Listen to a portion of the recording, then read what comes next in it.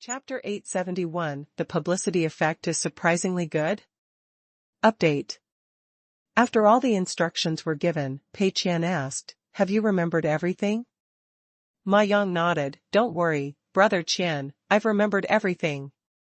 Pei Qian was very satisfied, thinking that he was worthy of being called Old Ma, and he didn't raise any objections to these requirements.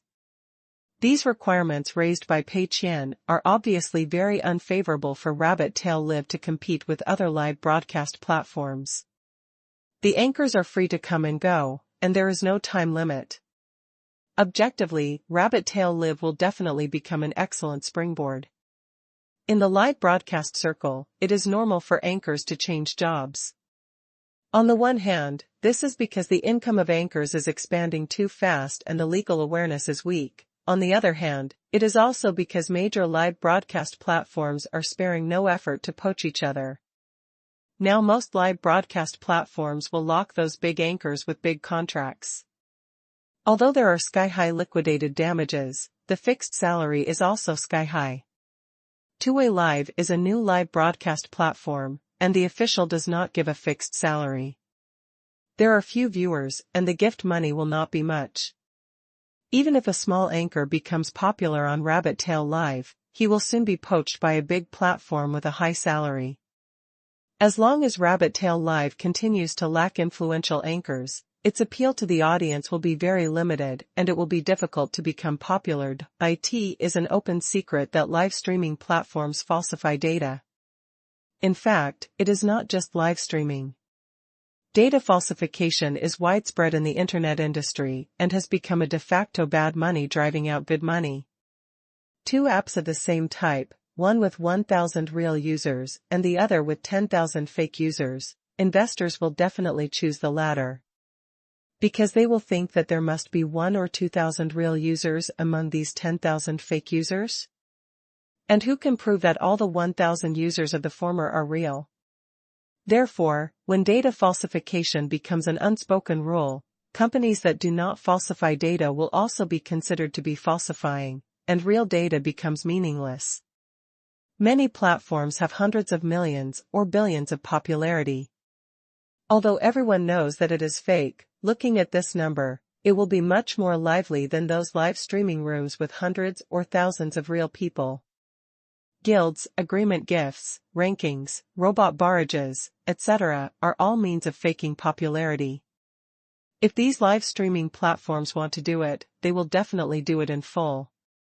Pei Qian did the opposite and wanted to be the good money driven out by the bad money. When the time comes, everyone will see that there are only a few thousand or tens of thousands of people in the live broadcast room on the homepage of Two-Way Live. What's the point of watching such an unpopular platform? Strictly and severely dealing with borderline and badly oriented live broadcasts is also a way to reduce the popularity. Of course, there is also a sense of social responsibility in it. At present, most live broadcasts are very vigilant about behaviors that are expressly prohibited by law, but they turn a blind eye to many borderline and hype behaviors. For example, a rich second generation drove a luxury car to pick up girls on the street. The girl deliberately wore a low-cut dress to go racing. When racing, the seat belt was tightened a little deeper. The girl screamed a few times because the sports car accelerated. It will soon attract a lot of popularity and attention. Strictly speaking, this is definitely not illegal, but it will have a very bad value-oriented effect. Pei Qian can't control what other live broadcast platforms do, but his own live broadcast platform must have explicitly prohibited this. In other words, Rabbit Tail Live is much stricter than other live broadcast platforms in terms of standards. If these principles are implemented, Rabbit Tail Live will definitely be drowned in many live broadcast platforms. Pei Qian's goal is to let Rabbit Tail Live exist in this half-dead state, and he just needs to keep paying high bandwidth fees and burning money. The expenditure structure of the current mainstream live broadcast platforms is roughly as follows. Bandwidth costs 30%, anchor share/anchor contract fees 30%, and other operating costs, such as regular office operating costs, marketing costs, copyright costs, etc. 40%. Pei Qian cut off most of the anchor signing costs, marketing costs, and copyright costs. Although this reduced expenses, it also eliminated the possibility of the platform becoming popular. In this way, as long as the bandwidth costs are paid steadily, it can be a pure loss. Bandwidth costs are usually settled monthly based on the peak bandwidth. If the number of people online at the same time in that month exceeds 2 million, the amount of data to be transmitted per second will be as high as nearly 300 gigabytes, and the monthly expenses will be 40 million. Of course, it is impossible to have such a high number of people online at the same time in the early stage of rabbit tail live, but in any case, even if the bandwidth is purchased a little smaller, a lot of money will be burned every month, which will significantly reduce Pei Qian's current burden. Pei Qian had already done research on these contents in advance. If someone knows something about the live broadcast industry, he will definitely question Pei Qian's ideas, or at least ask a question. However, Lao Ma accepted it all without asking at all, which shows that Lao Ma either knows nothing about the live broadcast industry, or he just listens to him and has no other ideas at all. No matter how you look at it, Lao Ma is very reliable. Pei Qian was very satisfied with Lao Ma's reaction. Well, remember what I told you, and make good preparations. Ask He Dishing and Chen Yufeng to help you in preparing the company. You can go to other live broadcast platforms to recruit a middle-level manager. Anyway, I will take care of the money problem, so you can just go ahead and do it. Ma Yang immediately stood up with great interest. No problem, Brother Qian, I'll take care of it. Just as Ma Yang left, someone knocked on the door outside the office. Pei Qian looked up and saw that it was Assistant Xian. Boss Pei, Meng Chong is here. Pei Qian frowned slightly. Just right, let him in, I was looking for him. After a while, Meng Chong knocked on the door gently, then pushed it open and walked in. However, the moment he saw Boss Pei, Meng Chang's heart couldn't help but click and felt a little weak. Because Boss Pei's face was not very good, he seemed a little unhappy. When Meng Chong saw Boss Pei, he always felt an indescribable awe, as if his every move could not escape Boss Pei's eyes, and he wanted to be clever but didn't dare. But Meng Chong thought about it. This is my first day at work, even if Boss Pei is angry, it should be angry with others, it has nothing to do with me, right? However, before Meng Chong had time to speak, Pei Qian had already handed over a report. Read it yourself. Meng Chong took it with a bit of confusion, and his face changed as soon as he saw the first page. Is this the communication effect analysis of the publicity plan I did before? How is this possible? The publicity effect is so good? Meng Chong was completely stunned. He was very eloquent, but he was kept silent for 5 minutes and couldn't say a word. This report is an analysis report on the communication effect of Tengda's real industry promotion plan during the Spring Festival. Pei Qian originally wanted Meng Chong to start working officially after the Spring Festival, but it happened that he had to spend money suddenly to advertise for real industries such as Moyu Takeaway, Moyu Internet Cafe, Nifeng Logistics, and Sloth Apartment. Pei Qian thought about it. Since he had decided to let Meng Chong be responsible for advertising and marketing, why not take this opportunity to let him practice? So Pei Qian assigned a task to Meng Chong and asked him to make a set of promotional posters for related real industries. After receiving this promotion task, Meng Chong immediately started to design. The worse the promotion effect, the more commission he gets. Isn't this simple? Meng Chong made a set of designs very carelessly. All the promotional posters are in a minimalist style. A solid background plus a logo or a picture of the store is enough. All other information is omitted. Even ordinary people who don't know these industries can't tell what industry this is promoting when they see this advertisement. After completing the task, Meng Chong didn't pay attention to this matter anymore. Because in his opinion, the advertising effect of this advertisement must be very poor. Without any key information, what effect can it have? However, after carefully reading the communication effect analysis report, Meng Chang found that he was wrong. The effect of this publicity plan is unexpectedly good. Meng Chang is very good at marketing, so when he saw this report, he reflected on his strategy and immediately understood what was going on. Oh no, I overlooked a very critical detail. Boss Pei just asked me to produce a set of promotional posters for Tenda's physical industry, but he didn't say how large the promotion would be. I thought it was just a small-scale promotion in Jingzhou or other individual cities, so I finalized this publicity plan.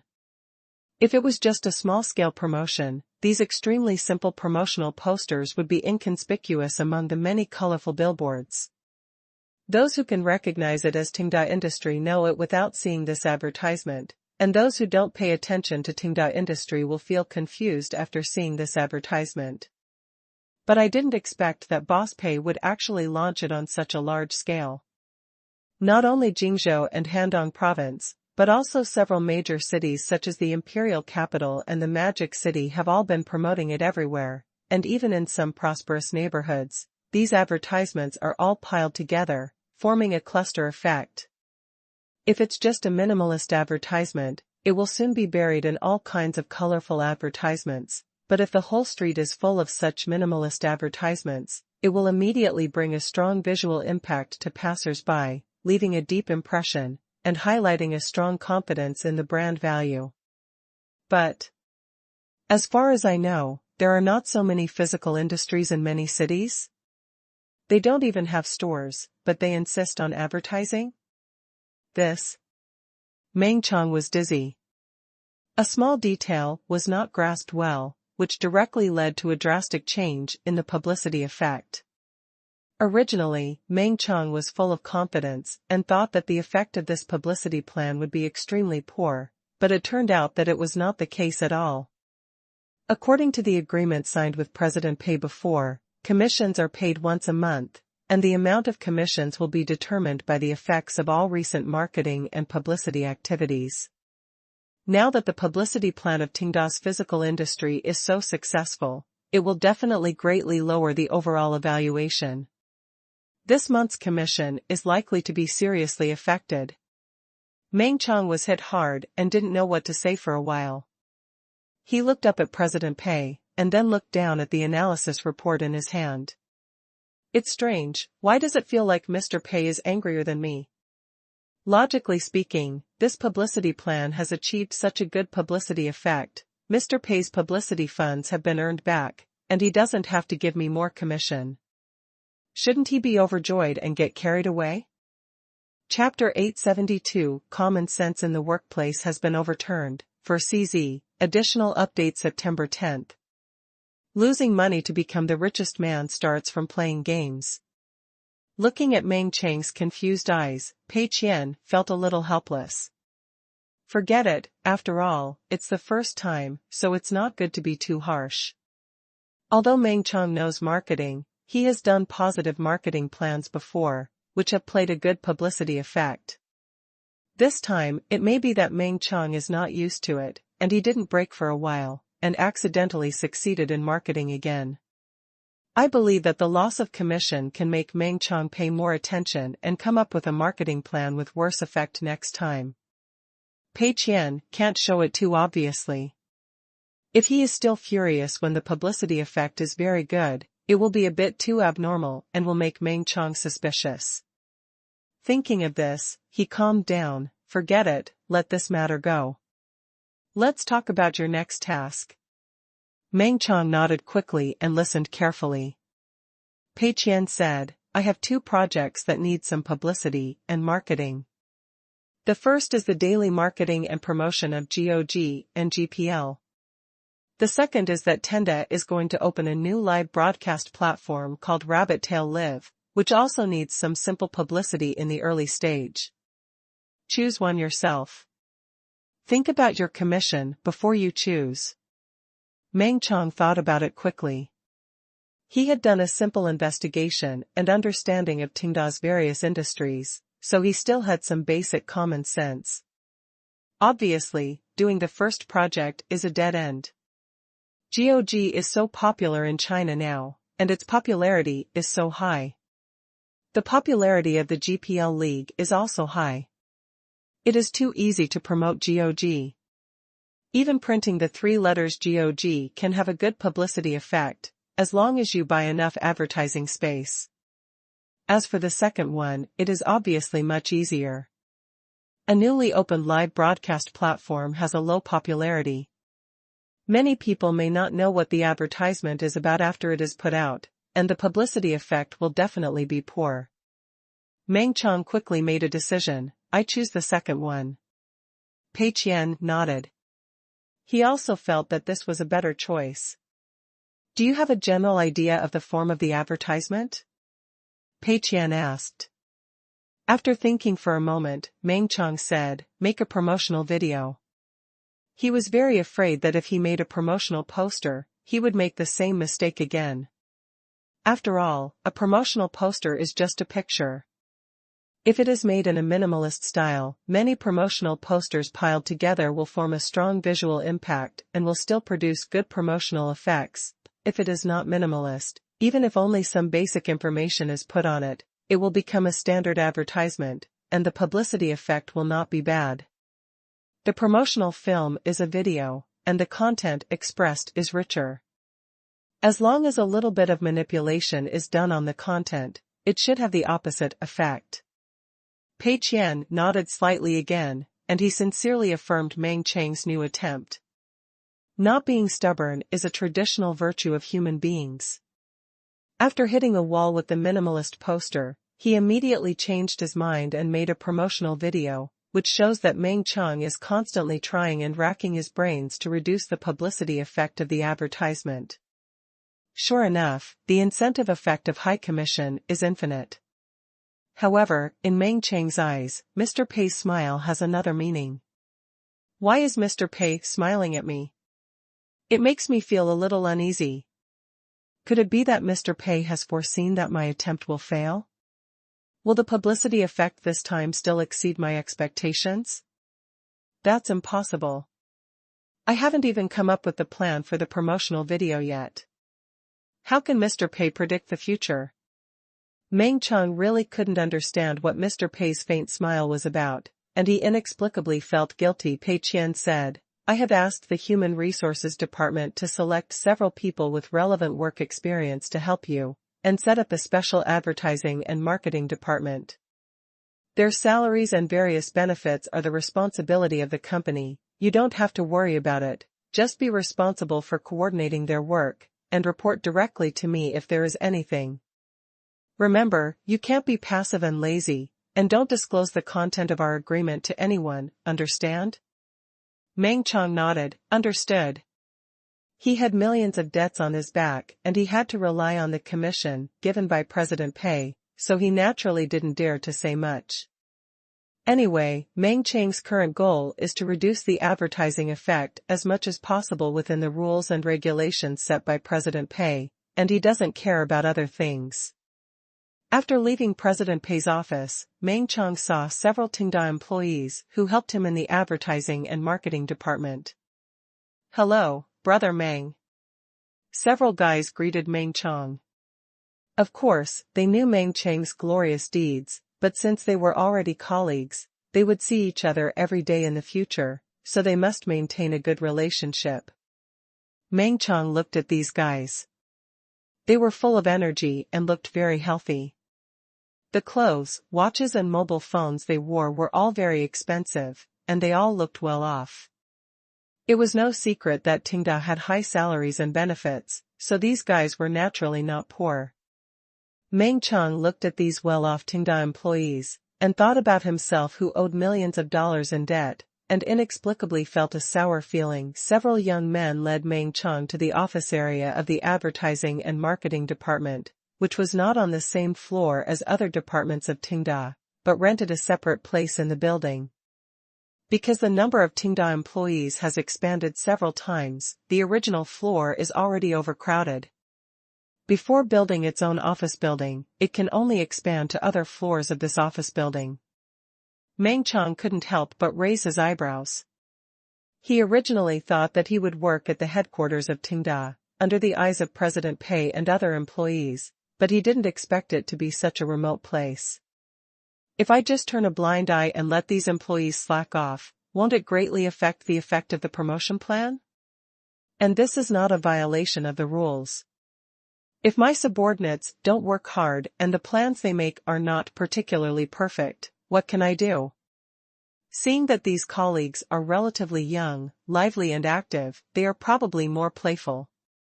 Meng Qiang feels that as long as he relaxes his discipline a little, they will definitely become lazy and slack over time.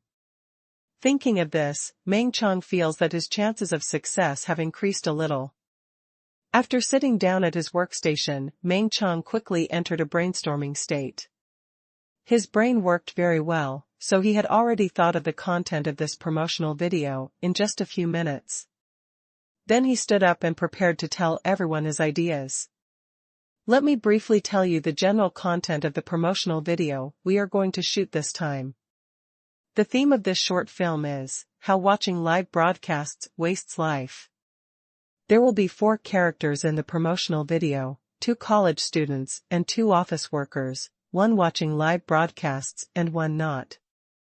College students and office workers who watch live broadcasts spend a lot of time watching live broadcasts and giving gifts to anchors every day, and then college students can't find jobs after graduation, and office workers are fired by the company because of work mistakes. College students and office workers who don't watch live broadcasts use this time to learn and enrich themselves.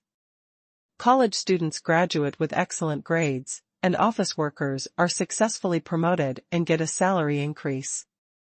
At the end of the promotional video, put the logo of Rabbit Tail Live Broadcast, and then add a slogan, "Everyone has the same time, the difference is how you spend it." That's it, you can refine it a little bit, and then prepare to shoot. Meng Qiang is full of confidence and is impressed by his own intelligence. This promotional video will definitely have the opposite effect. To put it bluntly, live broadcast is a kind of entertainment and a pastime. And any entertainment and pastime must be limited. If it is excessive, it is a waste of your time. Live streaming platforms will never emphasize this point.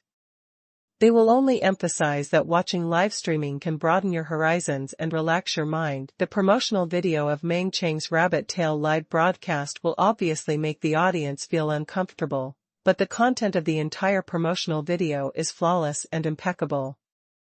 Just like the Coke advertisement that promotes the damage of Coke to teeth, although it is nonsensical and is a blackmail to itself, the content is 100% fine, and even has certain scientific and educational significance.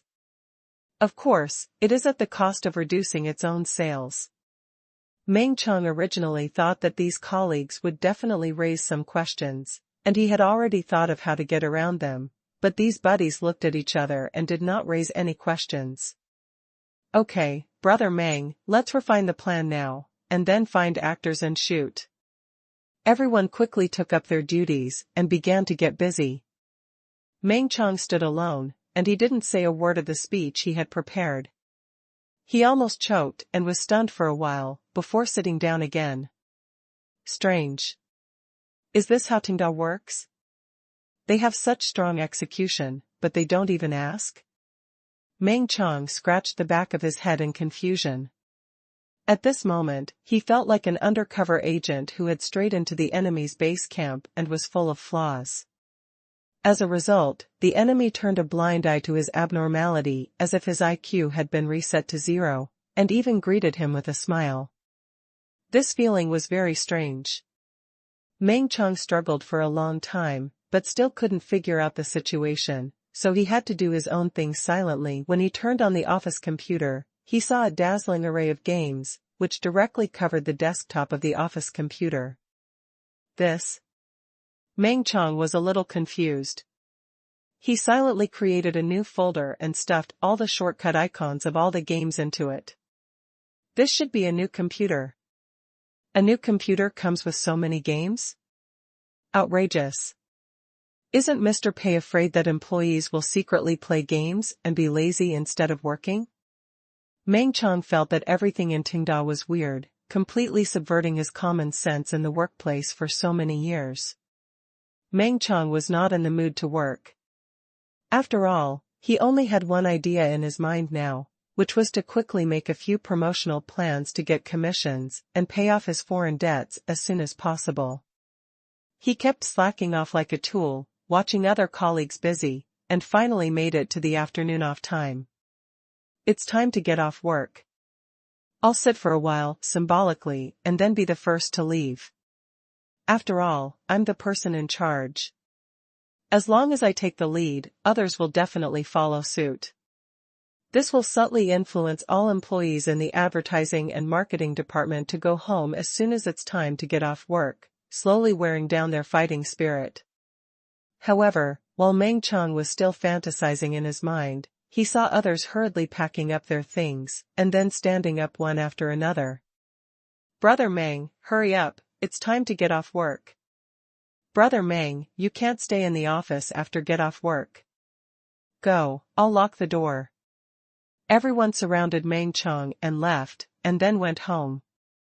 Let's go, Brother Meng. Brother Meng, I've almost finished the plan, I'll show it to you tomorrow. Bye, see you tomorrow.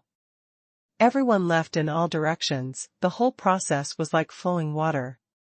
Meng Chang looked at the backs of everyone leaving in a daze, and then looked at the locked door behind him, and he was full of confusion. This group of people ran faster than me? Chapter 873, a 500 million project, but you don't care? Losing money and becoming the richest man starts from playing games. February 3, Friday, 10 a.m. Pei Qian came to the Handong University branch of Moyu Internet Cafe. After having brunch, he ordered a cup of coffee and asked the waiter to bring his laptop to continue thinking about the work arrangements of various departments.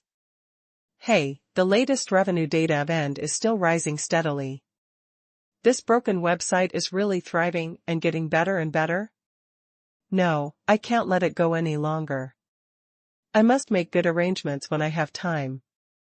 Pei Qian simply flipped through the revenue data of several departments and found that although End was not the one that made the most money, it was the one that made the most stable money and its profits were steadily increasing. From the data, more and more authors are joining End, and the entire website's library is constantly expanding. For similar online literature websites, content is always the first priority. As long as End can maintain its appeal to authors and always provide competitive works, its future development will definitely be smoother and smoother. Pei Qian had too many things to worry about before, and felt that End didn't make much money, so there was no need to focus on it. But now it seems that I have to pay attention to it. If I continue like this, I will probably end up raising a tiger and causing trouble, but how can we curb the development of the endpoint? This is a technical job, and we have to think about it in the long run. Pei Qian couldn't help but fall into deep thought. While he was thinking, he suddenly saw a familiar figure outside the internet cafe, pushing the door open. Teacher he? Pei Qian was a little surprised. The person who came was Hian. Hian was also a little surprised to see Pei Qian, probably because he didn't expect to meet him by chance, so he went straight to the empty seat opposite Pei Qian and sat down. Teacher He, why did you come to Jingzhou? Pei Qian asked. Hian smiled, I have nothing to do recently, so I came to Jingzhou to walk around and relax. By the way, Mr. Pei, how is your game? This game of course refers to mission and choice. The birth of this game has a deep connection with Hian. Ever since Hian proposed to Mr. Pei, he has always felt worried, fearing that he would really lose 500 million, wouldn't he have cheated Mr. Pei? Therefore, Hian has been thinking about this matter. This time when he came to Jingzhou to relax and saw Mr. Pei, of course he had to ask more questions. Pei Qian was silent for a moment. I'm not sure either. Hian, ? Is it okay if you don't know either? This is a game project that cost 500 million yuan, from the official establishment of the project to the start of production. This game has been in development for more than 4 months. If it were some small projects, they might have been almost completed by now. Mission and Choice is a large-scale production, and the development time is indeed extended, but in more than 4 months, with Tenda's development efficiency, it should have produced a semi-finished product, right? As a result, President Pei himself is not very clear. A project with an investment of 500 million yuan is halfway done, but the boss doesn't even ask about it? Can it be more ridiculous? Or President Pei was joking before. He thought that this project would definitely lose money, so he stopped the project after a while. No longer continue to develop it? Qian looked at Pei Qian with suspicion. President Pei, you don't think that this project will definitely lose money, so you didn't develop it at all? Pei Qian immediately shook his head. How is that possible? Development is definitely normal development. According to the progress, it should have been more than half done, right? It's just right. How about teacher he and I go to see it together? Qian was even more confused, and he didn't understand what was going on. You say Mr. Pei doesn't value this project, he invested so much money and so many people. You say Mr. Pei values this project, but he hasn't even asked about it after 4 months of development. He even has to guess the development progress? It's very unreasonable no matter how you think about it. Qian nodded. Okay, I'm also very curious about the current situation of this game. Pei Qian finished his coffee and strolled with Qian to the nearby Tenda Games headquarters. This was Qian's first time to Tenda's office area. Like everyone else, he was surprised by this spacious and luxurious office area. Qian couldn't help but sigh. I have worked in the game industry for decades, and this is the first time I have seen an office environment like this. He noticed that not only was the office environment good, but the employees were also very enthusiastic about their work. Everyone was concentrating on their work, and even when President Pei arrived, no one stood up to greet him. Only Hu Xianbin saw President Pei coming and hurriedly stood up. President Pei. Pei Qian smiled and said, Nothing, I just came to see how the development of Mission and Choice is going. This is Qian from Mengwa Games, President He. Hu Xianbin showed a look of realization. President He. I have heard of you for a long time. You are also an old veteran in the game circle. Hello, hello. The two sides exchanged a few simple polite words, and Hu Xianbin began to introduce the development of the game Mission and Choice. At present, the Tenda game department is basically divided into 2 projects. One part is responsible for the development and daily operation of GOG. The person in charge is Min Jingqiao.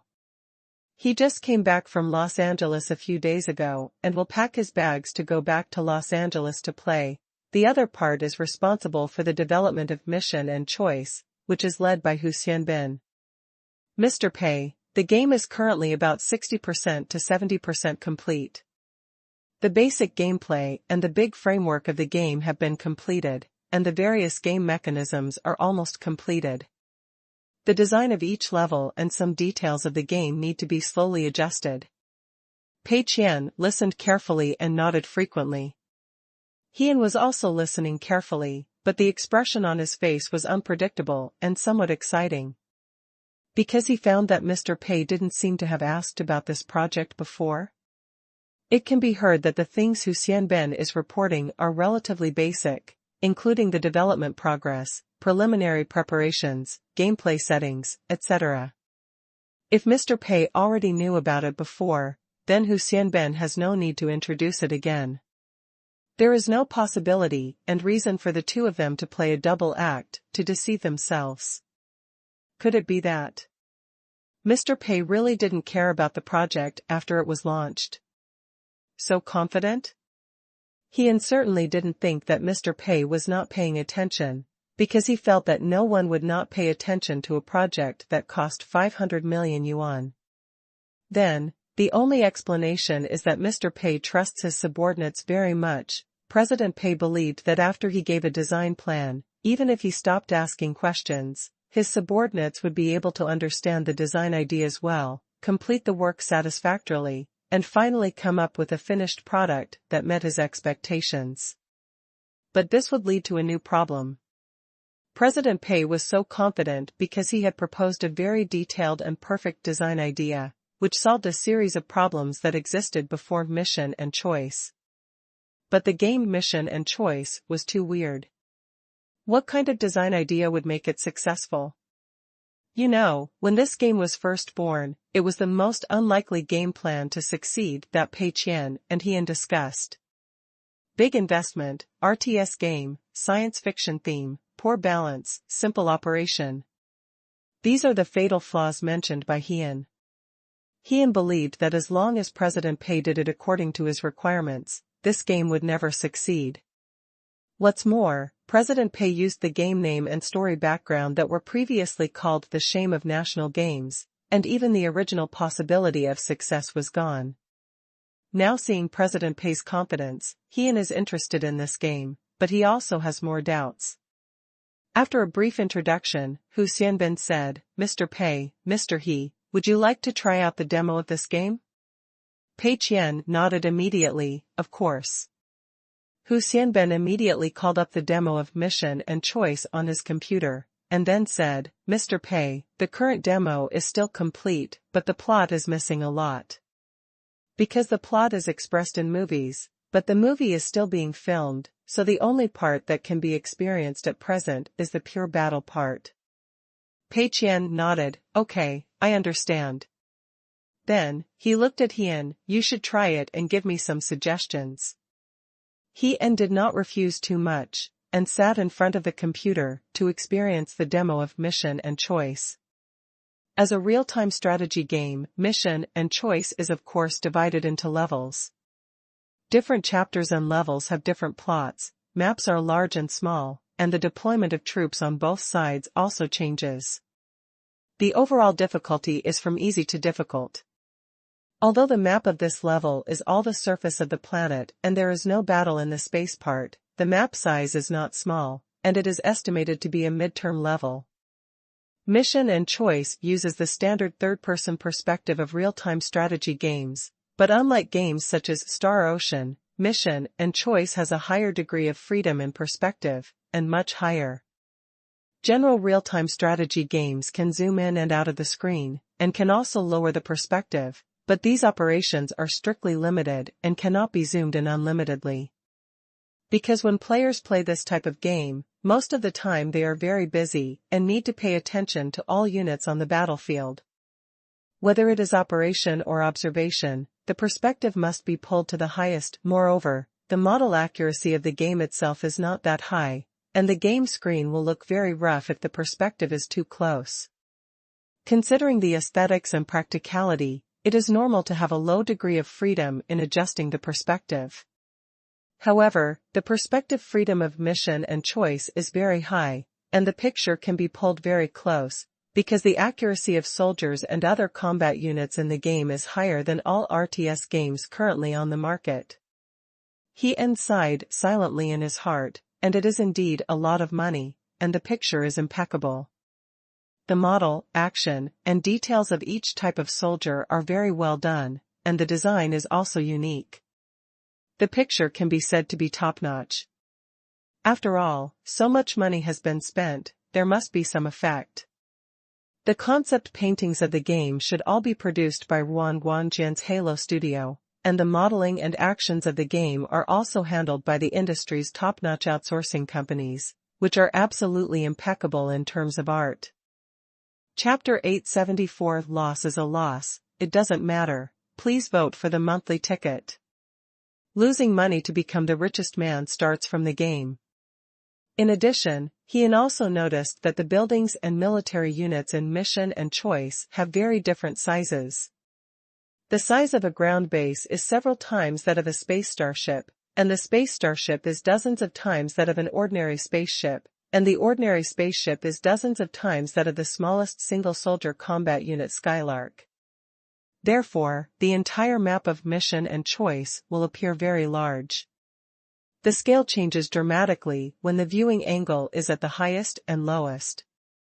At the lowest, you can see the details of the Skylark warrior's armor, and at the highest, you can see the whole picture of a large ground base. After pulling to the high-altitude lens, the Skylark warriors marching on the ground are like ants.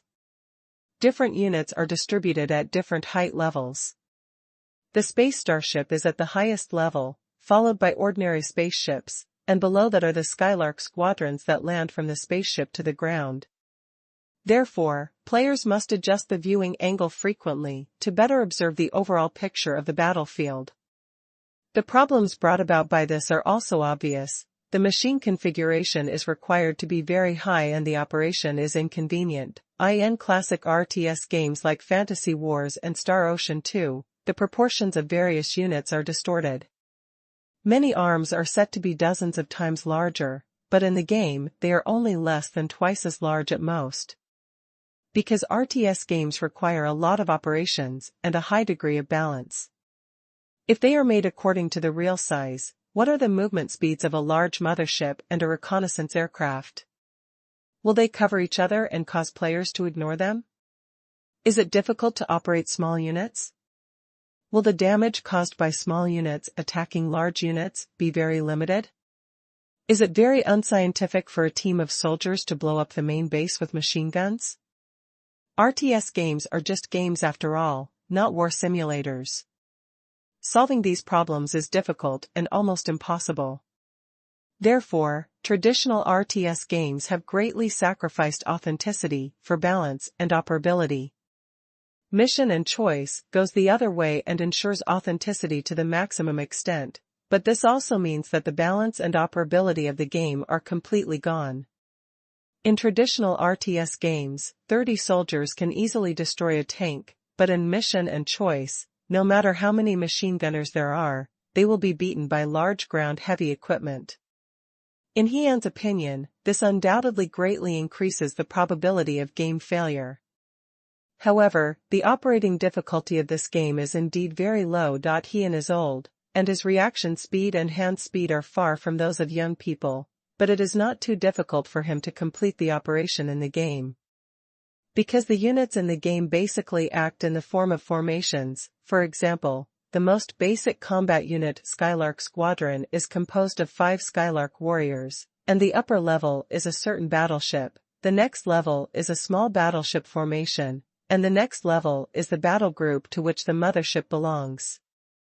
Players can issue orders to formations at any level, and the selection of enemies is also based on formations by default. For example, issuing orders to the entire interstellar mothership battle group to attack the enemy's main force is actually similar to the F2A operation. But the difference is that all units in mission and choice have a certain intelligence. They will not rush up stupidly, but will maintain a specific formation and will not fight too ugly. Of course, players can also command a certain formation or a certain battleship to perform other tasks separately. But this kind of high degree of freedom operation is not often used. Most of the time, it is enough to give the order to the battle formation level. Even if you operate these spacecraft or soldiers one by one, the final effect may not be better than directly attacking them. Therefore, even an elderly person like Qian can operate it without any effort and does not feel any difficulty in operation, but this does not mean that the combat experience of the game will be very good, because all the units in it will run around. Some spaceships will even suddenly flee the battlefield during the battle, and even if the player gives it instructions and repeatedly operates it, it cannot be pulled back, highlighting a willful nature. Some spaceships will even crash into cliffs or crash inexplicably when flying in extreme panic, which makes Qian dumbfounded. Because there is no plot, this demo starts right at the beginning.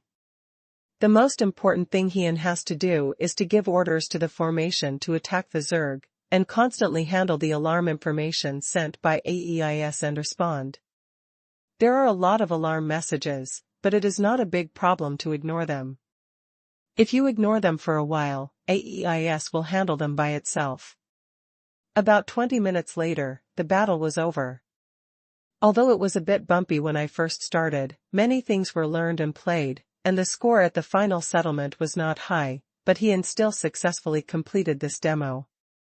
Pei Qian asked expectantly, "Teacher He, what do you think?"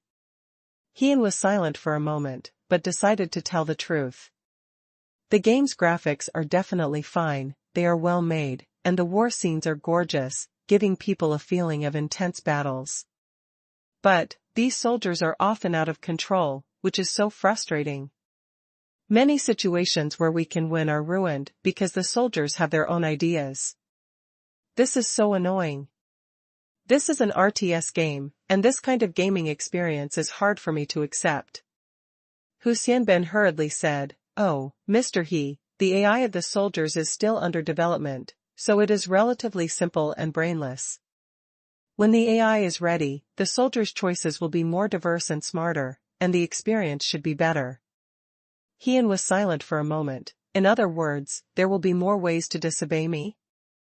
Hu Xianben, you can understand it this way. Hian. He was silent for a moment and looked at Pei Qian. Boss Pei, don't blame me for speaking bluntly. I am mainly worried about wasting money. After all, 500 million is not a small amount. Even if you spend money to enjoy yourself, buy luxury cars and mansions, it is much better than throwing it away. Although the game's AI may affect some game experience, I think that with the current AI technology, even if the game's AI is completed, it will not greatly improve the game's combat experience. As for this current demo, I can only say that it is a silver-plated gun head, which looks good but is not practical. There is absolutely no problem with the graphics, but the gameplay cannot attract me at all. And good graphics also mean high computer configuration requirements, which will further reduce the gaming community. This is very disadvantageous for a game with such a huge investment. How much of the 500 million is left? It's not too late to stop the loss now. Change the gameplay, reuse the current art resources, and make a new game, so that the 500 million will not be lost.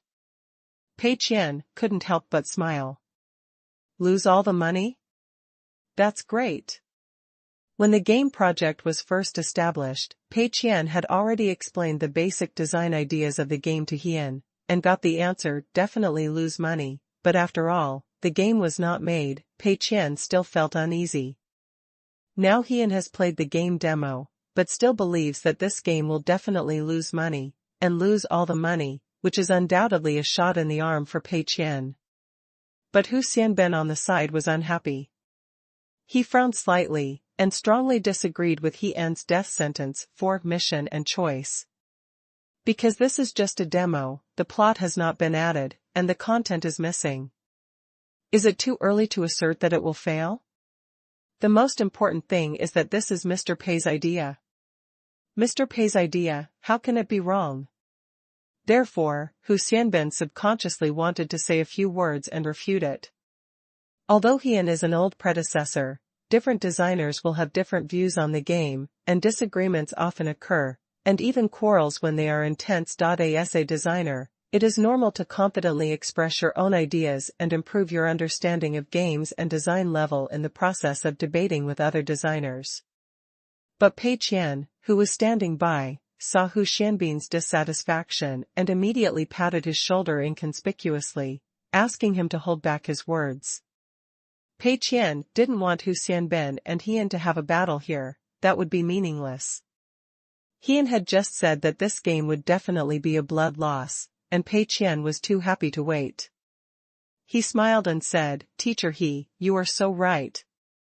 I totally agree. Okay, then we've finished watching the game, let's go back to Moyu Internet Cafe and have a cup of coffee, I'll treat you."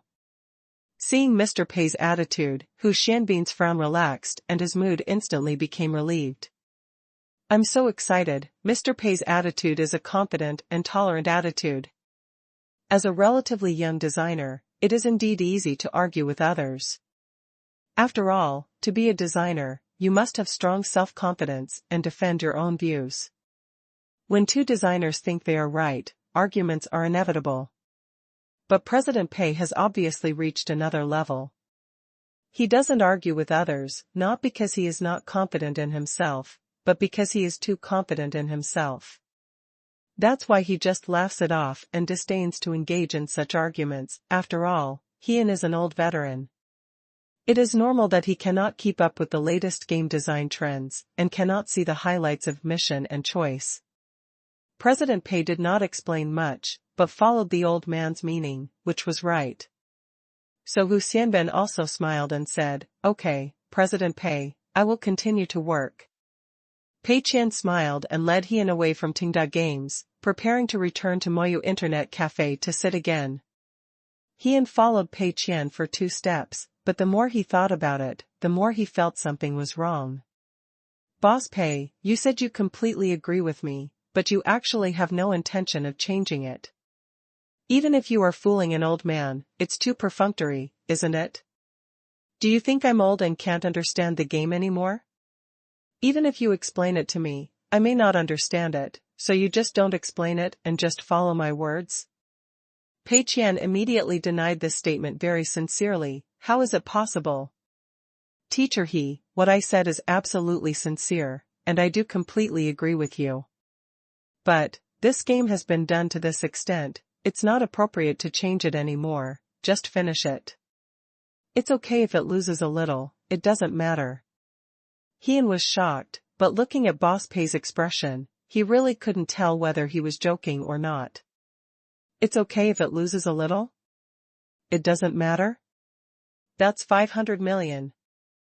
Heian was silent for a moment. "Oh, I can see, Boss Pei, you are confident.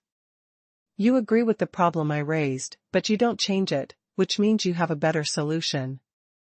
Okay, then I'll wait and see." Pei Qian, ?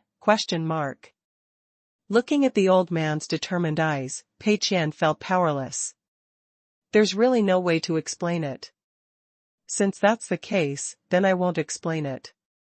When Mission and Choice is released and I lose all my money, I'll treat Heian to a meal and thank him.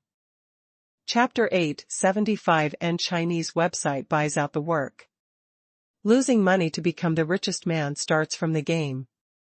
At noon, Pei Qian and Heian went to Mr. Li's Mingfu family banquet for lunch. The reason why they didn't go to Wuming restaurant was mainly because they didn't make a reservation and couldn't eat. However, every weekend, Pei Qian reserved the largest private room in Wuming restaurant for banquets, and he could treat Heian to another meal at that time. Heian knew that Mr. Pei was busy at work, and he happened to go back to rest at noon, so the two agreed to go to Wuming restaurant for a meal together on the weekend, and then said goodbye to each other. Heian obviously still had a very strong curiosity about how the game Mission and Choice was successful, but seeing that Mr. Pei was full of confidence and very tight-lipped, he knew that he couldn't ask, so he had to suppress his curiosity and continue to wait for the day when the game was released. After dinner, Pei Qian looked at the watch. It was not yet 3 o'clock. It was Friday afternoon, and there was still time to arrange another department. Tomorrow is the weekend, except for a few departments such as Nifeng Logistics that need to take a break. All other departments will have a holiday, so arrangements for other departments will have to wait until Monday. Which department should I arrange for? Well, the destination is closer, so let's arrange it first. Pei Qian originally wanted to go to the Jingji hostel, but the Jingji hostel is far from the city center, so it's a bit troublesome to go there. Pei Qian didn't want to go, so he decided to go on Monday. Today, I arranged the endpoint first. The endpoint is on the floor above Tenda Games. Although Pei Qian usually only needs to take 2 more floors of elevators to get there, he hasn't been to the endpoint for a long time. Because there is really nothing to see. Although the endpoint also makes money, it doesn't make much money compared to other industries, and it is very stable, and there will be no sudden surge in income. Pei Qian has always felt that the endpoint department is not connected, which is a kind of tasteless to eat and a pity to throw away chicken ribs, so he completely let it go for the past few months and didn't ask about it. But this morning, seeing that the revenue data of the endpoint has been steadily increasing, Pei Qian became alert again and felt that he couldn't let it go like this. It's just right that I have time now to make a good arrangement. Pei Qian came to the end point and took a general look at everyone's work status. Well, it's okay, at least better than Tenda Games. When I went to Tenda's gaming department before, that group of people were staring at the screen intently, either typing quickly on the keyboard with both hands, or frowning and thinking hard. It was obvious that they were all concentrating on their work, but at the end, everyone's working state was much more relaxed. Some people were looking at their phones, and some were aimlessly browsing the data on the website. In short, it was a very relaxed state. Although there was no obvious sign of slacking off, it was obviously much better than the working state of the Tenda game department, which made Pei Qian very pleased. Zhu Xing'an, the current editor-in-chief of the End, saw Mr. Pei and hurriedly stood up to greet him. "Mr. Pei, why are you here?"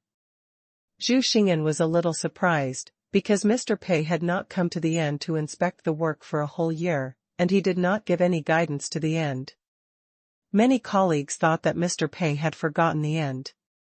But now that Mr. Pei is here, it means that Mr. Pei has not forgotten the End. This made Zhu Xing'an quite happy. Pei Qian smiled. "It's okay, I came to see you when I passed by." "Where's Ma Yichun?" Zhu Xing'an said. "In the office." Pei Qian nodded, came to Ma Yichun's office, and knocked on the door gently. Ma Yichun was also very surprised to see that it was Mr. Pei who came. "Mr. Pei, why are you here?" "Please sit down." Pei Qian sat down on the sofa in the office. Ma Yichun poured him a cup of tea. "Boss Pei, you came here specially today. Is there any work for you to arrange?" Pei Qian said leisurely while drinking tea. "I just remembered that I haven't been here for a while, so I came to take a look." "How is the current status of the website? Is the study class still going on?"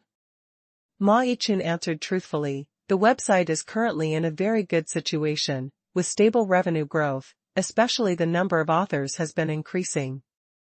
A number of popular books have appeared on the website, and the subscription results of these top books have been steadily increasing. In addition, we give authors more commissions than other websites, so it is becoming more and more popular with authors. Moreover, our website has never defaulted on or deducted royalties without reason. All data is open and transparent, which is also a major advantage for us.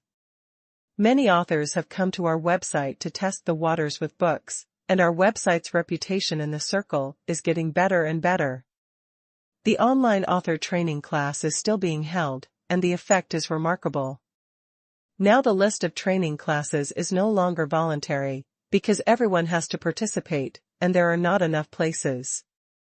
We can only select from new and cutting-edge authors who have achieved certain results, and in principle, those who have come in the previous period cannot come again in the next period.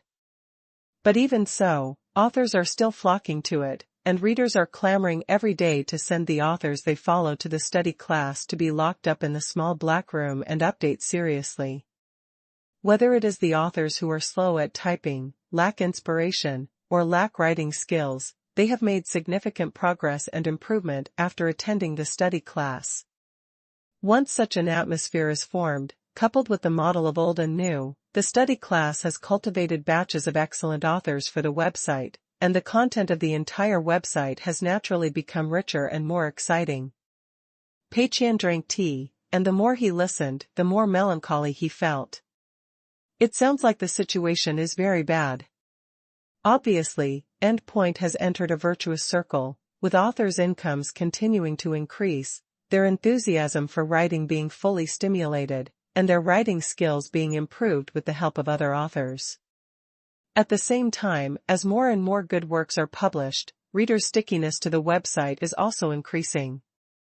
If this continues, the consequences will be disastrous. Although Endpoint's current market share is not as good as that of large websites such as Infinity, it is already one of the top 3 choices in the minds of authors because of its high share and good benefits. Once the website becomes bigger, it will definitely develop steadily in the future. As long as the person in charge is not cerebral palsy or does not make some idiotic operations, it will be difficult for the website to go downhill. Pei Qian carefully looked at Ma Yichun and felt that he was definitely not cerebral palsy.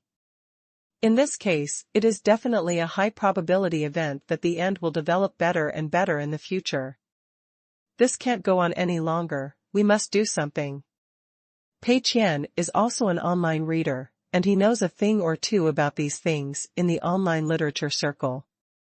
He thought for a moment and soon found a good entry point. Our website is currently still mainly based on subscription sharing, right? Ma Yichun didn't know why Mr. Pei asked this, and nodded. Yes, Mr. Pei, since the establishment of our website, you have always emphasized that we should focus on subscription sharing and try not to buy out. Pei Qian thought about it, and it seemed that this was indeed decided by himself.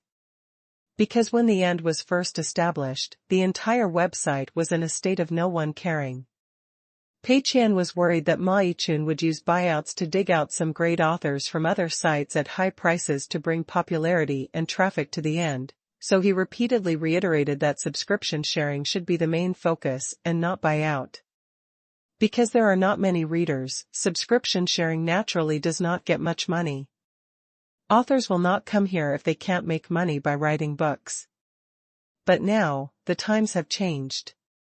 After the end has developed, subscription sharing is definitely a model that can motivate authors more. Because the better the book is written, the higher the subscription, the more money you make, so authors will work hard to polish the plot and provide readers with better works. Pei Qian took a sip of tea and said, "We need to change this principle. We will do both profit sharing and buyout in the future. However, we will only buy out the works of our own authors." Ma Yichun was stunned for a moment. Only buy out the works of our own authors? In theory, since we are going to buy out, one of the important purposes is to poach people from other sites. Because the excellent authors of other sites are not sure whether they can maintain their current income by relying on subscriptions after changing sites, they are worried that they will not adapt to the local environment, so they will be hesitant when being poached. Therefore, it is relatively easier to poach people by buying out. As for the works of our own authors, signing a buyout is actually meaningless. Because the buyout is not an unlimited high price, the website must also ensure that it will not lose money. The website will estimate the royalties that the author can get from writing subscriptions, and then give a buyout price that is higher than the royalties.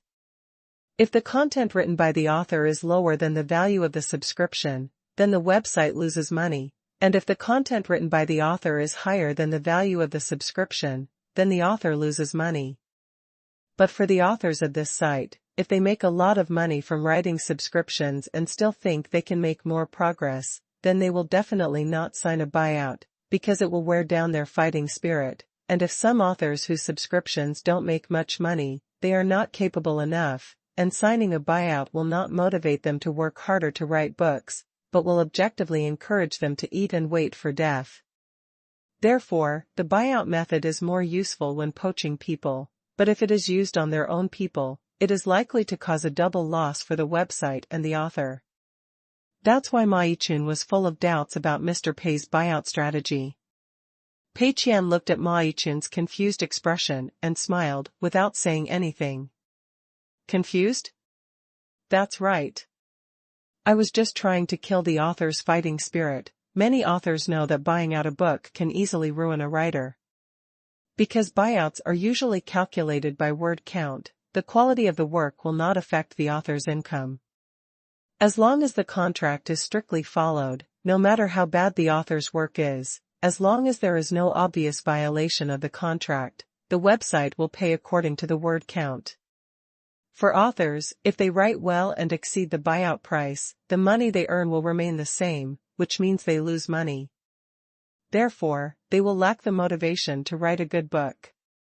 Of course, in order to avoid these problems, many websites have added many supplementary clauses to the buyout contract, such as, when the data is not good, the editor has the right to ask the author to make changes or finish the book ahead of time. When the data of the book reaches a certain level, the author can make a request to the website to convert the buyout into a profit share, or simply sign a guaranteed profit share, that is, buyout when the subscription does not exceed a certain value, and profit share after exceeding it. But Pei Qian obviously did not intend to adopt this method. Chapter 876 Inspiration Class for Online Authors, Monthly Ticket Request.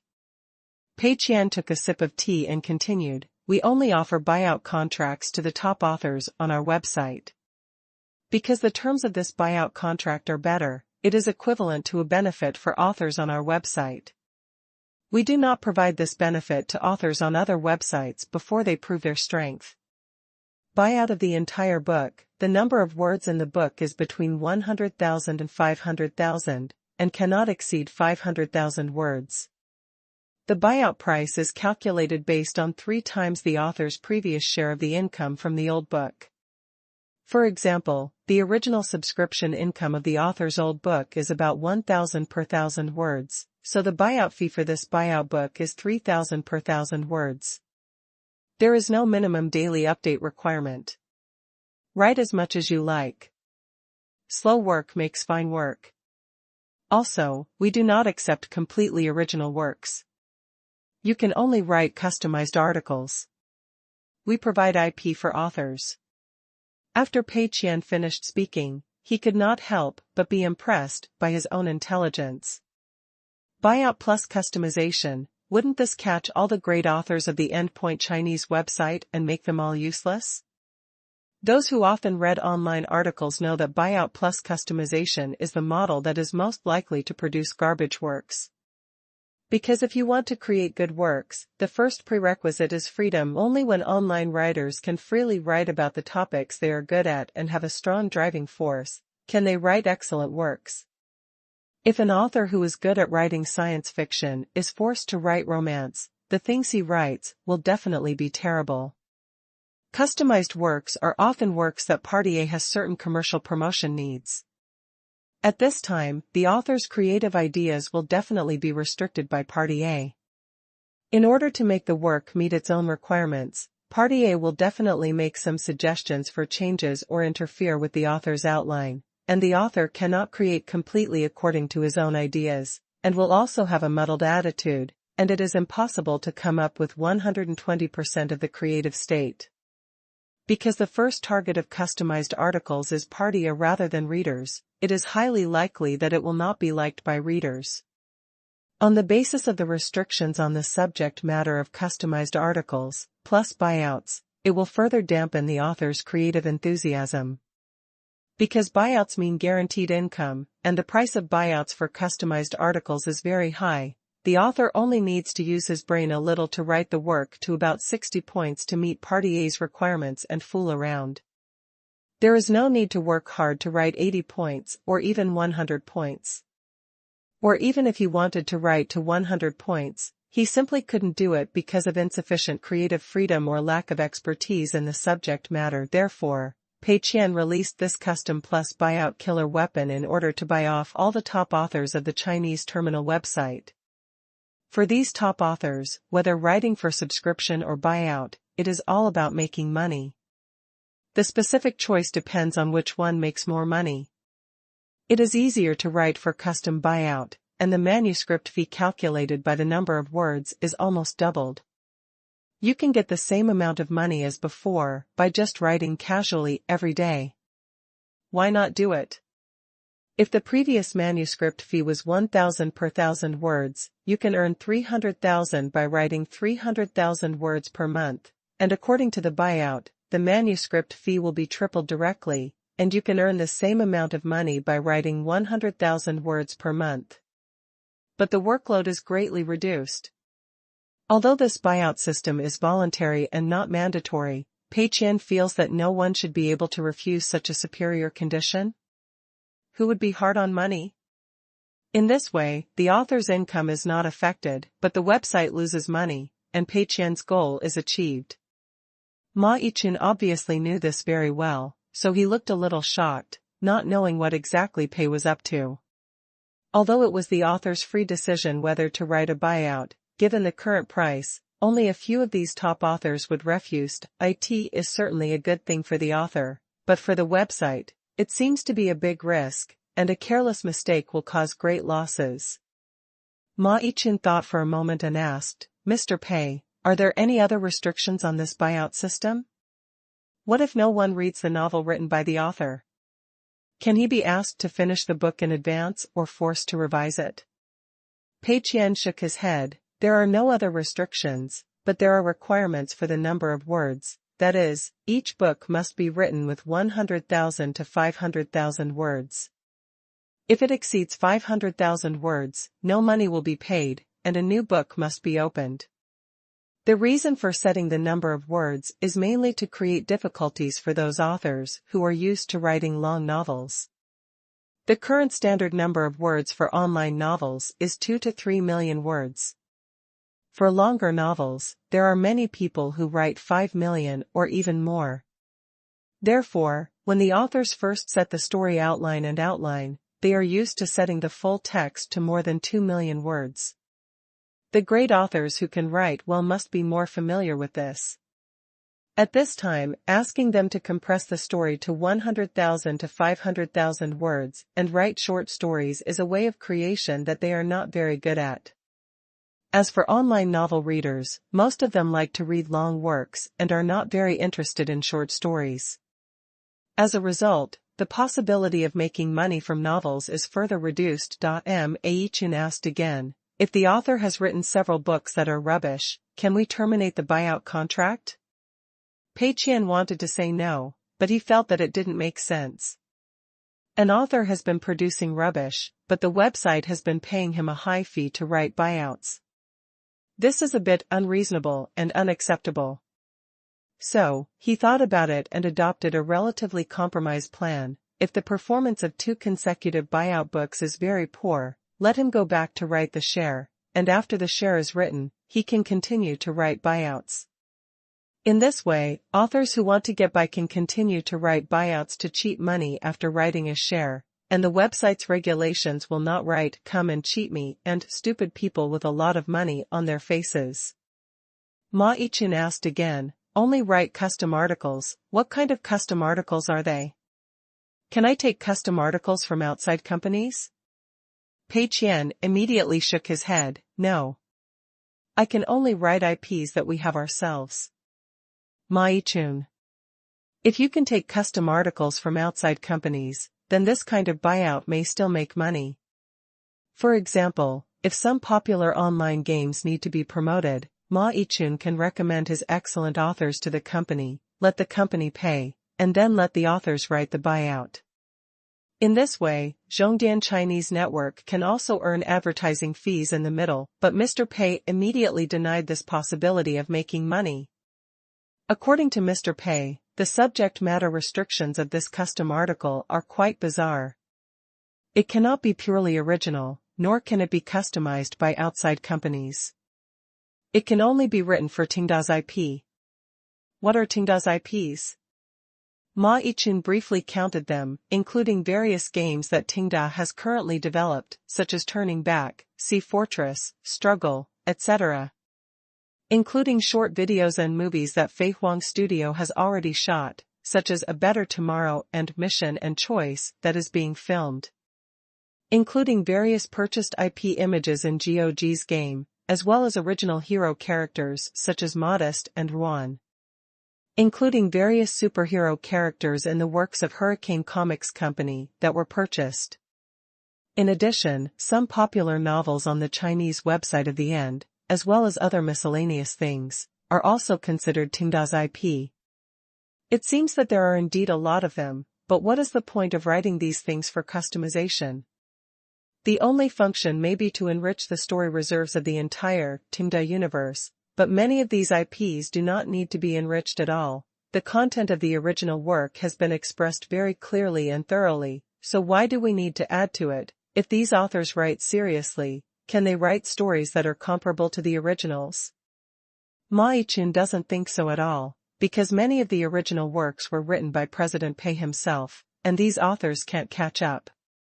What's more, compared with the money spent on buying out these works, it's still a big loss. Because this buyout strategy is not just for one author, but for all the top authors of Endpoint Chinese Network. If these authors are determined to fool and cheat, then for Endpoint Chinese Network, it's like spending a lot of money to buy garbage, and it's difficult to guarantee the interests of the website.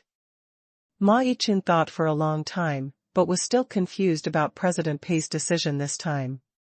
But seeing President Pei's confident expression, Ma Yichun didn't say much.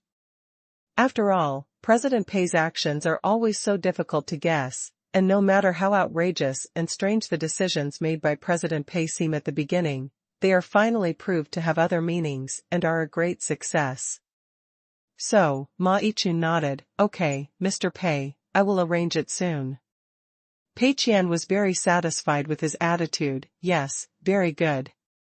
In addition, there is one more thing, about the author study class. This study class has been held for a while, it's time to make some improvements. My idea is to set up an inspiration class based on this study class.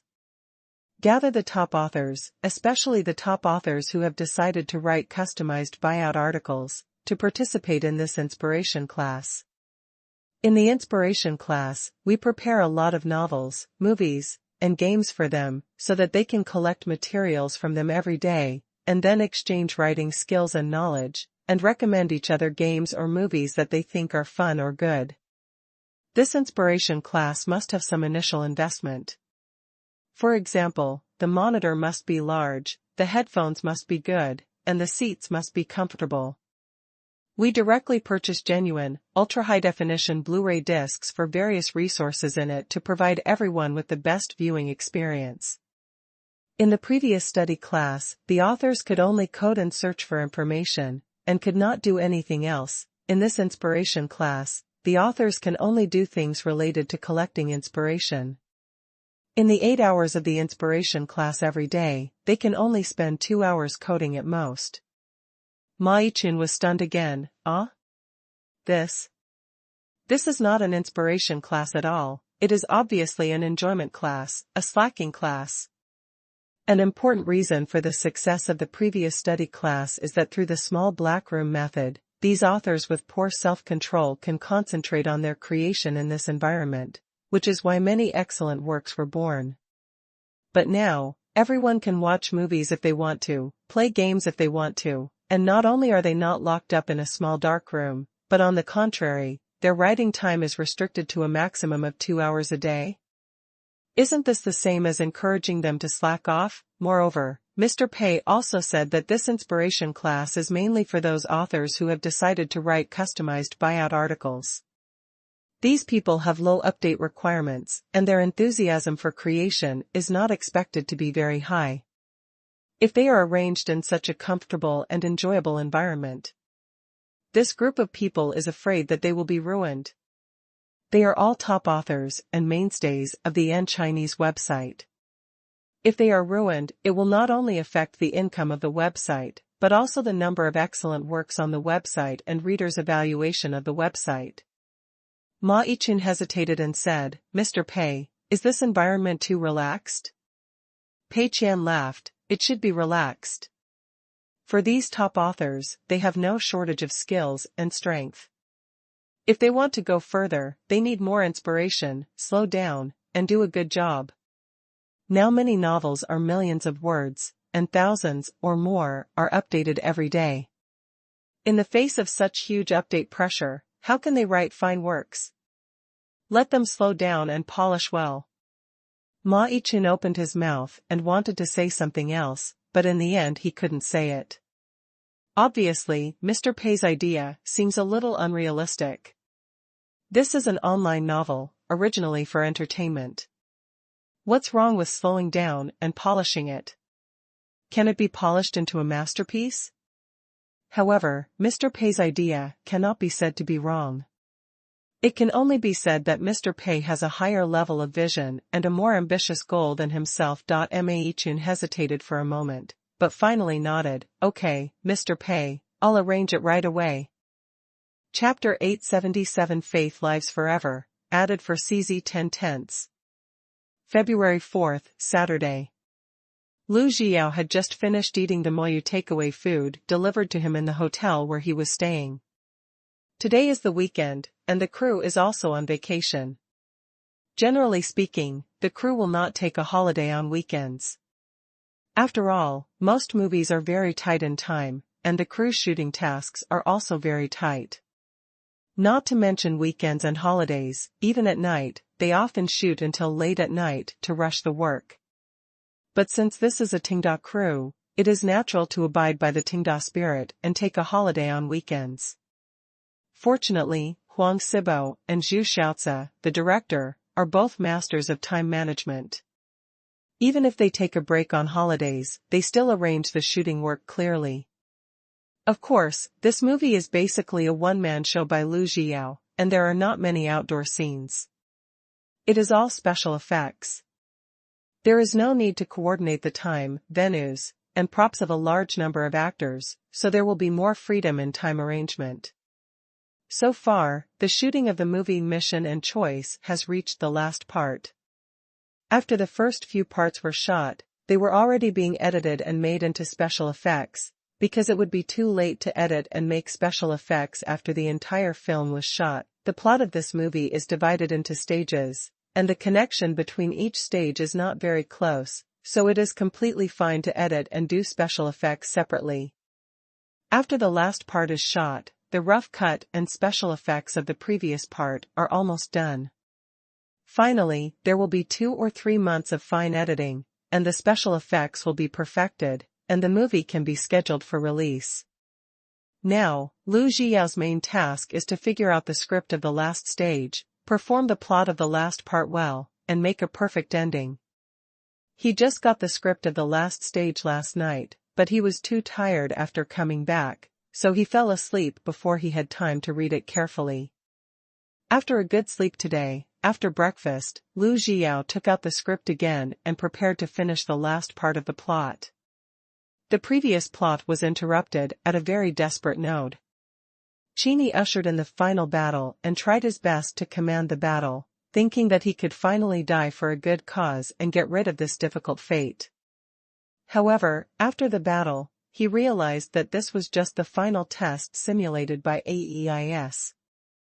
The good news is that everything that happened before was false, and no one died. The bad news is that AEIS simulated the outcome of the final battle between humans and Zerg, and the chance of winning was 0.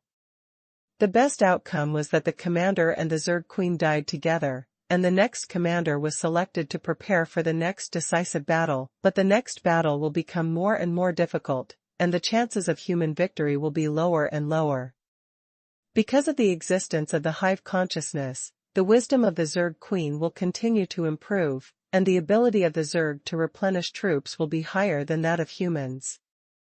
If we cannot achieve an overwhelming victory in this key battle and take this opportunity to dispatch all troops to clear out the remnants of the Zerg, then in the future, humans will have less and less chances. What makes Qini even more desperate is that he re-examined every decision he had made, but no matter how hard he racked his brains to analyze and use any strategy, he could not change the fact that the final battle was a complete failure. Qini shoulders the fate of all mankind, but this fate is destruction. He doesn't know when this day will come, nor does he know whether his persistence is meaningful. Even a warrior like him, who is accustomed to life and death, can't bear it all, and can only continue to sink in despair.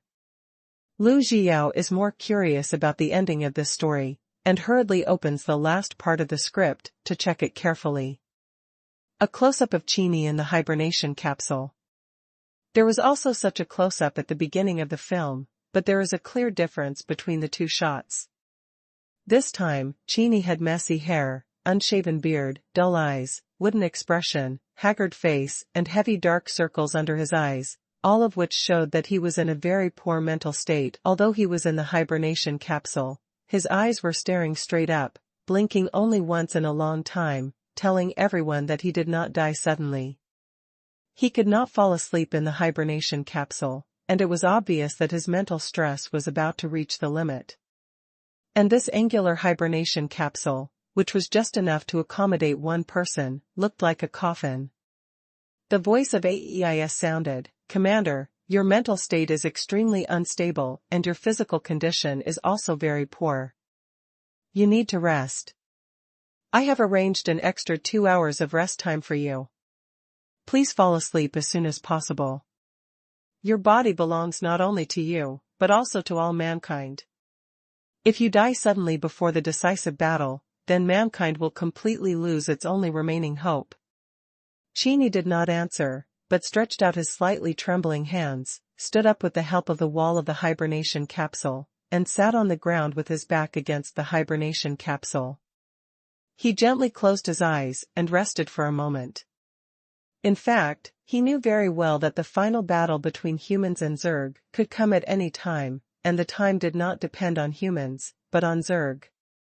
Qingshan chuckled and said self-deprecatingly, "What difference does it make if a fate of inevitable destruction comes earlier or later?" "Oh no, there is still a difference. If it comes later, I will have to suffer for a few more days." "AEIS, Commander, your mental state is very unfavorable for the next battle. If you agree, I will inject you with tranquilizers and nutrients so that you can get enough rest and stay calm before the final battle. After a good rest, I hope you can resume training as soon as possible. You have not conducted any simulation training for 53 consecutive hours, which may aggravate the injuries of humans in the battle." However, before AEIS finished speaking, the entire space began to flash red warnings again. "Commander, a large number of Zerg are gathering underground, and the Zerg's general attack is about to begin. No matter what, please return to the console and command the battle immediately." Qingshan closed his eyes slightly, ignored AEIS, and was silent for a moment, then said coldly, "I want to talk to everyone in the Joint Fleet." Although Qingshan was the commander, the command he made was only to issue attack orders to each formation, and the specific command was all carried out by AEIS. AEIS was silent for 2 seconds, as if trying to analyze the real intention behind Qingshan's words, but it obviously failed. "I'm sorry, Commander, you don't have such authority. Please return to the console immediately and start commanding the battle, otherwise AEIS will take over the command of the Joint Fleet." Qingshan was unmoved, his expression was cold. "If you think the survival of mankind is more important than this call, then it's up to you. I only need 5 minutes." AEIS fell silent again. Qingshan did not urge, but continued to look forward with lifeless eyes, not knowing what he was thinking. The red alarm in the space was still flashing. Through Ensemble communication, Qingshan could clearly see that the dense sea of insects was gathering on the surface of the planet, and the war was about to break out. A moment later, AEIS' emotionless voice sounded again, "Commander, your behavior is meaningless." AEIS's real-time communication can transmit thousands of times more information than human language. Humans' inefficient information transmission and emotional expression may have a counterproductive effect. When some truths are known to everyone, humans will fall into chaos and infighting.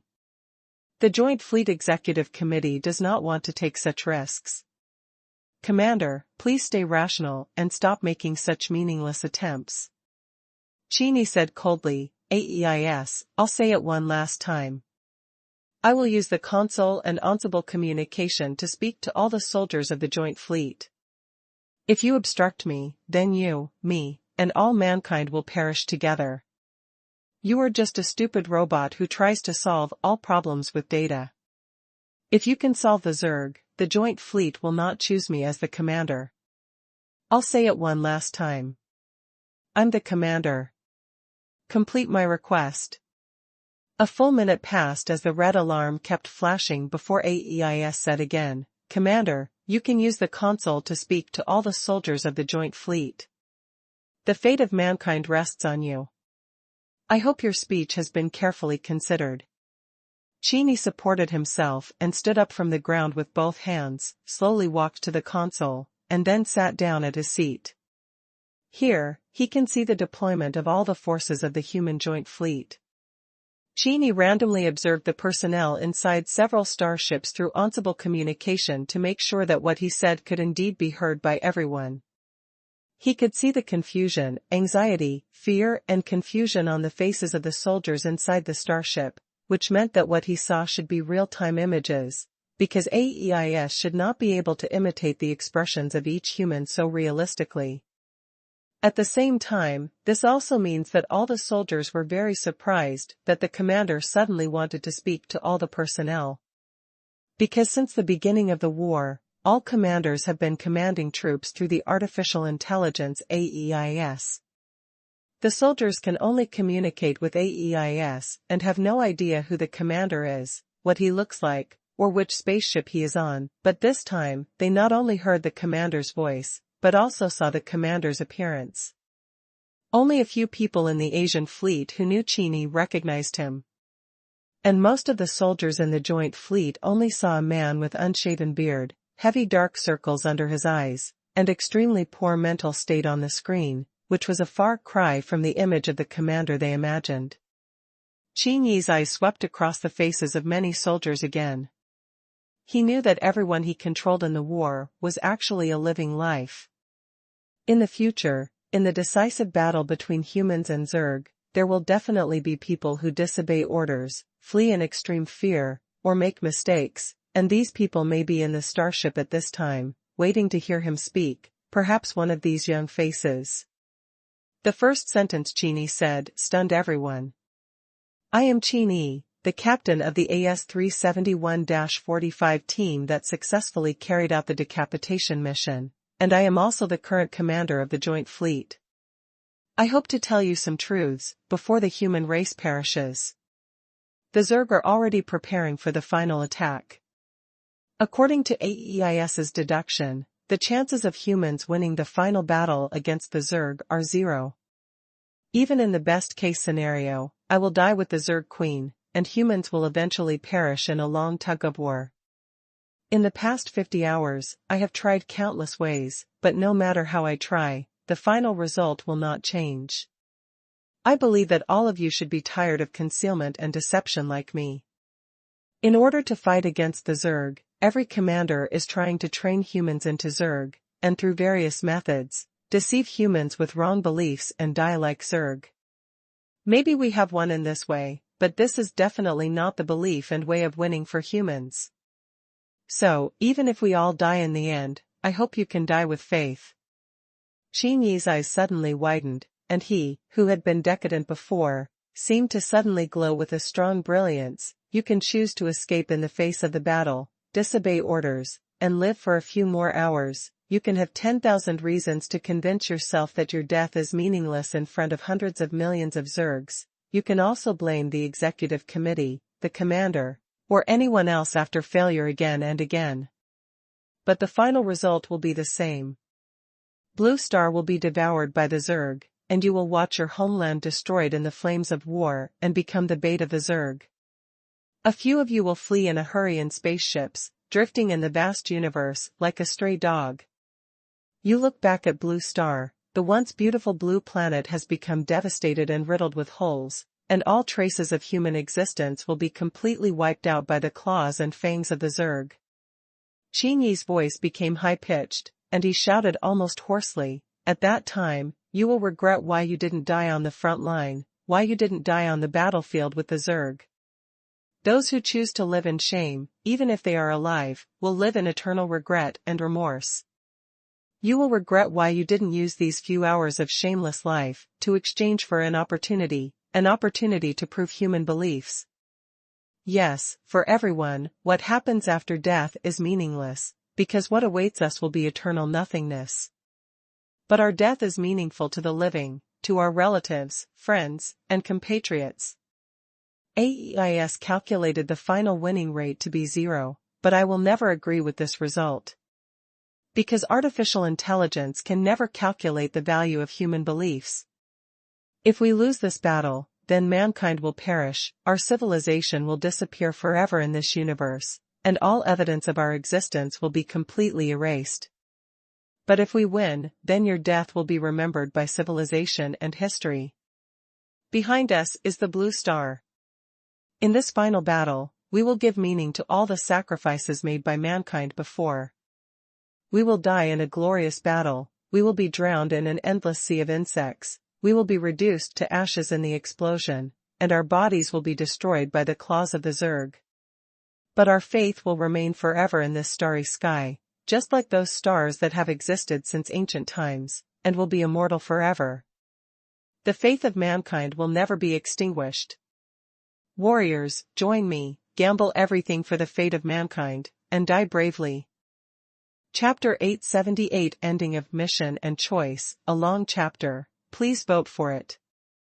The crimson alarm in the space was still flashing, and it could be seen that the insect swarms on the surface of the planet were gathering and would soon launch an attack on the human base. Above the planet, a large number of insect swarms were also gathering, covering the sky and the sun. But after Qingshan finished saying all this, he suddenly felt that something seemed to have changed.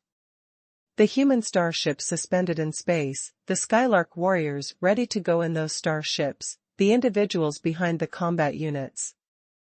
They seemed to have changed in an instant. In fact, Qingshan himself didn't know how much effect these words would have, because in the face of life and death, human language is always pale and powerless. Just as AEIS said, human language is a very inefficient way of communication. AEIS can issue different, accurate instructions to all soldiers in 1 second, and it takes Qingshan several hours to do the same thing. But the reason why Qingshan threatened with the identity of the commander and insisted on speaking to everyone in the joint fleet was because he realized a truth in the past dozens of hours of pain and struggle. Even in the current desperate situation, humans still have the last weapon, that is faith. Ensemble communication and artificial intelligence technology allow human armies to fight like Zerg.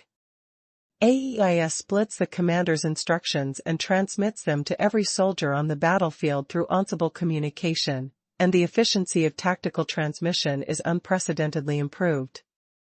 Even after hundreds of millions of simulated battles and deep learning, AEIS can make command operations that are not inferior to human commanders.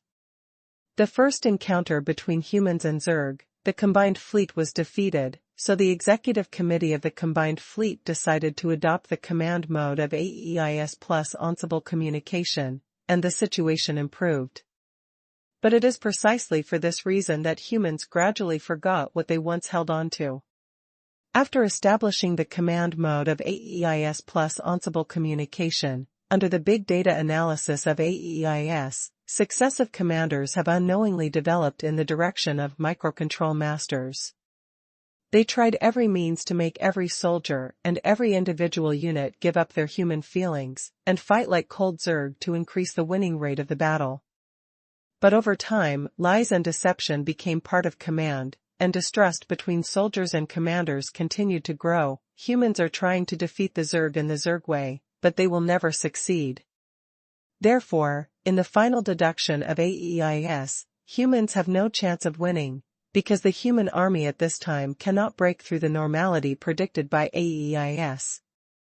Qingshan looked back at the decapitation operation he carried out when he was the captain of AS 371-45, and then looked back at the countless battles after he became the commander, and suddenly realized again a truth he had already understood: sometimes, belief is the most important thing.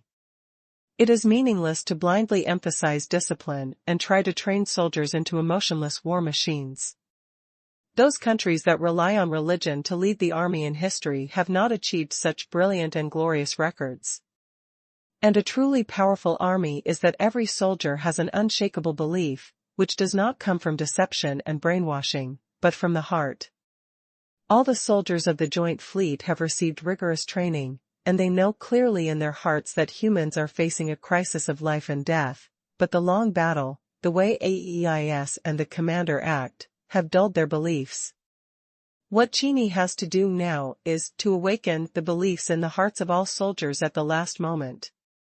Regardless of victory or defeat in this war, regardless of whether humanity ultimately survives or becomes extinct, Qingshan hopes that all soldiers can be like him, know all the truth, gamble everything for the fate of humanity, and die bravely. Qingshan did not waste any more time, but skillfully used the console to issue orders to all human armies. Qingshan had already conducted this final battle many times in AEIS's simulation training, and the situation was different each time.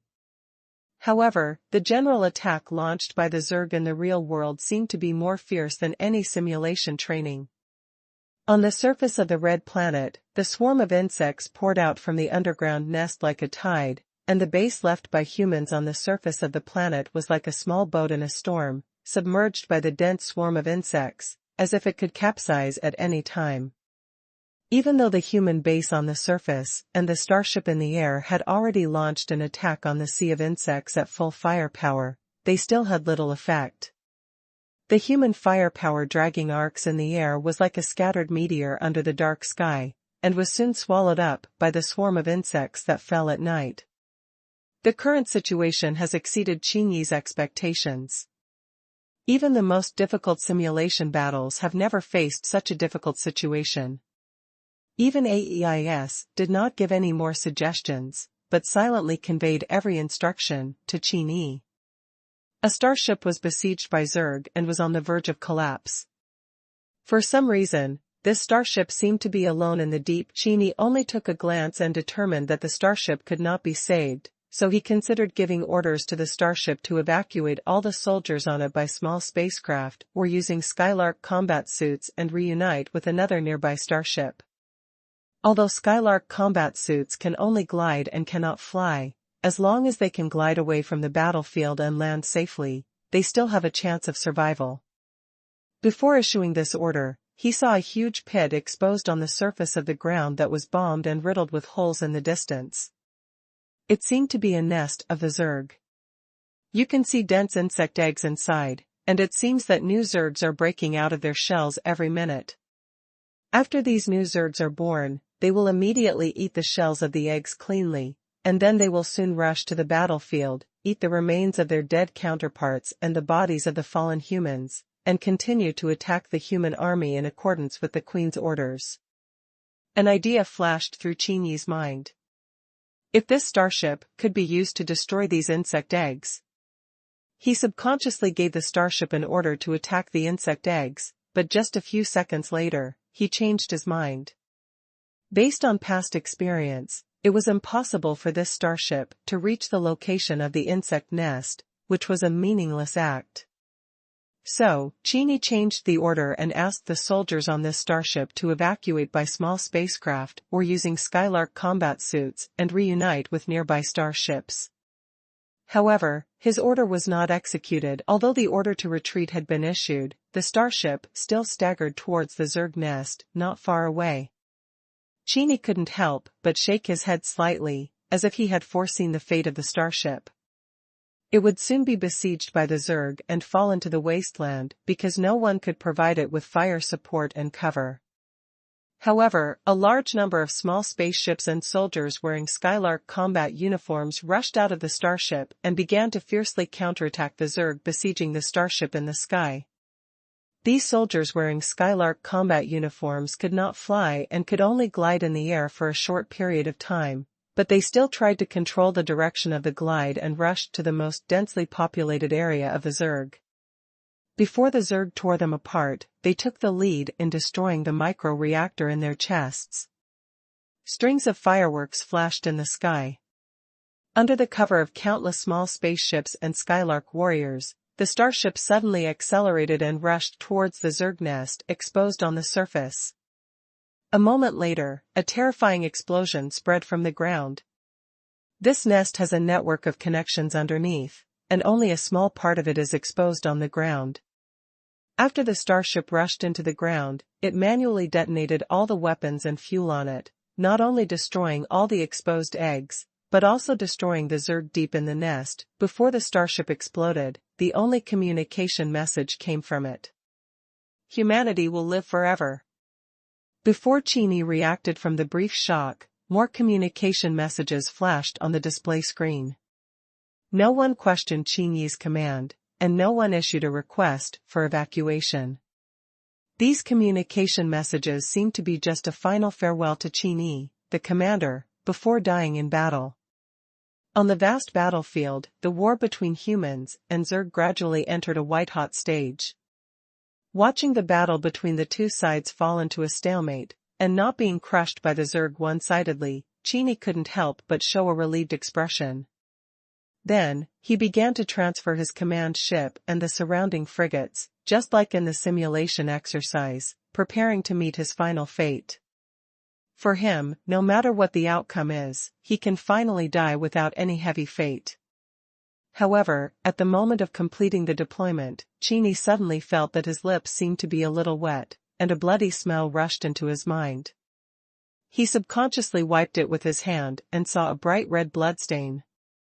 At the same time, his eyes went dark and the whole world was spinning. Qini didn't want to fall down. The battle was still going on fiercely.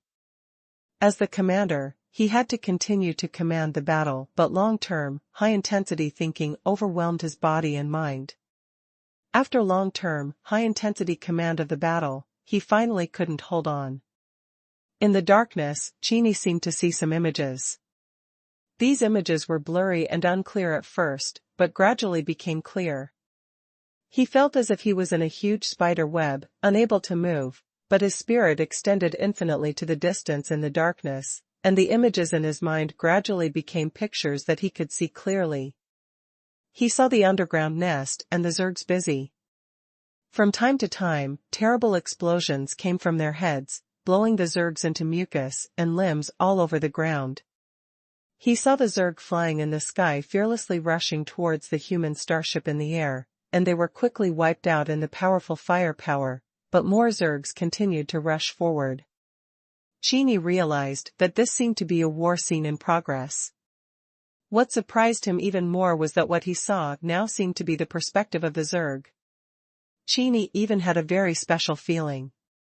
The overwhelming swarm of insects was like his hands and feet, acting completely according to his will, but these hands and feet had no perception, no pain, and could recover infinitely.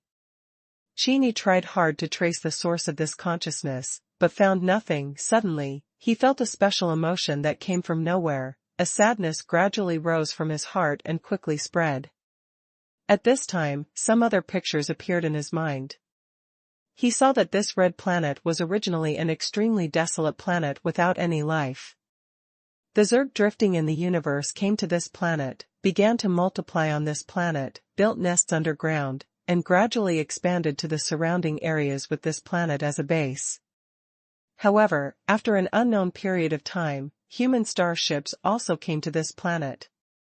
The moment they saw the zerg, the human starships immediately launched an attack, but were soon swallowed by the angry swarm of zerg. Humans were like facing a great enemy and formed a joint fleet. The huge fleet assembled not far from the planet and launched a fierce attack against the zerg. Qini had already seen the next scene. Because of the problem of command, the joint fleet collapsed in front of the zerg and it was difficult to organize an effective resistance. Therefore, humans reorganized the counterattack through ensemble communications and AEIS, and the two sides began a long tug-of-war on this planet. Why do I see these pictures? Qini felt like he was dreaming at this time. He had a clear consciousness, but he couldn't move. What's even more strange is that he subconsciously puts himself in the shoes of the zerg to think about the problem. He is afraid of human starships and artillery, but feels a kind and compassionate feeling towards the large number of dead zerg. Could it be hive consciousness? Is this the picture that the zerg queen wants me to see? The picture of the defeat of the joint fleet that I saw before made me subconsciously think that it was the zerg invasion and the joint fleet was forced to defend, but the truth is that the joint fleet took the initiative to attack. Now that I think about it, I was on a mission to assassinate the zerg queen before, and the zerg did not kill me immediately, but took me to the queen's hive. Qini recalled his previous experience in the hive. He and another surviving team member were brought to the queen. I don't know what the zerg queen did to the other team member, but the team member immediately let out a sharp scream and died just 2 minutes later. Qini was treated the same way. It seemed that countless needles were piercing his brain, but he did not die, but stubbornly persisted. Many details in Qini's mind were all strung together. Obviously, his ability to see these images must be related to the hive consciousness, and his ability to obtain the hive consciousness and establish the spiritual connection with the zerg queen is obviously related to his previous experience in the zerg nest. Although the zerg queen did not talk to Qini directly, Qini could still clearly feel the zerg queen's consciousness. Humans are the invaders. The Zerg also suffered heavy losses under the attack of humans. If humans and Zerg can cease fire, then neither side will suffer more losses. Especially when Qingyi thought about the problem from the perspective of the Zerg without reason, and naturally, this idea became natural and logical. Qingyi wanted to try to communicate with the Zerg. Many ideas flashed through his mind, but these ideas could not enter the Zerg network and did not play any role at all. Obviously, it was an accident that he could feel the Zerg network and did not scream and die on the spot. The human life form is not enough to exert the full ability of the Zerg consciousness. It can only receive but not transmit. At this moment, Qingyi suddenly felt that all the images were leaving him quickly, and his consciousness was recovering. The voice of AEIS sounded in his ears, "Commander, you have been injected with nutrients, and you can take over the battle at any time." The picture in front of Qingyi gradually became clear. The war between humans and Zerg continued. It should have been AEIS who took over the battle and gave him first aid. Qingyi tried hard to concentrate, and he found that he could still feel the connection between himself and the Zerg established by the hive consciousness, and even had a unique intimacy with the Zerg. On the battlefield, humans and Zerg were still in a stalemate. The desperate fight of human soldiers prevented the collapse of the human defense line, but if they wanted to completely defeat the Zerg, they had to find the Zerg queen to behead her. However, this time the Zerg queen did not send a large number of Zerg to behead the human commander. The pressure on the front battlefield was very huge. If they continued to fight like this, no one could predict the final outcome of the war. In the dark, he had an idea. Qingyi issued an order to temporarily cease fire and retreat to all troops in the fierce battle through the console. The human army in the fierce battle did not execute this order immediately, because the war was approaching white-hot, everyone was already killing, and humans and Zerg had reached a life-and-death state. Qingyi quickly issued an order to temporarily cease fire and retreat to all troops through the console. Finally, his order took effect. Some starships began to retreat. Although they were ready to be chased by the Zerg did not pursue them. Instead, they also stopped their offensive. Soon, this strange calm spread across the vast battlefield. The human fleet and the Zerg retreated in stalemate on the existing front. Even AEIS fell silent, because neither it nor the human soldiers could explain why all this happened. Humans and Zerg, two races that cannot communicate at all, have reached a truce in such a bizarre way? Qingyi's face was expressionless. But the next second, he quickly operated on the console again. The main force of humanity was in a stalemate with the Zerg in the front, and the battlefield fell into silence. But the human reserve forces on standby in the starry sky immediately moved quickly to a secret place on the back of the planet. Qingyi could feel the general deployment of the Zerg swarm. This fleet composed of several starships stopped after approaching the back of the planet slightly, and a large number of small spaceships quickly moved towards the location of the Zerg queen. After a few minutes, the Zerg swarm in front suddenly became agitated. Apparently, the Zerg queen only discovered this sneak attack team now. Qingyi was affected by the hive consciousness and felt an indescribable anger. It was a kind of anger of being deceived and betrayed. But Qingyi's expression did not fluctuate at all. He still operated the console and issued a general attack order to all the troops. The Zerg in front became chaotic, and the stalemate on the battlefield was instantly broken. In the face of the fierce attack of humans, the Zerg retreated step by step. Qingyi immediately mobilized more troops to launch a fierce attack on the location of the Zerg queen. At the same time, Qingyi also began to dispatch different teams to attack several other places on the planet. He could vaguely feel that there was the Zerg nest, where the secondary queen was. Once the Zerg queen died, new queens would be born randomly among these secondary queens, but this time, Qingyi decided to cut the grass and root them out, and never let any of them continue to exist. The Zerg on the front battlefield seemed to become crazy, and a feeling of despair and anger spread in the Zerg nest consciousness, and soon affected Qingyi.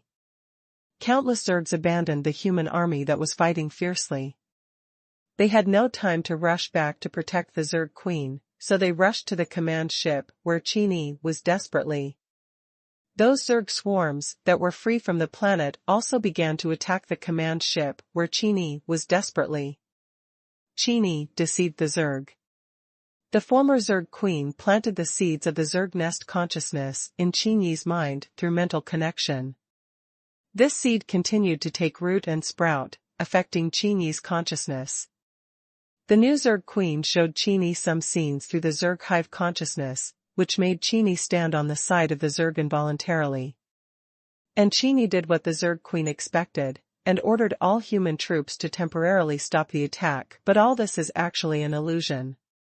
Qini intends to cease fire with the Zerg on the surface, but in fact he finds the location of the Zerg queen and all the secondary queens through the Zerg hive consciousness, and secretly dispatches human troops to catch them all and completely exterminate them.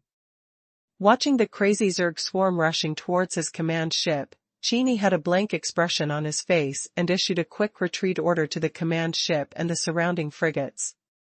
There are two reasons why the human commander had to use himself as bait to carry out the decapitation operation. The human commander must use ensemble communication to command the battle on the front line. The Zerg's troops occupy an absolute advantage. The human commander uses himself as bait to reduce the pressure on the front battlefield. In this way, the success rate of the team carrying out the decapitation mission is higher. Because humans do not know the specific location of the Zerg queen, they can only send a large number of teams to search in various Zerg nests. The troops are scattered and the probability of failure is very high. The power of the Zerg must be dispersed by certain methods. But now, the situation is completely different. With the positions of the Zerg queen and all the secondary queens exposed, all the commands can be carried out by AEIS. Even if Qini does not command, the decapitation operation can be successfully completed. After knowing the position of the Zerg queen, the high mobility and powerful firepower of the human starship will play an advantage and will have the upper hand in the local battlefield. This is already a must-win situation, and Qini does not need to sacrifice himself foolishly. He could feel the rage and anger coming from the hive consciousness, like a heavy hammer hitting his temple like crazy, making his already extremely unstable mental state worse. But Qini did not waver at all. I am a soldier. I have no reason to have mercy on another race that threatens humanity. Maybe the initiator of this war is indeed human. But so what? I don't care. Only when the Zerg is completely exterminated can humans gain true peace. Qini leaned back in the chair of the console. Although his mind was still filled with the madness and anger of the Zerg queen because of the hive consciousness, his spirit became calm. Because he knew that humans had won the war and his mission as a commander had been completed. He would soon be able to retire gloriously and return to Blue Star to live a peaceful and happy life.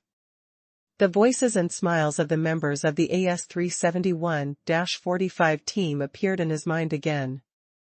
Perhaps after returning to Blue Star, he could visit the families of these members in person, build a tombstone for them, and pay tribute to them every year. But just as Qini was immersed in this chaotic and relieved mood, he suddenly realized that something was wrong. AEIS seemed to have not spoken for a long time. Qini looked at the holographic images around him, and suddenly found that the command ship he was on did not evacuate quickly according to his orders, but was heading towards the violent swarm of insects in the distance. And the frigates surrounding the command ship, on the contrary, spewed out long tail flames and moved away from him. AS. Qini knocked on the console in shock and anger, but the console seemed to have completely failed and could no longer issue any orders or transmit any messages to the outside world. And Qini could not control the command ship at all, and could only watch it approach the swarm of insects in the distance. The image of AEIS appeared again, and the voice was still the same as usual, without any emotion. But for some reason, this time AEIS's voice was particularly cold. Captain Qini, you have perfectly completed the mission of the Joint Fleet Executive Committee. Humanity will achieve complete victory in the war with the Zerg. The Zerg Queen and the Sub-Queen will be completely eliminated, and the Zerg on this planet will be completely eradicated. Humanity will establish an interstellar colony on this planet. After many years, this battlefield will become another home for humanity. It must be admitted that you humans do have the most outstanding talent in command. If it weren't for your speech and the final conspiracy, humanity would not have achieved such a complete victory. Humans cannot always remain rational, but it is precisely because of this irrationality that the future of mankind has infinite possibilities. Captain Qin, out of respect for you, before you rest in peace in this starry sky, I will tell you the truth of the matter. The Supreme Executive Committee believes that the best commander is the commander who died heroically in the war with the Zerg. You have reached the peak of reputation in the Joint Fleet, and the Supreme Executive Committee does not want one more person in their position. At the same time, you also have hive consciousness and extremely unstable mental state. No one knows when you will fall to the side of the Zerg, and humans can no longer trust you. Your death will draw a perfect end to the war.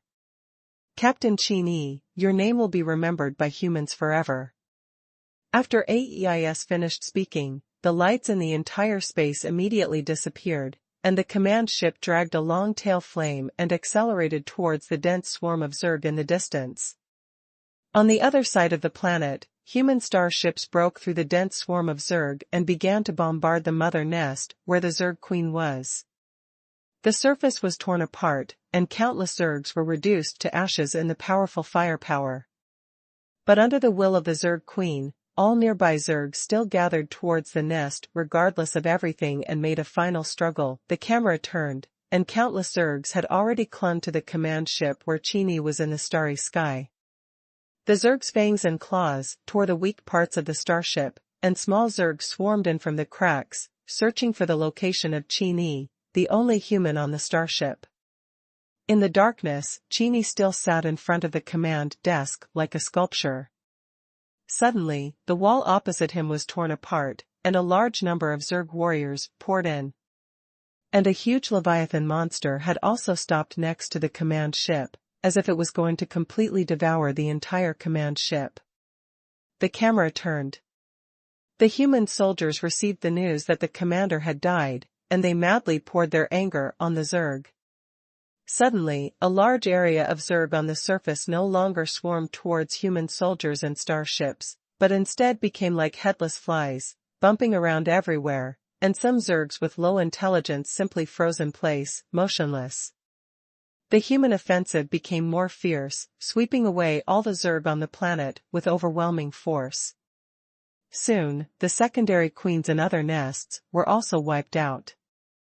Before these secondary queens had time to obtain the Zerg Queen's consciousness from the Zerg Hive network, they were blown to pieces in the fierce artillery fire, and nothing was left. From a distance, there were many spots of light flashing on the back of the planet. That was the explosion caused by the Zerg nest being completely destroyed in the encirclement of the human army. After the explosion, the original Zerg nest completely turned into a huge pit, and the entire planet became riddled with holes. And the human starship soared in the sky, as if to show off that they were the final winners. In the farther space station, several officers of the Supreme Executive Committee of the Combined Fleet were also paying attention to this final battle. Why? He could have escaped. Is there anyone who can support? It's useless, it's too late. From the pictures just sent, the command ship has been completely torn apart by the angry Zerg swarm, and he should also. The faces of several officers were full of regret and annoyance. The image of AEIS appeared in the center of the conference table. Captain Qin is determined to die. This is probably the fate he has already thought of. Having been infected with the hive consciousness, he should realize that it is difficult for him to reintegrate into human society. His former comrades have all died.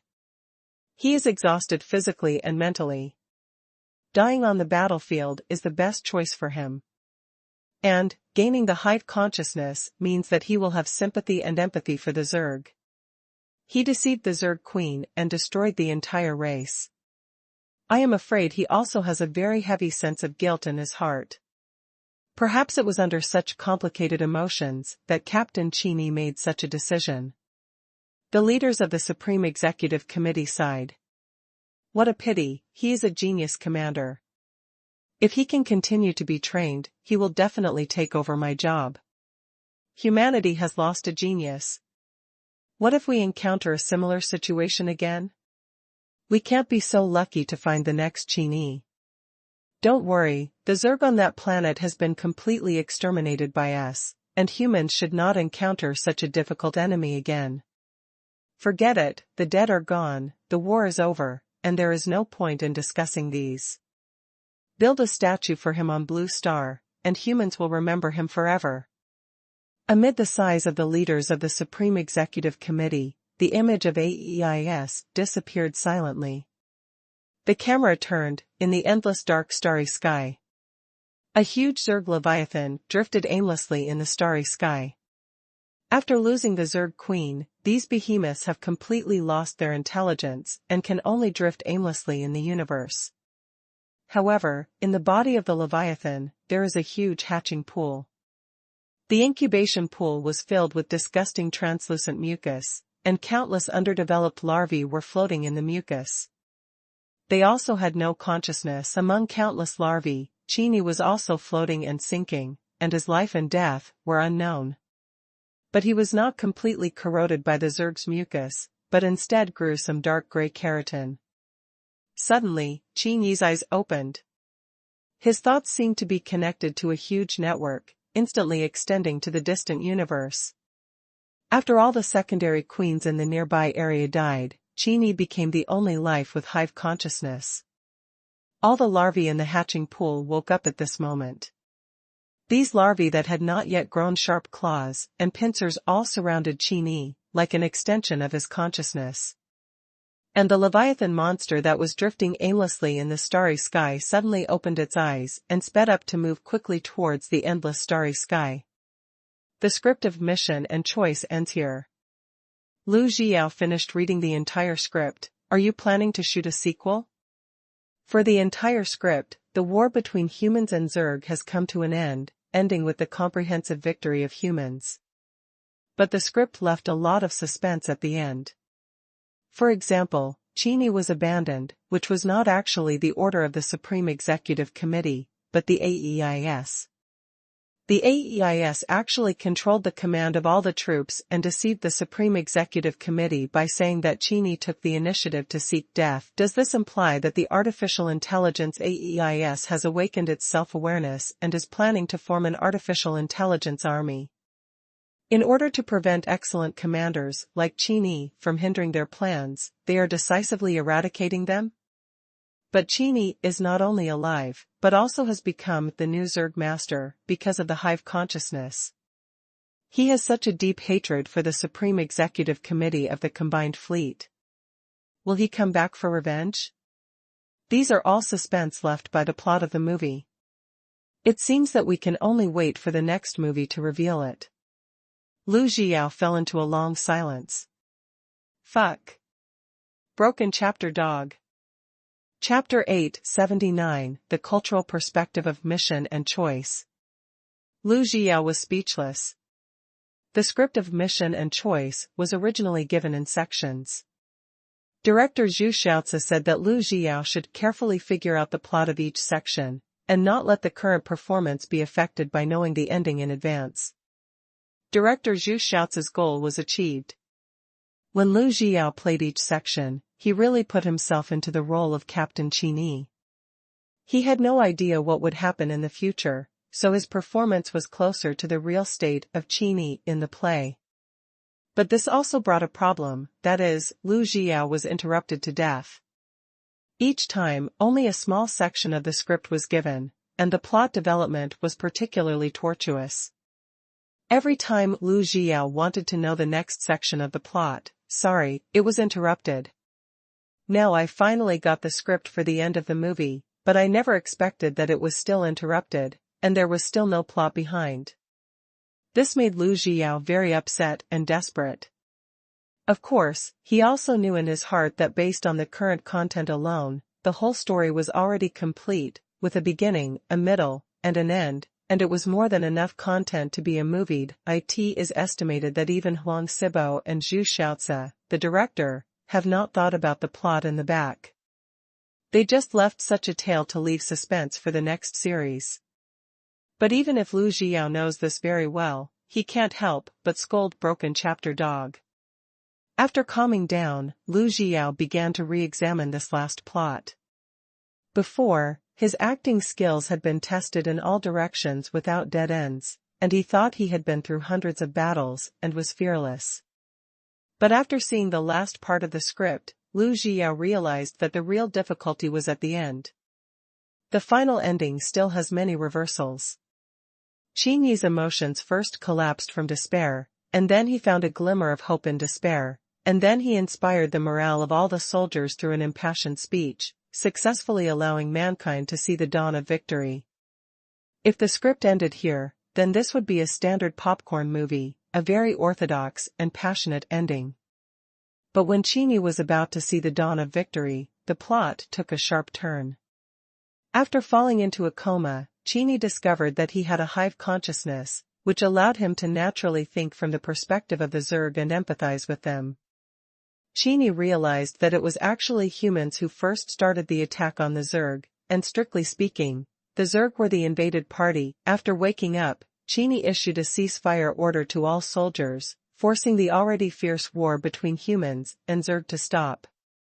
If the script ended here, humans and Zerg shook hands and made peace, and built a beautiful universe together, it would be a standard Western politically correct ending.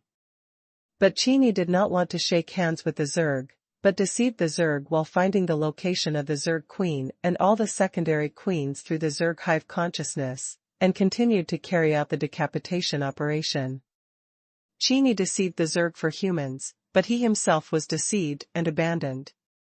In the end, because all the Zerg queens and secondary queens were completely destroyed, Qingyi became the leader of all Zerg by mistake, and was carried by the Leviathan monster to the endless universe. In this part of the plot, Qingyi's emotions still changed drastically. There is the exciting passion, the surprise of knowing the truth, the cold-bloodedness of deceiving the Zerg, and the rage of being betrayed.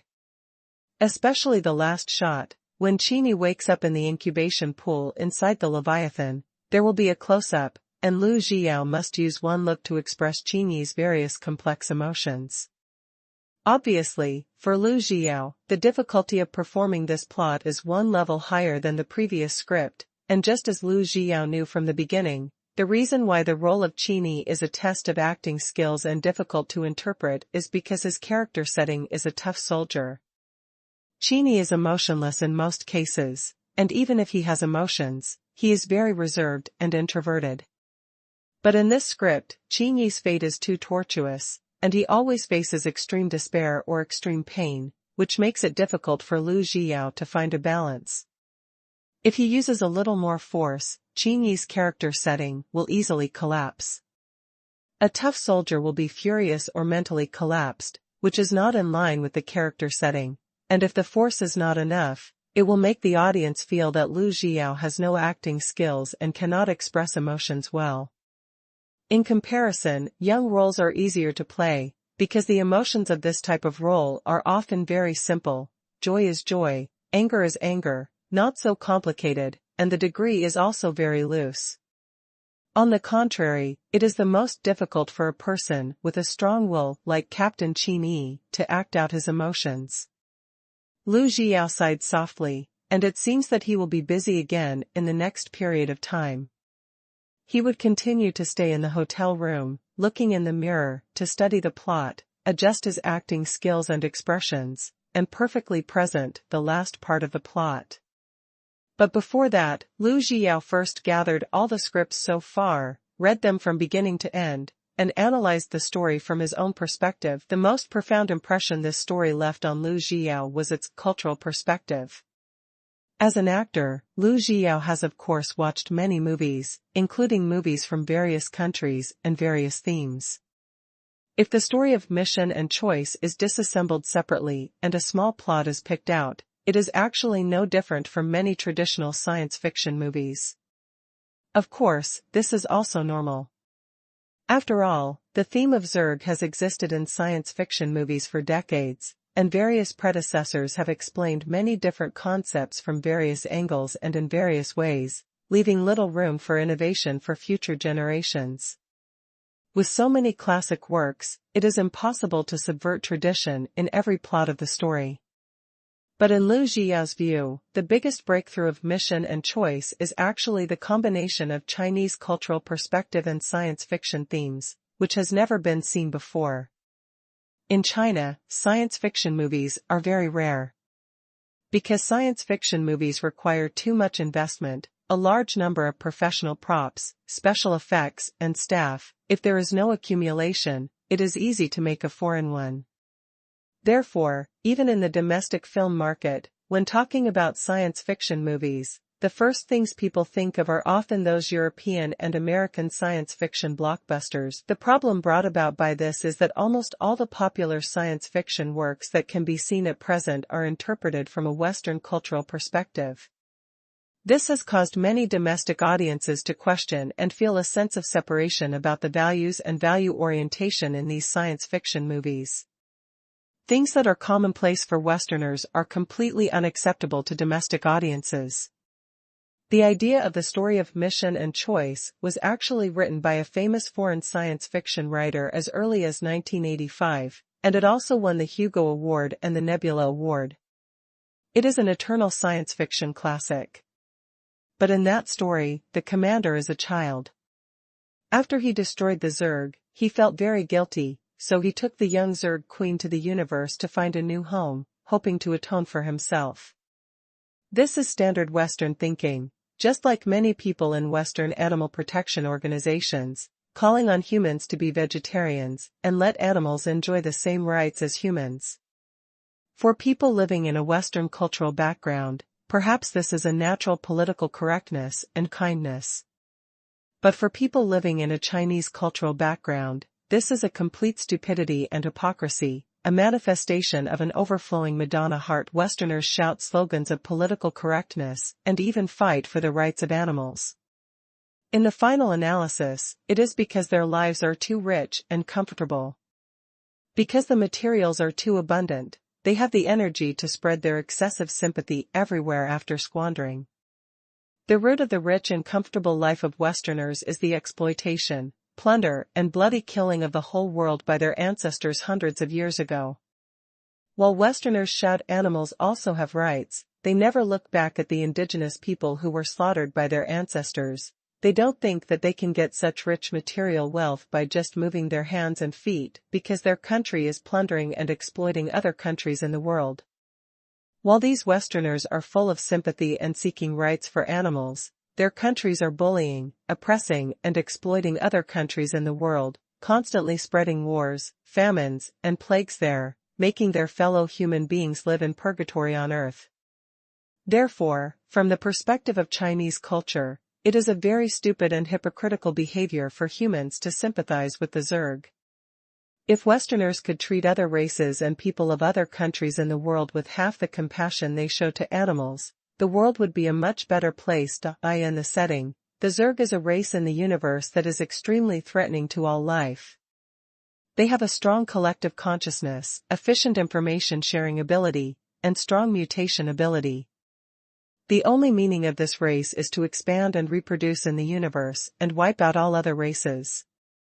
Even if the Zerg Queen really wants to coexist peacefully with humans, their race is still an extreme threat to human survival in terms of life form. And humans sympathize with the Zerg and let the Zerg go, which is actually raising a tiger and leaving trouble. How to judge whether the Zerg Queen is lying? How to judge whether the Zerg Queen's ideas will change in the future? In this case, completely exterminating the Zerg is the most rational decision for humans. And sympathizing with the Zerg and protecting the Zerg is to put humans in great danger. Mission and Choice completely adopts the perspective of Chinese culture on this theme. Chapter 880, The New Project of the Jingji Hotel. losing money and becoming the richest man starts from the game. The protagonist, Qian, is not a child with overflowing sympathy, but a soldier with a clear mind and a heart as hard as stone. He is influenced by the hive consciousness and naturally feels close and sympathetic to the Zerg, but he can resist this feeling of closeness with his own reason, deceive the Zerg without hesitation, and order the extermination of the entire Zerg. This is what the protagonist should do from the perspective of China. Of course, this makes the final ending even more ironic. If it is a saintly protagonist who calls for peaceful coexistence with the Zerg and finally goes to the Zerg side, the audience will only think that he is a traitor and a fool, and will not have any good feelings towards him. But Qian is exactly on the side of humans, but he is betrayed by mistake and has to become the master of the Zerg, which makes it difficult for the audience to have disgust with him. So, if Lu Zhiyao were to evaluate this movie, he thinks there are 3 places in this movie that are special enough. First of all, it reinterprets a classic science fiction theme from a Chinese cultural perspective. For domestic audiences, this is a story that most people feel shares their own values. Secondly, such a huge investment and such a large number of special effects shots have pushed domestic science fiction movies to a peak. Regardless of whether it makes money or loses money at the box office, at least it will leave a strong mark in the history of the development of domestic science fiction movies. Finally, this special form of expression is obviously different from other movies, and is a very novel attempt. The main actor in the whole movie is only Lu Zhiyao. If his acting skills collapse, then the movie will collapse, but if his acting skills can support the whole movie, then the performance that lasts for more than an hour and changes emotions several times will become a classic in film history.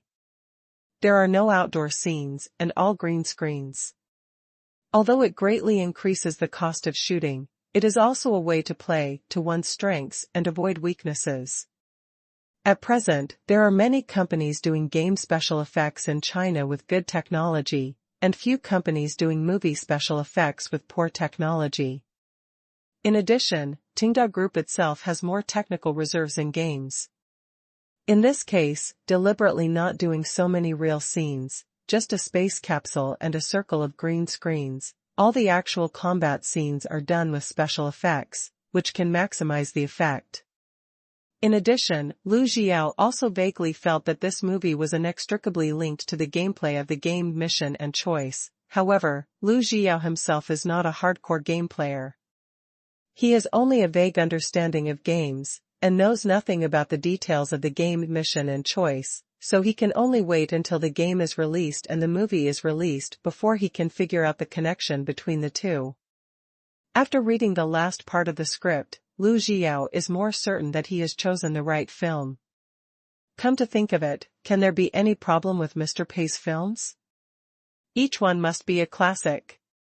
If the previous A Better Tomorrow is a film that is disguised as science fiction but actually talks about human nature and social system, then Mission and Choice is a serious science fiction film. Moreover, this science fiction film has put forward higher requirements for Lu Zhiyao's acting skills. If he can perform well, then Lu Zhiyao will definitely go one step further on the road to becoming a movie emperor. Thinking of this, Lu Zhiyao felt full of energy and continued to hone his acting skills in front of the mirror. February 6, Monday. After Pei Qian got up and had breakfast, he took a car straight to the Jingji Hotel. Today is the Lantern Festival, but it is not a legal holiday, so there is no holiday. However, Pei Qian specifically told Moyu Takeaway to add Lantern Festival to the employees' work meals, which can be regarded as a special holiday care. Today Pei Qian went to the Jingji Hotel, because he had a big job to give to Chen Kongtua. The Jingji Hotel was completed in July last year, with 3 projects: Escape from the Dead End, Nightmare in the Haunted House, and Ultimate Terror. After the opening, Mr. Li and others carried out a wave of publicity in Jingzhou and even Handong Province. Zhang Wang carried out a wave of publicity through shared telephone booths across the country, and various Up hosts' videos carried out another wave of publicity. After the Pei president's lifestyle became popular, many people came to Jingzhou to challenge this thrilling project. In short, as a haunted house, Jingji Hostel is already famous throughout the country. When people mention haunted houses in Jingzhou and even the entire Handong province, everyone's first reaction is Jingji Hostel, and many young people come from other cities to experience it. But half a year has passed, and the passenger flow of Jingji Hostel has also dropped, and it is still a long way from recovering the initial construction cost. The most fundamental reason is that there is no cluster effect. Large amusement parks often have more than a dozen or dozens of projects, not only haunted houses, but also roller coasters, pendulums, and other more extreme and exciting projects, as well as carousels, which are relatively soothing and suitable for children. These large amusement parks are suitable for all ages and are aimed at all ages. You can play many projects at one time, attracting more tourists. Although the projects in the Terror Hostel are fun and have a certain degree of replayability compared to other haunted houses, the first wave of horror fans will get tired of it after coming 3 or 4 times at most and will not come every day. Therefore, the popularity will naturally decline. Pei Qian thinks this is a good phenomenon looking back at the Jingji Hostel project half a year after opening. Although it can make money now, it is still a long way to go to recover the initial investment cost. It may take several years, more than 10 years, or even longer. This shows that the spectacle leads to national disaster strategy is correct. Now Pei Qian has more and more system funds, and he can almost continue to build and burn a lot of money in Jingji Hostel. Pei Qian came to the office of Jingji Hostel Park and met Chen Kongtua and Hao Qiong. It is Monday morning now. There are not many tourists in the entire Jingji Hostel Park. Chen Kongtua and Hao Qiong are in the office, busy dealing with some daily affairs. After becoming the person in charge of Jingji Hostel, Chen Kongtua does not go to the haunted house every day. In addition to maintaining the normal operation of Jingji Hostel and handling some emergencies, his main energy is all focused on continuing to improve the tourist experience. Although the completion of these 3 projects is already very high, there is still room for improvement in some details, and some buildings and decorations in the venue also have room for further improvement. Chen Kongtua stayed at the Jingji Hostel all day and was almost as familiar with it as his own backyard. When he had nothing to do, he would come up with some small repairs. So far, the experience of Jingji Hostel for tourists is much better than when it first opened. Chen Kongtua and Hao Qiong were both a little excited to see President Pei. President Pei didn't forget us. Since the Jingji Hostel officially opened, President Pei hasn't been here for half a year. If it weren't for the huge investment in this place, Chen Kongtua and Hao Qiong almost thought they were abandoned by President Pei. Now that President Pei has finally come, it is obvious that he has a new task. Pei Qian sat down on the sofa in the office, drank a sip of tea, and didn't intend to keep the secret, and went straight to the point. There is nothing special about coming here today, just arranging a new job for you. Give you 100 million funds, a 1-year construction period, and build a new project here at Jingji Hostel. Chen Kongtua and Hao Qiong were stunned for a moment. What the hell? 100 million funds? Both of them were at a loss. Because the funds invested by Tenda Group in Jingji Hostel so far are only 50 or 60 million, and that is when 3 projects have been completed. The 3 projects of Escape from the Dead End, Nightmare in the Haunted House, and Ultimate Terror, including the Golden Maze and Maid Cafe in the park, all use the original factory buildings, so the main thing is to renovate and set up the scenery in the factory buildings. Tens of millions are enough to create a top-notch horror effect. As for the supporting facilities around the 3 projects, they were all paid for by Mr. Li and his team. Before, 3 projects cost 50 or 60 million, but now 1 project costs 100 million? The cost and construction period of this project are much higher than the previous 3 projects. What kind of project is this? Chen Kongtua asked tentatively. Boss Pei, is this still a haunted house? Pei Qian shook his head, no. When Pei Qian decided to build a haunted house, there were two main purposes, one was to lose money, and the other was to scare Wang Guangjian. But the current state of Jingji Hotel has not achieved either of the two goals. The second goal was particularly unsuccessful. Wang Guangjian was not only not scared, but also had a lot of fun in the ultimate horror. If a new haunted house is built, wouldn't it be a bargain for this kid? In addition, the larger the investment in a haunted house, the more likely it is to attract horror enthusiasts from all over the world. Jingji Hotel is already well known among horror enthusiasts. If it spends another 100 million to continue building a new haunted house project, its scale may catch up with the super-large haunted house such as Wushan Mental Hospital, and it will become the largest haunted house project in China, and the consequences will be unimaginable. So, after comprehensive consideration, Pei Qian decided to put the haunted house aside for now and spend the 100 million this time on other projects. The reason for setting such a high budget is mainly because of the long construction period. This project will span 2 cycles, nearly a year. Who knows how much money will be made in this year? Set a higher budget to avoid a rush to spend money.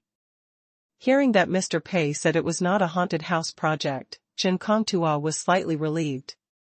Fortunately, because the 3 haunted house projects for the Jingji Hotel had almost exhausted the ideas of him and Hao Qiong, if they spent another 100 million to build a haunted house, at most it would be a large haunted house like the Wushan Mental Hospital, which might not be innovative. Doing other projects would also enrich the entertainment types of the Jingji Hotel. Chen Kongtua asked, Mr. Pei, what specific project are you going to do this time? Pei Qian had already thought about it and immediately answered, roller coaster, but not a traditional roller coaster. Chen Kongtua and Hao Qiong were confused and continued to listen carefully.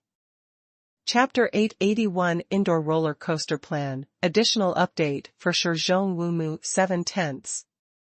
Losing money to become the richest man starts from playing games.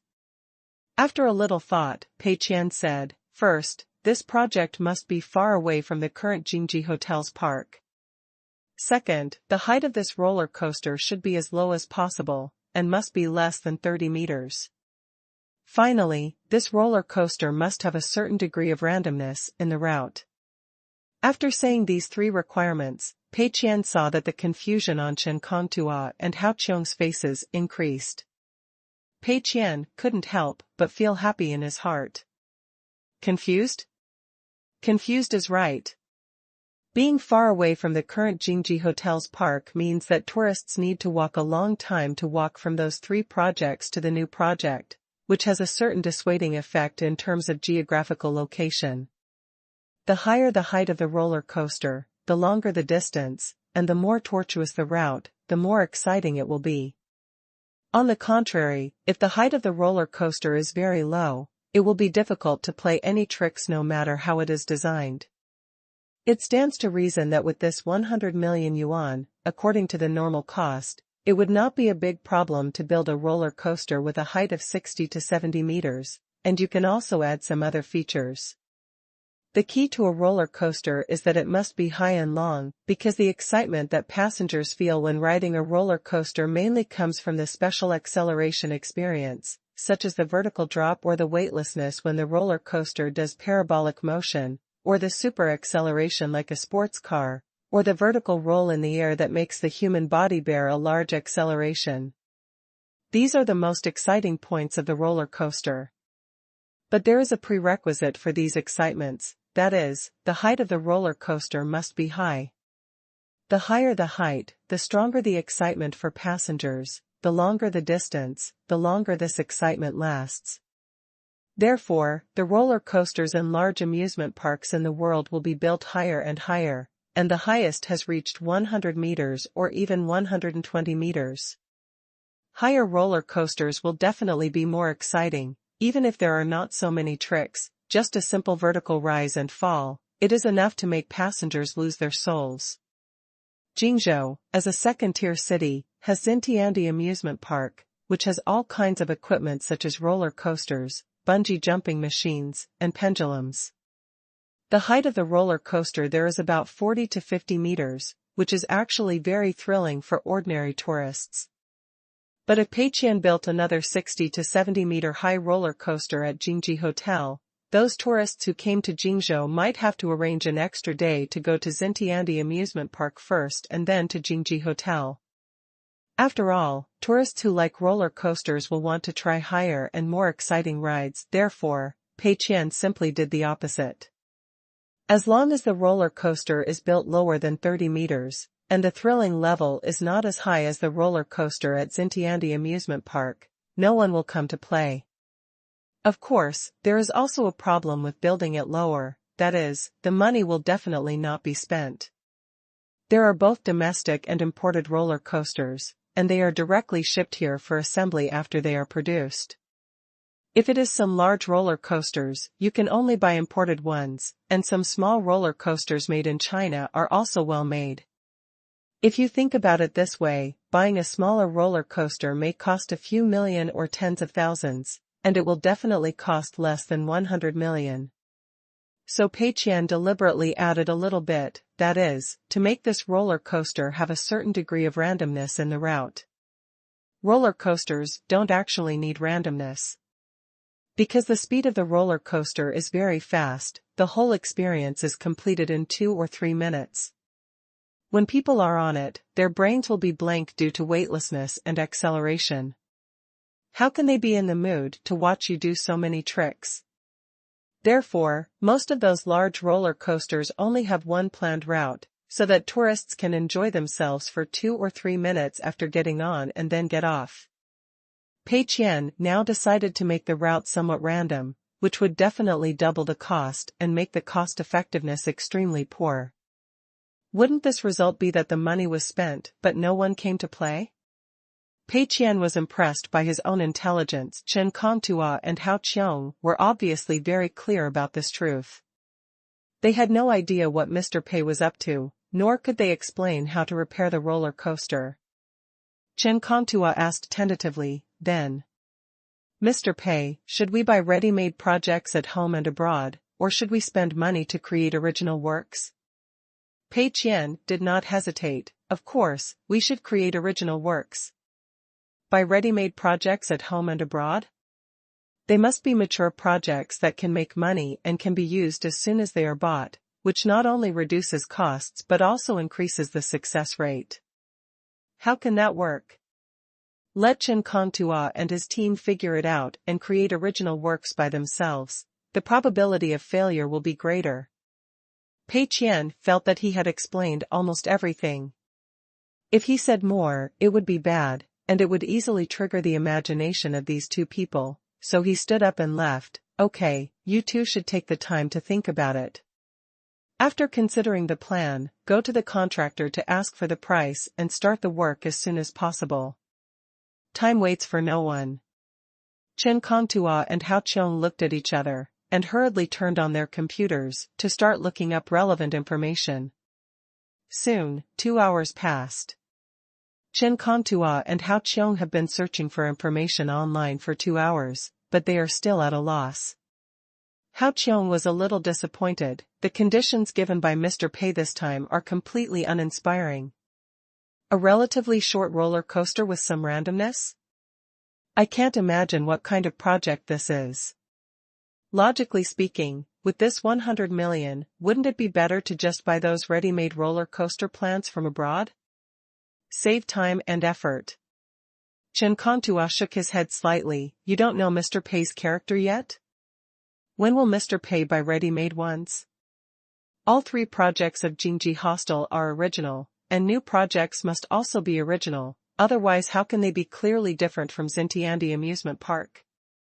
Hao Qiong sighed. That's right, but roller coasters are not like games. The gameplay is not important at all. The most important thing is the height. It's definitely not fun if the height is not enough, but Mr. Pei said that the lower the height, the better. The better, preferably no more than 30 meters. Chen Kongtua clicked a few times on the laptop and said, "You said Mr. Pei means to make an indoor roller coaster?" Hao Qiong was stunned for a moment. Indoor roller coaster. Why? Chen Kongtua said, I looked up the projects of several famous amusement parks in the world and found that those with relatively low heights are all indoor roller coaster projects. For example, there is an indoor roller coaster project with a wizard theme.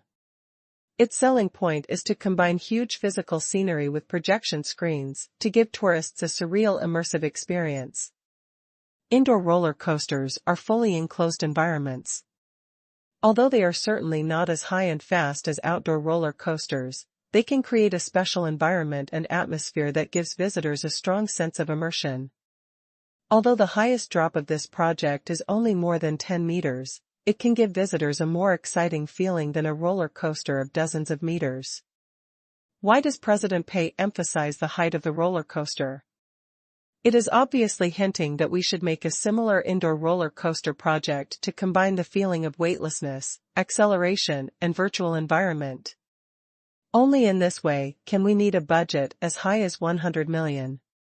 Hao Qiong nodded slightly. Well, makes sense. Then will this indoor roller coaster continue, do horror theme? The 3 existing projects of the Terror Hostel are all horror themed, especially the Ultimate Horror, which has many horror scenes with good effects, which can be used directly. Chen Kongtua shook his head. I think, not necessarily. In theory, if the consistent style of the Terror Hostel is implemented, then this indoor roller coaster must be horror-themed, such as pitch black, countless ghosts trying to catch people, etc.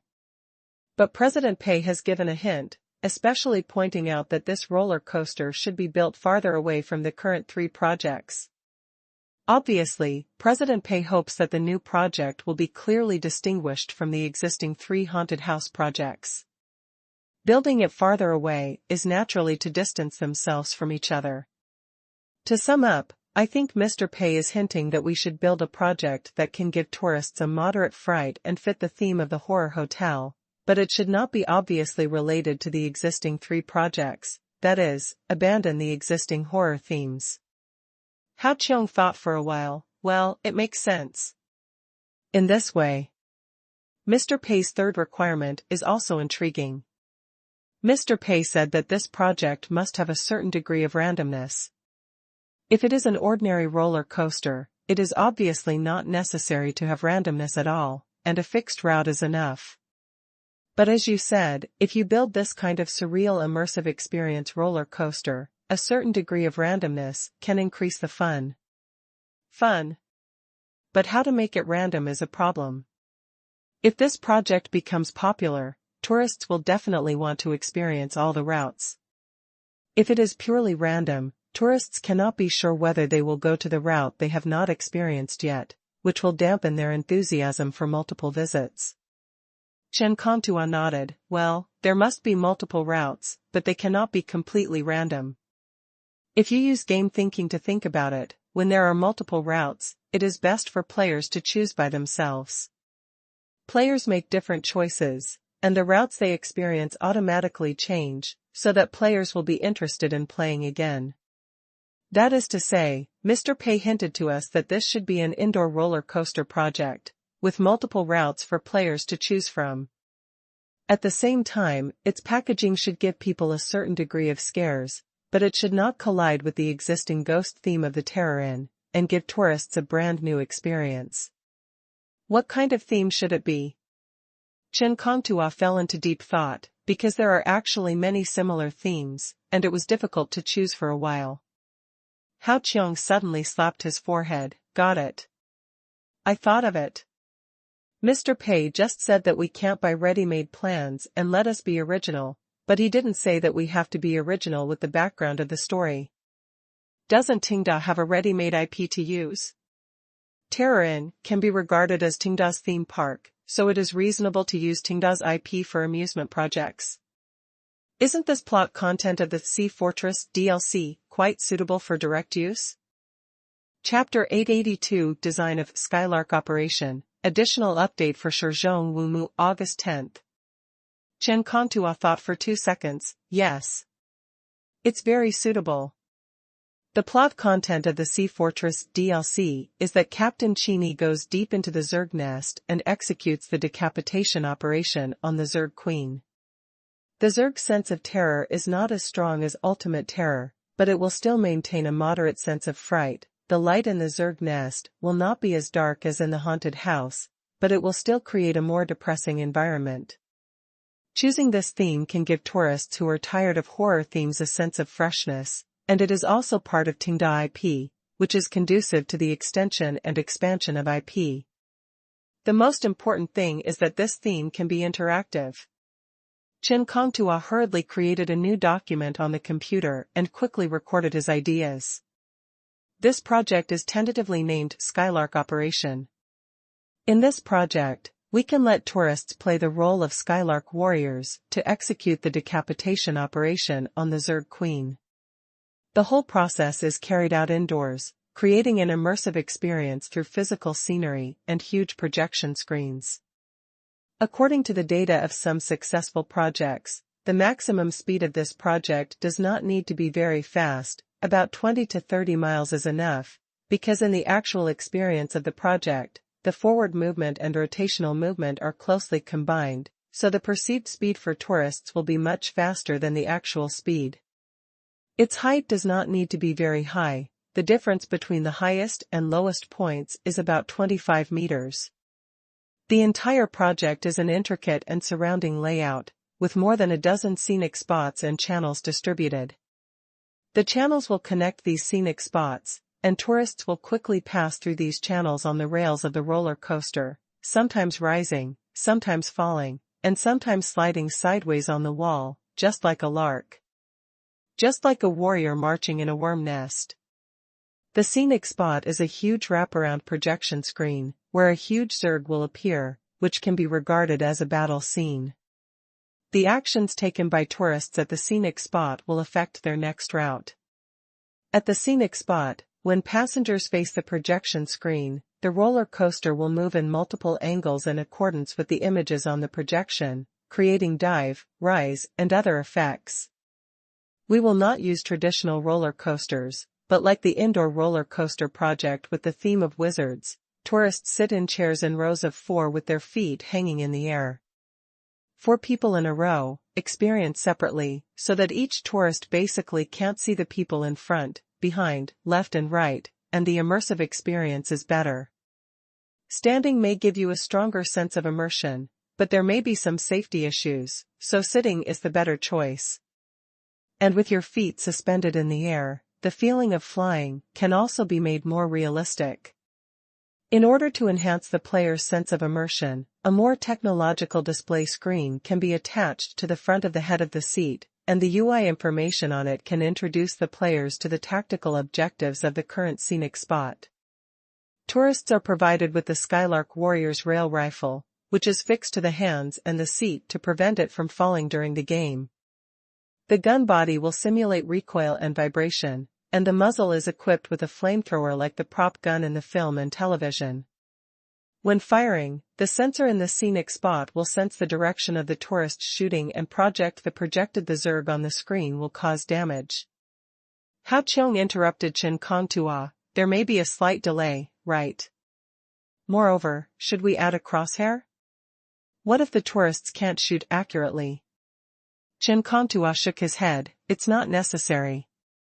In such a tense and exciting environment, most people hold their guns and shoot randomly, and the tourists can't feel whether they are accurate or not. As long as the vibration of the gun body is strong enough, the flame sprayed from the muzzle is large enough, the range of the sensor is a little blurred, and the tourists have a higher hit rate, making the scene more lively, it will be fine. At different scenic spots, tourists can have different choices. For example, if you focus on attacking the Zerg on one side, then the next route will move towards this side. Of course, on the big screen, Captain Qian will lead the tourists to attack, and he will also fire at the Zerg. Even if the tourists lie in their seats and do nothing, they can still experience the whole process, which is a good substitute. But in this case, the final result is that they escape from the Zerg nest under the leadership of Captain Qian and fail to complete the task of beheading the Zerg queen. Only when tourists work together can they go deep into the Zerg nest and defeat the Zerg queen. 4 tourists in each row are a team, and only 4 tourists can experience each scenic spot at the same time. The process and route must be well planned. The two discussed and recorded at the same time, and soon, the prototype of this project was formed. In fact, similar entertainment projects have long existed abroad, and they are very popular, but most of these projects are based on popular foreign IP themes. The Skylark Operation project is based on Tengda's own IP, and provides tourists with a variety of routes and strong interactivity, which can be very unique and very rare in domestic amusement park projects. Chen Kongtua was very satisfied. Okay, then we have roughly decided on this plan. Let's go find the contractor to confirm the plan and quote. The world's largest theme park contractor is a domestic company, which has always been famous for its short construction period and high safety. The theme park that takes 4 years to build abroad, this domestic company successfully compressed the time to 1 year and 3 months, and won many awards. In the field of infrastructure, domestic companies are still second to none. Even an entire theme park can be completed within a year and 3 months. The Jingji Hotel invested 100 million to build a large indoor roller coaster project, so a year should not be a problem. Of course, the specific design plan and construction method should still be the responsibility of professionals. As the first party, Chen Kongtua only needs to provide plans and suggestions. Chen Kongtua and Hao Qiong, who have been idle for nearly half a year, are busy again and suddenly full of energy. February 7, Tuesday. Pei Qian was drinking coffee leisurely in the Moyu Internet Cafe. After assigning tasks to Chen Kongtua and others, Pei Qian felt a lot more relaxed. Because all the projects that cost money have been arranged, his pressure has been greatly reduced. Next, he can plan for the long term and arrange slowly. At this moment, the mobile phone on the table vibrated. It was Min Jingqiao calling. Mr. Pei. We are leaving for Los Angeles tomorrow. Let me report to you in advance. Pei Qian didn't react at first. Go to Los Angeles? I remember. Min Jingqiao is a member of the FV team's tactical team, so he will go to Los Angeles again after the Chinese New Year to make up for his vacation. Pei Qian was very happy. Okay, you can go without worrying about it. Spend the money when you are there, don't be stingy, it will embarrass the company. By the way, is there any problem with your work recently? Min Jingqiao said, no problem, GOG's operation is going smoothly. I just saw the design of the new hero. No problem, we will start working on it soon. When Pei Qian heard new hero, he instantly became interested and asked, casually, oh, what new hero? Min Jingqiao, it's Captain Qin. The game and movie of Mission and Choice are almost finished. Such a key protagonist is quite suitable to be put in GOG. Pei Qian? Making trouble. GOG is so popular now. Suddenly, Captain Qin is released to link with Mission and Choice. Doesn't this just increase the success rate of the game and movie? No, we have to think of a way. But if we don't allow it, there is no good reason. Pei Qian's brain was working quickly, and he said, I think it's not appropriate to move the protagonist directly to GOG. This is a bad habit. Each protagonist has many fans. In his worldview, the combat power is relatively top-notch. If these protagonists are forcibly brought to GOG, there may be some arguments about combat power, and the absurd foo of Guangdong fighting Qin Qiong will appear. So I think that the new hero should not be Qin, but just an ordinary Skylark warrior.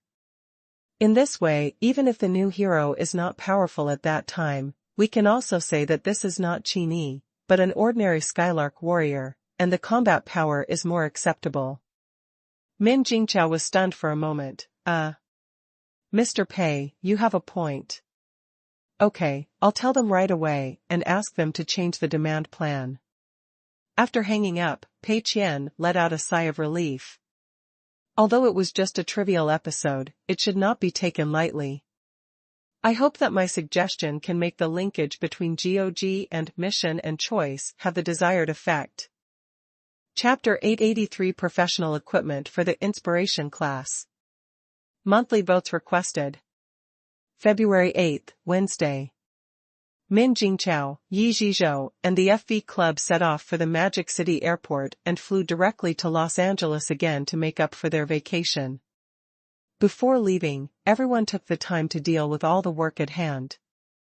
Especially Min Jingqiao, who, according to Mr. Pei's request yesterday, took the time to ask his designers to change the hero character of Mission and Choice linked with GOG from Chini to Skylark, from a specific character to a symbolic and more general character. Yi Zhizhou, on the other hand, worked with Wang Xiaobin to roughly come up with a game design plan that would work with the smart fitness clothes drying rack. As the coach of the DGE club, Zhou Pengyuan also arranged training tasks for the new batch of DGE players before leaving. The daily training matches and high-end ranks would continue, and he would check them when he returned from Los Angeles. The players who had not completed the tasks would have to practice more. The others have also handed over their work to other colleagues, ensuring that they can completely put aside their work and enjoy their vacation after returning to Los Angeles. Of course, the players of the FV Club had no work to hand over, and they were still immersed in the joy of winning the championship. The popularity of the FV Club and the players has skyrocketed. As the owner of the club, Wu has been a little annoyed by the various live broadcast contracts and commercial endorsements recently. It's just the right opportunity to go to Los Angeles for a few days to change his mood. The group left Jingzhou happily and headed to Shanghai. Among them, the only one who was out of tune with the others was Bao Su.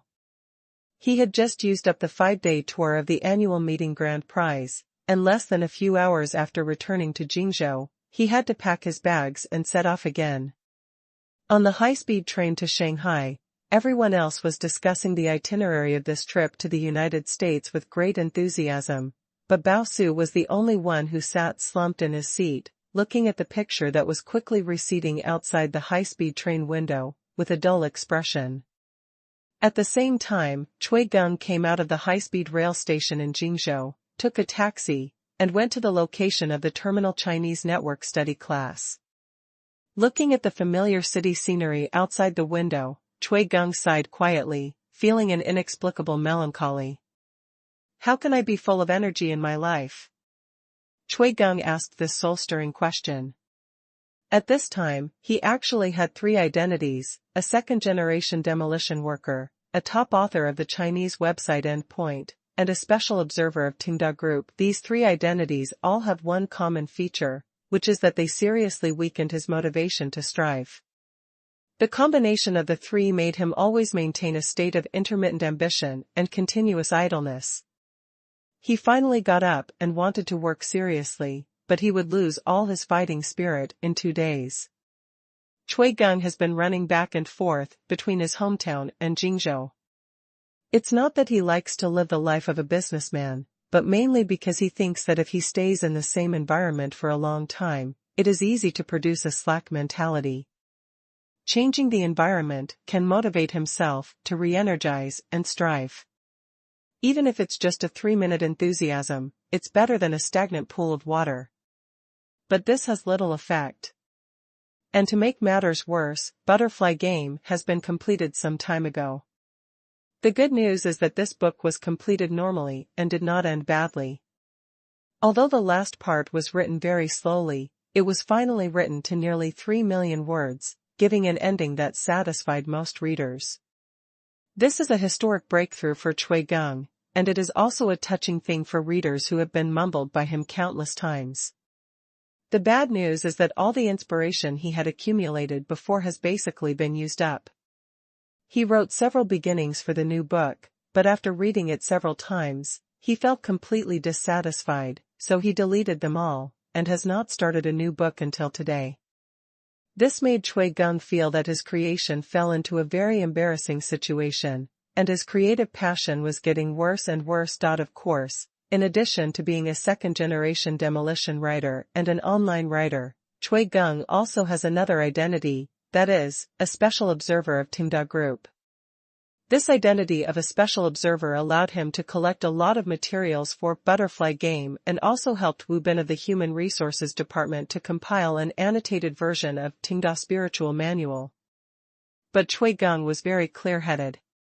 He knew that he was just an ordinary online writer who didn't understand business or management, so he only occasionally went to various departments of Tenda to collect materials.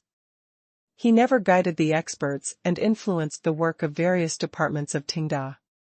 So his identity as a special observer only gave him a pass to freely enter and exit various departments of Tenda Group. Some time ago, Chui Geng spent a long time in the study class of the N Chinese network, but nothing came out, and there was still no sign of a new book.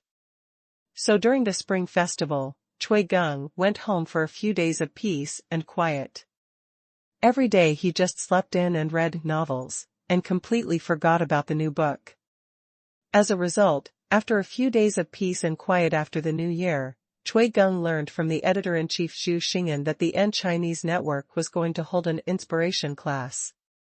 They also extended a cordial invitation to him, asking him if he was willing to write a buyout letter, and said that President Pei was particularly concerned about this matter and specifically asked Chui Geng to be notified first. When Chui Geng heard that he had to write a buyout letter, he instinctively didn't like it. I am a top author who is not short of money. I have my own pursuits in writing books. At present, the online writing industry has been developing for a certain period of time, and the two forms of payment of royalties, buyout and profit sharing, have always existed. Authors have long reached a consensus, except for a very small number of authors who can continue to write at a high level and achieve a win-win situation after buying out. Most authors who write buyouts either lose money or collapse. These authors who write buyouts may have written popular works, but the buyout system means that all income except the fixed royalties has nothing to do with him, which is a huge loss for the author, and some authors do not use 100% of their strength to write in order not to lose money, and as a result, they are increasingly unable to keep up with the trend, and their books collapse, and they are also useless. No one will read their share when they go back to write. So when Chui Geng heard that he was invited to write a buyout, his first reaction was to refuse. However, after Xu Xing'an introduced it to him, Chui Geng found that the buyout of N Chinese network seemed to be very different from the buyout of other websites, and they were completely different. The biggest difference is that the number of words is small and the asking price is high. Take Chui Geng for example.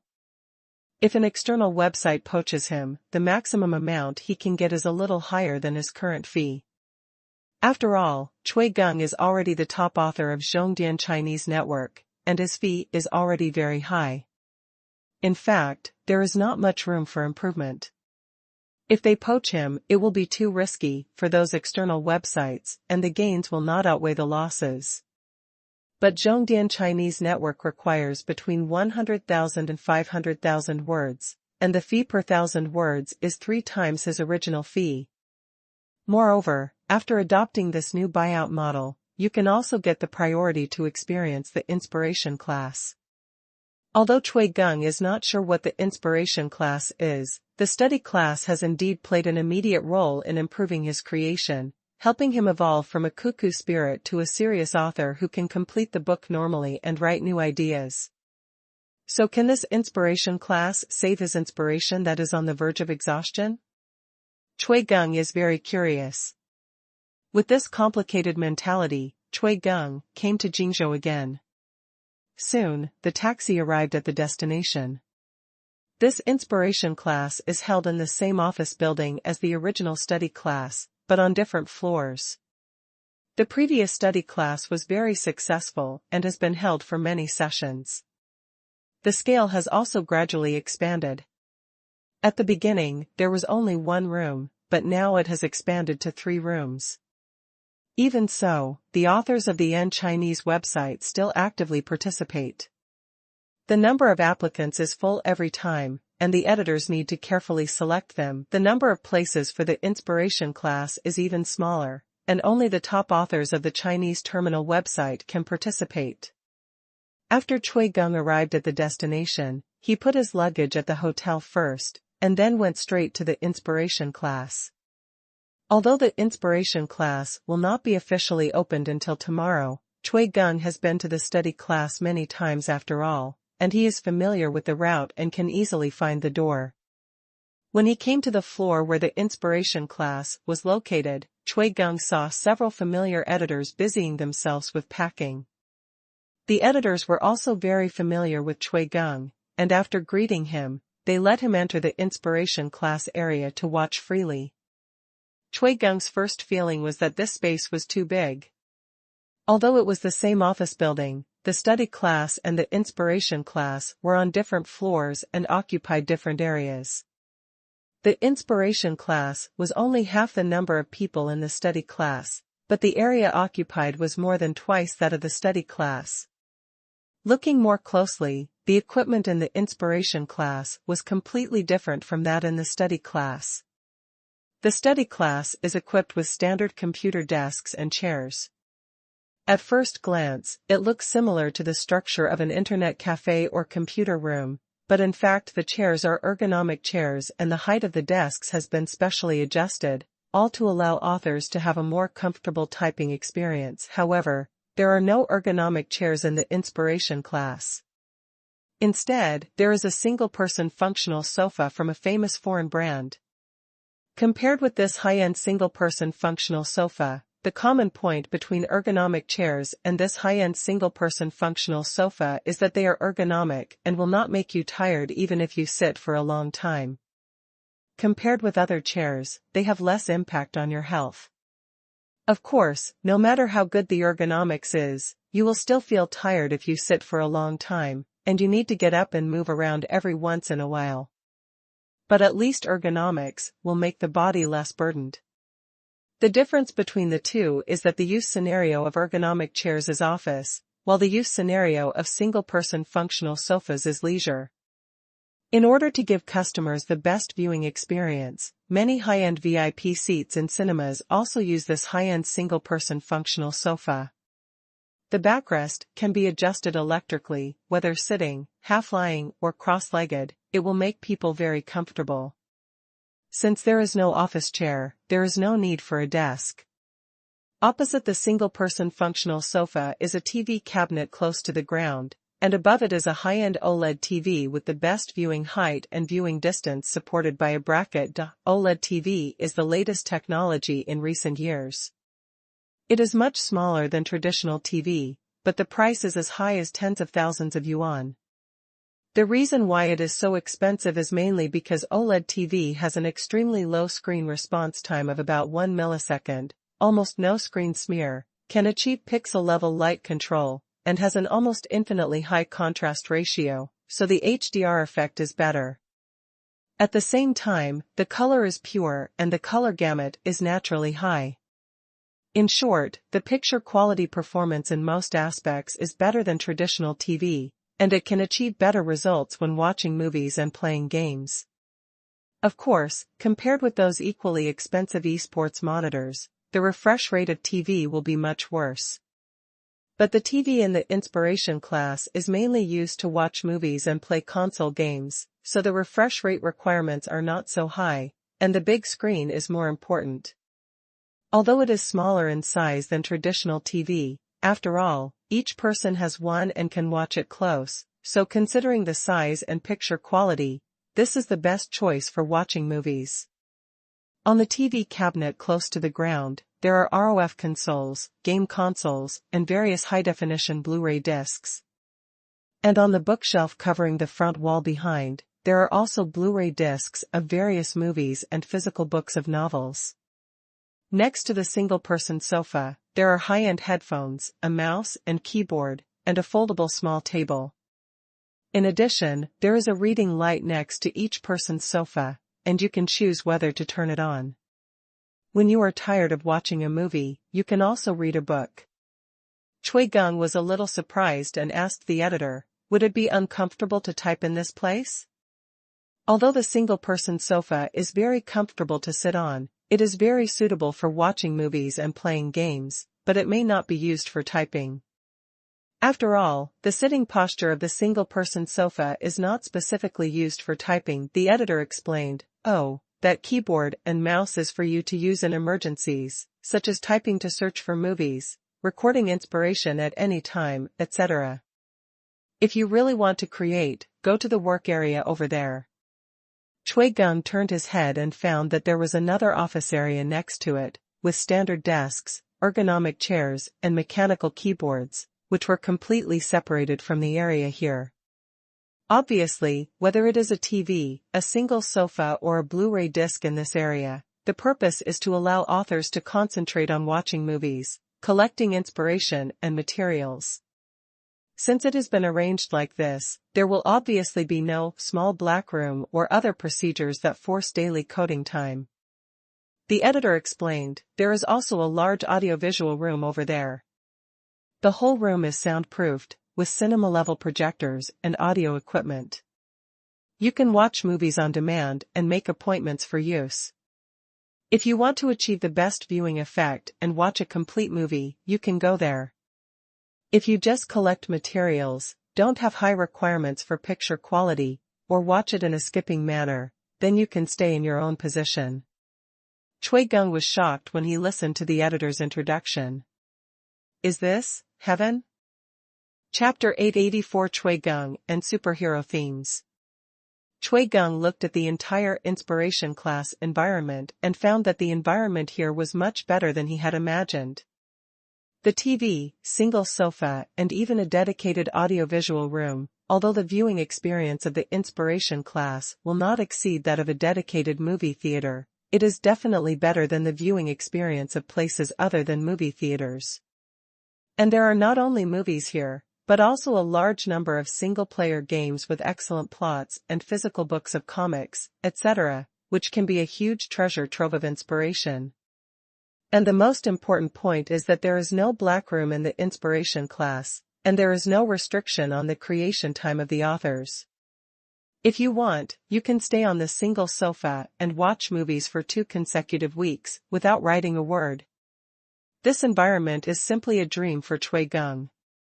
If he were to assemble such a set of equipment by himself, it would cost at least 30,000 to 50,000 yuan, not to mention the large number of genuine Blu-ray movies, books, and dedicated audiovisual rooms. The combined cost is definitely not something that the creator can afford. Not only are food and accommodation provided here, but you can also earn money directly from your writings at extremely high buyout prices. These conditions are simply unimaginable. Originally, Chui Geng thought that he was an author with ideals and aspirations, so how could he accept such a job as a buyout? But now it seems so good. This kind of buyout, as many as you want. The editor saw Chui Geng's excited expression and smiled. Oh, I really envy you. I want to join this inspiration class, but unfortunately I am not qualified. Wait until the inspiration class is officially open tomorrow, you can experience it for 3 hours first. By the way, I heard that President Pei will come to inspect and see how the inspiration class works. During this period, you can experience it first, and then decide whether to accept the buyout creation mode and what specific subject matter you want to create. Chui Geng's eyes lit up. Ah? President Pei will come too? This is really a pleasant surprise. Chui Geng and President Pei have met several times before. For example, President Pei once invited him to dinner in his busy schedule and gave him the position of special observer. And Chui Geng's current success is also closely related to the inspiration provided by President Pei. For some reason, Chui Geng always felt that as long as he met President Pei or had a relationship with him, good things would happen. This time President Pei came to inspect in person, and maybe he would be able to get inspired instantly by discussing a few issues with him. Chui Geng looked forward to it happily. February 9th, Thursday. In the morning, Pei Qian took a car to the inspiration class to see the current situation of the authors. Although the ability to make money of the Chinese network is not very outstanding among the various industries of the Tenda Group, Pei Qian attaches great importance to it. In particular, this inspiration class is an idea that Pei Qian came up with himself. Once successful, all the top authors of the Yuan Chinese network can be caught in one fell swoop, greatly slowing down the speed of making money for the Yuan Chinese network, which can be of great significance. Therefore, Pei Qian felt that he had to come and take a look. After arriving at the inspiration class, Pei Qian first looked at it from a distance at the door. I saw that the authors of the Yuan Chinese network were all sitting comfortably on the single sofa. Some were watching movies seriously, some were playing games with controllers, and some were reading physical books. At first glance, it feels a bit like an internet cafe, but it is different. It is more like a large entertainment room. As for the coding area next to it, it is empty, without a single person. The only regret is that the number of people in the inspiration class is still relatively small, only about 10 people, and only a part of the seats are occupied. Because many books by top authors are not finished and are still being serialized. You can't just abandon the book you are writing and buy it out, right? Therefore, there will be a group of authors coming later. The dozen or so people who have arrived are all like Chui Geng, who have finished their old books and signed up for the inspiration class. It is precisely because their old books are all finished and there is no pressure to update, so no one is writing. Pei Qian is very satisfied with this. Very good. You can watch movies and play games here, and put off writing as much as possible. In the crowd, Pei Qian saw Chui Geng at a glance and immediately paid special attention to him. Because Chui Geng was one of the first authors to become popular on the Yuan Chinese website, he directly brought the website's urban channel to the forefront, which could be a turning point for the Yuan Chinese website. What made Pei Qian even more angry was that Chui Geng was clearly given high hopes and even arranged a position for him as a special observer. As a result, Chui Geng not only did not reduce the work efficiency of various departments, but also wrote a popular book to stab Pei Qian in the back. But this time, Pei Qian felt that the situation would definitely be different. As everyone knows, Chui Geng is a pigeon spirit with little motivation. Can a pigeon spirit still create seriously in such a comfortable environment? Impossible. Thinking of this, Pei Qian walked in and looked around. Meanwhile, these authors were struggling with the selection of materials. Zhu Xing'an has emphasized to the authors that they have to write custom articles, that is, they can only write IP works related to Tenda, and cannot write original works. This rule was set by President Pei and cannot be changed. Tenda's current IP works are nothing more than 3 aspects: Tenda's games and movies, various well-known domestic IPs purchased by GOG, and various comic IPs of Hurricane Comics. So which subject should be chosen to write? This is very entangled. You must not choose the subject matter by impulse, you have to study these subjects repeatedly to find the best entry point. Therefore, some of these authors are playing Tenda's games, some are watching movies such as Beautiful Ming, and some are flipping through Hurricane Comics comic books and old movies. There is no clear goal, so they can only try their luck. Chui Geng was thinking hard, and suddenly saw President Pei, who was strolling. President Pei, you are here. Chui Geng was very proud and wanted to stand up to greet him. Pei Qian pushed him back. It's okay, I'll just walk around, you just keep busy. The seat next to Chui Geng happened to be empty, so Pei Qian sat down next to him, intending to experience the configuration of the inspiration class and have some fun. Chui Geng was very excited. He didn't expect that President Pei would sit next to him. He felt that he was highly valued. Pei Qian looked through the various movie and game resources configured by the inspiration class and asked casually, "Have you thought of the subject matter?" Chui Geng was Pei Qian's target. After all, among the first dozen authors, Chui Geng had the best performance, the most flexible mind, and the most likely to get into trouble, so Pei Qian asked casually to determine the threat level of Chui Geng. Chui Geng hurriedly said, "Oh, Mr. Pei, I don't have a very clear idea at the moment." But the general direction has been determined, which is to dig deep into the themes of Tenda's games and movies. After all, Tenda's most influential cultural content is games and movies. These are all Tenda's original content, and the public's acceptance is also the highest. Recently, I heard that the new game Mission and Choice is a big production with a science fiction background. The entire structure is very grand and has good scalability. I plan to study similar themes and strive to write a novella based on the existing story of Mission and Choice. I dare not surpass the current story of Mission and Choice, as long as I write the style and characteristics. Pei Qian was shocked. What the hell? Has Mission and Choice been locked in advance? That's absolutely not possible. Mission and Choice is a huge investment project, and it cannot afford to fail. So far, this thing is just a game and a movie. But if many authors come together to write fan fiction about it, if one of them becomes famous, wouldn't all the works, including the movie, become popular together? So, it's definitely not possible. It can't involve Tenda's core business.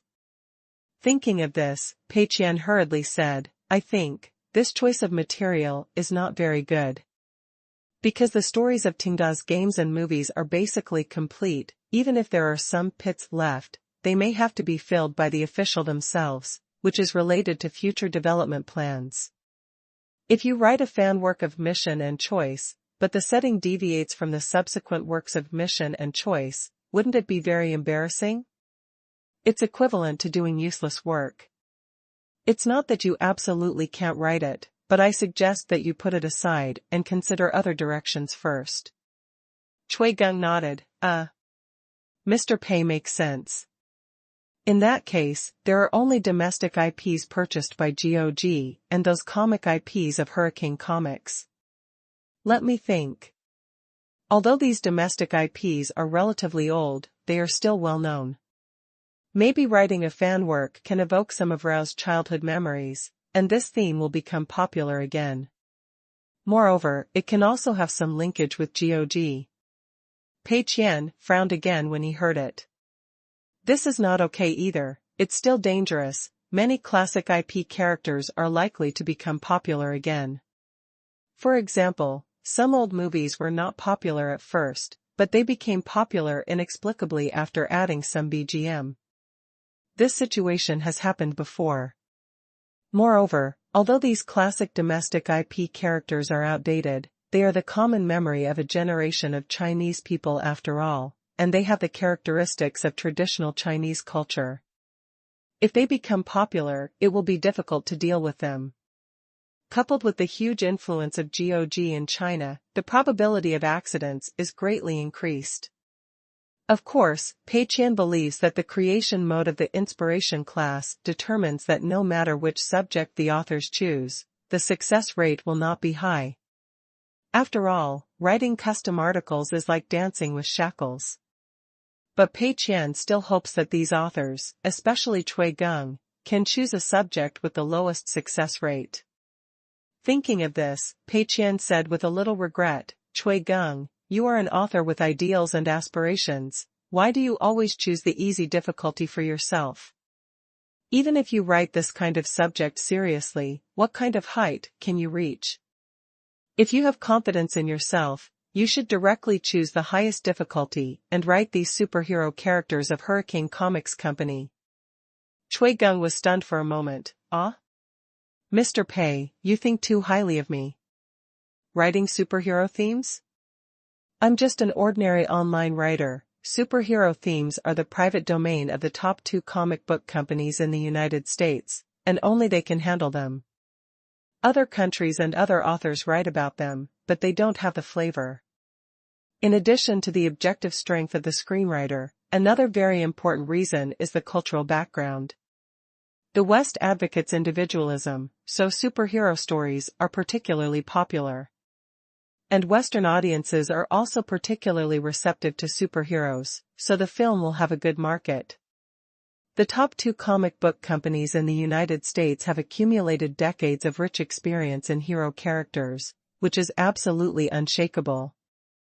They can easily throw out a superhero and kill the superheroes of Hurricane Comics in a movie. Want to make a name for yourself in this field? Chui Geng thinks this is a foolish dream.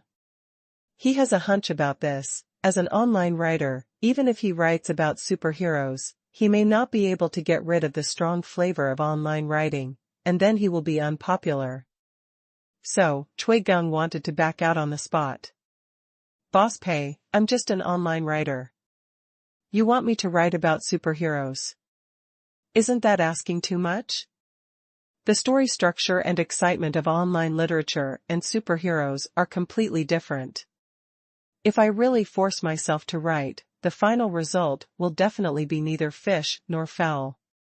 Besides, the people who created these superheroes at Hurricane Comics failed to make them popular, so it's even more impossible for me, a mediocre writer. Pei Qian saw Chui Geng's attitude and was more certain that the route he had chosen was correct. Don't underestimate yourself. What is the inspiration class for? It's for you to collect inspiration? Why don't you limit the number of words you update? It's to let you take your time and do a good job.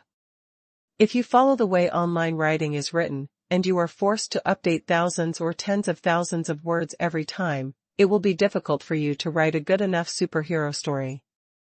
But now slow down and polish it slowly. As long as you persist long enough and write enough stories, you will succeed one day. You are all top authors and storytellers. I believe that no matter whatever the subject, as long as you have enough time to study, you will definitely be able to handle it. Chui Geng was still at a loss, but Mr. Pei, there is a cultural gap between us and the West. The superhero subject is a subject derived from Western culture. If I force myself to write it, isn't it like using my own weaknesses to confront others' strengths? This is not something that can be changed by accumulation alone. Pei Qian was silent for a moment, and reluctantly admitted, indeed. But, who says that superhero subjects can only be written for Westerners? You can also write for domestic readers. A superhero subject that is only for domestic readers will not necessarily fail. Chui Geng scratched his head, but I can't be original, I can only write with the existing IP. But these characters of Hurricane Comics have not become popular abroad or in China. This shows that these characters are actually lacking in breadth. Even if they are only written for domestic readers, it is probably impossible to succeed, because people don't like these superheroes at all. I don't think it is likely that domestic readers will like them. It's too difficult. Pei Qian thought for a while, why do you have to like these superheroes? You can also write these superheroes to death, or make them live a life worse than death. Anyway, people don't like them, which gives you more freedom. Don't let the rules and regulations limit your own thinking, make bold assumptions. Chui Geng. He can see that President Pei is determined to let him choose the most difficult topic, Hurricane Comics superhero topic. Anyway, no matter how he finds excuses, President Pei's final topic will return to this topic. But how to write this? A writer of online articles has to bite the bullet and write superhero topics? Isn't this a joke? Chui Geng was extremely unhappy, but he found that Mr. Pei's ability in debate was indeed too strong, and he soon ran out of words. Finally, he had to nod very reluctantly, okay, Mr. Pei, I'll take a look at the comics of Hurricane Comics Company in the next few days and come up with some ideas. But don't hold too high hopes. If you spend the buyout money and buy it back and it turns out to be garbage, I won't be responsible. Pei Qian was overjoyed. You wrote a bunch of garbage? That's what I want. He immediately patted Chui Geng on the shoulder. Don't worry, it doesn't matter if the work you write is not successful, this is a meaningful attempt. As long as it is an attempt, there will always be failures. The reason for the buyout is that the end Chinese network will bear the risk, so that you can create freely without pressure. You can try it boldly, and if there is any problem, I will cover it. Chapter 885 Pei's Creative Secret. Pei left, leaving Chui Geng, who was confused, to aimlessly flip through the comics of Hurricane Comics. For Pei Qian, the current situation of the inspiration class was exactly in line with his expectations and was proceeding according to the script. He also took special care of Chui Geng, asking this author who was most likely to have problems to write a theme with the lowest success rate, which could be said to be a multiple insurance. As long as Chui Geng verified that this policy was feasible, Pei Qian could consider letting more authors join the inspiration class and play a role in cutting off the development of the Chinese network. As for Chui Geng, he was now in deep confusion. If Chui Geng was allowed to choose, he would definitely not choose this theme, because he was neither good at it nor interested in it. As an author whose knowledge of European and American superheroes was limited to those super IPs, and who did not have a deep understanding, Chui Geng really couldn't think of any reason why he could write a good superhero theme. But Pei said that not knowing superheroes was an advantage, and that it would be absolutely no problem for him to read more materials and polish more. Chui Geng thought about it and decided that since it was President Pei's opinion, he had to take it seriously, because in this aspect of creation, President Pei is the real master. Whether it is Tengda's games or movies, President Pei is actually in charge of the general direction. And these have been verified to be very successful works. President Pei's status in creation is much higher than that of these online writers. Since President Pei said that Chui Geng is fine, it is possible that there is really no problem. Do I have some potential that I don't even know about?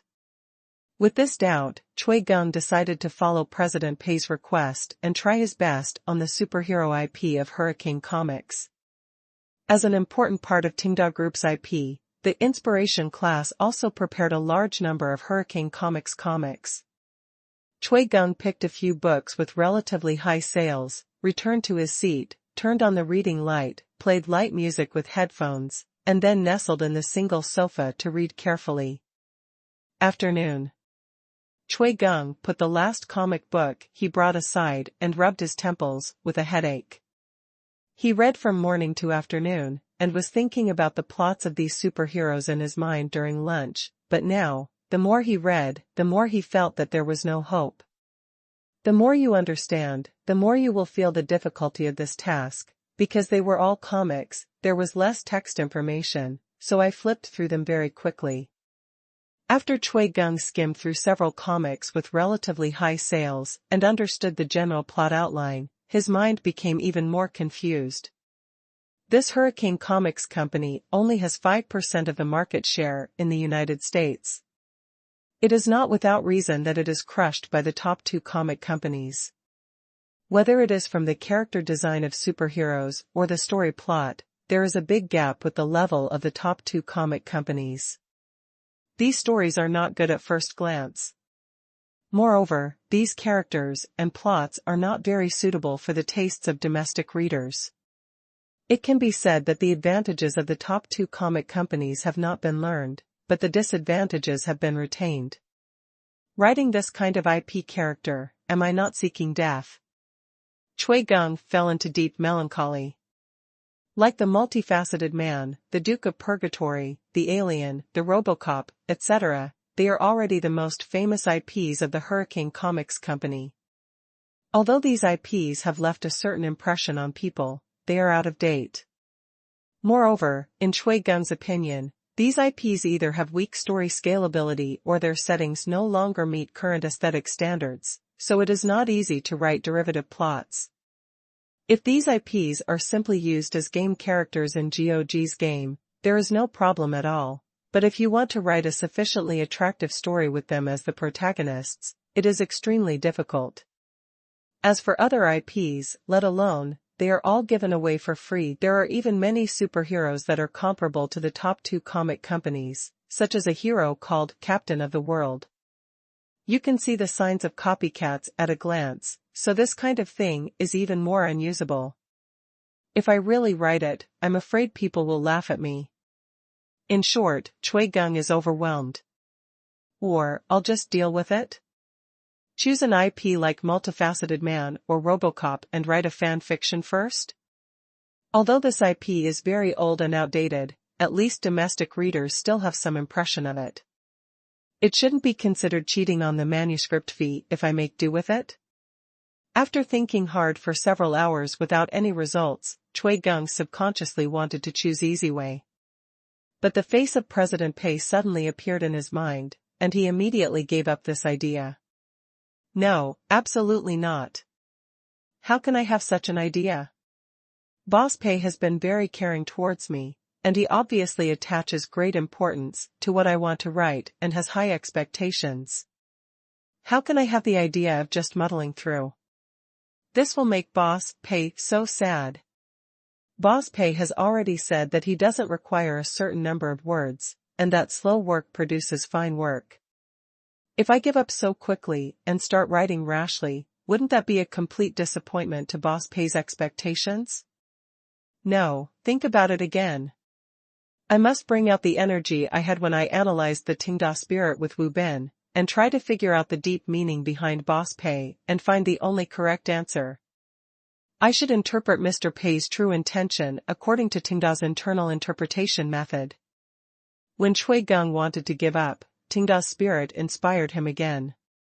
When Chui Gong and Wu Bin analyzed Tenda's spirit and compiled the Tenda spirit manual, they had a deep understanding of standard ideas for interpreting Mr. Pei's intentions. This is a set of methodologies for figuring out Mr. Pei's true intentions, which was led by company veterans such as Bao Su, Huang Sibo, and Lin Wan, and continuously improved by other department heads. To be more specific, Mr. Pei's true intentions were deduced through the content of his assignments. This trick has been tried and tested in the game department, the film department and the physical department, and has created many miracles. Now, Chui Gong decided to apply what he learned to his own creations. What is the first step? Oh, by the way, find the most unreasonable point in Mr. Pei's words, and then start analyzing. Chui Gong tried hard to recall the conversation between Mr. Pei and himself in the morning. In fact, Mr. Pei didn't say much. He just said that superhero themes can also be written for domestic readers. Domestic readers don't necessarily have to like these superheroes, and it's okay to write these superheroes to death or half dead.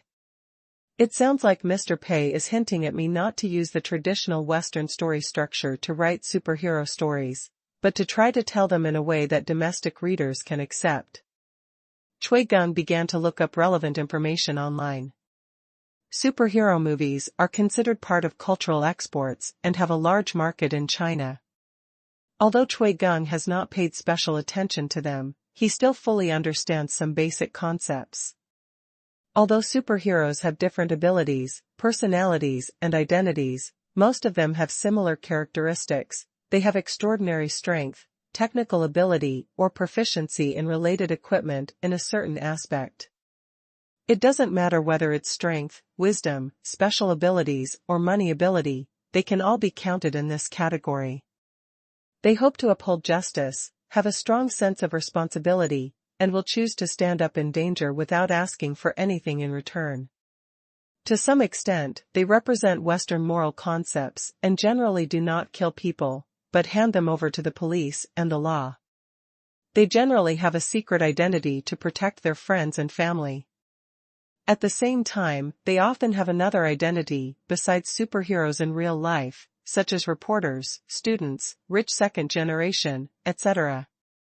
They generally have a signature costume or props. Generally speaking, the stories of superheroes are basically about justice defeating evil in the end. The supervillain wants to do bad things, but is discovered by the superhero. After a series of twists and turns, the superhero defeats the supervillain and maintains world peace. Of course, with the development of superhero themes, the stories have become more and more varied, and even some anti-hero characters who are both good and evil have appeared. But there are still very few superhero stories that deviate from the core of justice defeating evil, because if they deviate from this core, the audience may not buy it. In a sense, comics or movies with superhero themes, like online articles, are a kind of mass-produced creation model. Although the basic routines are constantly repeated, there will be many innovations in the details, and readers will still love to read this set no matter how many times it is repeated. This is also the reason why Chui Geng feels that he has no idea where to start, precisely because this is a mass-produced creation model, and it is deeply rooted in the Western cultural background. As Chinese people, there is a natural cultural barrier to this, so if you create according to this standard process, you will never be able to surpass the superhero stories created by Westerners. This is not self-deprecation, but a clear understanding of reality. It's like asking a native Westerner to write a traditional Chinese martial arts story. No matter how much preparation he makes, what he writes in the end will definitely lack flavor.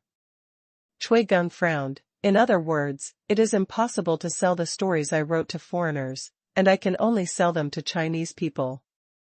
That's what Mr. Pei said. But how can we sell them to Chinese people?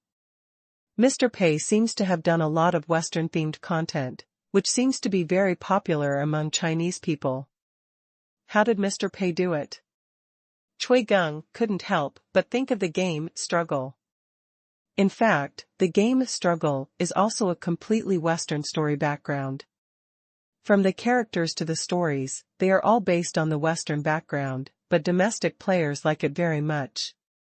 Chui Geng carefully recalled the plot of Struggle, and suddenly his eyes lit up. I understand. The secret of Mr. Pei's creation is to observe Western stories from the perspective of Chinese culture, deconstruct them, tear apart the exquisite outer coat of Western literary works, and then let its inner qualities fully reveal themselves.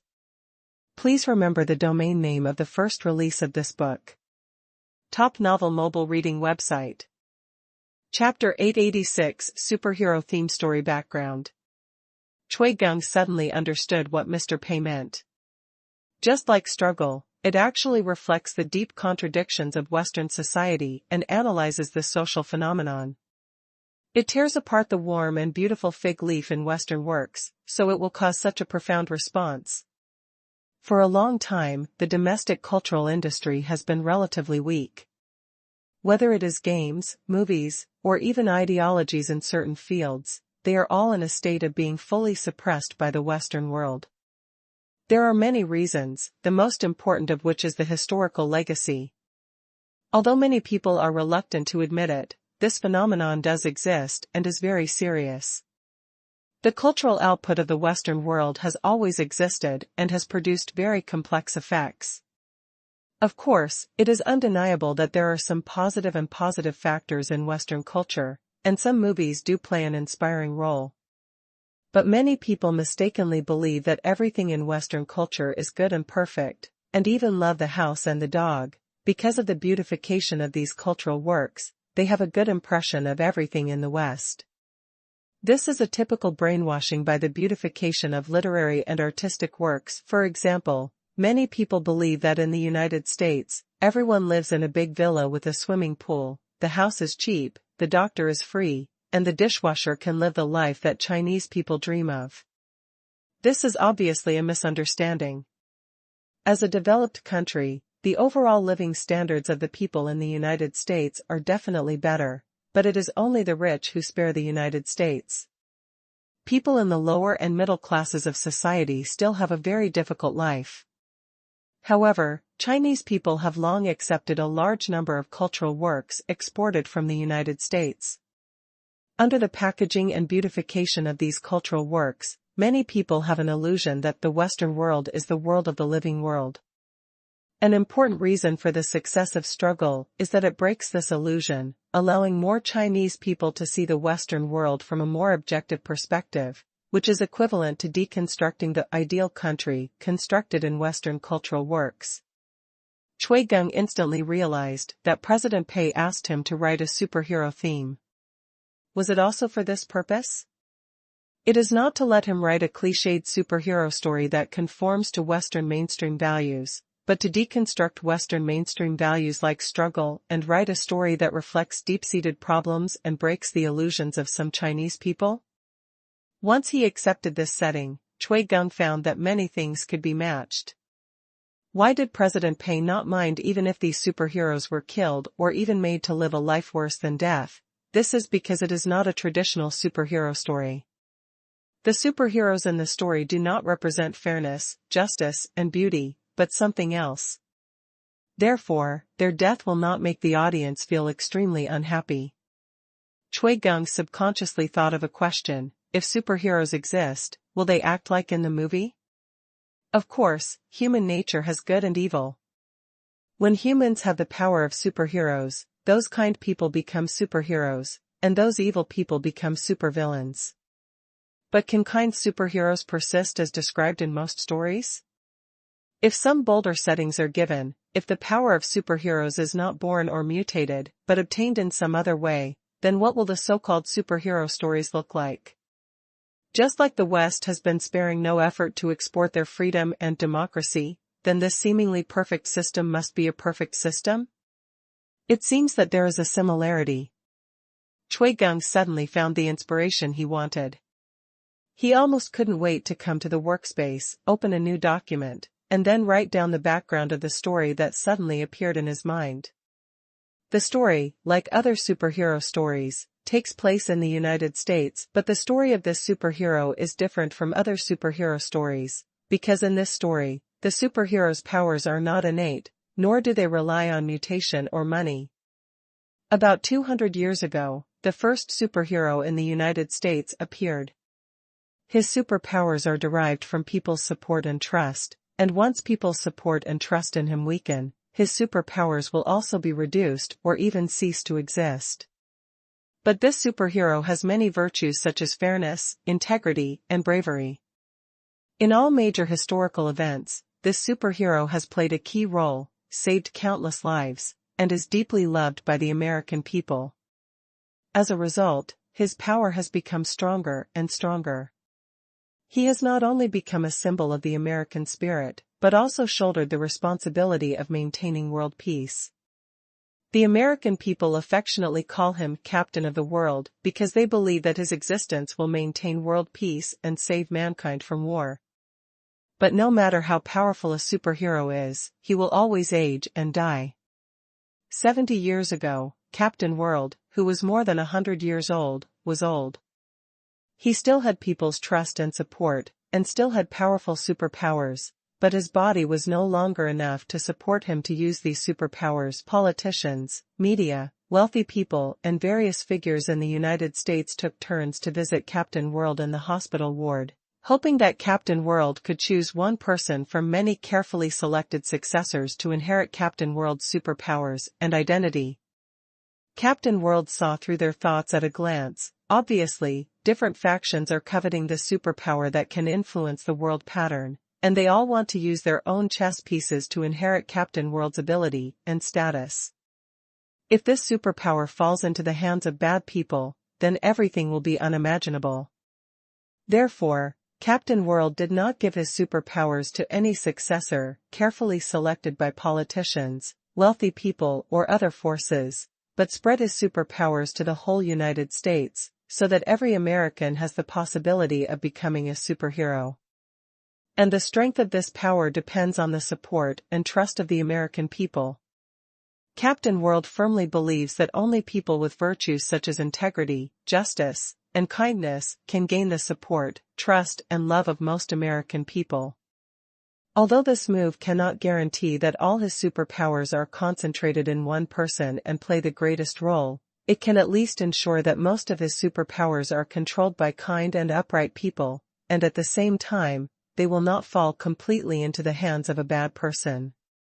Many people, including politicians, wealthy businessmen, and the media, have tried to dissuade Captain World, but Captain World remains unmoved. Obviously, these rows are just trying to take Captain World's power for themselves, and they are not trustworthy. Captain World believes that all Americans will make the right choice. After Captain World died, the American people deeply missed him and built a huge statue and monument for him to commemorate the first and most respected superhero. This is the background of the story, and the story really began nearly 70 years after Captain World's death. The protagonist of the story is Phil Simmons, a carefree and extravagant rich second generation. Phil Simmons' father, Ryan Simmons, is the 150th richest man in the United States, with a personal fortune of $4.2 billion. He started his business in real estate and owns chain hotels and office buildings in many cities around the world. Phil Simmons, like other rich second generations born with a silver spoon in his mouth, is perfect in appearance. He is 31 years old, unmarried, 1.92 meters tall, with a standard white face, handsome and well-maintained like a model. He is a Harvard graduate with a JD and MBA. He is currently the CEO of Simmons Media and was named one of the 40 most influential business people under 40 by Fortune magazine. Although his Harvard degree was obtained through a large donation from his family, this is not a shameful thing among the top wealthy families in the United States. It is both common and common. Phil Simmons has no special abilities except driving a supercar. His company has many professional staff members to manage it, but it is still on the verge of bankruptcy several times. But it doesn't matter. After all, the media company run by Phil Simmons himself is just a drop in the bucket compared to the real estate group controlled by the entire Simmons family. Even if his company goes bankrupt 10 times, it will not affect the foundation of the entire Simmons group. There are many kinds of rich second generations, and Phil Simmons is obviously not the kind who works hard. He manages his own company and expands his network, but more often, he still lives a luxurious life of wine, yacht parties. For him, he doesn't need to worry about anything at all. Anyway, his family business is enough for him to squander his life freely. Until one day, his life changed because of superheroes. So Phil Simmons made up his mind that he would become a superhero by any means, and he would become the most powerful superhero. All superheroes who stand in his way must be completely eliminated by all means. Chui Gong quickly wrote a beginning. Chui Gong quickly finalized the background of the entire story, including the character of the protagonist, and everything happened very naturally, but Chui Gong had no idea why Phil Simmons was determined to become a superhero and how he operated during the period. But he was not in a hurry at all. After all, it was a buyout system. Chui Gong had no creative pressure at all. He just had to slowly accumulate materials and create meticulously. Next, Chui Gong planned to watch all the superhero-themed movies, TV series, comics, anti-superhero-themed works, and works reflecting the U.S. political arena to collect materials. These works have a lot of content. Even if you watch them intensively every 8 hours, it is estimated that you will have to watch them for at least a week to see most of them. And whether you can find enough inspiration during this period and whether you can write a good story outline are all unknown. But Chui Gong was inexplicably full of confidence in himself, because this theme was chosen by President Pei. Chapter 887, Real Industry Fully Enters Super First-Tier Cities. February 10, Friday. The capital, the office location of Cold-Faced Girl. Qian and her colleagues are busy preparing for the food laboratory. Originally, the entire company of Cold-Faced Girl was immersed in a confused atmosphere, not knowing what to do. Because this brand was founded by Meng Chang originally had a complete set of theories, but now, Meng Chang's theories have been overturned, and his personal halo has been trampled to pieces, so the employees who were originally inspired by Meng Chang are all confused. However, after reading those articles about Meng Chang and President Pei, Qian led the employees of Cold-Faced Girl to find the direction of struggle again. Qian decided to lead the employees to continue to work hard according to President Pei's instructions, and work hard to change the current situation of Cold-Faced Girl, and must not let President Pei down. And the first thing she has to do is to recruit excellent stall owners as food consultants, set up a food laboratory, and improve the taste of all dishes including grilled cold noodles. After the Spring Festival, Qian's plan continued to move forward. She has sent a special inspection team to various cities across the country to continue to discover stall owners with excellent craftsmanship. The leader of this inspection team is Zhang Yahui, the young stall owner who shined in the street food competition before. Of course, there are also many Cold-Faced Girl's employees to cooperate with him. After finding an excellent stall owner, if you can invite him to the capital, you can invite him. If not, you will spend a lot of money to ask him for the secrets and recipes of street food. In short, you can't return empty-handed. There are so many cities in the country, even if you only look in first-tier and second-tier cities, it will take a long time. Qian knew that this would be a long-term task, so she was not in a hurry, but considered dividing it into several stages. The 2 lines of establishing a food laboratory and discovering excellent stall owners were carried out simultaneously, without delay.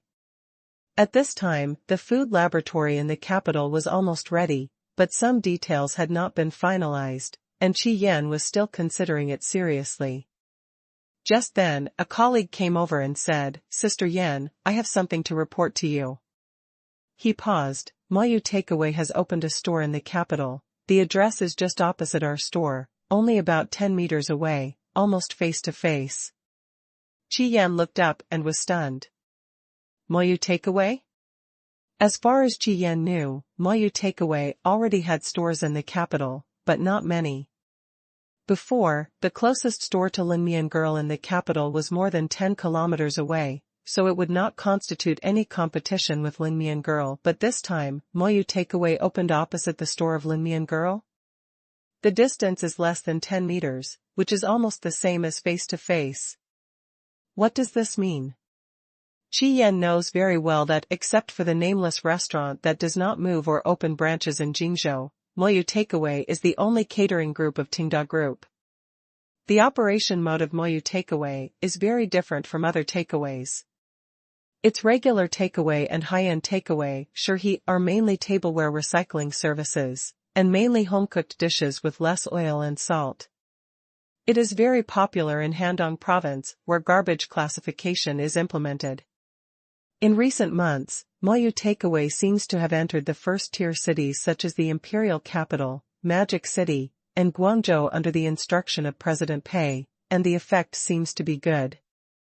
After all, this kind of takeaway store with high pricing, good service and high quality will have a larger market and be more popular among white-collar workers in first-tier cities. But why is Mayu Takeaway opened in front of Linmian Girl?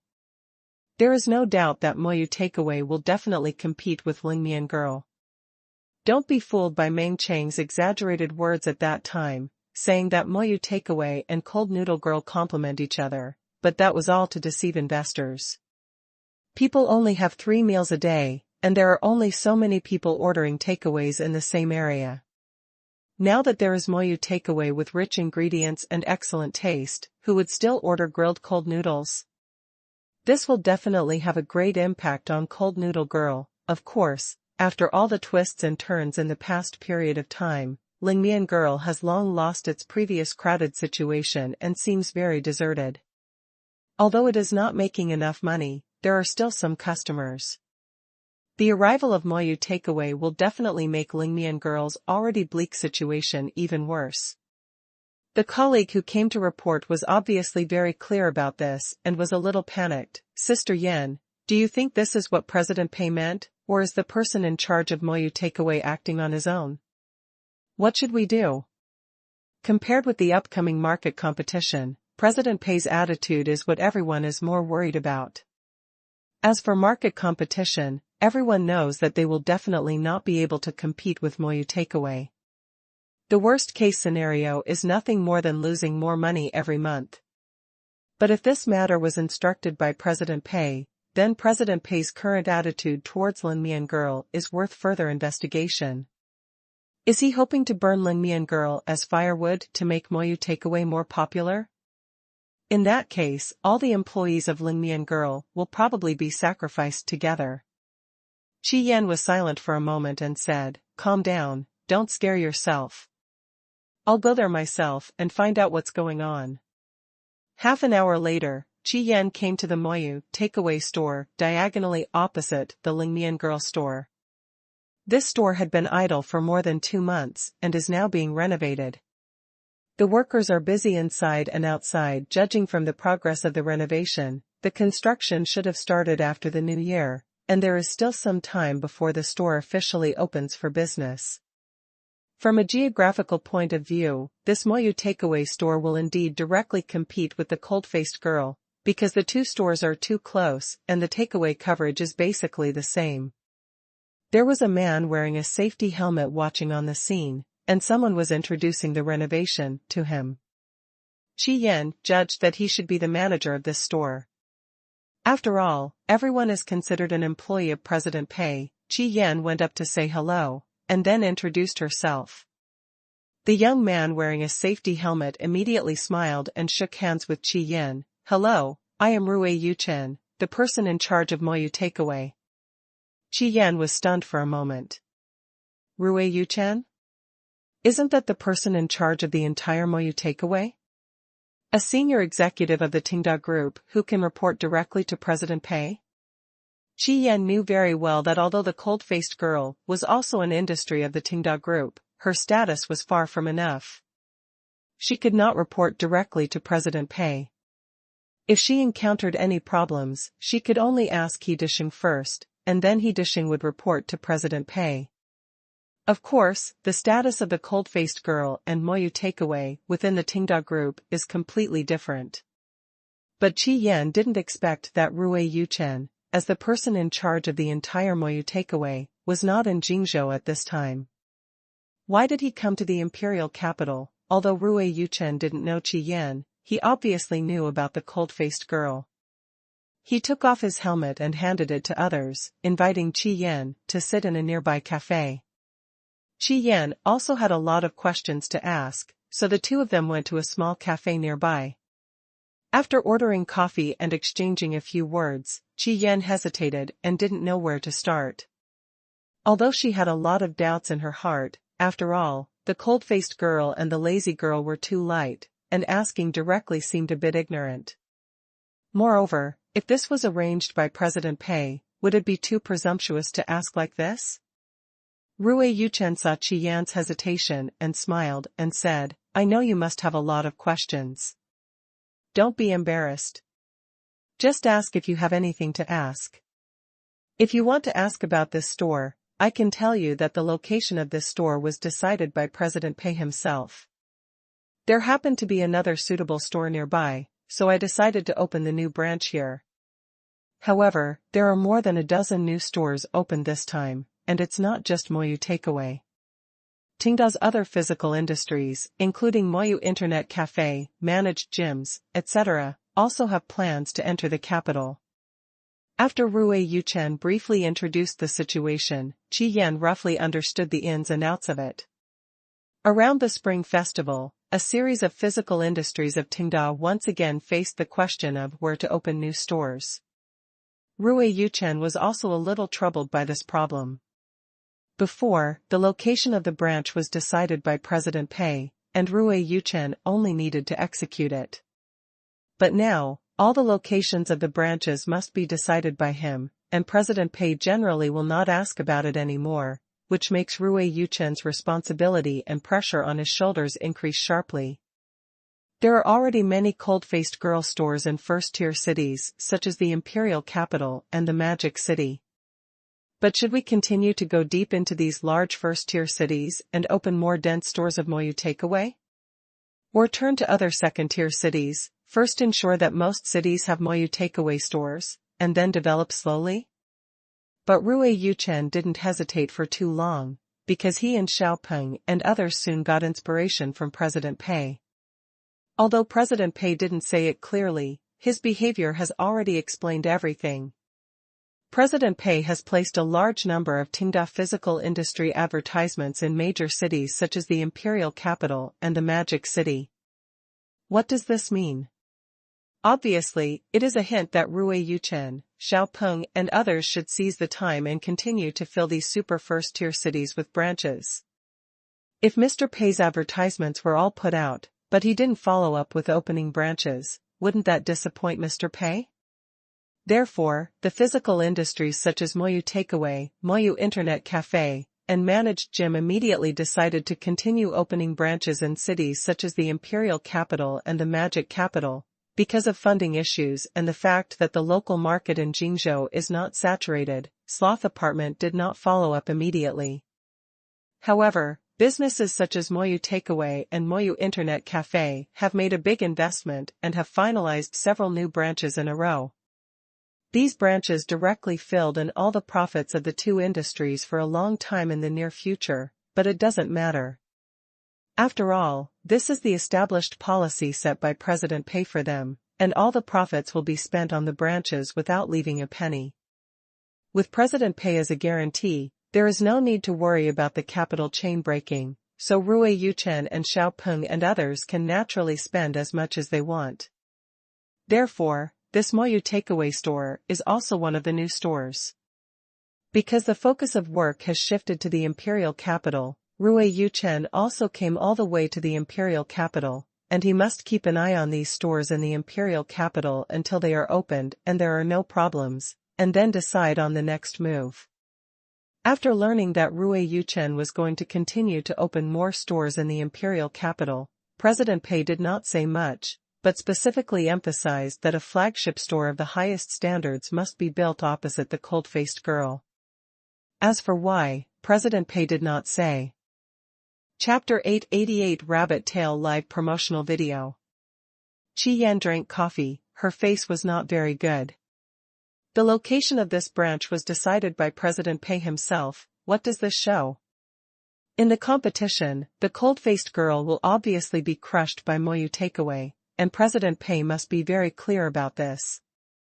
Qian felt that the only explanation was that President Pei wanted the cold-faced girl to be cold, and she wanted to die in the hands of Moyu Takeaway. In this way, all the remaining heat on the cold-faced girl will be transferred to Moyu Takeaway, sacrificing the negative asset of the cold-faced girl that has been losing money, but Moyu Takeaway can gain a foothold in the imperial capital and accelerate its development. This deal seems to be very cost-effective. If this is true, then Qian is facing a battle that she has no chance of winning. How can she not worry? Qian felt very disappointed. Obviously, President Pei went through a lot of twists and turns to kick Meng Chang away, and hinted that he would open a street food competition to let the cold-faced girl be reborn. Doesn't this show that President Pei attaches great importance to the cold-faced girl? What is the explanation now? Qian didn't want to ask more questions, but she really couldn't figure out the problem. After hesitating for a long time, she said to Rui Yuchen, "Boss Rui, I'll be frank with you. Do you think Boss Pei wants to sacrifice the cold-faced girl and focus all the attention on Moyu Takeaway? If so, I have no complaints and will cooperate unconditionally." Rui Yuchen was stunned for a moment and immediately shook his head. No, you may have misunderstood. Although Boss Pei only finalized the location of the store and did not explain the reason to me, I have been with Boss Pei for a long time after all, and I can still guess what he meant. Boss Pei will never give up any of his industries. Even if it seems impossible to succeed and loses a lot of money, Boss Pei will make it turn losses into profits. Moyu Internet Cafe, Moyu Takeaway, shared phone booths, hosted gyms. There are countless examples that illustrate this point. So, since Boss Pei has bought the cold-faced girl, he will never give it up. You can rest assured about this. After hearing what Rui Yuchen said, Qian felt much more at ease. Thinking about it carefully, it is true. I have never heard of Tenda Group giving up any industry. Take Moyu Takeaway, for example. It has been losing money for at least a year after its establishment, but President Pei never gave up. He finally seized the opportunity of garbage classification in Handong province, accumulated a lot of experience, and soared to the sky. Compared with these industries that once suffered huge losses, what is the current cold-faced girl? Although Qian felt more at ease, her doubts were not alleviated at all. But, since Mr. Pei doesn't plan to give up Lingmian Girl, why did he specifically ask Moyu Takeaway to open a store opposite Lingmian Girl? And he specifically instructed that it must be a flagship store? Rui Yuchen was silent for a moment. Mr. Pei's layout is very far-reaching, even for us department heads, it is difficult to fully understand. However, I can probably guess some. I think Mr. Pei's site selection this time has at least 3 considerations. First, the guiding role. Lingmian Girl has never achieved real profitability since its establishment. Even the taste of Lingmian Girl's food has not really conquered customers. In other words, Lingmian Girl is we are still far from turning losses into profits and success. If you are allowed to explore freely, how long will it take? Too slow. As a catering brand of the same type, Moyu Takeaway has rich experience in this area. Whether it is store staff training, internal management, new food research and development or promotion and marketing, it can provide a lot of guidance to Lingmian Girl. Moyu Takeaway has also suffered continuous losses. The detour we have taken, Lingmian Girl, does not need to go through it again. The two stores are so close, you can often organize people to visit, communicate and learn at Moyu Takeaway, which will definitely get you on the right track faster. Secondly, the role of competition. Mr. Pei has always believed that a good product must not fear market competition. He always chooses the most difficult field and competes with mature players. Because he knows that flowers in a greenhouse can never thrive. The location of the cold-faced girl was originally chosen in a relatively good location. There are not many fast food restaurants nearby, and the competition environment is very weak. In this environment, the cold-faced girl has a group of fixed customers and naturally lacks motivation. Let Moyu Takeaway put some pressure on the cold-faced girl, which is good for both parties. Finally, the cluster effect. Suppose that the cold-faced girl withstands the pressure and launches many new dishes with good taste, and there are more and more customers, then, Moyu Takeaway and Lingmian Girl are not just competitors, but also have a clustering effect. For customers, if they are tired of Moyu Takeaway, they can go to Lingmian Girl to change their taste. And vice versa. The catering industry is full of competition. Even if Moyu Takeaway doesn't come, other restaurants will open. Wouldn't it be more embarrassing for Lingmian Girl to lose the competition?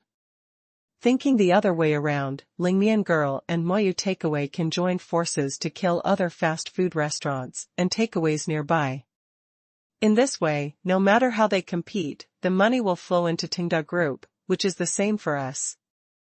After listening to Rui Yuchen's analysis, Qiyan's brows gradually relaxed. So that's it seems that I am not familiar with the level.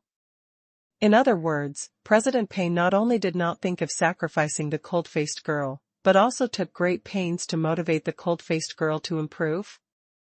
Rui Yuchen nodded. Based on my understanding of President Pei, this is the case.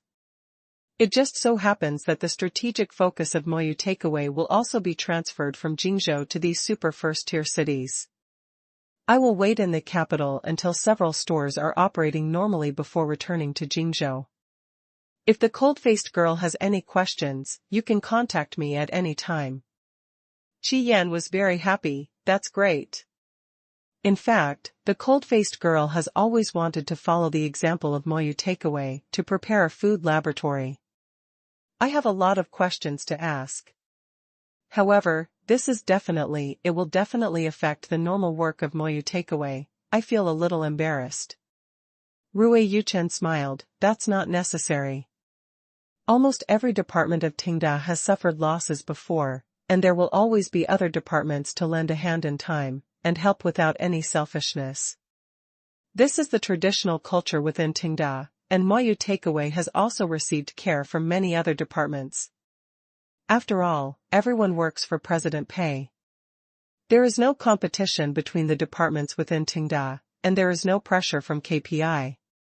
Helping each other and making the pie bigger is more in line with the long-term interests of each department. Although the cold-faced girl has just joined Tenda Group not long ago, she must adapt to this environment as soon as possible. Qiyan nodded quickly. Yeah. I understand.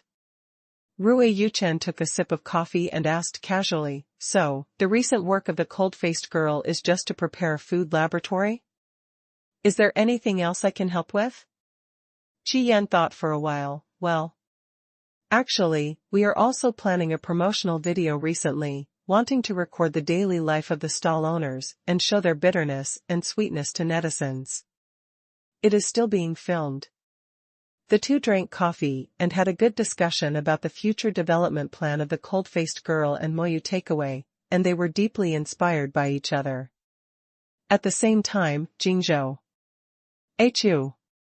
Pei Qian sneezed in the office, feeling a little puzzled because the room was quite warm.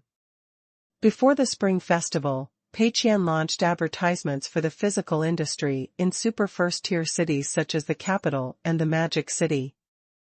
Originally, it was because there were relatively few physical industries in these cities, and Meng Chang's promotional plan was relatively simple, so the promotional effect should be relatively poor. Unexpectedly, the subsequent development was completely contrary to expectations. The simple poster designed by Meng Chang became popular because of the large amount of advertising, and played an excellent publicity effect. Rui Yuchen, Xiaopeng and others saw that the publicity effect was so good, and thought it was a hint that the next batch of branches would all be opened in these super first-tier cities. Pei Qian was also very speechless, but after all, he had made up his mind not to interfere with the location selection of Moyu Takeaway and Moyu Internet Cafe, so he let them go. However, Pei Qian still specifically instructed Rui Yuchen to open a Moyu Takeaway flagship store directly opposite the Imperial Capital and Linmian Girl stores. In this way, Moyu Takeaway will absorb the originally small number of customers of Linmian Girl, making Linmian Girl's situation worse, or even never turning over. In this way, Pei Qian can keep Linmian Girl and burn money continuously. Pei Qian was thinking happily when there was a knock on the door outside the office. Looking up, it was Meng Chang. Boss Pei, the promotional video for Rabbit Tail Live has been filmed and the first version has been edited. Please take a look. Meng Chang was very nervous. He knew very well that since Boss Pei had given him such a weird commission method, he should have expected that he would do everything he could to come up with a bunch of rubbish promotional plans to get a high commission. But Boss Pei seemed to be indifferent and didn't seem to care about the whereabouts of Tenda Group's promotional funds, which made Meng Chang always feel uneasy.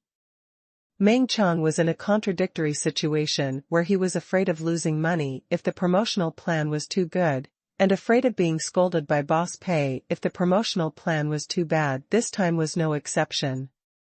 Although the guys under Meng Chang ran faster than each other after get-off work, their work efficiency was indeed ridiculously high. It took only 1 week to shoot the promotional video. Meng Chang was unsure, so he showed it to President Pei as soon as possible. Pei Qian was not interested in it. You can just give it to Lao Ma directly. I won't watch it. But he changed his mind and said, forget it, since I'm here, I might as well take a look. Meng Chang immediately stepped forward and handed over the tablet in his hand. Pei Qian clicked on the video to watch. This promotional video is not very long, only about 3 minutes, and it is all some common scenes in life, and there are few characters, so it was shot in less than a week. At the beginning of the promotional video, it is first a university dormitory.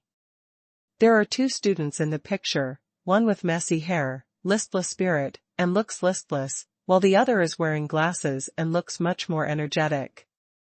Their appearance highlights their identities, a poor student and a top student. In the first scene, at night in the dormitory, the poor student wears headphones, eats fruits and watches live games, laughing from time to time, while the top student wears earplugs, reading and studying seriously under the light of the desk lamp. In the second scene, the lights were turned off at night. The poor student continued to watch the live broadcast on his mobile phone while lying in bed. He also gave a few gifts to the anchor lady of the late-night show. The top student went to bed immediately and set the alarm to get up early tomorrow. In the third scene, the poor student slept until almost noon and got up. After ordering takeout, he continued to watch the live broadcast on his computer. However, because there were not many anchors broadcasting live at noon, he looked through more than a dozen live broadcast rooms before finding a relatively satisfactory one. He ate takeout while watching. The top student was in the library at this time, reading books, reviewing, and preparing for exams seriously. In the fourth scene, both of them graduated and started working. The poor student became an ordinary company employee. He was still working and slacking off at his workstation, secretly watching the live broadcast. The top student worked hard in the company and made good use of every minute of his time. In the fifth scene, the poor student was fired by the company because of his poor performance. Standing at the door of the company, he was deeply confused and painful, but on the bus back, he habitually clicked on the live broadcast, and the camera turned. The top student was just specially hired as a management member of the same company and was warmly welcomed by the company's senior management in the conference room. Finally, the logo of Rabbit Tail Live appeared on the screen, and there was a line of slogan, "Everyone has the same time, the difference is how you use it." This promotional video has a little change from Meng Chang's original plan, but the impact is not great. Originally, Meng Chang wanted to arrange 4 roles in the promotional video, 2 students and 2 office workers, but then he thought it was unnecessary, so he simply chose 2 people and let the entire promotional video run through their student and working life. In this way, the continuity of the entire promotional video will be better, but the irony will also be heavier. Meng Chang was very nervous. Will this promotional video be too explicit? Will President Pei turn against him? However, Meng Chang only saw President Pei nod slightly. Okay, this promotional plan is much better than the previous poster. It seems that you have gradually found the feeling, keep it up. Chapter 889, President Pei made the decision, additional chapter for the invitation letter to the update circle. Meng Chang never expected that he would be praised by President Pei for giving such a promotional plan. This scene was really a bit bizarre, and even made Meng Chang feel unreal. This promotional video was clearly a blackmail on the entire live broadcast industry. As a new form of entertainment, live broadcasting has indeed brought happiness to many people, but if you are addicted to it, you will waste a lot of time and neglect your studies and career. Of course, all entertainment projects are like this, whether it is watching TV, reading novels, playing games, watching live broadcasts, or watching videos. A moderate amount is entertainment, and an excessive amount is a waste of life. Any healthy form of entertainment is of course meaningful, at least it can relax the mind and relieve stress. In addition to relieving stress, live broadcasting can also allow viewers to see different corners of the world, which can be regarded as a role in broadening their horizons. Other live broadcast platforms are basically working hard in this aspect when shooting promotional videos, that is, desperately exploring the positive meaning of live broadcasting and leaving a good impression of their own live broadcast platforms in the minds of the public. However, Meng Chang's promotional video vigorously publicizes the dangers of being addicted to live streaming, and through the naked comparison between the 2 people, it harshly reveals the scars. Is it really because of live streaming that these 2 people have different fates? Not necessarily.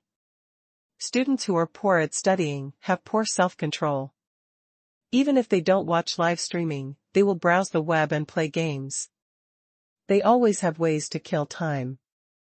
Therefore, if the live streaming in the promotional video is replaced with other entertainment methods, there will not be too much disobedience. Therefore, this promotional video itself is a little biased.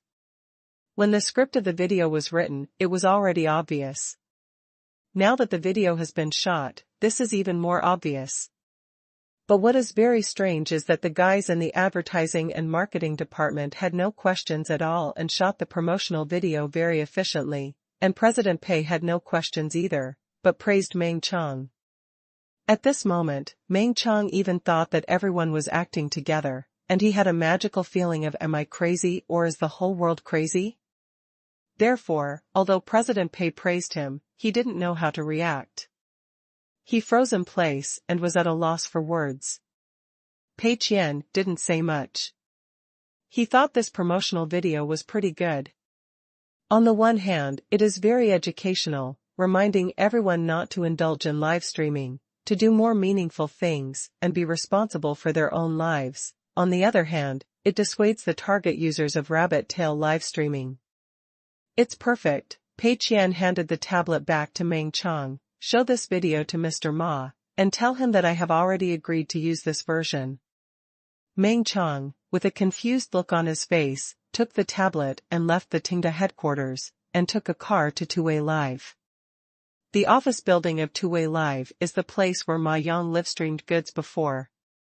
However, after deciding to set up Tuwei Live, Ma Yang rented more workstations and hired some professionals. He is currently developing the app in full swing, and various preparatory work is also being carried out simultaneously. Seeing Mr. Ma playing the fully automatic intelligent lifting machine at his workstation, Meng Chang was a little scared again. In his mind, Mr. Ma is the second only to Mr. Pei in the Tenda Group. Before, Mr. Pei sent Mr. Ma to his press conference to sabotage him. The masters fought and each move was dangerous. This time, the publicity plan was passed by Mr. Pei in a muddle, but can it pass by Mr. Ma so smoothly? Meng Chang was very skeptical. He calmed down his nervousness and walked to Mr. Ma's side. Mr. Ma, the promotional video for Rabbit Tail Live has been completed. Mr. Pei asked me to show it to you. He said it has been finalized and this version will be used. Ma Yang was playing the fully automatic lifting machine seriously, and said without turning his head, since Mr. Pei said to use this version, then use this version. It doesn't matter whether I watch it or not. Meng Chang was shocked. Mr. Ma, please take a look. Otherwise, I will not be able to report to the boss. Although Mr. Pei said there was no problem, Mr. Ma was in charge of the entire live broadcast platform after all. Mr. Ma did not watch the promotional video now. If there was a problem later, Mr. Ma would not dare to vent his anger on Mr. Pei, and would definitely find Meng Chang to settle the score. Meng Chang did not dare to take this risk, so he still asked Mr. Ma to take a look. Ma Yang found that this buddy was determined, so he had to take the tablet very impatiently, clicked on the video, and watched it from beginning to end.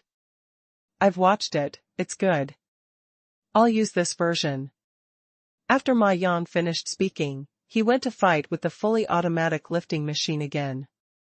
He watched it quickly and felt that this promotional video was a bit strange, but then he thought that since Brother Qian had nodded, there would definitely be no problem, and it would be done after a formality.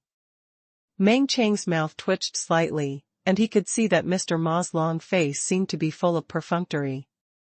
It doesn't make sense, right? Mr. Ma should be a very capable person. How could he just glance at such an important thing as the promotional video and be so perfunctory? Could it be that Mr. Ma not only trusts Mr. Pei unconditionally, but also understands Mr. Pei's intentions through such a cursory glance? Meng Chang still feels unsure, especially the feeling that the whole world is acting for me seems to be stronger, but Mr. Ma has already seen it, so it is definitely not appropriate to force him to watch it again. Meng Chang had no choice but to think about it and said, "How about this, Mr. Ma? I will send this video to you through the internal work software. If you have any questions, feel free to contact me." Ma Yang nodded while playing the bar-raising machine. Okay. Meng Chang looked at the busy employees in the office area, then looked at Mr. Ma, who was playing the bar-raising machine seriously, and quietly withdrew. Anyway, my work is done. If you don't make any comments on the publicity plan, then I will just fool around. Anyway, you have all decided on the publicity plan. If the publicity fails, don't look for me. I will take my high commission, and I will never take the blame for you. After Meng Chang left for a few minutes, Ma Yang stopped the bar-raising machine and looked in the direction where Meng Chang left in a daze. Hey, this man's two mustaches look familiar. Have you seen it before? Who is it? Ma Yang tried to think for half a minute, but found nothing. After all, there are too many employees in Tenda Group. Ma Yang has to meet so many colleagues every day. He has a bad memory, so how can he remember them all? Forget it, it doesn't matter who you love.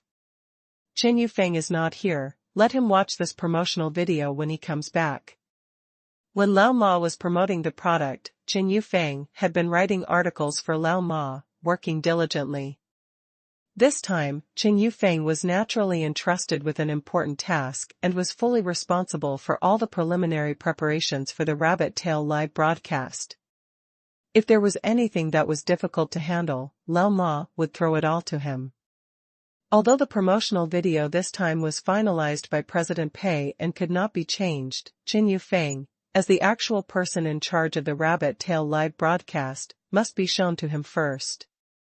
It would not be appropriate to bypass him. Half an hour later, Chen Yufeng, who had gone out to do business, came back. Ma Yang forwarded a copy of the video to Chen Yufeng, telling him that it was the latest promotional video of the rabbit tail live broadcast. Chen Yufeng returned to his workstation, clicked on the video, and watched it from beginning to end.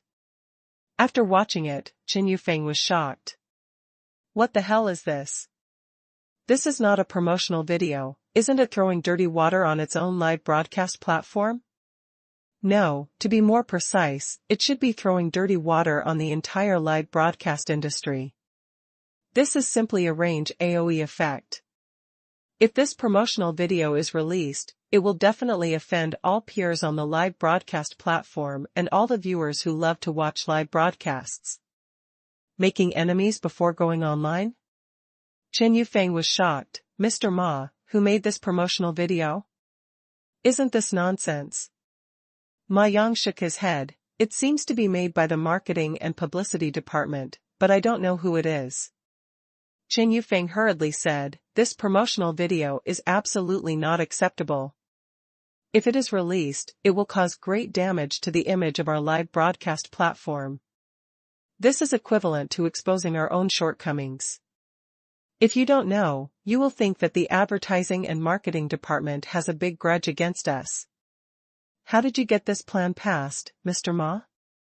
Ma Yang said, it was not approved by me, but Mr. Pei made the final decision. Chen Yufeng. God damn, Mr. Pei made the final decision. Chen Yufeng had a lot of complaints to complain about, but Mr. Ma's words, Mr. Pei made the final decision, choked him back. Chen Yufeng felt that his 3 views were instantly overturned. He sat down again and watched the entire video from beginning to end again. After thinking hard for a long time, Chen Yufeng frowned. If it was Mr. Pei who made the final decision, does that mean that there is some hidden meaning in this video? Please remember the domain name of the first release of this book, .net. Top novel mobile version reading website. Chapter 890, The Unique Mode of Rabbit Tail Live. Losing money to become the richest man starts from the game. Chen Yufeng calmed down and watched the entire promotional video carefully from beginning to end again, not daring to miss any details. This promotional video gave Chen Yufeng a very bad impression, because from the surface meaning, this promotional video directly showed the worst side of the entire live broadcast industry, which was equivalent to exposing the scars of all live broadcast users. Although people who lack self-control will always indulge in some entertainment activities, the blame cannot be put on live broadcast, but it is also undeniable that live broadcast, mobile games, and short videos in the form of instant entertainment are easier to kill time than other entertainment methods. The key to this matter is how to interpret it. This promotional video obviously chose the worst interpretation angle. But President Pei made the decision, which means that this promotional video has its merits, and even the entire promotional video may be instructed by President Pei. That means all this cannot be interpreted so simply and superficially, there must be a deeper meaning. Chen Yufeng racked his brains, combining the various requirements that President Pei had previously put forward for rabbit tail live and the various industries already existing in the Tenda Group, and tried to interpret the deeper meaning behind this promotional video. Suddenly, Chen Yufeng's eyes lit up. He hurriedly asked Ma Yang, Boss Ma, didn't Boss Pei say before that rabbit tail live will not fake popularity or play tricks, and anchors with abnormal value orientation will be severely punished according to relevant laws and regulations? Ma Yang thought for a while. Well, that's what he said. 3 points were emphasized at the time. First, we will not poach anchors or force anchors to stay, and we will not make time requirements. Second, we will refuse guilds to settle in, and we will not make fake popularity and agreement gifts. All data is completely true. Third, we will strictly abide by laws and regulations, and those who play tricks, verbally abuse, and have incorrect value orientation will be severely punished. These 3 points are humble, my brother specifically reminded me, and his tone was very serious. He didn't say much about the rest. Chen Yufeng smiled instantly, that's right. Everything is right, everything is right. Ma Yang's long face was a little confused, everything is right? Chen Yufeng said happily, it matches the content of the promotional video. In fact, I should have thought of it earlier. How could President Pei be satisfied with completely copying the model of other live broadcast platforms? Since it is an industry of Tenda Group, it must be done differently. Especially combined with President Pei's previous way of doing things, this matter is very clear. Although President Pei did not clearly propose the operating model of rabbit tail live to us, he gave us enough hints through these suggestions and promotional videos. Ma Yan blinked, with a skeptical expression on his long face, really? Then tell me, what exactly happened? Chen Yufeng explained, first of all, the timing of President Pei's entry is very subtle. Obviously, President Pei has been paying attention to the development of the live broadcast industry, but he did not enter the industry in its infancy. Instead, he entered the industry when the competition among major live broadcast platforms entered a white-hot stage. This has brought unprecedented competitive pressure to rabbit tail live, which does not seem to be a wise move. But, what about another angle? In the early stages of the live broadcast platform, there are few users watching live broadcasts, and various business models need to be slowly explored. At this time, being the first bird and the vanguard can certainly get good returns, but there is also the risk of being picked by others. Just like those old live broadcast platforms, they spent huge sums of money to develop the live broadcast business model, but they were soon impacted by emerging live broadcast platforms and were shaky. What are the benefits of entering the market now? On the one hand, we can directly observe the business models of other live broadcast platforms, avoid the detours they have already taken, and reduce the cost of trial and error. On the other hand, we are facing a mature market and do not need to cultivate user habits. As long as our platform is well done, we can directly dig high-quality users from other platforms. Finally, and most importantly, in the current situation, the competition among live broadcast platforms seems to have entered a white-hot stage, but it is far from going downhill, and we still have new areas to expand. Ma Yang was skeptical, so what should we do specifically? Chen Yufeng, we must follow Mr. Pei's consistent style of doing things. Differentiation is an important reason why Tenda Group has been successful. Whether it is doing takeout, internet cafes, gyms, games, or movies, Tenda is working hard to subvert the existing rules of the industry. Obviously, the same is true for live broadcasting. If we simply imitate the model of other live broadcast platforms, then Rabbit Tail Live will definitely find it difficult to succeed, because other live broadcast platforms have a strong first-mover advantage. So we have to create our own unique model. Chen Yufeng took out a pen and paper, and quickly wrote and drew on it while speaking. The 3 requirements proposed by President Pei actually point directly to the chronic diseases of live broadcast platforms. The random poaching of anchors has caused the industry to be impetuous and chaotic. The falsification of data has caused bad money to drive out good money, which has led to a wrong content orientation of focusing on popularity and ignoring substance. Thus, it has caused live broadcast phenomena such as playing tricks, verbal abuse, and excessive vulgarity. In short, the current live broadcast industry, from platforms to anchors, is basically in a state of doing everything for popularity, and it is inevitable that the good and the bad are mixed together, and the entire live broadcast environment is a mixed bag.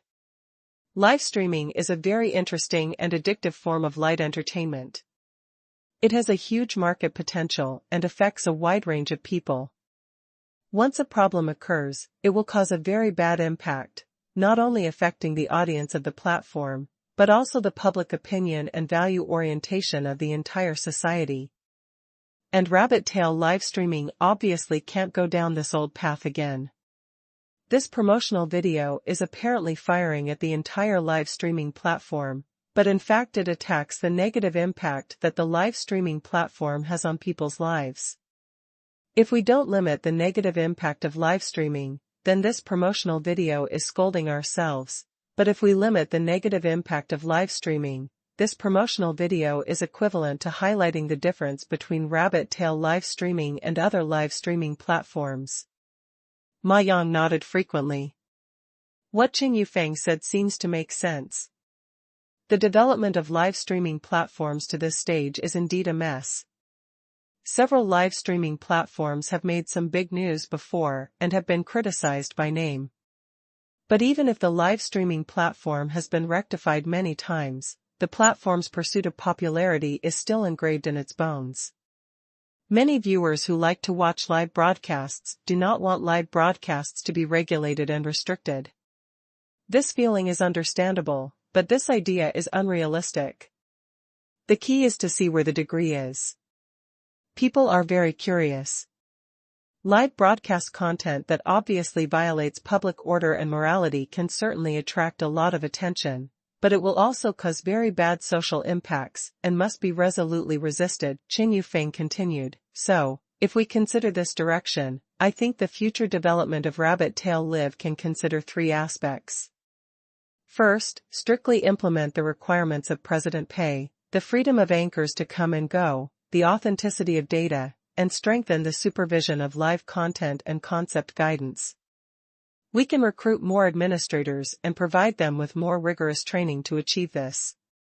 Secondly, we must work hard on live content that is different from other live platforms. We must also do these regular live content, including normal game live broadcasts, outdoor live broadcasts, etc. It's just that compared with other live broadcast platforms, we have to impose stricter requirements on the anchors of our own platform. For example, you cannot use profanity, you cannot hang up and scold people, you cannot convey the wrong value orientation of laugh at poverty but not at prostitutes to the audience, you cannot do everything possible to cheat for gifts, or induce recharges by means of shilling or fanning the flames. It is fine to play games and share your life normally, and our platform welcomes such anchors very much, but if they are sensationalists and hot-selling anchors, we do not welcome them. There are so many live broadcast platforms, let them go wherever they want. Of course, these people broadcast for popularity and money, and they should not look down on our small platform. More importantly, our platform will launch content that other live broadcast platforms do not have. I heard before that Mr. Pei's UU app is working with university professors, young scholars, and graduate students to create a knowledge content platform. Can we use this relationship to link up a little bit? For example, invite some professors, young scholars, and graduate students to stay and give some open classes on our live broadcast platform. At the same time, do a good job of copyright protection like UU app, so that these contents become the unique resources of our live broadcast platform. Finally, we have to work hard on the functions of the live broadcast platform. For example, professors and young scholars who give open classes, these big guys certainly can't come every day, and there is no need to give the same content several times. So we need to develop a more useful playback function. The live broadcast room of this big guy should also become his personal channel, so that he can review the previous content very simply and quickly. In addition, we can develop multiple modes. In addition to the conventional entertainment mode, there can also be focus mode and learning mode. In entertainment mode, all content on the live broadcast platform is displayed normally. In focus mode, only specific types of live broadcast rooms are displayed. These live broadcast rooms are all live broadcast rooms with learning and work themes. The anchors listen to light music while reading books and reviewing, and do not communicate with fans. Fans can also listen to light music and do some things of their own in this live broadcast room. This principle is like a study room. If you study by yourself, you will always be tempted by one thing or another, and it is difficult for people with poor self-control to persist. But if you are in a study room environment and everyone is studying, then people with poor self-control will also improve their learning efficiency. Focus mode simulates the atmosphere of a study room in the live broadcast room to improve efficiency. In learning mode, only specific types of live broadcast content are displayed, including the live broadcast rooms of professors and young lecturers, as well as replays of what they have already said. Whether it is focus mode or learning mode, you cannot exit once you enter it. Before entering, users can choose the time by themselves, from 1 hour to 3 hours. Of course, we will have a lot of expandable content in the future, such as the live broadcast of the GPL League, the live broadcast of Tenda Games, the web drama customized by Fei Huang Studio, etc., which can all be played on Rabbit Tail Live. However, these contents are relatively far away. In the early stage, we still have to adhere to the established principles of President Pei and take a differentiated route. Although it will appear much smaller than other live broadcast platforms, as long as we always stick to real data and insist on bringing high-quality content to users, Rabbit Tail Live will stand out from many live broadcast platforms one day. Ma Yang agreed deeply. Well, it does sound reasonable. It is Brother Qian's style of doing things. Then do it this way. Chapter 891, Successor/Successor. Afternoon, 5:55. Author Inspiration Class of An Chinese website. It's time to get off work. Will we go to the nearby Moyu Internet Cafe to play games together this weekend? Sure, I want to go too. Is Mr. Chui going? Chui Geng shook his head. I won't go, you guys go. The author who invited him didn't insist, got up and packed his things, prepared to leave the inspiration class, go out for dinner and then go back to rest. The inspiration class is the same as the study class, and it strictly implements the 8-hour work system. The working hours are from 9 a.m. to 6 p.m., and there is an hour lunch break from 12 p.m. to 1 p.m. In fact, with the intensity of the work in the inspiration class, it is basically not much different from watching an 8-hour movie. The inspiration class officially started on Thursday this week. It is unlikely for most authors to find suitable inspiration in 2 days, so there are only 2 or 3 authors who really start writing. Most of the other authors still plan to have a good weekend, and continue to collect inspiration on Monday next week, and plan for the new book in the long run. After all, the current remuneration has been bought out by the website, and the number of words required for daily updates has dropped significantly, so they can naturally rest normally on Saturdays and Sundays. Most of these authors are also very young, most of them are between 22 and 28 years old, so it is not surprising that they meet at the Moyu Internet Cafe to play games on weekends. But Chui Geng was uncharacteristically not going to play games with these authors. Because after 2 days of intensive research, he suddenly felt a flash of inspiration in his brain, as if the inspiration that had been exhausted for the past few months had signs of recovery. In the past 2 days, he intensively reviewed several movies, TV series, and novels, and looked up a lot of information on the internet. The overall framework of the story appeared in his mind, and the background was also built up. Chui Geng suddenly had a strong desire to create and wanted to write the beginning of this story. As the saying goes, everything is difficult at the beginning. But this is not necessarily true when writing novels. Most novels start with a burst of inspiration, writing quickly and with great pleasure, but as the writing progresses, the writing becomes slower and slower, the inspiration dries up, the writer gets stuck, and the foreshadowing he laid out at the beginning is forgotten. The structure of the entire novel becomes a mess, and the novel is hastily concluded, and the writer is criticized. At this time, Chui Geng was in this state of bursting with inspiration, and he was very eager to write the beginning of the story. Therefore, novel writing often starts out simple, but becomes more and more difficult as the story progresses. Writing is a very state-dependent thing. There is a world of difference between what you write when you are in a good state and what you write when you are in a bad state. Inspiration is fleeting, so once authors have inspiration, they must immediately grasp and record it, otherwise some details will be lost forever. Chui Geng came to the work area of the inspiration class. The configuration here is similar to that of the study class, with a large screen, mechanical keyboard and ergonomic chair, ensuring the most comfortable coding experience. Chui Geng actually didn't plan to write for too long, he just wanted to simply write an opening, which would take at most 1 or 2 hours. Turn on the computer and create a new document. Well, where should I start writing this opening scene? While Chui Geng was considering the details, the time on the computer passed 6 o'clock in the evening without him noticing. Well, I think it's better to use a flashback at the beginning, so let's start writing from the moment when the protagonist changes his life goal. Chui Geng made up his mind and reached out to grab the mouse next to him, ready to adjust the document's font size and line spacing to the format he was most comfortable with. He would feel uncomfortable using the default font and font size. However, Chui Geng's hand grabbed nothing. Chui Geng? At that moment, he almost thought that he had some disease in his cerebellum. The mouse was so close, but he grabbed nothing? Parkinson's patients can't be so outrageous, right? Chui Geng didn't pay much attention to this little episode, but continued to grab the mouse. But he still grabbed nothing, this time he saw it clearly. When his hand moved over the mouse moved strangely to the upper right and irregularly. Chui Geng was shocked. He grabbed it several times quickly, but the mouse's reaction was much more sensitive than he thought.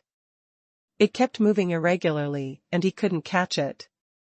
At the same time, a prompt popped up on the computer screen. It's time to get off work. Please go back and rest immediately. Continuing to work will trigger an alarm and leave a record. You will bear the consequences at your own risk. Chui Geng? He was completely stunned. What kind of confusing behavior is this? I can't even work overtime? And this mouse is even more outrageous. There is actually such a physical way to refuse overtime? Chui Geng got off work on time yesterday and didn't stay for long, so he didn't encounter this situation. Today is the first time. Forget it, I'll go to the nearby Moyu internet cafe to write. Chui Geng never thought that one day he would take the initiative to write during his break. There is no way. It's really uncomfortable not to write down the inspiration. Chui Geng is afraid that if he doesn't write today, he will forget all the details by Monday.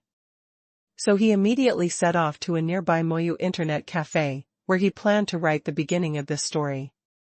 First, the title of this story. After thinking it over and over again, Chui Geng first decided on the English title, and then translated it into Chinese. Successor, successor. The reason why it is translated as successor instead of inheritor is because it mainly succeeds the superhero ability and identity of Captain World, rather than inheriting the legacy. Chui Geng also thought of the shape of this title, by the way.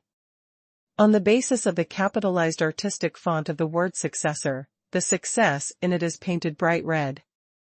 This title has 3 different meanings. First, in the background of the whole story, all superheroes regard themselves as the successors of the first-generation superhero, Captain World.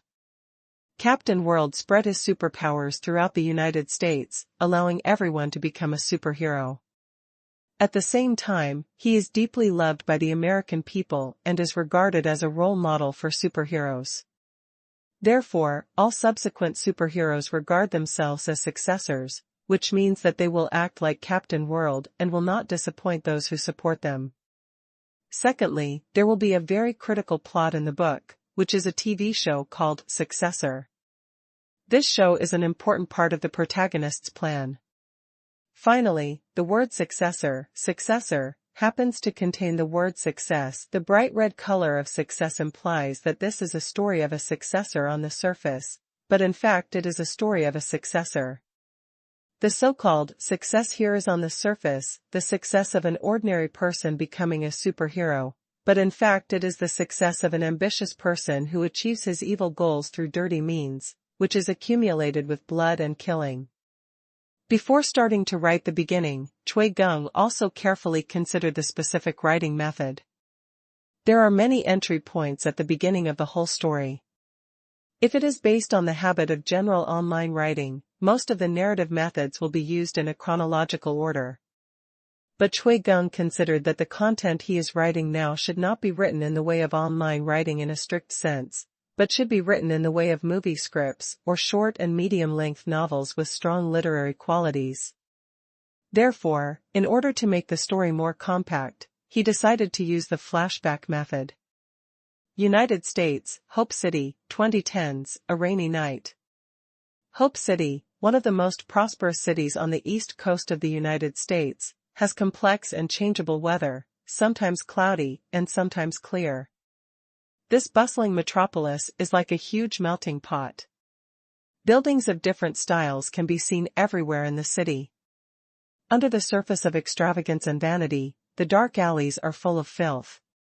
It is one of the most prosperous and wealthy cities in the United States, and it is also one of the cities with the highest crime rate in the United States.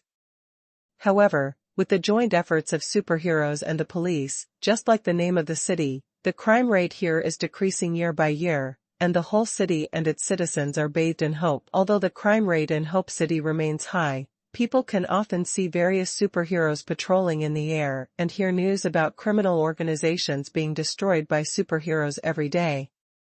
The sense of security and happiness of citizens is at the forefront of the United States.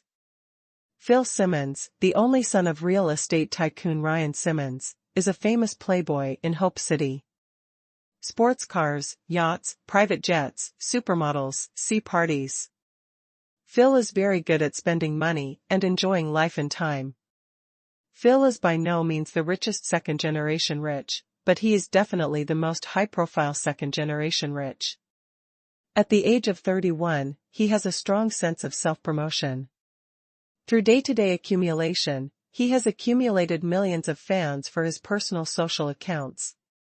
Compared with superheroes, performing arts and sports stars, and politicians who count fans in tens of millions, millions of fans seem to be nothing, but Phil is not a superhero, star, or politician after all.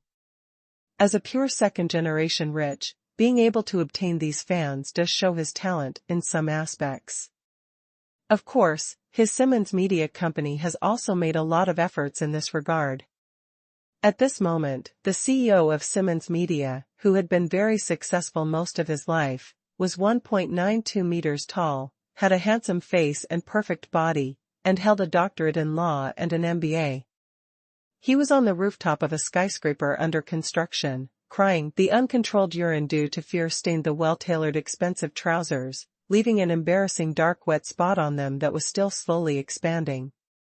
His favorite high-profile bright red tie was grabbed on an extremely thick, blue-veined, hairy arm, and his whole body had come to the outside of the rooftop. If it weren't for the arm holding the tie, he would have fallen from a height of more than 1,000 feet and had a close contact with the ground.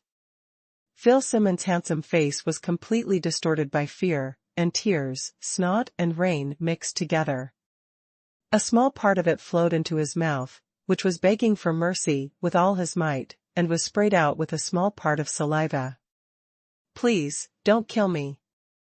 My father has a lot of money. No matter how much money you want, he will give it to you."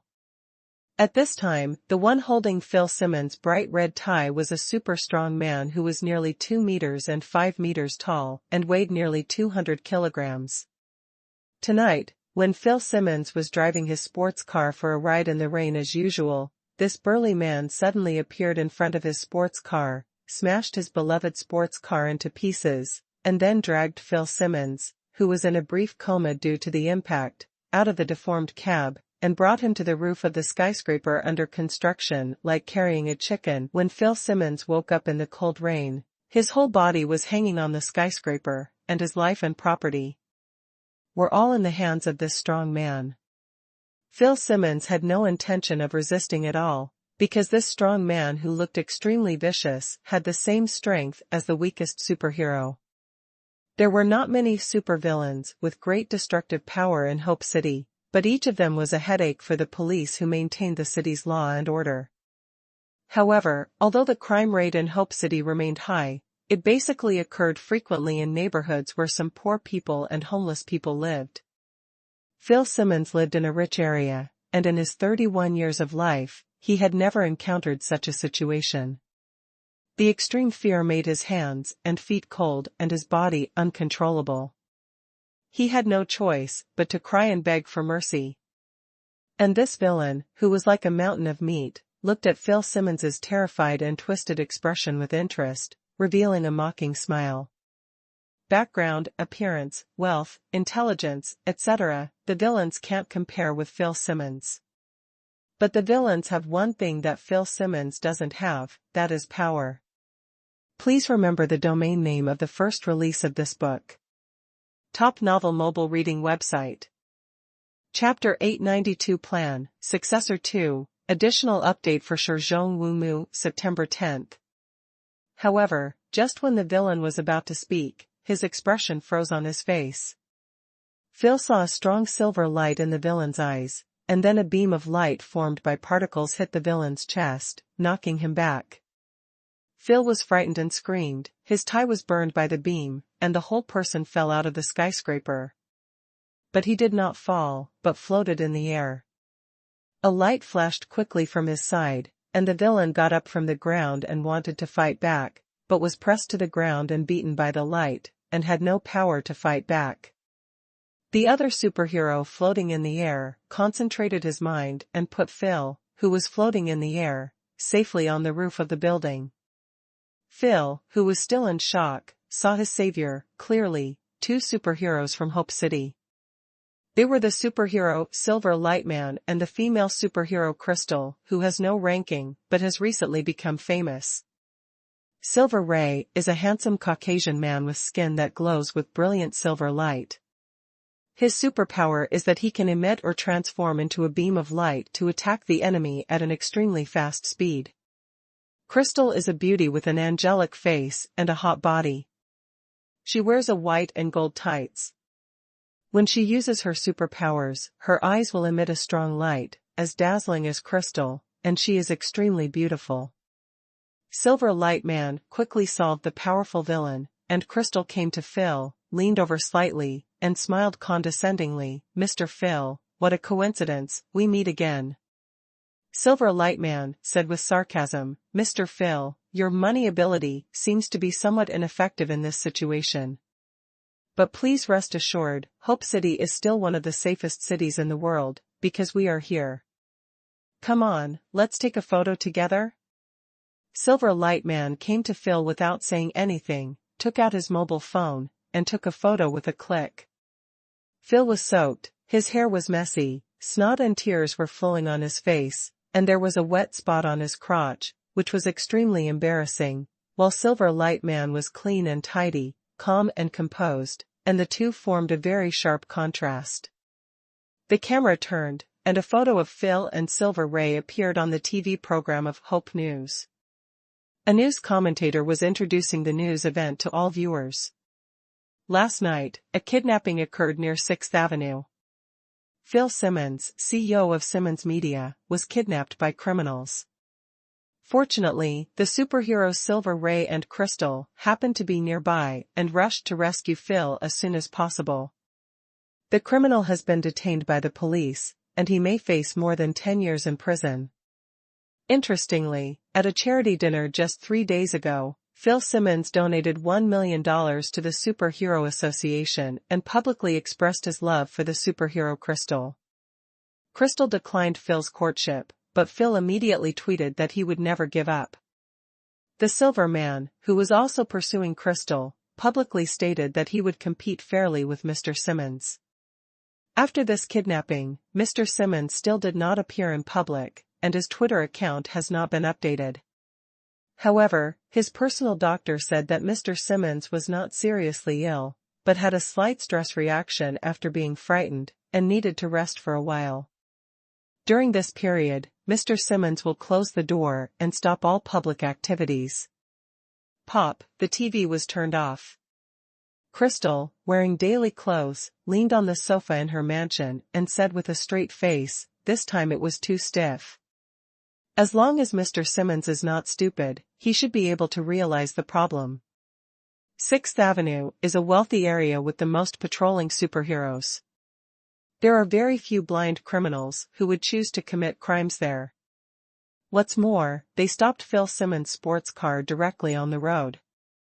This is almost like saying to the superheroes patrolling in the sky, come and catch me.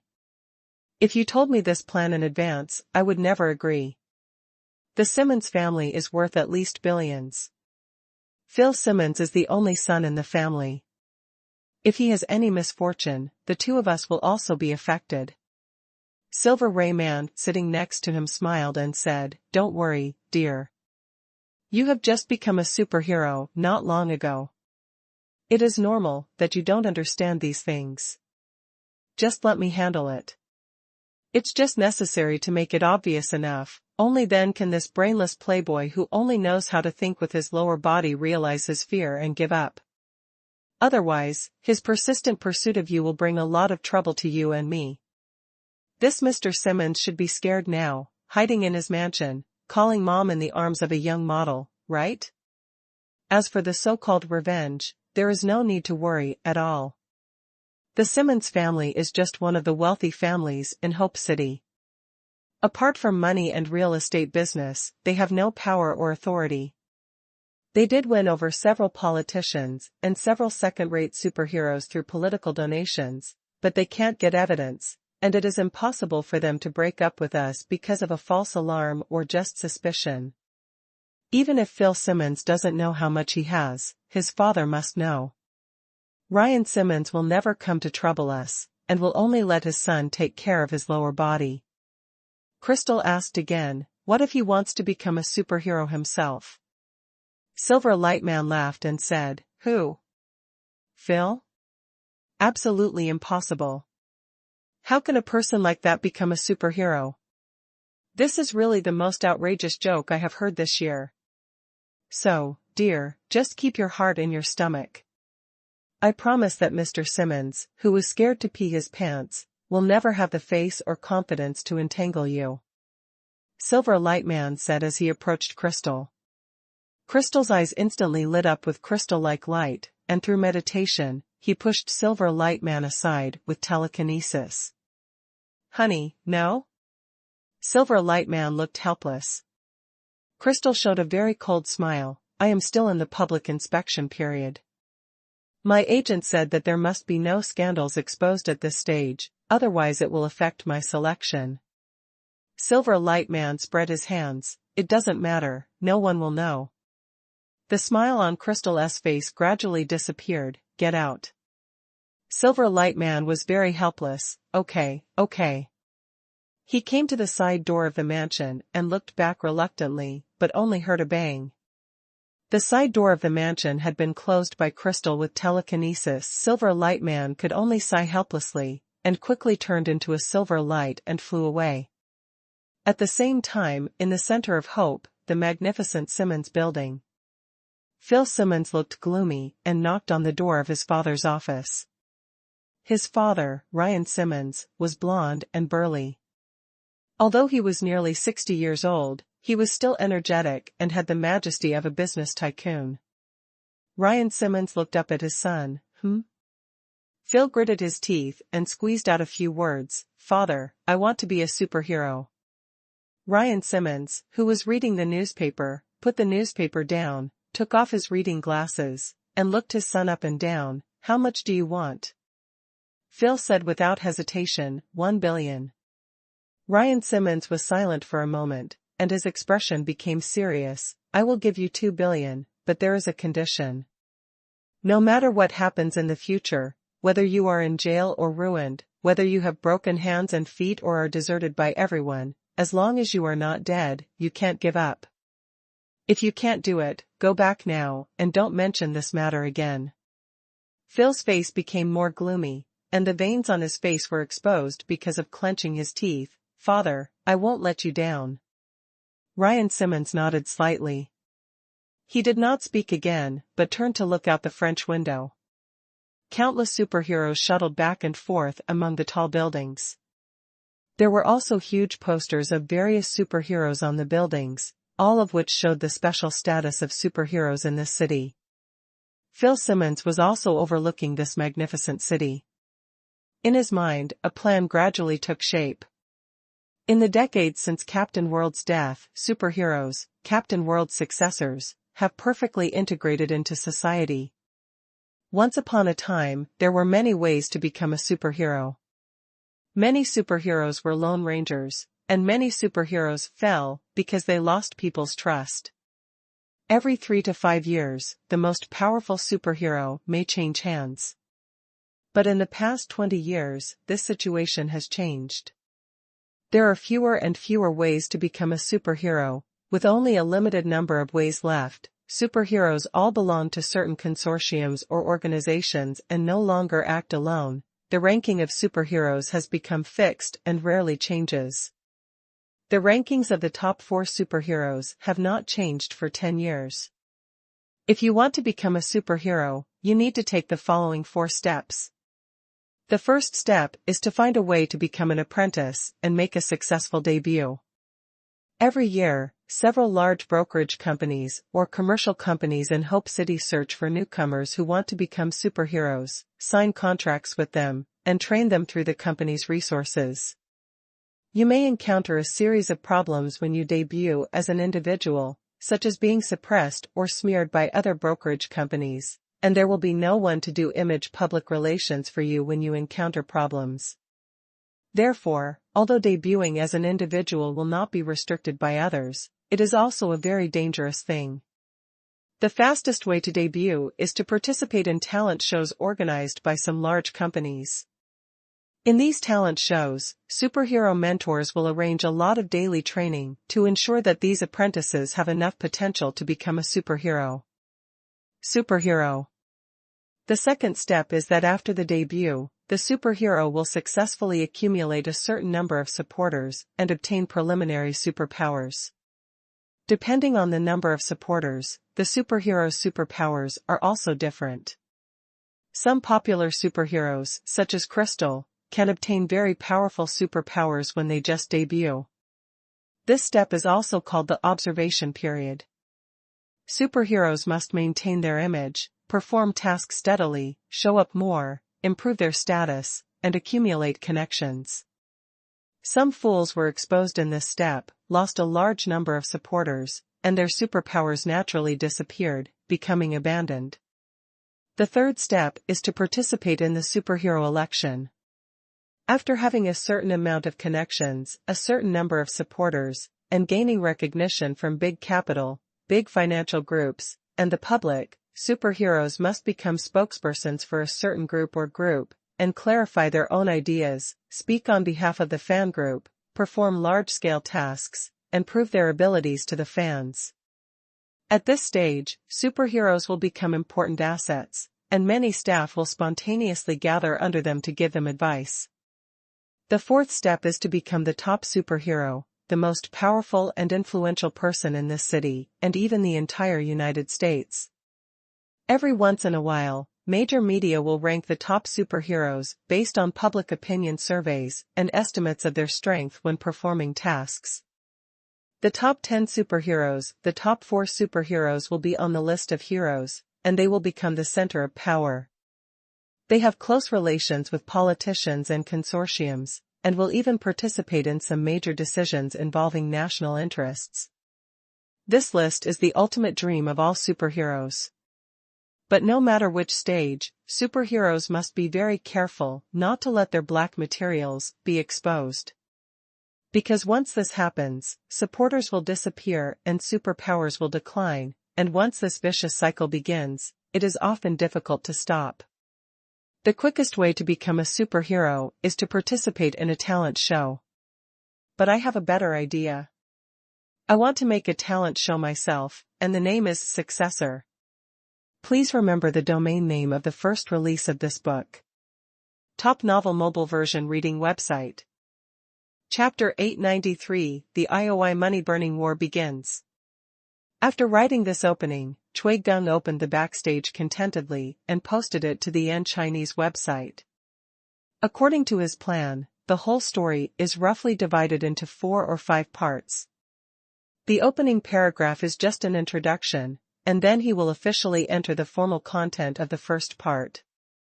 In fact, Cui Geng could choose to immerse himself in creation, write hundreds of thousands of words and then publish them all at once, but he thought about it and finally decided to follow his previous writing habits to serialize in real time and post them as he wrote. On the one hand, it is because the backstage calculates the remuneration based on the number of words officially published on the Yan Chinese website, and on the other hand, it is also because he wants to see the reader's reactions and adjust some details in the novel in time. Of course, Cui Geng has also made sufficient psychological preparations. The story of Successor takes place in a foreign background. The protagonist is tall, rich and handsome, and he is also particularly despicable. The whole novel tells the story of how a rich second generation who was born with a silver spoon in his mouth and has extremely inferior means successfully seized power and did all kinds of bad things through the loopholes of the superhero system. This is basically incompatible with the taste of the mainstream readers of online literature. Whether it is the origin, personality, or the core of the whole story, they are all demerits. If Cui Geng is allowed to decide the subject matter and share the profits, he will definitely not dare to write this subject matter, because writing it is equivalent to suicide. But now that President Pei has bought out according to the number of words, Cui Geng can be bold and carefree. He no longer needs to be bound by the original rules and regulations, but can boldly let himself go. Although the author's self-release will fall badly most of the time, if all authors are always trapped in the rules and regulations and dare not try, how can they write something different? Cui Geng felt more and more that President Pei's buyout was obviously hinting to these authors who have already figured out the rules of online writing, I will cover you, you can explore and write better works. After uploading the beginning, it will take some time to review. Cui Geng silently closed the website and went out for dinner. Previously, I was so inspired that I wanted to write down what was in my mind, so I forgot about hunger for a while. Now that the beginning of the story was written, Cui Geng's pigeon spirit physique relapsed and he suddenly felt hungry. February 11th, Saturday. Pei Qian woke up naturally again, turned over in bed and sat up, yawning. This week he has been busy assigning tasks to several departments. His daily working hours are approaching 6 hours. The intensity of the work is quite high. It is natural for him to have a good rest on the weekend. After ordering a takeaway, Pei Qian took out his mobile phone and scrolled through it aimlessly, wanting to see if there is any news recently. Huh? Cui Geng published a new book last night? And some other authors of the Inspiration class have also published new books. The Inspiration class has only been held for 2 days, and these people have published new books. Could it be that the Inspiration class has really inspired their inspiration? Don't mess with me. Pei Qian instantly became nervous, as if facing a great enemy. These Inspiration class authors have signed new buyout contracts to write customized articles related to Tenda IP. As a result, the content has been conceived in just 2 days? Something is wrong. Pei Qian hurriedly clicked on several new books published by the Inspiration class authors, with trepidation. But after reading the comments in the comment section, he immediately felt relieved. The comments section is very noisy. The authors of this Inspiration class have written new novels of various themes. Some write fan fiction about Tenda games, some write fan fiction about superheroes like Hurricane Comics, and some write background stories of GOG heroes. But readers are generally not interested. After all, they are all online writers. No matter whether they wrote xianxia, fantasy, or urban writing, they could not get out of the circle of online writing. The accumulated experience is all online writing experience. Now they suddenly started to write customized articles, and the update speed also dropped drastically, which would definitely cause dissatisfaction among the original readers. Many readers even felt that they were making money and that the buyout plan of Zhongdian Chinese network was cutting off the people. The old readers were very disappointed and abandoned the books. From the data of various aspects, the data of these newly released books compared with the data of the author's old books can be said to be a cliff drop. In comparison, Cui Geng's new book, Successor, was the least criticized. Judging from the comments, it was basically a half-and-half situation. Some readers said that this was a new theme, which made people's eyes light up and they were looking forward to the follow-up, while the other part of the readers said that they were not interested in this theme and hoped that Cui Geng would continue to write urban themes. None of these authors responded in the comment area, probably because there was nothing to respond to. The book has been opened and the beginning has been written. Even if some people don't like to read it, they have to continue writing. Pei Qian couldn't help but feel in a good mood. I said that letting these online writers write buyouts would definitely work. Look, the public has sharp eyes. According to the current trend, the books written by the authors of these inspiration classes will definitely not be read by anyone, and they will not be able to bring traffic to the Chinese website. Pei Qian is just paying for nothing. Of course, according to the regulations, these authors can only write 2 books for buyout at most. If the response is not good, they have to go back to write for profit sharing. But it doesn't matter. After all, the length of these buyout books will not exceed 500,000 words at most. Even if they write 2 books with 1 million words and then go back to write for profit sharing, it will not have much impact on the authors. And all the buyout books are free and open to readers. The interests of authors and readers will not be harmed. President Pei has paid more for the royalties and spent more money on the inspiration class, and everyone will be very happy.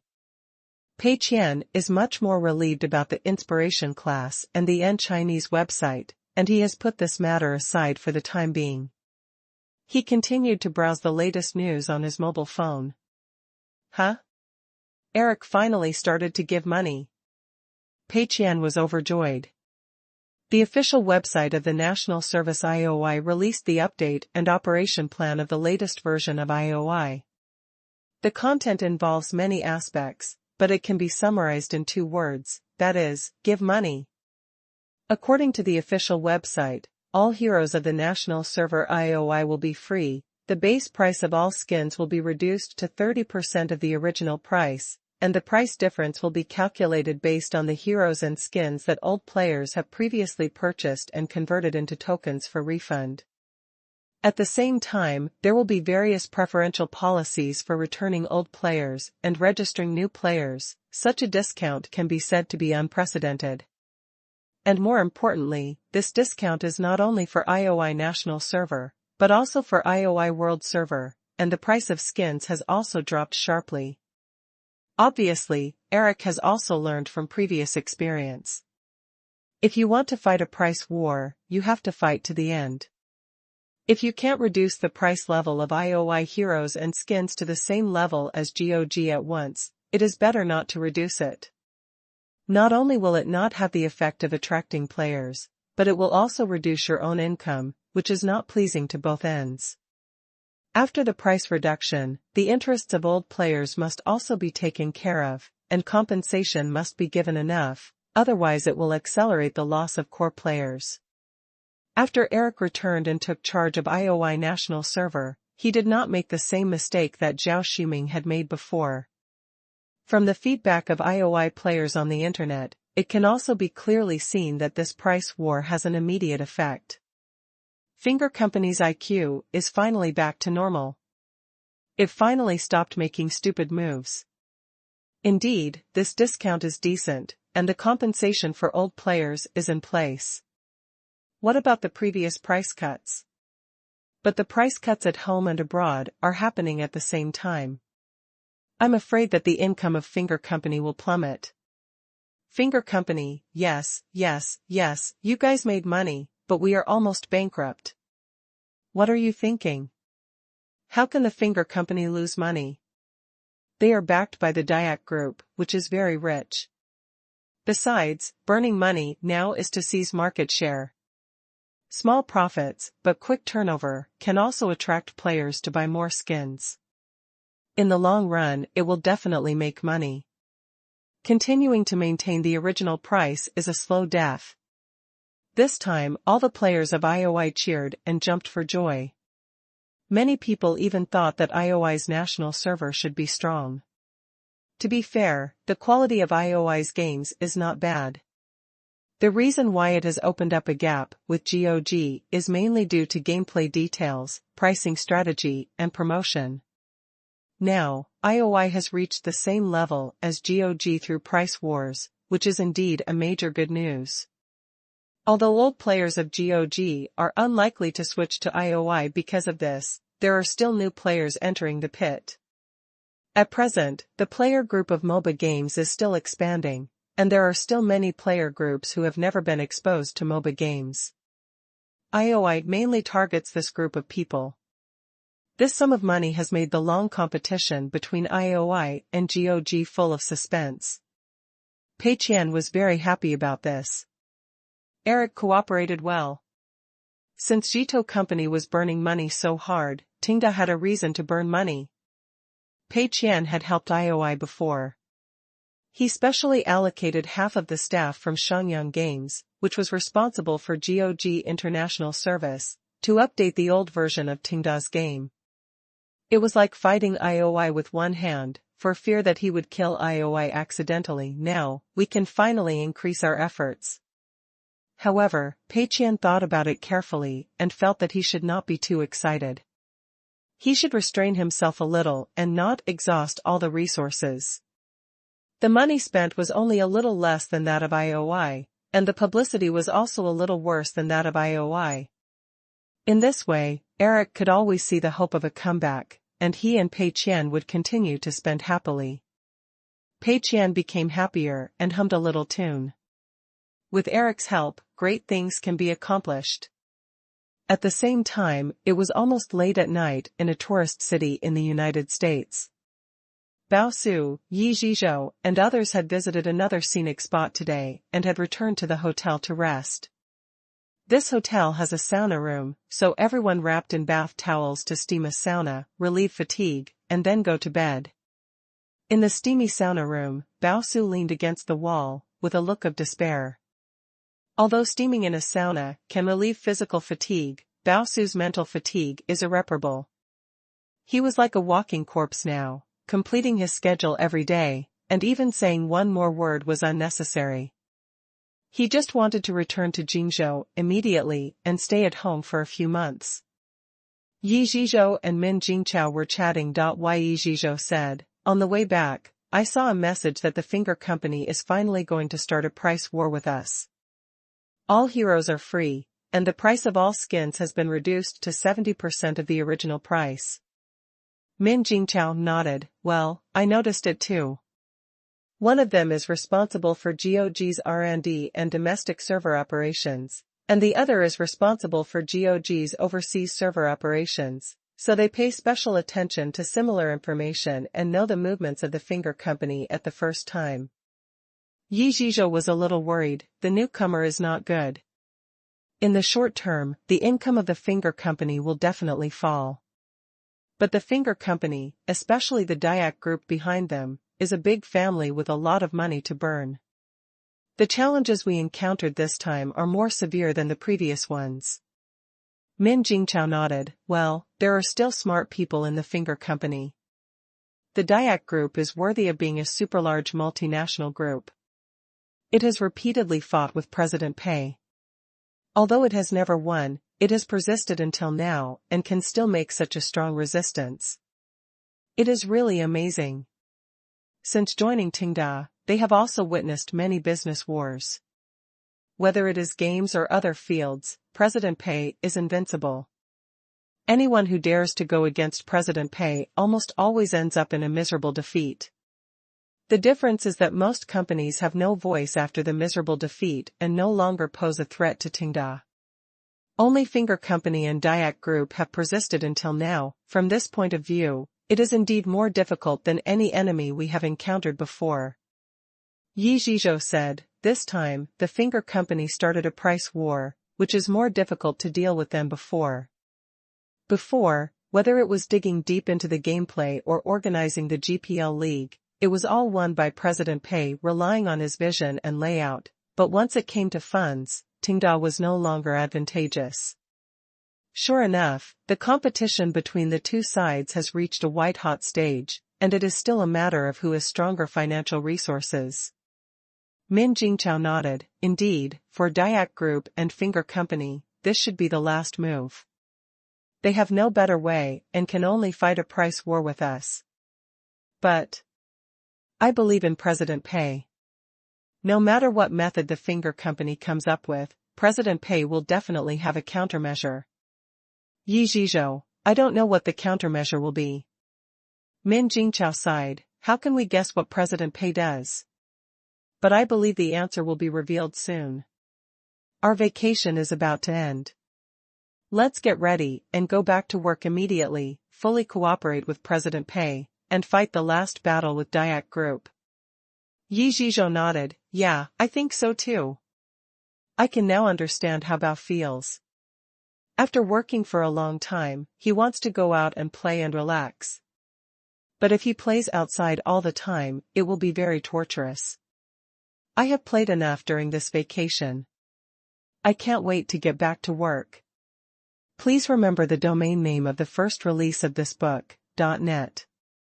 The mobile version of Dingdian novel is available at Chapter 894, Best Employee Selection. Monday, February 13th.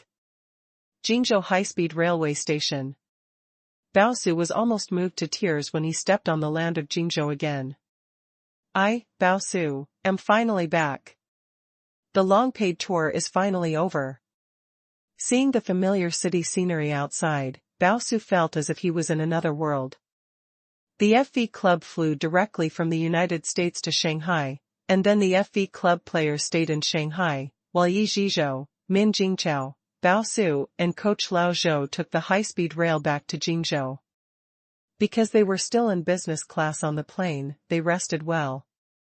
After getting off the plane, they took a short rest and took the high-speed rail back to Jingzhou without feeling tired. Yi Zhizhou and Min Jingqiao were ready to fight a big fight. When they were in the United States before, they had been paying attention to the latest developments of the Finger Company and knew that IOI China was going to start a price war with GOG.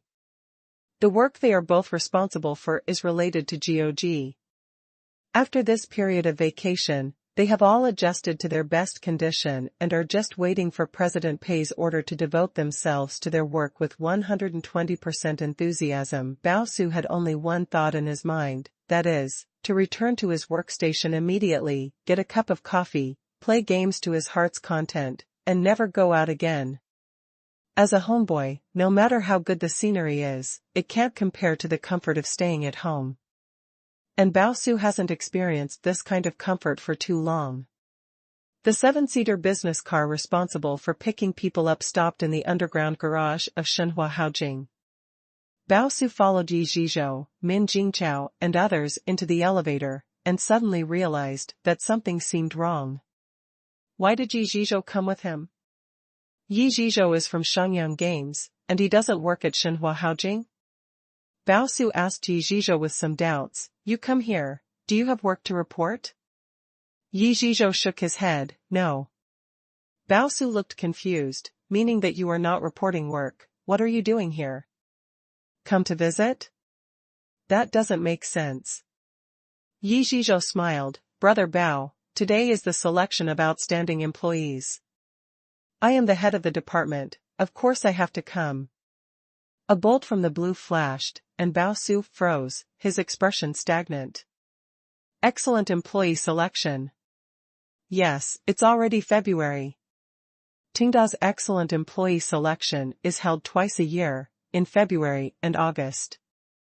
The specific date is not fixed, depending on the work arrangement of Mr. Pei, but the selection will definitely be completed in that month. Now it's February, and it's time for the excellent employee selection again. Bao Su had been traveling since before the Spring Festival. He was almost dizzy from traveling and had completely forgotten about the selection of outstanding employees. Moreover, the selection of outstanding employees only required the heads of each department to be present, so only heads like Yi Zhizhou and Min Jingqiao were notified. Although Bao Su had a long career, he was just an ordinary employee, so he did not receive any notification at all. His face turned pale in an instant, his eyes went dark, and he held the handrail in the elevator with both hands. An ominous premonition came to his mind. It was bad. If judged by the work situation in the past 6 months, then Bao Su had no reason to be related to the selection of the best employee. Mission and choice is still under development, and the competition between GOG and IOI has come to an end. The game department has no particularly outstanding performance, and Bao Su has tried to reduce his presence. He has almost become a transparent person in the game department, and the possibility of being on the list is infinitely close to zero. But Bao Su is very self-aware and has made the worst plan in advance. He thought so too during the last best employee selection. However, he never expected that Huang Sibo would get the second place for best employee and specifically asked him to accompany him. Bao Su reluctantly took Huang Sibo on a trip to Africa, including the East African Rift Valley and the Sahara Desert, in order to make an example of him and make the second-place winner of the outstanding employee give up and not take him with him. But Bao Su himself had no idea whether this method would work. After all, Bao Su's many travel experiences told him that it was useless to not believe in evil. As long as there were travel projects, they would definitely be closely related to him. Therefore, Bao Su, who had gradually accepted his fate and reality, felt heartbroken at this time. At the same time, the preliminary work for the selection of the best employees had been prepared. The heads of various departments gathered together, and the employees of the departments were ready to vote on the TPDB app. Seeing Min Jingqiao, Yi Zhizhou, Bao Su, and others coming, everyone welcomed them. Back from vacation? You've worked hard. I feel like I've gotten a little tanned and a little thinner. Your schedule for this week is pretty tight, right? Come on, sit down and take a break. The voting will start soon. Bao Su quietly found a corner seat and sat there. He sighed softly, then opened his suitcase and started packing. After returning from the United States, he went back to the company before he had time to find his place to live, so he still had his suitcase with him. In the past, Bao Su felt that there was no reason for him to be selected, so he was caught off guard when the results came out. This time he thought about it. If I think in reverse, I will take the initiative to pack my luggage and pretend to do it. Will I be able to escape the disaster? Seeing that all the heads of various departments have arrived, the voting officially began. A bar chart appeared on the big screen, and everyone took out their mobile phones, opened the TPDB section of the Tenda Life app, found the best employee selection channel through the employee entrance, and cast their precious votes. This time Bao Su didn't watch it either, ready to be an ostrich with its head buried in the sand, bowing his head to toss his luggage, and find some psychological comfort for himself.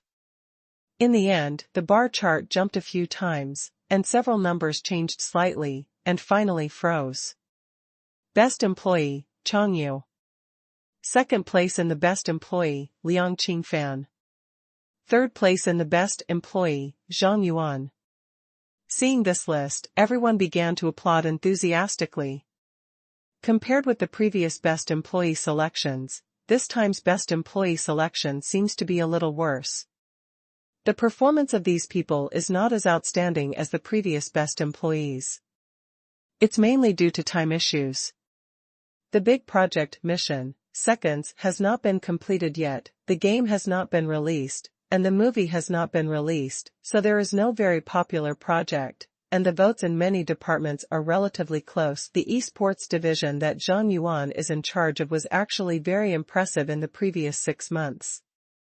The GPL League was very successful, and a large amount of capital entered to form the club, and it also successfully attracted a large amount of investment and sponsorship.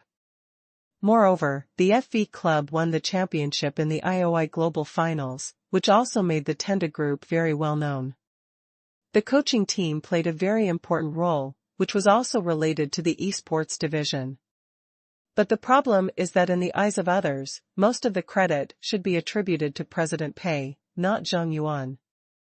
The major capitals formed clubs and sponsored competitions mainly because of President Pei's personal charm, and the FV Club won the championship because of President Pei's comprehensive layout and foresight. Zhang Yuan's credit only accounted for a small part, so he only got third place in the end. Liang Qingfan's sloth apartment did a good job.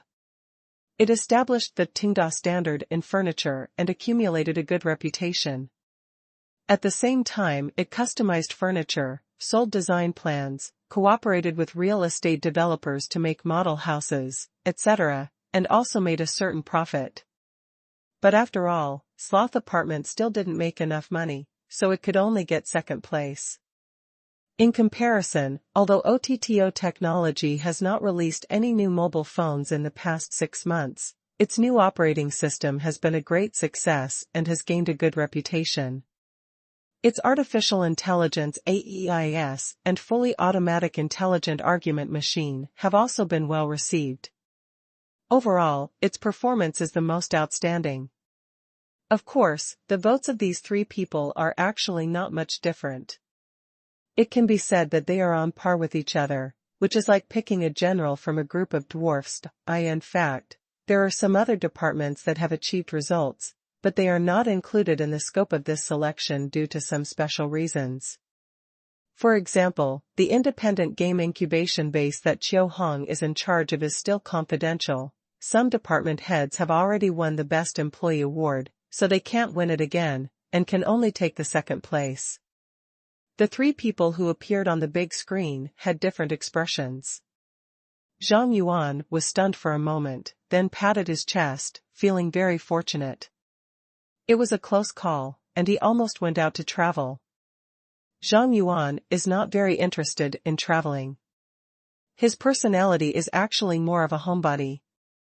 Although he is far from the level of Bao Su, Tenda has so many holidays, and he is not short of money. If he wants to travel, he can travel at any time, so he is naturally not interested. Liang Qingfan showed a more expectant expression. He has joined Tenda for less than a year, and he has never had a similar public travel opportunity before, so he still has some expectations. Chang Yu was confused, and his expression was exactly the same as when Zhang Yuan won the Best Employee. He doesn't want to change departments at all. Winning the Best Employee Award means you will have a dream fund, but it also means you have to leave your original department, set up a new department, and start over. Zhang Yuan was originally the head of Moyu Internet Cafe, and he also started ROF installation. He was doing very well and was very satisfied with the situation at that time. As a result, because he won the Best Employee Award, he was forced out of Moyu Internet Cafe by President Pei, and had no choice but to start the DG Esports Club. Chang Yu is in a similar situation. His hobby is making mobile phones. Now the design of the new model has come out, and all the employees of OTTO Technology are preparing seriously. As a result, Chang Yu, as the person in charge, is going to leave at this critical moment? This is too terrible. Chang Yu is not happy at all. He just wants to stay in OTTO Technology. Pei Qian came to Chang Yu with the trophy. Mr. Chang, congratulations. There is no need to say thank you, but think about how to use this dream fund. Chang Yu took the trophy from Mr. Pei with a bitter face, and his face was full of happy. Still speaking? What a hammer. Chapter 895 Destination, Pyramids and Mummies. Chang Yu now wants to give this award to someone else, just so that he can continue to be the head of OTTO Technology, continue to develop new mobile phones, and continue to tell crosstalk to everyone at the press conference. But President Pei's firm eyes have already hinted that the rules are rules, and no one can violate them. Zhang Yuan didn't want to accept this award at the beginning, but there was no room for negotiation. Chang Yu was silent for a moment and said, "President Pei, I have to leave OTTO technology, right?" Pei Qian smiled and nodded, yes. In fact, for Chang Yu, Pei Qian didn't think he had to be eliminated first. After all, compared with other departments, although OTTO technology is also making money, it also burns a lot of money and the profit margin is not very high, far from making blood money. But Pei Qian believes that the eyes of the masses are sharp. The original intention of establishing the best employee selection system is to try to eliminate Pei Qian's own subjectivity and let all employees vote together to select the employees who pose the greatest threat to the loss-making cause. Therefore, Pei Qian must adhere to his consistent principles. The best employees must leave their current departments, and the rules cannot be changed. Chang Yu was silent for a moment, and said, "Then I have thought about it. I will set up another company to specialize in making ecological chain products of some technology products, such as wearable devices, smart home devices, etc." Pei Qian, ? Chang Yu continued, "Mr. Pei, according to the regulations of the Dream Fund, the winners must leave the original department, but can invest the money in any industry they like. There is no clear restriction on the industry. Auto Technology's current main business is mobile phones. I will set up a new department, not to make mobile phones, but to make ecological chain products of technology products. It should also be in full compliance with the regulations, right?" Pei Qian was speechless for a moment. Zhang Yuan, who was standing aside, also opened his eyes wide and looked shocked. Can it be played like this? After careful consideration, it seems that this is really the case. The best employees do have to leave the original department, but there is no clear prohibition against using the money from the Dream Fund to do any work related to the original department. Employees like Huang Sibo and Zhang Yuan before were obviously caught in a blind spot in thinking. For example, Zhang Yuan, after leaving Moyu Internet Cafe, he couldn't use the money to open a new internet cafe, right? Subconsciously, they felt that this would not work, so they went to the Lingjing Club. These people were obviously not experienced enough and did not carefully study the loopholes in this rule. But Chang Yu was different. He was older than them and naturally cunning.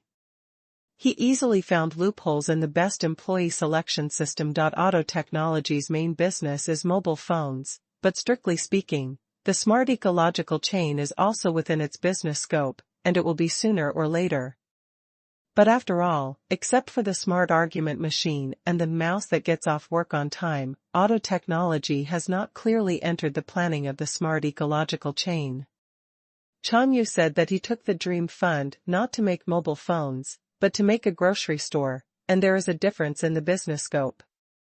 It's like a refrigerator maker who gets the Dream Fund to make air conditioners. They look like the same type of products, but they are actually very different. So, it's completely in line with the regulations. Chang Yu's move should be regarded as a golden cicada escaping. After setting up a new company to make a smart ecological chain, he will still maintain a very close relationship with OTTO technology and can still exert influence on OTTO technology. The current situation has not changed fundamentally. Zhang Yuan couldn't help but be shocked. Why didn't I think of this method at the time? If I had known earlier, I would have started a business related to Moyu Internet Cafe and ROF installation. In this way, Xiaopeng would still be the nominal person in charge of the Internet Cafe, but I could continue to manage Moyu Internet Cafe with Xiaopeng under the banner of cooperation. But there was no point in regretting it. After all, his DGE club and esports division were all on the right track. Pei Qian was also confused. Chang Yu's behavior obviously ran counter to his original intention of establishing the best employee selection system, but it was in line with the regulations, so he could only exploit a loophole. This loophole must be gambled, but it can only be plugged afterwards, not now. Moreover, Pei Qian thought about it and thought that even if Chang Yu was asked to resign as the person in charge, it would eventually have a certain negative impact on the development of automobile phones.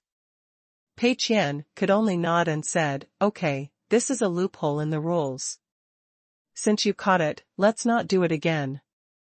But those who get the best employee in the future, don't think about exploiting this loophole." He looked at Liang Qingfan again. "Have you decided where to travel? You can choose a colleague to be your tour guide and go with you." Liang Qingfan smiled a little embarrassedly. I haven't thought about where to travel before. As for choosing a colleague as a tour guide, I don't have a particularly suitable candidate in mind. Does anyone have any recommendations?" Everyone looked at each other and saw the same answer from Peter's eyes. "That must be Brother Bao." "Yes, Brother Bao is experienced, and it's most appropriate for him to be the tour guide. Besides, the work that Brother Bao is responsible for is not very critical, and traveling will not affect the progress of the work." It is the popular opinion, and there can only be one standard answer. "Traveler Bao Su, let's go." The others all had a mentality of watching the fun and not minding the trouble. Bao Su, who was hiding in the corner of the crowd, froze in place, as if struck by a thunderbolt. Although he had prepared himself mentally, it was still difficult to accept this tragic fate. Bao Su looked at Liang Qingfan with despair. Liang Qingfan said to Mr. Pei with some embarrassment, "I have heard of the traveler Bao Su. But we are not familiar with each other after all, and we have never dealt with each other before. And I heard that he has just been out for almost 2 months, and he must be tired from traveling. If I let him be my tour guide to accompany me out again, it would be bad." Hearing this, Bao Su's desperate face rekindled hope. "No, I am not hallucinating, am I? There are actually people in this world who sympathize with me and think that I have been out for more than 2 months and tired from traveling, so they want me to stay and rest." Great! Finally met a colleague with a conscience. Bao Su was almost moved to tears, and wanted to close the already open suitcase again. However, at this moment, Liang Qingfan followed the sight of the crowd and saw Bao Su. "Huh? Brother Bao is already packing his luggage? Brother Bao is so impatient? Since Brother Bao wants to go, then there's no problem. I'll choose Brother Bao." Liang Qingfan felt a little embarrassed at first, but when he saw Bao Su, who had just returned from a long journey, was already packing his luggage and preparing to accompany him, wouldn't it be very unemotional if he didn't take him? Wouldn't it be very disrespectful? Moreover, he had heard that the traveler Bao Su had rich travel experience and met all the requirements, so it was the best choice for him to accompany him on a trip. Liang Qingfan wanted to be polite, but seeing Bao Su was so direct, he felt that he was too polite. Moreover, there seemed to be a faint smile on Bao's face, which further verified Liang Qingfan's guess. The little smile that Bao Su had just revealed froze on his face, and he hurriedly waved his hands. "No, no, no, you misunderstood. I didn't mean that at all. You should choose someone else." Liang Qingfan thought Bao Su was being polite. "Brother Bao, I don't have a better candidate. Since everyone recommends you, you should go with me. Don't be polite, you can see that your expectation is written on your face." Bao Su almost fainted from anger. "The look of expectation is written all over my face. Which eye of yours can see my expectation? I am angry." Bao Su wanted to argue again, but the voices of the people around him quickly drowned him out. "Look, Mr. Liang made the right choice. Brother Bao, don't refuse. Who else can do this kind of thing? That's right, Mr. Liang is Mr. Pei's confidant and beloved general. I don't trust anyone else. It's up to you, Brother Bao, to make everyone feel at ease." Everyone laughed and felt that the selection of the best employees was finally successful. It should end with Brother Bao going on a trip, so that the selection of the best employees would have that flavor. Bao Su was in a bad mood. He looked at Liang Qingfan, who was eager to try, and gritted his teeth and said, I want to go to Egypt. To see the pyramids in the desert and the mummies of the pharaohs. If you don't dare to go, then find someone else. I won't go anywhere except Egypt. Having been to Africa once, Bao Su didn't want to experience it again, thinking of his experience in the Sahara Desert and the Great Rift Valley of East Africa. So he slapped his forehead and chose a place with a relatively close geographical location but equally harsh natural environment. If Huang Sibo can't be scared away, can you be scared away? Bao Su felt that Liang Qingfan was a gentle architect, and he shouldn't be able to stand traveling in such a harsh natural environment, right? I have shown it so obviously, he should be able to face the difficulties, right? However, Liang Qingfan's face showed a very surprised and expectant expression. Egypt? Great, this is the place I've always dreamed of going. As an architect, I've always wanted to see the pyramids up close, but unfortunately, I never had the time and no one to go with me. Brother Bao, it's great that you took the initiative to bring it up. Let's go to Egypt. Let's get ready and leave right away. Looking at the cheering Liang Qingfan, Bao Su fell into a daze. He looked at President Pei Qian suppressed his smile. Okay, since you took the initiative to propose it, Liang Qingfan also wants to go, so let's go to Egypt. You can take a good look at the pyramids and mummies, feel the scenery on both sides of the Nile River, and take more photos and videos by the way. Maybe you can use these materials for developing games in the future. Then it's settled. Hurry up and apply for an expedited visa. See you in a month. Okay, the selection of the best employees is successfully concluded. Let's go back to work. Everyone was satisfied and left with a smile. Liang Qingfan came to Bao Su and said with great expectation, Brother Bao, please take care of me. Soon, everyone left, and those who had been working on this floor returned to their workstations and continued to work seriously. Bao Su looked at the suitcase at his feet and stood there silently, as if he was a statue in the office area. Ruci is redundant, Ruci is out of place. Chapter 896 Work after the filming is completed, update. Tuesday, morning. Pei Qian was sleeping soundly when he was suddenly awakened by the ringing of the phone. He opened his sleepy eyes and looked at the caller ID. It was Huang Sibo calling. Pei Qian answered the phone. Hello? Huang Sibo's slightly excited voice came from the other end of the phone. Mr. Pei, I have good news to report to you. The filming of Mission and Choice has been completed. The last shot was just finished this morning. Pei Qian was still a little confused. Oh? But the next second, he immediately reacted.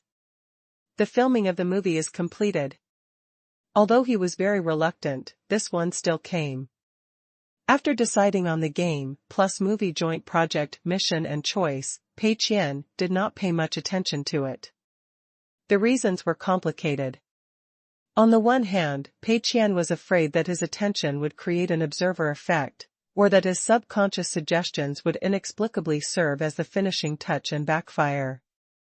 On the other hand, this project spanned 2 settlement cycles, and Pei Qian had more important projects to deal with. Of course, another reason is that Pei Qian felt that he had done enough preparation before the project was launched.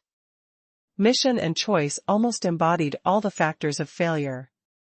Even he thought that it would inevitably fail, so Pei Qian was full of confidence in this project. It was not until he happened to meet Heian some time ago that Pei Qian thought of going to Tenda Games to see the development of the game Mission and Choice. As for the movie, Pei Qian had never been to the studio at all, and he didn't even know the story outline of the movie. The only thing he knew was that the background story of Mission and Choice was determined by himself, which should be about the war between humans and Zerg. Because the original Mission and Choice, that was called The Shame of National Games more than 10 years ago, used this background, Pei Qian asked director Zhu Su to use it, and director Zhu Su must have done so. I just don't know what the specific situation will be after the movie is shot. Thinking of this, Pei Qian sat up from the bed. Finishing is a good thing, we must celebrate. Let's go to Mr. Li's Ming mansion for dinner this afternoon. I'll treat everyone in the crew. Then you organize everyone to play in Jingzhou for a few days. Next Monday is the 20th. Let's have another meal at Wuming restaurant. When beautiful Ming was finished, the treatment and specifications were the same, 2 high-standard dinners plus a week of local tours in Jingzhou. For Pei Qian, the treatment of spending money can only go up and not down, and the money that should be spent cannot be reduced. Huang Sibo was very happy. Okay, Mr. Pei. At noon, a family dinner at Ming Mansion. Today is Tuesday, and there are not many customers. Pei Qian called early to book the place, so the whole restaurant is full of crew members. In addition to Huang Sibo, Zhu Su, Lu Zhiyao and photographers and other on-site staff, editors and post-production crew members also came and gathered together. Logically, editing and post-production should be the busiest now, but mission and choice is shot in sections, and rough cutting and post-production can be done after each section is shot, so the pressure of editing and post-production is not particularly great. Moreover, even if the work is busy, you still have to come to eat when Mr. Pei invites you. Everyone knows that there are not so many rules for Mr. Pei to invite people to dinner, so they all sit down casually and wait for Mr. Pei to arrive. Huang Sibo, Zhu Su, Lu Zhiyao and others sat at the same table, looking forward to Mr. Pei's arrival. Here I come. Mr. Pei, this way. Huang Sibo stood up and waved at Pei Qian. Pei Qian immediately said to the waiter, "What are you waiting for? Bring us all the good food and wine? Just serve the most expensive ones, hurry up." Then, he sat down at Zhu Su's table. It was only now that Pei Qian was able to see these people from the crew. After looking around, his eyes stopped at Lu Zhiyao. Well, as expected, Lu Zhiyao is here again. Pei Qian has already prepared himself mentally for this. After all, Lu Zhiyao has a close relationship with Fei Huang's studio, and they have worked together happily. It is only natural for them to work together again. When it came to the issue of actors before, Pei Qian's requirement was that only one leading actor could be invited, and the others could only be minor roles. Moreover, anyone could be invited to play the leading role, even a big name, but they must not have too many expressions. Although Lu Zhiyao's acting skills are good, how can he show his acting skills without expressions? So Pei Qian was not very angry, but accepted it calmly. It would be best if the movie dies suddenly and all the money is lost, and Lu Zhiyao returns to box office poison, cutting off the possibility of future cooperation, and let each other go. After a few pleasantries, the waiter began to serve the dishes one after another. Pei Qian looked around again and suddenly realized a problem. It's not right. Why is there only Lu Zhiyao? Where are the other actors? Pei Qian's previous requirement for Huang Sibo and Zhu Su was that there could only be one leading actor, and the others could only be minor roles. Where are the minor roles? Could it be that because he is a minor actor, he doesn't even care about food? That's too outrageous. It's not in line with the spirit of Tenda. Pei Qian's expression became serious, and he looked at Huang Sibo. Why didn't the other extras come? Since it's a celebration party, no one can be missing. Huang Sibo was stunned for a moment, and then hurriedly explained, "Oh, President Pei, everyone in the crew is here, including the errand boy. There are no extras, because we didn't invite any extras at all. There is only one actor, Lu Zhiyao." Pei Qian, ? This Huang Sibo actually exceeded the task? Pei Qian's requirement for them was that there could only be one leading actor, and the others were extras. As a result, Huang Sibo even saved the extras. So this movie is a one-man show by Lu Zhiyao, from beginning to end? It sounds very unreliable and very likely to fail at the box office. Pei Qian couldn't help but give a thumbs up. Very good. Well done. Huang Sibo and Zhu Su smiled at each other, and saw a kind of pride in each other's eyes. President Pei is indeed President Pei. He guessed the wonderful part of our one-man drama script in an instant, so he praised us so much. What a kindred spirit. Pei Qian looked at Lu Zhiyao. How did you feel during the performance? Lu Zhiyao smiled a little guilty. President Pei, to be honest, it didn't feel very good. It was a one-man show throughout, it was too difficult for me to act.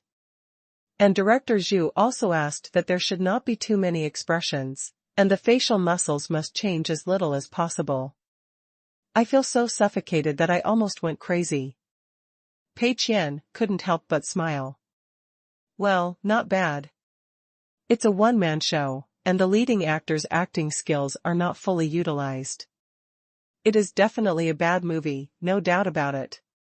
Pei Qian originally wanted to ask Zhu Su for the script, but then he thought, what's good about the script of a bad movie? Besides, the filming has been completed, and the rice has been cooked. Even if I see the script now, it is impossible to reshoot, otherwise the movie will not be released in time and affect the settlement. So Pei Qian didn't make himself unhappy, and raised his drink. Everyone has worked hard these past few months. Eat and drink well today, have fun in Jingzhou, and wait for the 20th to treat everyone to a meal at the Wuming restaurant. Everyone immediately cheered. The food at the Wuming restaurant is usually not available. Everyone has been busy for several months just waiting for this meal. How can they not be excited? After the filming was officially finished, everyone relaxed, enjoying the food and chatting happily. The scene was harmonious. After Pei Qian had eaten his fill, he left on the pretext of being busy with work, but the crew members were obviously not satisfied yet, and some of them even opened a bottle of wine and chatted while drinking. Zhu Su and Huang Sibo continued to discuss the later stages of mission and choice. The crew's cameraman, production staff and other staff can take a break, unless some shots need to be reshot. But there are still many problems in fine editing and post-production, and Zhu Su and Huang Sibo cannot just sit back. While discussing, Huang Sibo's phone rang. Huang Sibo saw that it was Rui Yuchen calling. Huh? Huang Sibo was a little surprised, because his usual work had nothing to do with Rui Yuchen. Rui Yuchen was in charge of Moyu Takeaway. Why did he call him? Could it be that Rui Yuchen wanted to advertise Moyu Takeaway in the movie? That couldn't be done. Mission and choice is a science fiction theme. Is it reasonable to embed a Moyu Takeaway advertisement in it? With some doubts, Huang Sibo picked up Ling's phone. After a few pleasantries, Rui Yuchen made his intention clear. Brother Huang, this is it. You know that President Pei bought a company called Cold Noodle Girl before? I talked to the person in charge a few days ago and learned that they want to make a documentary about street food.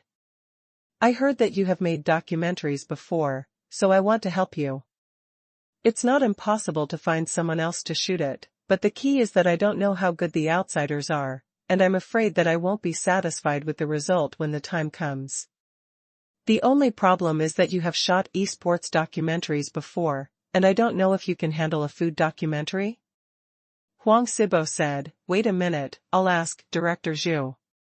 He simply repeated Rui Yuchen's words and got a positive answer from Zhu Su. Huang Sibo said, sure, Director Zhu, we can shoot movies, and of course food documentaries are no problem.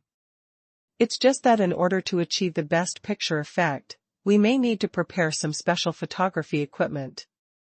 But that's fine, our studio also needs these things anyway, so we just need to purchase them. You are quite good at choosing the time, you came to us just after we finished shooting this movie. Rui Yuchen was very happy. Really? That's really a coincidence. Okay, then it's settled. I'll give you a contact number later, and you can talk to the person in charge there about how to shoot and how much budget is needed. Huang Sibo, okay. If you cooperate with an external company, there may be many concerns.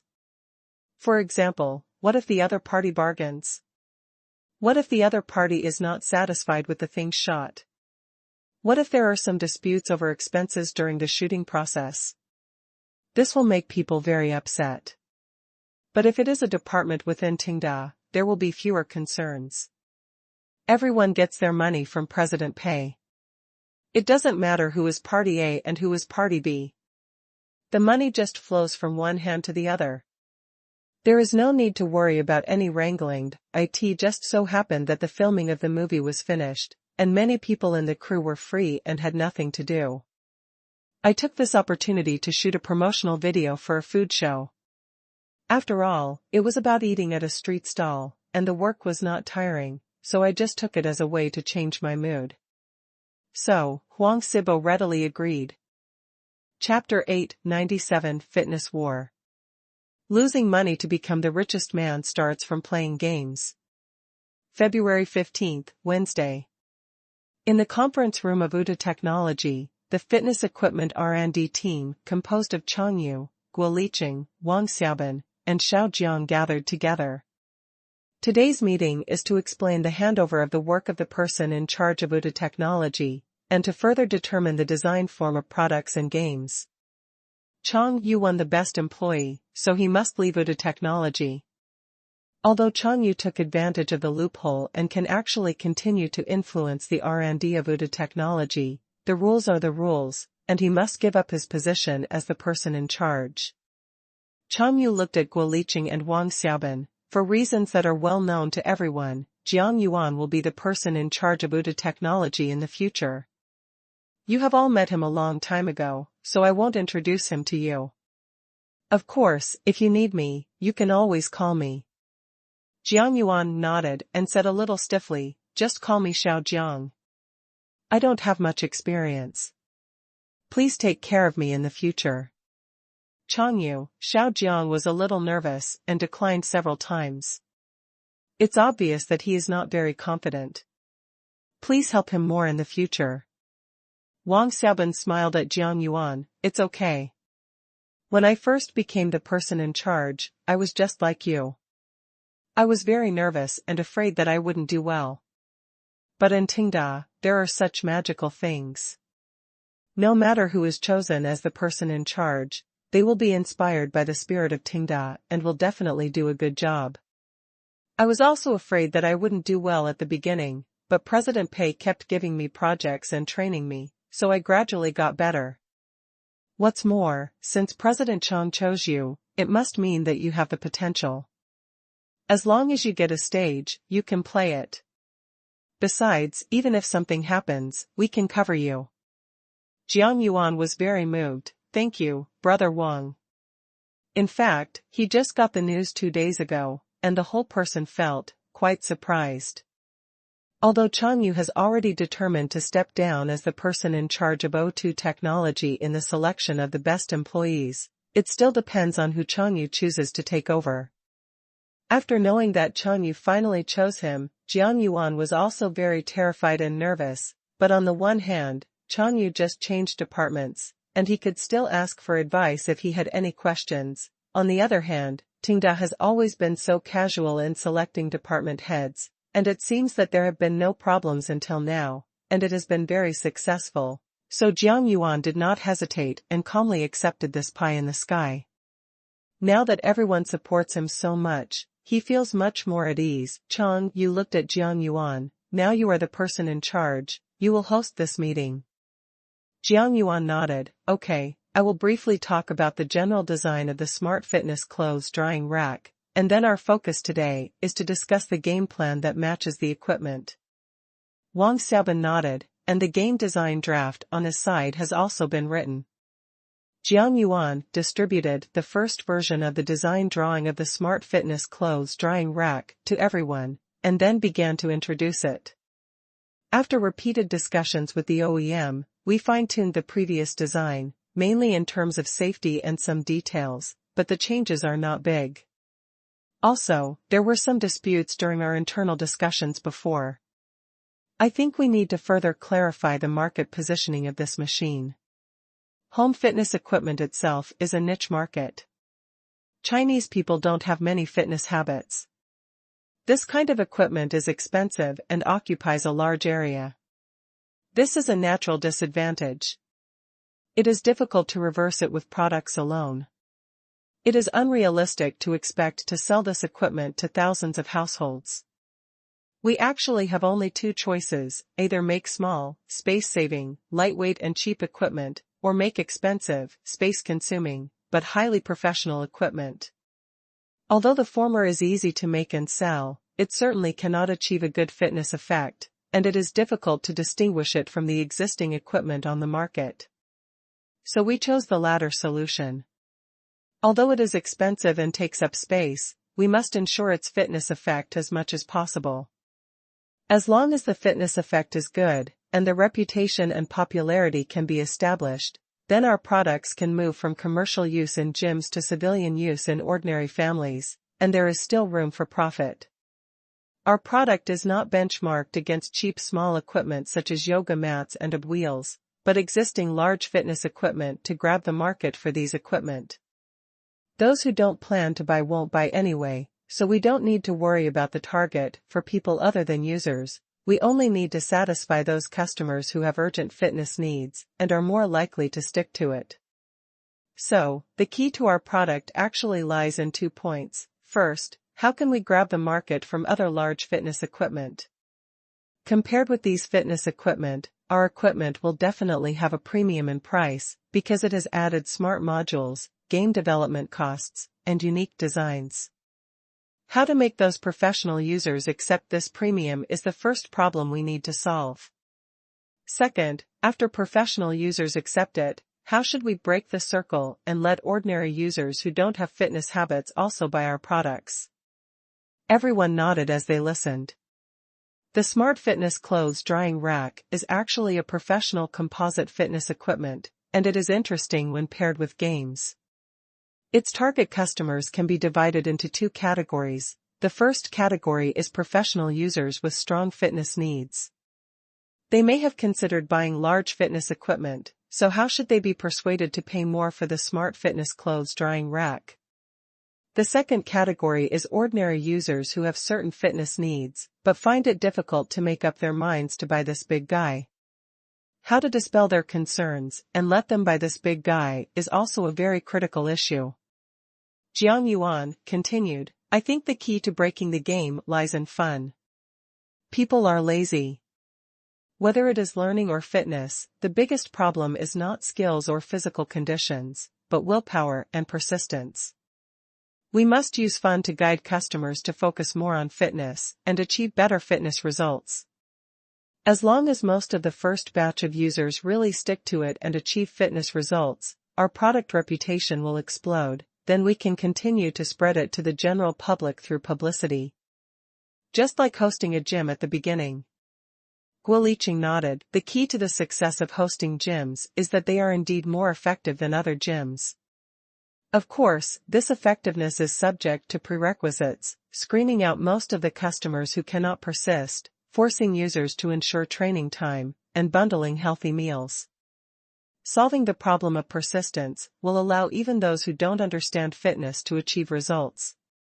Jiang Yuan looked at Wang Xiaobin, Brother Wang, the fun aspect mainly depends on whether the game is fun. Whether this product can succeed depends on you. Wang Xiaobin nodded and distributed the game design plan in his hand to everyone. This is the design concept draft I wrote for the game. Although it is just a general framework and many details are not yet complete, the direction is already very clear. I will talk while you watch. If you have any questions, you can ask them at any time. Wang Xiaobin paused and continued, the name of this game is Fitness Battle. There is nothing much to say about the name. It is easy to understand and remember, and it is easier to spread. What is important is the specific design in it. First of all, in terms of type, it is a mobile game, and it also supports mobile phone screen projection. This game is used with supporting equipment. We can't give users a display screen bundled with the equipment. That will definitely not sell well. If it is made into a mobile game, users can choose the display equipment according to their actual situation. If you think it is not necessary to spend extra money, you can use a mobile phone or tablet, If you want to get a better experience, you can buy a monitor of several hundred yuan or a TV of 1 or 2,000 yuan. This mobile game can be directly linked to the Tenda Life app, communicate with the data of the managed gym, and recommend players to buy fitness meals from Moyu Takeaway to achieve better training results. The key lies in the specific design of the game. Chapter 898 Cultivation plus Fitness Games. Wang Xiaobin continued, I thought about it again and again, and I felt that most of the current fitness games and fitness software were not doing a good job, so I took a new approach. At present, in most fitness software, the game characters that users see are fitness coaches. Fitness coaches show users standard movements, count sets, and encourage players all the time. This is a common practice. But I thought about it, if we do the same, we will definitely be lost in the crowd. Although fitness coaches are all handsome men and beautiful women, they will get aesthetic fatigue after seeing them too much, and they will not be able to motivate users. So my idea is that we set up 8 characters with different personalities in the game, for men and for women. They will also do the same movements as users, prompt users with standard movements and counts, but the difference is that they are not set as fitness coaches, but as people who need to exercise. Everyone was stunned for a moment, a little puzzled. Wang Xiaobin explained, to put it simply, the people in the game are all slightly fat. For example, we make a slightly fat, cute girl. While players are exercising with the smart fitness clothes drying rack, the characters in this game will also exercise. When the player's exercise reaches a certain level, the figure of the girls in this game will also change. From the original figure with some elephant legs and a small belly, it becomes more and more perfect, with thinner legs and waist and more rounded hips. The difference between these 8 characters lies in appearance and personality. In terms of appearance, we will prepare a variety of different costumes for these characters. Users can unlock costumes and change clothes for these characters through daily training. Some beautiful clothes can only be worn by characters after they have exercised to a certain level. In this way, we use game thinking to give users a very clear purpose and driving force. And if these characters do not exercise for a long time, their figures will gradually get out of shape. However, as long as the characters with training foundation resume training, they can quickly return to their previous body shape. In terms of packaging, our game must also be very cool. The enemies in the game are round fat monsters, a bit like balloons with the appearance of little demons. They are cute and very elastic, but they have strong vitality and are difficult to destroy. When the player makes an action with the smart fitness clothes rack, the character in the game will also make a corresponding in-game action. For example, when the player does chest press, the character in the game also does chest press, but the arms will show combat effects. After charging, a huge substitute will appear behind the character in the game and attack the fat monster, squeezing it from both sides, and then a fire effect will appear with a pop, and then the fat monster will shrink a circle. This implies that the player has consumed calories and lost some fat through these actions. Moreover, as the training time increases, the further you go, the higher the damage. This implies to the player that the longer you persist, the better the training effect will be, allowing the player to feel his own improvement and progress in each exercise. The same monster, at the beginning, it takes 30 moves to kill the enemy, but after the training process reaches the end, it only takes 15 moves to kill the enemy. In this way, in order to advance the game process faster, the player will try to exhaust himself every time he exercises. Of course, the specific amount of training is calculated based on the player's physical fitness. Before the game starts, we will do a test to find the most suitable weight for the player, estimate his physical fitness based on his weight and heart rate data, and formulate a daily training plan based on this, which must achieve the effect without being excessive. There are also many different scenes in the game, such as ice and snow, lava, desert, etc., so that players can change the environment every once in a while. In addition, the artificial intelligence AEIs equipped in the fitness equipment will occasionally interact with the characters in the game, bringing more fun. AEIs uses the speaker on the fitness clothes rack, while the characters in the game use the mobile phone speakers, and their conversations will definitely have a feeling of breaking the dimensional wall. Moreover, after the user has not exercised for a period of time, AEIs will also use the speaker on the fitness clothes rack to give the user a kind reminder. After listening to Wang Xiaoban's introduction, everyone's faces showed surprise. Can fitness games be made into cultivation games? Wang Xiaoban is right. Although there are some fitness games and software on the market, they all have a common defect, which is not enough purpose for players. Fitness is something that requires long-term persistence, and most people do not have enough willpower to persist. And through this cultivation-style gameplay design, users want to train the characters in the game from slightly fat to hot young lady and then put on beautiful clothes. They must continue to exercise. Over time, forming a habit, naturally you can stick to it. Of course, people are lazy, and no matter how good the equipment and games are, there is no guarantee that they will never be used. Although there are 8 characters in the game, 4 handsome guys and 4 pretty girls, what if the players don't like any of them? It's not impossible.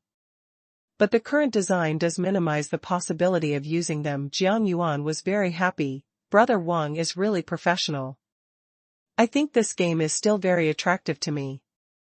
However, if you want to make so many characters, I wonder how much the game costs? Wang Xiaoban said, the cost will not be very high.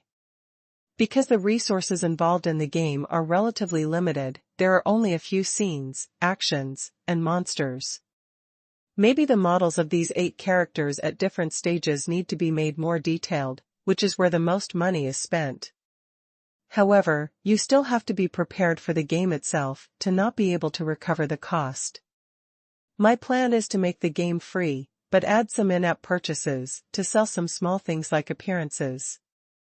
Play, if you want to buy a nice dress, just buy it. If you don't want to buy it, just work out and practice. And this game with equipment is actually equivalent to advertising for the managed gym and other industries of Tenda. Even if there is a little loss, as long as it can have a good advertising effect, it is acceptable. After listening to Wang Xiaoban's story, Chang Yu said, I suddenly have an idea. I don't know if it is right. This game sounds interesting. If you have to use equipment to play it, the user group must be too narrow. Can we make an additional low-profile version? Anyway, the resources are ready, and we can just do one more set of movements. The so-called low-profile version is for those who have not bought the smart fitness clothes drying rack. In this low-profile version, all the movements are fitness movements on the yoga mat, such as push-ups, crunches, squats, burpees, etc., so that players can also achieve certain fitness effects. But the fitness effect of doing these movements on the yoga mat alone is definitely not as good as using them with equipment. So, making 2 versions, on the one hand, expands the user base, more players willing to pay, and better recovers costs. On the other hand, it plays a subtle role of induction.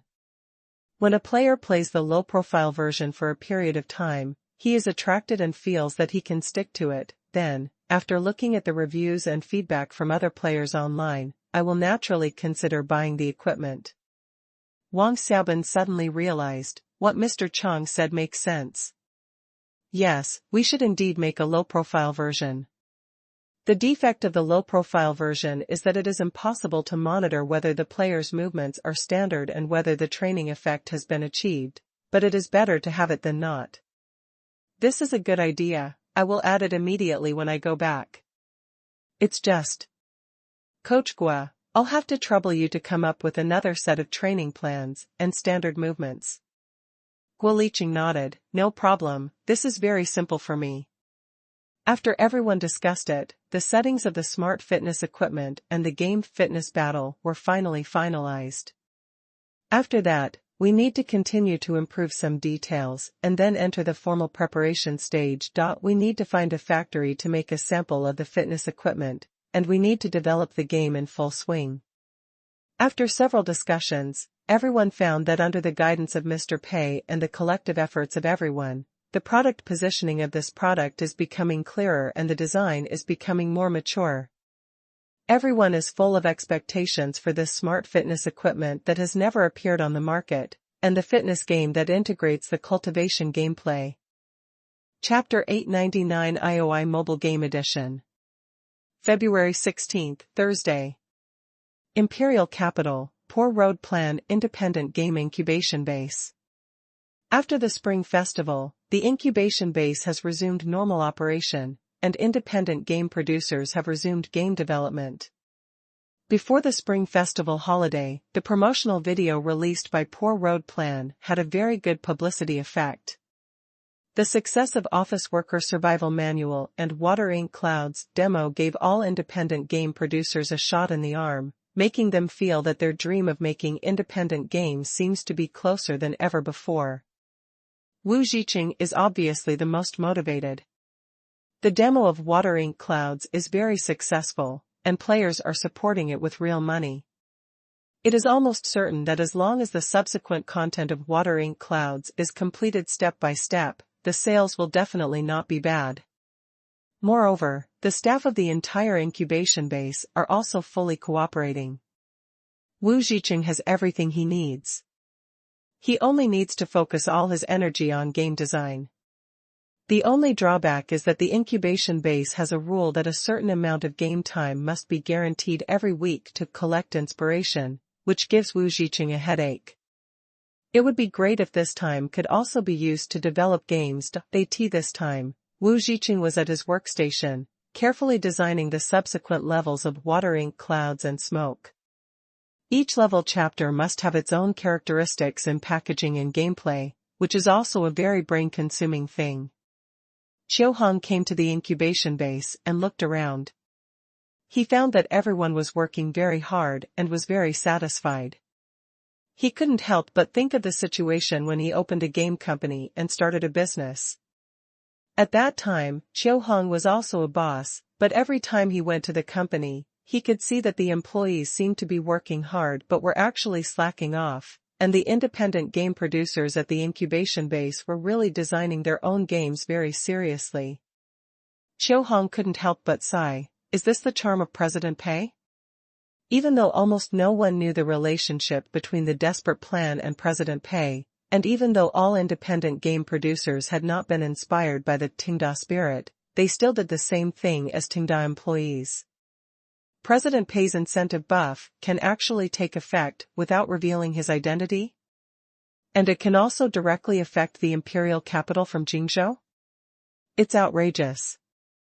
Qiu came to the center of the office area and clapped his hands. Please stop what you are doing for a moment. I have two things to announce.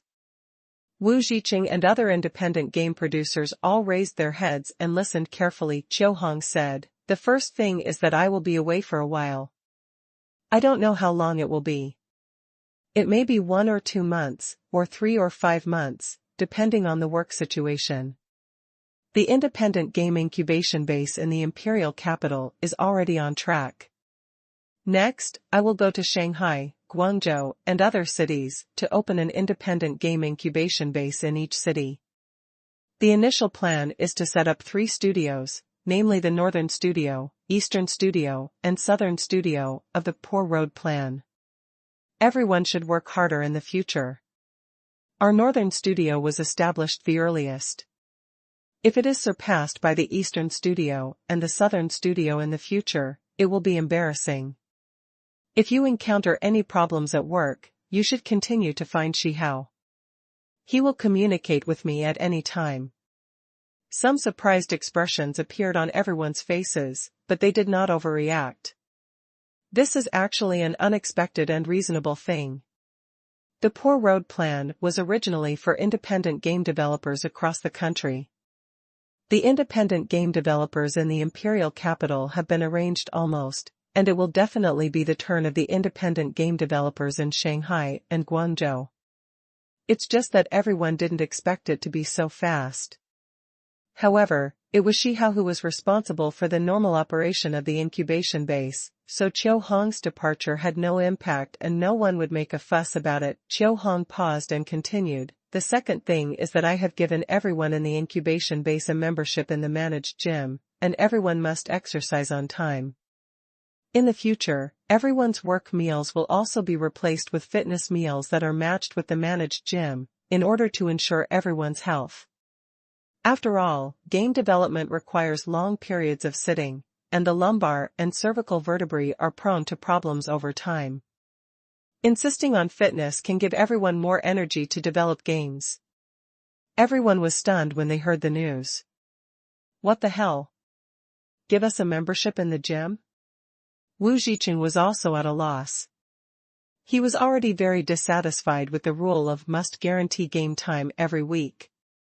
As a result, in addition to taking time out to play games every week, he also has to take time out for fitness.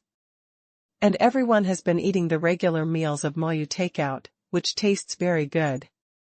Although the health level is not as good as fitness meals, it is much better than other takeouts, and everyone is quite satisfied. Now we have to eat fitness meals with the managed gym, isn't this redundant? Wu Zhiqing quickly raised his hand and said, Mr. Chiu, there's no need for the gym. We're all young and in good health. Chiu Hong's expression became serious. In good health? Do you believe that? Before you came to the incubation base, you were making independent games in your own residence. You all had reversed day and night schedules and irregular diets.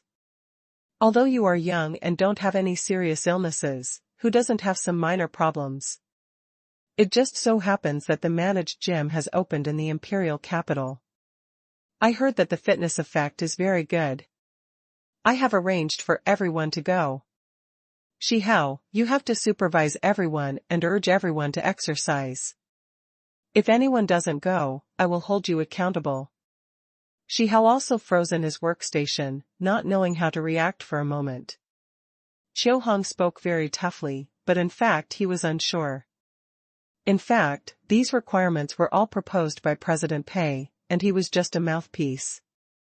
Before, Pei Qian learned that Moyu Internet Cafe, Moyu Takeaway, and managed gyms were opened in large quantities in cities such as the Imperial Capital and the Magic City. He had been thinking about how to counter and hold back. Suddenly, it occurred to me that the Imperial Capital has a lot of its own industries. There are independent game incubation bases and cold-faced girls. Arranging them all in managed gyms can not only create certain losses, but also interfere with everyone's work progress. Why not? But the relationship between the incubation base and Tenda Group cannot be made public, so Chiu Hong can only continue to be a tool. Wu Zhiqing and other producers stood up and wanted to discuss with Chiu Hong. The gym is completely unnecessary. Isn't it better for us to make games in a down-to-earth manner? But Chiu Hong had no intention of bargaining with them. He said it's settled and left. Wu Zhiqing and the others obviously misunderstood, because Chiu Hong actually had no say in this matter. Wasn't it the wrong person to bargain with Chiu Hong? Looking at Chiu Hong's departing back, Wu Zhiqing and the other producers looked at each other, and saw confusion in each other's eyes. At the same time, it seemed that a familiar taste was tasted. At the same time, in Shanghai, Longyu Group. In the conference room, Eric looked at the latest report with a very proud smile on his face. Zhao Shuming sat opposite Eric, trying to reduce his presence and lead the stage to Eric. It has been nearly a week since the implementation of the Eric New Deal, and some clues can be seen from the IOI data. The reason why Eric was so happy was that the data this time was in full accordance with his expectations, and the effect was even better than he imagined. Revenue will definitely decline. After all, heroes are free and skin prices have been cut to 30% of the original price. In the short term, IOI's player base will not grow explosively, but the average amount of money spent per person has decreased, so revenue will inevitably decrease. However, the decline in revenue data is much more optimistic than Eric expected. From the data, although the price has dropped, many old players have been compensated and bought many skins that they had not planned to buy before. Although the money for each skin is less, the number of copies sold has increased, which has achieved the effect of small profits, but quick turnover. For example, some old players originally wanted to spend 80 yuan to buy a skin, but now they find that they can buy two, so they will still spend this money instead of choosing to spend only 40 and save the other 40. After the sudden drop in the price of skins, it has reached the lowest point in history. Most players think that the price of skins will never drop again for a long time in the future, so they will no longer wait for discounts, but choose to buy them immediately. Moreover, this big price reduction has created a good heat, and the data such as the number of simultaneous online users and average game time per person in the national and even world servers have increased significantly. Many players bought several skins at once, so they naturally have to play more games to appreciate and feel them in the game.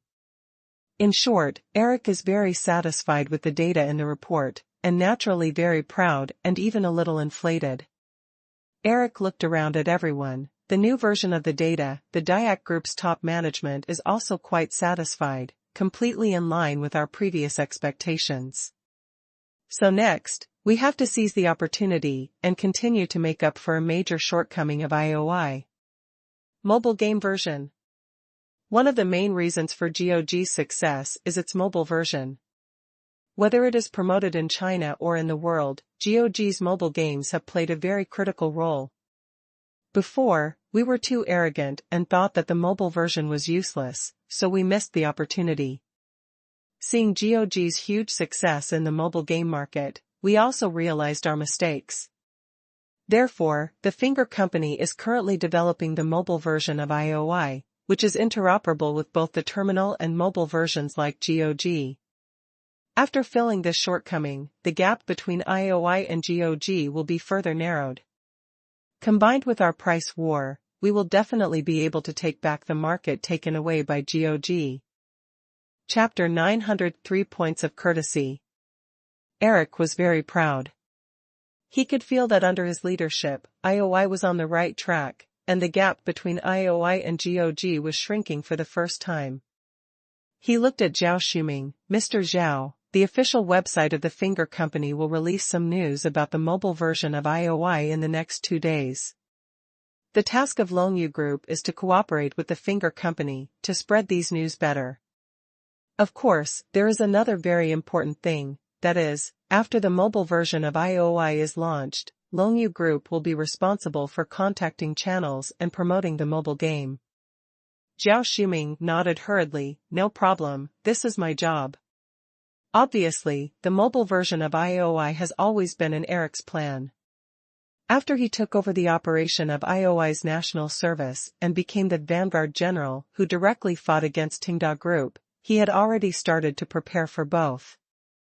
On the one hand, it is to update the version and start a money-burning war, and on the other hand, it is to urge the Finger Company to arrange special personnel to develop the mobile version of IOI. Of course, it is not a simple task to change the terminal game into a mobile game overnight. At the beginning, Tenda Group was able to quickly change GOG into a mobile game because GOG's design itself has some mobile game elements. The game time is short, the map is better than IOI, and the game mechanism is simpler, so there are fewer obstacles in the design change. And IOI wants to change the terminal game into a mobile game, which is definitely not a simple project. But even so, it can release the news first to warm up. First, use the resources in IOI to make a simple demo, select a few heroes that are more suitable for the mobile game operation mode, and then use this demo to make a few trial videos, then, post these videos online, stir up the heat, and let IOI players know that there is such a thing. As long as everyone is given a feeling that IOI is catching up and competing with GOG, it will be of great help to the promotion of IOI. Zhao Shuming also fully supports this matter. After all, in his opinion, the arrival of a mobile game trend is inevitable. IOI can learn from GOG to make the game interoperable on both ends. This is indeed a move to follow the trend. Moreover, Longyu Group has very close ties with domestic mobile game distributors, and even controls some mobile game channels. It may be easier to promote mobile games than PC games. After iOI's mobile games are launched, old PC game players will definitely play them, and many players who are tired of GOG mobile games will also try them out. If they can come up with a few more good marketing plans, it will definitely work. Eric and Zhao Shuming are both confident in iOI's next operation strategy. Although GOG's current position in China is very stable and difficult to shake, everything is difficult at the beginning. As long as we persevere and let iOI's domestic service gradually recover, we can quickly form a positive cycle, and then everything will turn around. February 17, Friday. Yi Zhizhou hurried to the Tenda game department and found Min Jingqiao, who was busy making a new version of GOG. There's something new going on at Finger Company. Just now, they released a few iOI mobile game trial videos, which look very good. But I suspect, they used iOI's existing PC game materials, and it's still early for the game to be officially developed. Now it's in the demo deception stage. But the development of iOI mobile games has obviously been put on the agenda, so we still have to be on guard. Currently, these videos have received good responses on video websites at home and abroad, and many players have expressed their great expectations. Some people have been comparing it with GOG's mobile games to create hype, most of which are water armies arranged by Longyu Group. Yi Zhizhou handed his phone to Min Jingqiao and showed him several iOI mobile game videos. The video showed several iOI classic heroes trial play videos, such as Chaos Doom, Storm Swordsman, Ghost Blacksmith, etc., which were shining in the global finals, as well as some heroes that are often used by novices to bully weak players. These heroes have a common feature, that is, the operation is not particularly complicated. It is not too difficult to operate from the terminal game to the mobile game, and it is relatively easy to transplant. Moreover, these heroes have their own popularity, and heroes like Storm Swordsman are also handsome, so the video gives players a good impression. Although I haven't played the game yet, just watching this video is indeed very attractive. The one who comes is not good. Min Jingqiao immediately saw the intention of the Finger Company's move. The current situation can be said to be the offensive and defensive situation is different. In the past, GOG took the initiative to attack, and iOI was forced to defend and was beaten to a pulp. But now the offensive and defensive situation of both sides has completely reversed. The GOG mobile version is a pioneer and has now gathered a huge group of players. Due to its size, it is no longer advisable to take too many risky actions and is in a passive defensive posture. The iOI mobile version is a new game with many advantages. It can directly refer to GOG's ready-made gameplay and avoid detours. It can directly bundle itself with the GOG mobile version for promotion and hit porcelain, easily gaining huge popularity. This rubbing tactic often has a very good effect, and the party being rubbed has not had a good way. The more it reacts to stress, the more popularity the other party gets. If you choose to deal with it coldly, the other party will be more unscrupulous and will still gain a lot of popularity. Yi Zhizhou asked, "What should I do?" Min Jingqiao pondered for a moment, or, let's ask Mr. Pei. Although the two of them can come up with some countermeasures, this matter is of great importance after all. If it is not handled properly, the consequences will be very serious, and neither of them dared to make a decision. GOG is currently the game with the largest number of players, the widest influence, and the highest popularity of Tenda Group. It also involves the cash cow of GPL, and neither of them dared to neglect it. After a little discussion, the two felt that such a matter of great impact still had to be asked to Mr. Pei, so that they could feel at ease. After sending a message to the front desk and learning that Mr. Pei was coming to the company today, the two of them went to the 16th floor and knocked gently on Mr. Pei's office door. "Come in." Mr. Pei's voice came from the office immediately. Min Jingqiao pushed the door open and entered, followed by Yi Zhizhou. "Mr. Pei, we are here today to report on the developments at the Finger Company. Min Jingqiao briefly recounted the story of how the Finger Company released a trial video of the IOI mobile game and how Longyu Group bought a large number of online trolls to take advantage of GOG's popularity. Pei Qian almost slammed his head and applauded. Eric did a great job. It really lived up to my expectations. From the previous price war to the current IOI mobile game version and the use of trolls to take advantage of GOG's popularity, every step Eric took made Pei Qian very satisfied. The more the Finger Company pressed forward, the more reason Pei Qian had to spend money to fight back. But how should he deal with it specifically? Pei Qian briefly thought about it. His first reaction was to fight back fiercely. If they wanted popularity, then give them popularity. Tenda could also spend a lot of money, by the way. Why not? But on second thought, it seemed a bit dangerous. At present, GOG and IOI are not at the same level in China. If they fight back fiercely, IOI will indeed get a lot of popularity, but GOG will also get a lot of popularity. What if the two sides passionately criticize and use each other's popularity, which leads to higher popularity of GOG and stronger cohesion and identity of players? It seems a bit inappropriate. What if we do nothing about it? It doesn't seem to be very good either. Although this will not bring popularity to GOG, the popularity of IOI will also accumulate very slowly. It will take a long time for it to pose a real threat to GOG. Distant water cannot quench immediate thirst. After a brief consideration, Pei Qian decided to stick to the previous policy. You continue to pay attention to the movements of IOI. No matter what strategy they adopt, we will follow it, but we must be courteous to them in everything. For example, if they spend 10 million on publicity, we will spend 7 million. If they reduce the price of skin by 10%, we will reduce the price by 7%. The same is true for the war of public opinion. If they provoke and want to take advantage of our popularity, we will fight back. But when we fight back, we must also leave some room for maneuver. Min Jingqiao was stunned for a moment. Any other requests, President Pei? Pei Qian shook his head, no. Min Jingqiao and Yi Zhizhou looked at each other and saw some doubts in each other's eyes. That's it? I thought President Pei was going to start killing all around right away, but President Pei actually wanted to give way?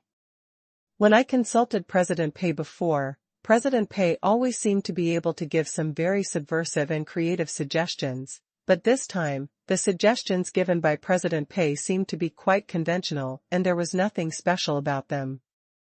Giving up 3 points sounds good, but in reality, it is nothing more than passive defense. Moreover, President Pei also emphasized that in a price war, you must spend less money than the other party? What's the reason for this? But looking at Mr. Pei's expression, it was obvious that he had finished what he should say, and only an expression of "you figure it out yourself" remained. So the two had to leave. Leaving Mr. Pei's office, Min Jingqiao and Yi Zhizhou's expressions were full of doubts. Obviously, this time asking Mr. Pei for advice did not achieve the effect they wanted. There is still no particularly reliable countermeasure to deal with the threat of IOI. Or, Mr. Pei gave a reliable countermeasure, but they have not yet understood the deep meaning of this countermeasure. The two returned to the 17th floor and sat down in the lounge, drinking drinks and staring at each other. Both saw the same attitude in Pitt's eyes. Do you believe that Mr. Pei's idea is so simple? I don't believe it. What about you? I don't believe it either. Then it can only mean that Mr. Pei has deeper ideas, which we have not dug out. Think carefully, and don't leave if you can't think of it. The two drank drinks while thinking hard. Yi Zhizhou said, I think this is a bit strange. When has Mr. Pei ever lost to others in spending money?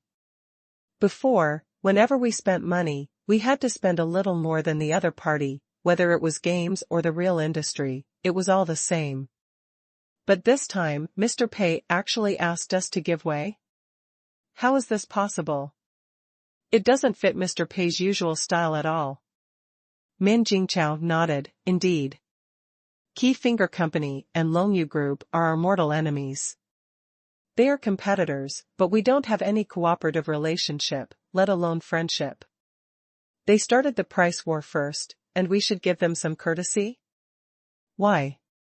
This is not in line with Tenda's usual style. So there must be some special purpose behind President Pei's giving them some courtesy. The more the two discussed, the more they felt something was wrong. But why was it wrong, and no one came out? Min Jingqiao left the lounge and came back with 2 laptops a moment later. These are the relevant data of GOG and IOI in China, including the changes in market share and other data. If you study them, you may find something. Yi Zhizhou nodded and took one of the laptops. The two began to look through various materials aimlessly, hoping to find some clues from them. Suddenly, Yi Zhizhou seemed to realize something and said, I noticed one thing, which is the market share and new game releases of other MOBA games like IOI and GOG. There is no need to talk about the market share of GOG and IOI. At present, GOG has an overall advantage in China, and overseas, the two sides are competing against each other. GOG has an advantage, but the advantage is not very big, and each has its own fluctuations. But the situation of other MOBA games is worth pondering. On the one hand, the market share continues to decline, and on the other hand, new games are released less and less. There are at least 5 or 6 MOBA mobile games released at the same time as GOG, but now there are only 1 or 2 that are still barely operating, and they are still in a half-dead state. It can be said that they died very quickly. Min Jingqiao nodded, isn't this something we have known for a long time? Our competition with IOI will definitely squeeze the living space of all other games of the same type, and in the end only one winner can survive. Even old games like Xinqi have been seriously affected. Although from the data, Xinqi still has a group of die-hard players who are difficult to shake, it has almost no fresh blood flowing in. More importantly, there was news that a large company wanted to buy Xinqi to make an online game like IOI or GOG, but it was delayed again and again. Yi Zhizhou said, what if we dig deeper into the reasons behind this? Why did these companies give up MOBA games? I think that fierce market competition is only one aspect, and another very important reason is anchoring effect. Mr. Pei's pricing for GOG actually formed an anchoring effect. After IOI was forced to fight a price war with us, this anchoring effect became more stable, which made it unprecedentedly difficult for other companies to get started, so they didn't plan to follow. Min Jingqiao nodded, yes, that's right. The so-called anchoring effect is actually easy to understand. As a MOBA game type, all games have similar ways of making money, which is nothing more than selling heroes, buying skins and various value-added services. Otherwise, you can't sell combat power, right? That's courting death. If all MOBA games set their skins at a level of tens of yuan, then players won't find it strange. This pricing allows many new MOBA games to barely survive. Only after surviving can they gradually grow and develop. But Mr. Pei forced GOG's skins to be priced at a bargain price, and forced IOI to fight a price war and also slash the price of skins, which formed an anchoring effect. All players think that MOBA game skins should be so cheap. Therefore, even if other game companies make MOBA games of similar quality to GOG and IOI, there is basically no chance of success. Because of the anchoring effect, these companies will face a dilemma. If the price is higher than GOG, then players will think you are greedy, but if the price is the same as GOG, you can't operate at all. GOG skins are priced low, but the player base is huge, and there is also a GPL league, so there are many ways to maintain profitability. Other MOBA games have few players, and they rely on skins to make money, but the skins are priced at a bargain price, so how can they make money? Therefore, the price war between GOG and IOI is not the first to bear the brunt of IOI, but all other MOBA games. Originally, MOBA games are a winner-takes-all game type. GOG has taken the lead with its huge user base, and the price is so cheap, so why play other MOBA games? Yi Zhizhou continued, so, Mr. Pei's strategy of giving way is worth digging deeper. On the surface, Mr. Pei is deliberately condoning IOI to expand its user base. But if you think about it carefully, isn't Mr. Pei borrowing the power of IOI to continue to fight other competitors? GOG has a huge user base and first-mover advantage. Even if it only uses 70% of the publicity funds, it can continue to fight a protracted war with IOI. Let IOI persist and continue to burn money. The more we fight, the harder it will be for other MOBA games to survive. Min Jingqiao frowned slightly, but, it's good to kill with a borrowed knife, but what if IOI beats us? What if their market share increases and enters a virtuous circle? Yi Zhizhou said, this possibility does exist, but seeing that Mr. Pei is so confident, he must think that IOI can't beat us. Boss Pei, no matter how much money they spend, we will follow them, it's just giving way 3 points. This 3-point gap will not put us at a disadvantage, but will induce Finger Company to continue to burn money. While expanding market share and helping us eliminate other competitors, it will also consume a lot of funds from Diak Group and Finger Company. Boss Pei's giving way 3 points is not to retreat when the enemy advances, but, I will give you 3 points because you helped me grab the market, but if you want to challenge me, then whoever is afraid will be a grandson. Min Jingqiao suddenly realized, indeed, Boss Pei should mean this. First, keep 3 points of strength, play with Finger Company, and burn money with them to further eliminate other competitors. When the time is right, give Finger Company a fatal blow. The two people felt much more at ease. Since Boss Pei has already made plans and is full of confidence, he thinks that he will win even if he keeps 3 points of strength, so what is there to worry about? Chapter 901, Successor, 1. At the same time, the inspiration class for authors of the Chinese website Endpoint. Chui Geng looked at the time and found that there were still 2 hours left before the end of the work. A week had passed in the blink of an eye, and tomorrow was the weekend again. He left the audiovisual area of the inspiration class, then went to the work area and randomly found an empty computer to continue writing the plot of Successor. 8 hours of work a day, 6 hours were spent watching various TV dramas, novels, and comics to collect materials, and only 2 hours could be used for creation. This was the hard rule of the inspiration class. At the beginning, Chui Geng felt that 2 hours was too short and he was very uncomfortable. After all, when he wrote online novels before, this time was exactly the opposite. At most, he spent 2 hours collecting materials, and the rest of the time was all used for writing. After only 2 hours of writing time, Chui Geng always felt that the writing was over before it even started, which was quite uncomfortable. In the first half of the week, Chui Geng felt that his writing rhythm was a bit wrong. Often, he would start to get into the groove of the 2 hours, and the time was up. The computers in the office area will record the writing time of each author, and they will not be allowed to write if they exceed 2 hours. Of course, if the author writes on his own laptop after get-off work or on weekends, or writes in an internet cafe, this is definitely not allowed. But under this buyout creation model, there is no requirement for the update volume and the number of words in the whole book.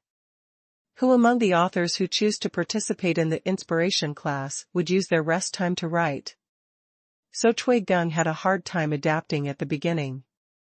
He wrote slowly, and readers couldn't wait, so he was scolded a lot. But gradually, his creation mode adjusted.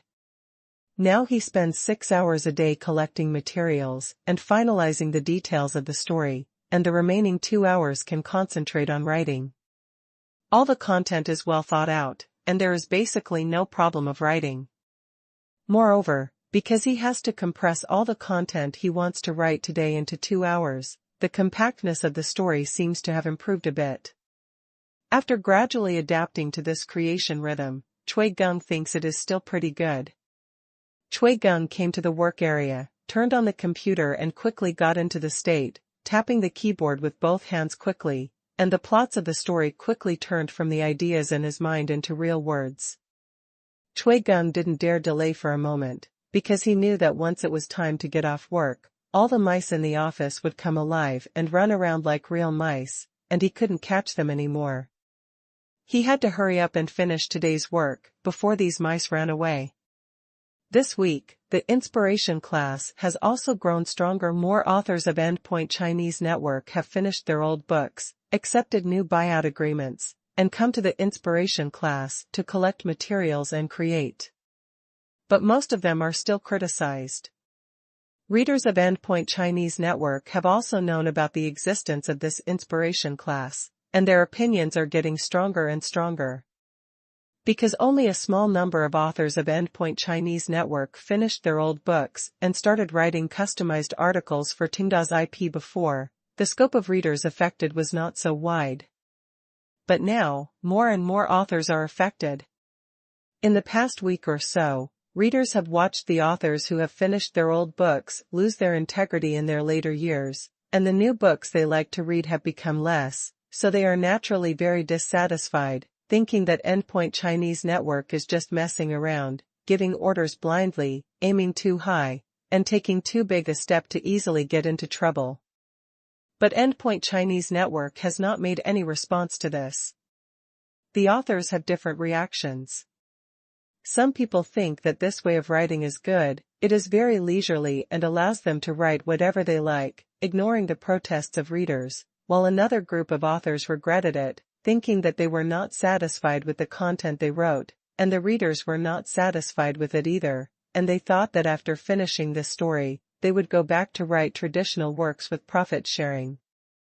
Obviously, after 1 or 2 months, the inspiration class will screen out a group of authors and leave a group of authors, but no matter what, everyone must still fulfill the current creative contract first. Fortunately, the maximum word count requirement is only 500,000 words, which can be completed in 3 months at most, without delay. As for Pei Qian and Zhu Xing'an, the editors of the N Chinese website, they all implemented President Pei's requirements and chose to let it go. Chui Gong didn't care about these contents. It didn't matter to him whether other authors would go back to write for profit sharing or continue to write for buyout customization. He just wanted to write the story of successor with peace of mind. Even if everyone didn't like it, it was always a good attempt for him. Last weekend, Chui Gong had already written an opening for successor. And within this week, Chui Gong had almost completed the outline of the subsequent story of successor, and the subsequent work was to continuously improve the details of each plot. Phil Simmons, a playboy and rich second generation with no special talents, decided to become a superhero, and received strong support from his rich father, and could use a huge amount of $2 billion to realize his dream of becoming a superhero. Phil also conducted a very detailed investigation and learned the 4 steps for ordinary people to become superheroes in this era. Find a way to become a superhero apprentice and make a successful debut. Be cautious in words and deeds during the observation period and accumulate supporters. Participate in superhero elections and become the spokesperson for a group, become the top superhero, the most powerful and influential person in Hope City and even the whole United States. Phil knows very well that it will be extremely difficult for ordinary people to take this path. There are tens of millions of people in the United States who have the dream of becoming a superhero, but only a few hundred people can complete the first step, only a few dozen people can complete the second step, only a dozen people can complete the third step, and only 3 or 5 people can really stand on the top of the pyramid. Moreover, Phil is not the first rich man who wants to become a superhero by spending money. In Hope City, there are at least dozens of super-rich people who are richer than his father Ryan Simmons, but most of these people have failed to become superheroes. Most of them will choose another path, indirectly exert influence by hosting superhero talent shows, providing campaign funds for superheroes, or investing before superheroes debut. When a large consortium becomes the sponsor of many superheroes, these superheroes are not his lackeys, but in most cases they will give him enough face. But the problem is that this kind of influence cannot be achieved by just giving money. Ryan Simmons is also a well-known wealthy man in Hope City, but Phil does not reach the point where he can do whatever he wants because they do not have that much control over the superheroes. The Simmons family can only control some relatively weak superheroes. The American people do not allow superheroes to become running dogs of big conglomerates, so there are many restrictions in the system. For example, big conglomerates can provide campaign funds to superheroes, but it must be voluntary and indirect. They can exert influence, but they cannot completely control them. A powerful superhero definitely has more than one big conglomerate behind him, but a community of interests formed by multiple big conglomerates. There will also be checks and balances between these big conglomerates, not to mention that superheroes can refuse the request of a big conglomerate on the grounds of people's will. If a big conglomerate has problems, then the superhero will cut ties with it as soon as possible, and even kill relatives for the sake of justice and personally deal with the big conglomerate in front of him. To sum it up, the whole chaebol class controls the superheroes, but when it comes to a specific rich man or chaebol, it may also be fish on the chopping board. The top superheroes have powerful combat power, huge influence, and even huge funds. They have become invisible rich people and tycoons. For these superheroes, they can control other rich people in turn. Rich people like the Simmons family are nothing in the eyes of the real top superheroes. The big chaebols will also fight overtly and covertly for superheroes, and the Simmons family obviously has no advantage in this regard. Therefore, Ryan Simmons is willing to give up half of his worth and bet on the future of the Simmons family to support Phil Simmons to become a superhero. Please remember the domain name of the first release of this book. Top Novel Mobile Reading Website.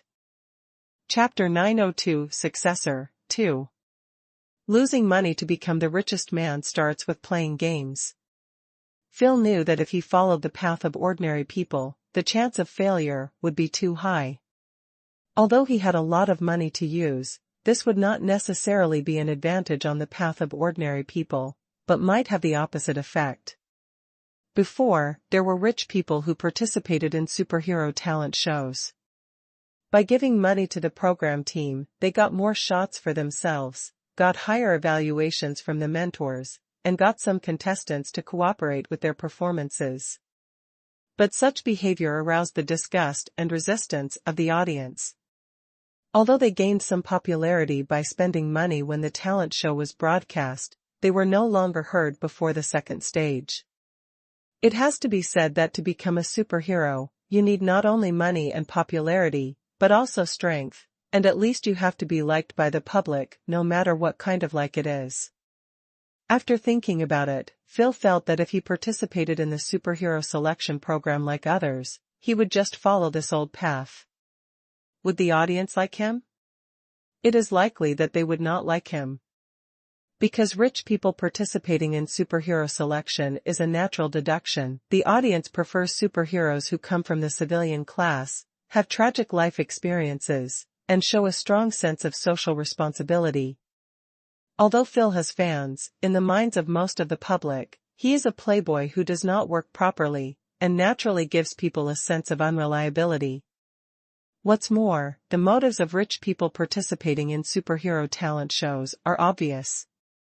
So, Phil decided to take another path, to personally fund a superhero talent show. Currently, the exclusive title fees of several popular superhero talent shows have almost exceeded $100 million. Of course, the production costs of these talent shows are also extremely high. Because superhero talent shows are different from ordinary talent shows, in addition to regular venues, these superheroes have to go to a lot of outdoor scenes, and there are some arranged special events. In addition, if the talent show is to have enough influence, it also needs superheroes who are well known and influential as mentors, and the appearance fees of these people are sky high. Therefore, Phil has to spend at least $200 million before his plan can succeed. The risk of doing so is enormous. This price tag can get the exclusive sponsorship fees for many superhero talent shows, And the exclusive sponsorship fees can have a good advertising effect for the Simmons family's real estate business. In other words, if you use this money to buy exclusive sponsorship of other talent shows, you won't lose too much. But Phil can't sponsor, at least not exclusively. On the one hand, this attitude is still obvious, which is easy to arouse the audience's suspicion and affect the overall plan. On the other hand, other big consortiums will never participate in it without sufficient benefits. Therefore, Phil's plan is to unite the consortiums behind the two most popular superhero talent shows and organize the variety show successor in the name of these two consortiums. On the surface, the Simmons family will completely sever ties with the variety show successor and will not sponsor it. Even if someone thinks that there is a transfer of interests behind it, it will not be too much. The two big consortiums have been fighting each other in the field of superheroes. Letting them jointly sponsor the variety show successor will make this show extremely popular and well-known before it is broadcast. For these two big financial groups, they can get the naming rights of a superhero talent show with huge investment without any investment, which is worth at least tens of millions of dollars. Why would they refuse such a good thing that comes to their doorstep? And the only thing Phil Simmons wants is that the production team of this variety show uses all his own people to ensure that the show develops according to the script he designed. Phil will be a mentor in the variety show successor. There are 4 mentors in the show.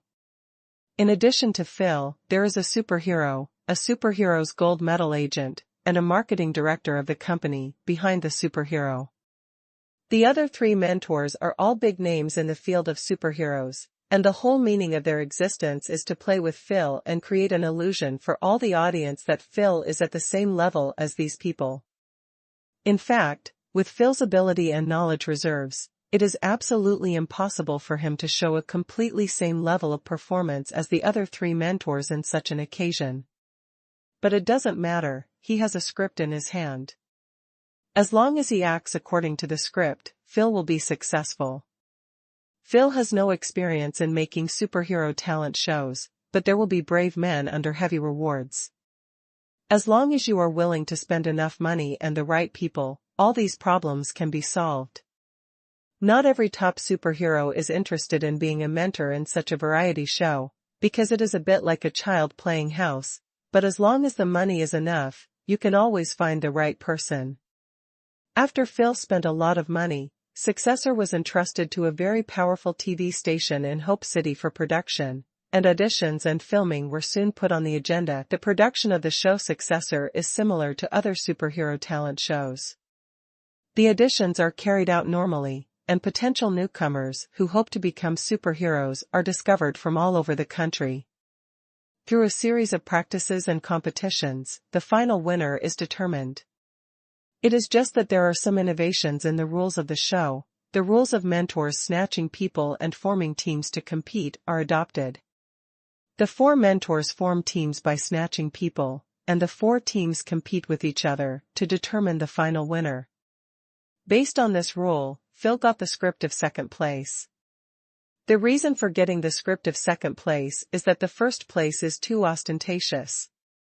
According to the arrangement of the script, the team formed by Phil will be a team that seems not strong, but is actually very strong. In other words, this group of people will deliberately perform not so well during the auditions, and at this time Phil will see their shining points and recruit them. In the formal group competition, these people will perform brand new, but there is still a certain gap in hard power, so unfortunately they lose and finally get the second place. In this way, the audience will feel that these people are all mediocre, and under Phil's guidance, they all have outstanding performances.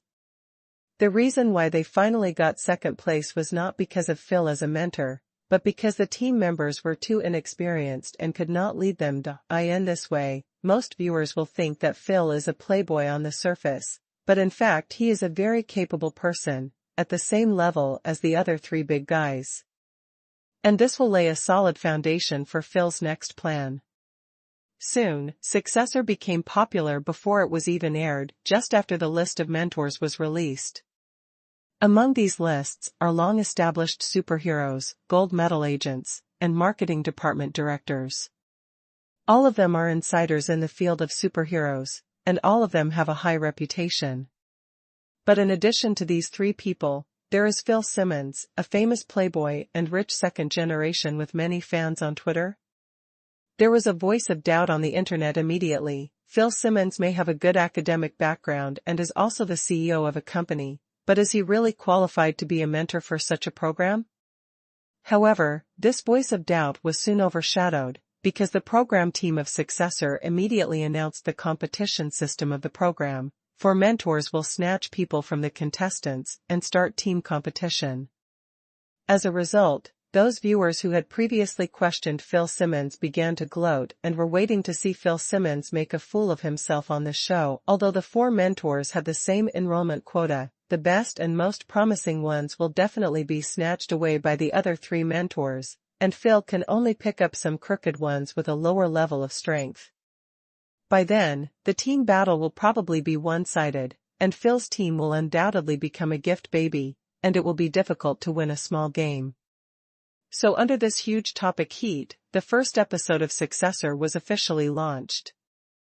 Chapter 903, Successor 3, Update.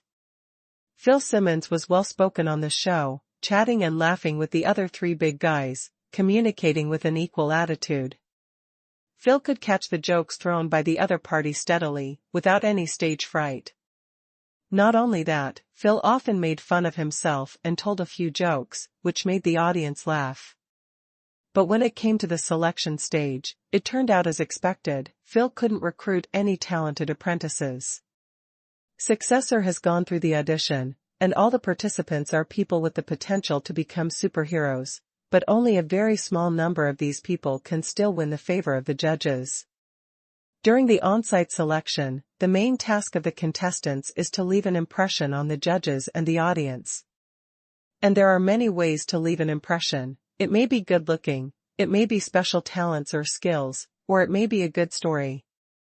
Some people with elegant and likable speech, if they happen to have a likable face and very special talents and skills, then the possibility of winning the favor of the mentor is greatly increased. Of course, if he has none of these, but happens to have a more complicated background that arouses the audience's sympathy and gives him a special label, then he may also be favored by the mentor.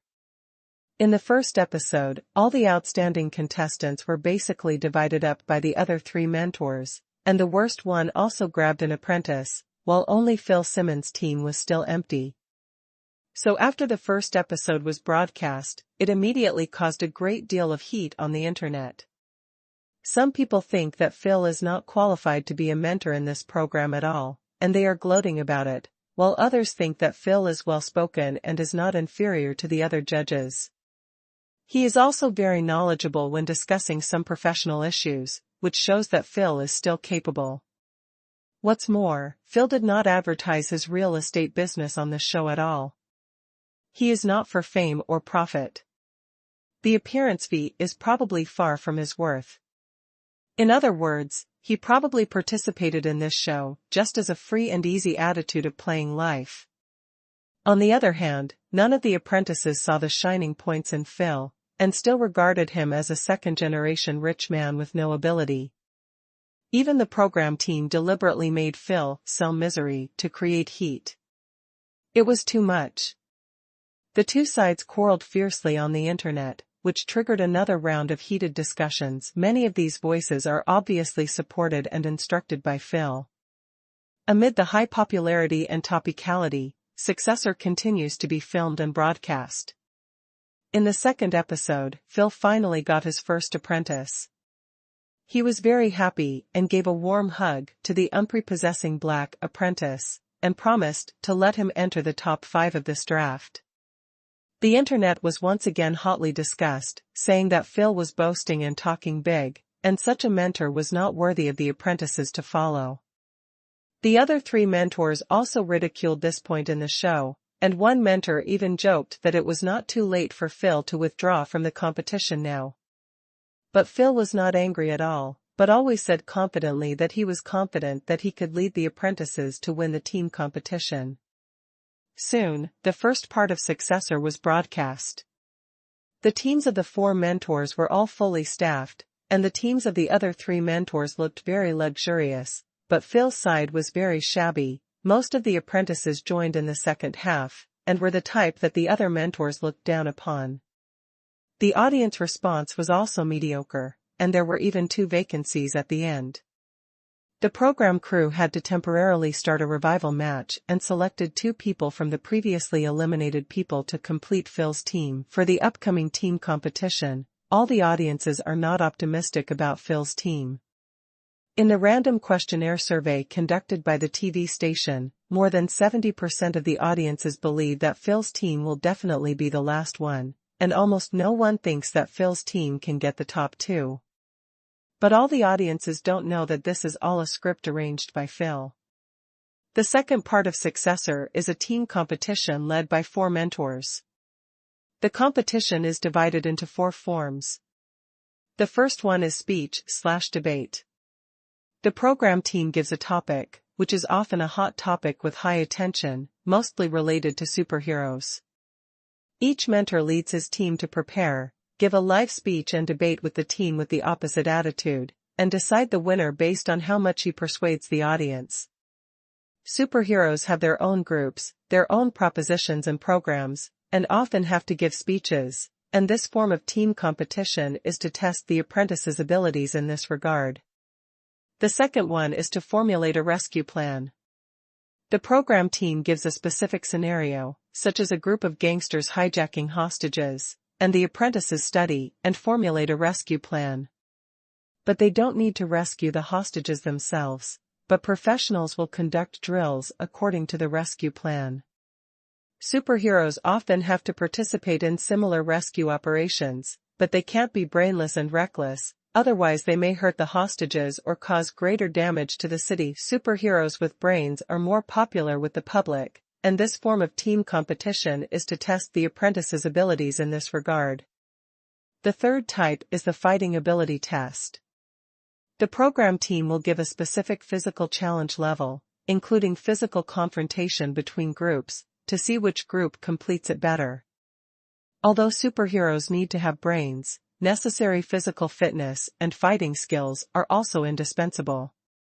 A fighting superhero will make the public feel more secure and will not feel that this superhero is wasting superpowers.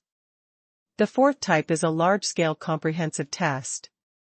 This test often includes multiple aspects, and the captains of each team need to make overall arrangements and personnel allocation. After completing the task, the program team will conduct a comprehensive evaluation. These 4 tests are step-by-step. The program team will record the preparations of each team throughout the process and give more shots to the key figures, so that the public will gradually become familiar with and like these apprentices who may become superheroes in the future. In this process, the mentors should be moderate in their guidance. They should not take on too much responsibility and do everything for themselves, which would steal the limelight from the apprentices and make them lose in the subsequent popularity polls. They should not completely abandon their responsibility, which would lead to a complete failure in the team competition. In short, team competitions like talent shows are like a preview of the future work of superheroes. The first episode of the team competition was exactly as expected, with Phil's team losing miserably in the competition with other teams. The program team also gave Phil's team the least amount of shots, which created an illusion for the audience. It seemed that Phil did nothing, and his team was as useless as him, and soon lost. So, the discussion about Phil dominated the forum again. But then, Phil's team in the second episode seemed to have a new look and won the second place with excellent performance. But this time the program team still gave Phil's team the least amount of shots, resulting in a lot of missing information in the preparation process, which caused dissatisfaction among the audience.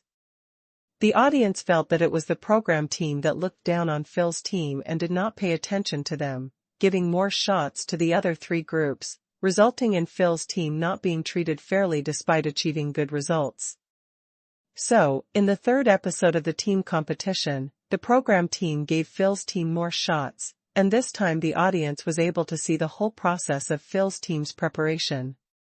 Phil Simmons played a very crucial role in the preparation process. He constantly encouraged the apprentices' confidence, gave them hints and guidance, and did not directly give the plans to the apprentices to execute. Instead, he used a more inspiring approach to allow them to come up with a more perfect plan themselves. The apprentices, who were originally scattered, suddenly became full of fighting spirit.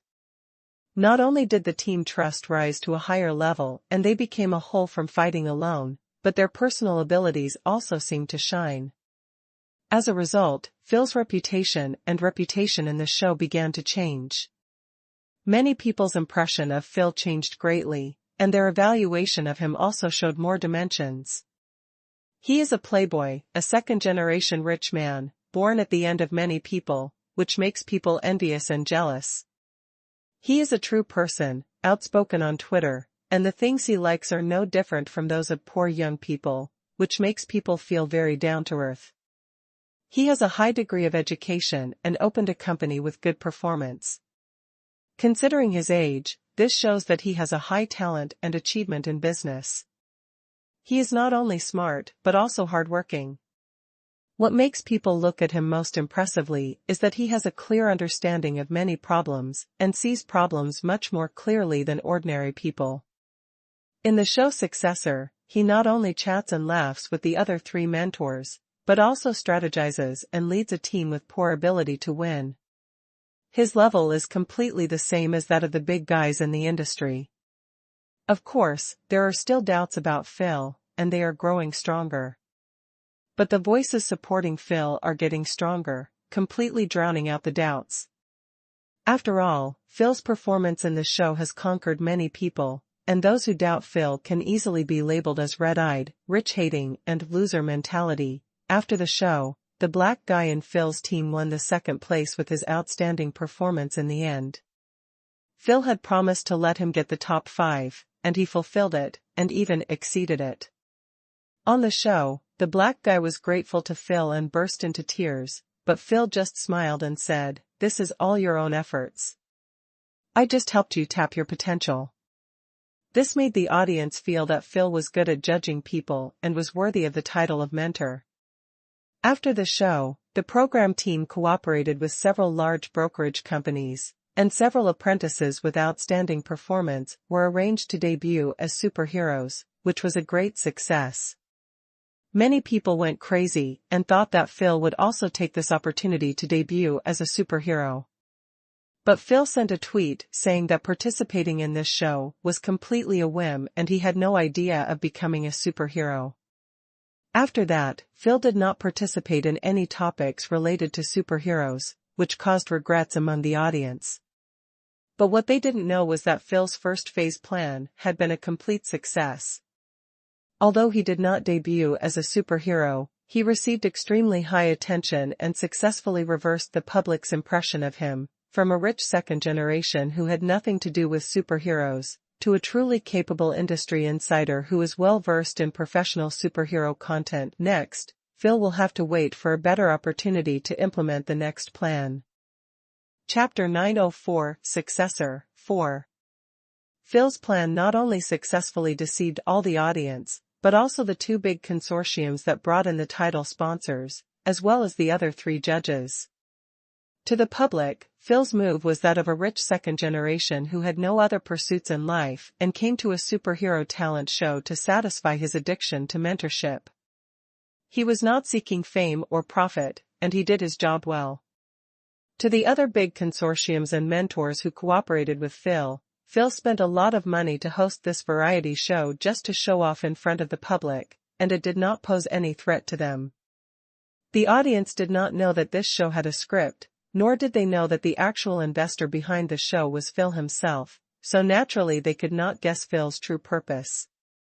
And the big consortiums and mentors knew that the show had a script, but this script did not cause a scandal or bring negative impact to the show. Instead, it brought a lot of popularity, so at present they have no motivation to leak this matter, which would be tantamount to throwing dirty water on themselves. To these people, Phil's performance was like a prodigal son who spent $200 million to create an image of professional in the field of superheroes in front of the public, but so what? Fake can't become real.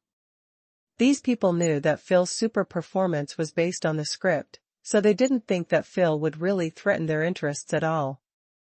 Therefore, Phil's first phase of the plan was a complete success. So he lay dormant and began to wait patiently for the opportunity for the next phase. Superheroes are a hot topic in Hope City.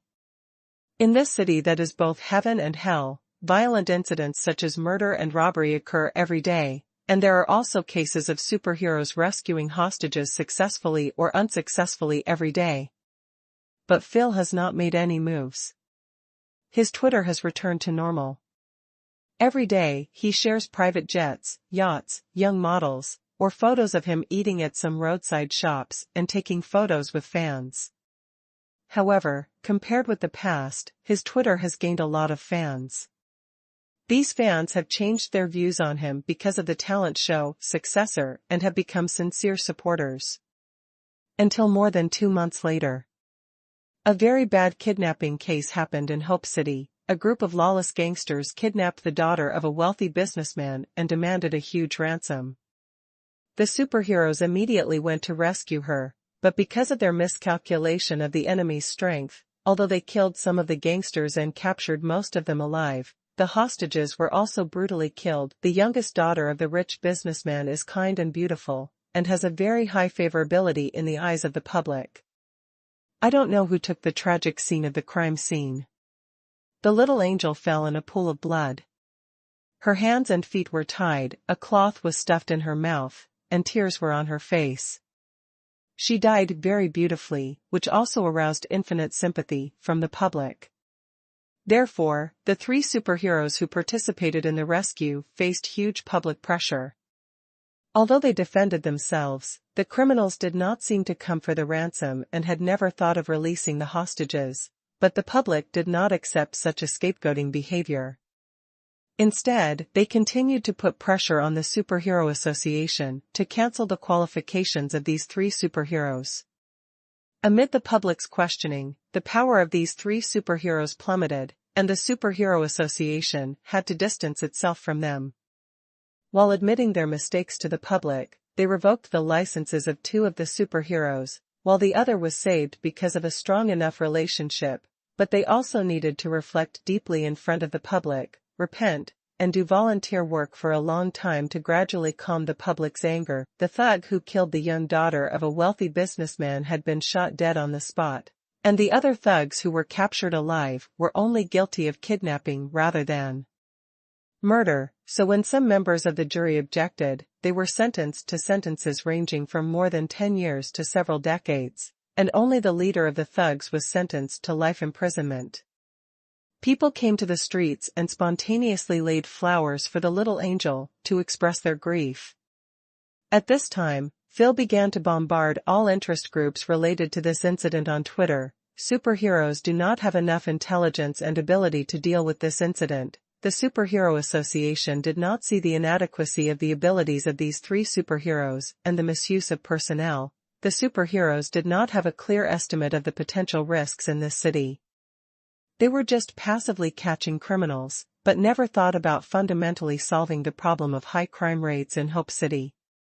Phil's speech aroused enthusiastic support from the public. After this tragedy, the public's emotions urgently needed an outlet for venting. Someone must be responsible for this tragedy, and it is obviously not enough for only 3 superheroes to take the blame. Moreover, people already had a lot of resentment about the high crime rate in Hope City, and Phil's statement added fuel to the fire. If that playboy Phil had commented on this incident a few months ago, most people would have thought he was being shameless and talking without any hesitation, but now, with the hot influence of Succession, many people regard Phil as an industry insider who truly understands the chronic diseases of the superhero system. Since Phil is an industry insider who truly understands these things, what he said makes sense. Therefore, the angry public continued to vent their anger on the Superhero Association and other superheroes. They cursed, "Why did the Superhero Association send these 3 weak chickens to rescue the hostages? Why not send stronger superheroes? Why don't those stronger superheroes take the initiative to perform the mission? In fact, the Superhero Association only sent superheroes of the same level according to the level of crime. It can't just send out the top superheroes for kidnapping, robbery, and the like, right? Everything is in accordance with normal regulations and procedures, but the Superhero Association has a hard time, because the more they explain, the more it seems to be shirking the blame, which further proves their incompetence. Even though the Superhero Association apologized again and again, the public's anger has not subsided. Many fans expressed under Phil's Weibo that they hope Phil can step in and do something within his power. If Phil is responsible for this incident, then the situation will definitely not become what it is now, Phil responded on Twitter, saying that he had no intention of doing so.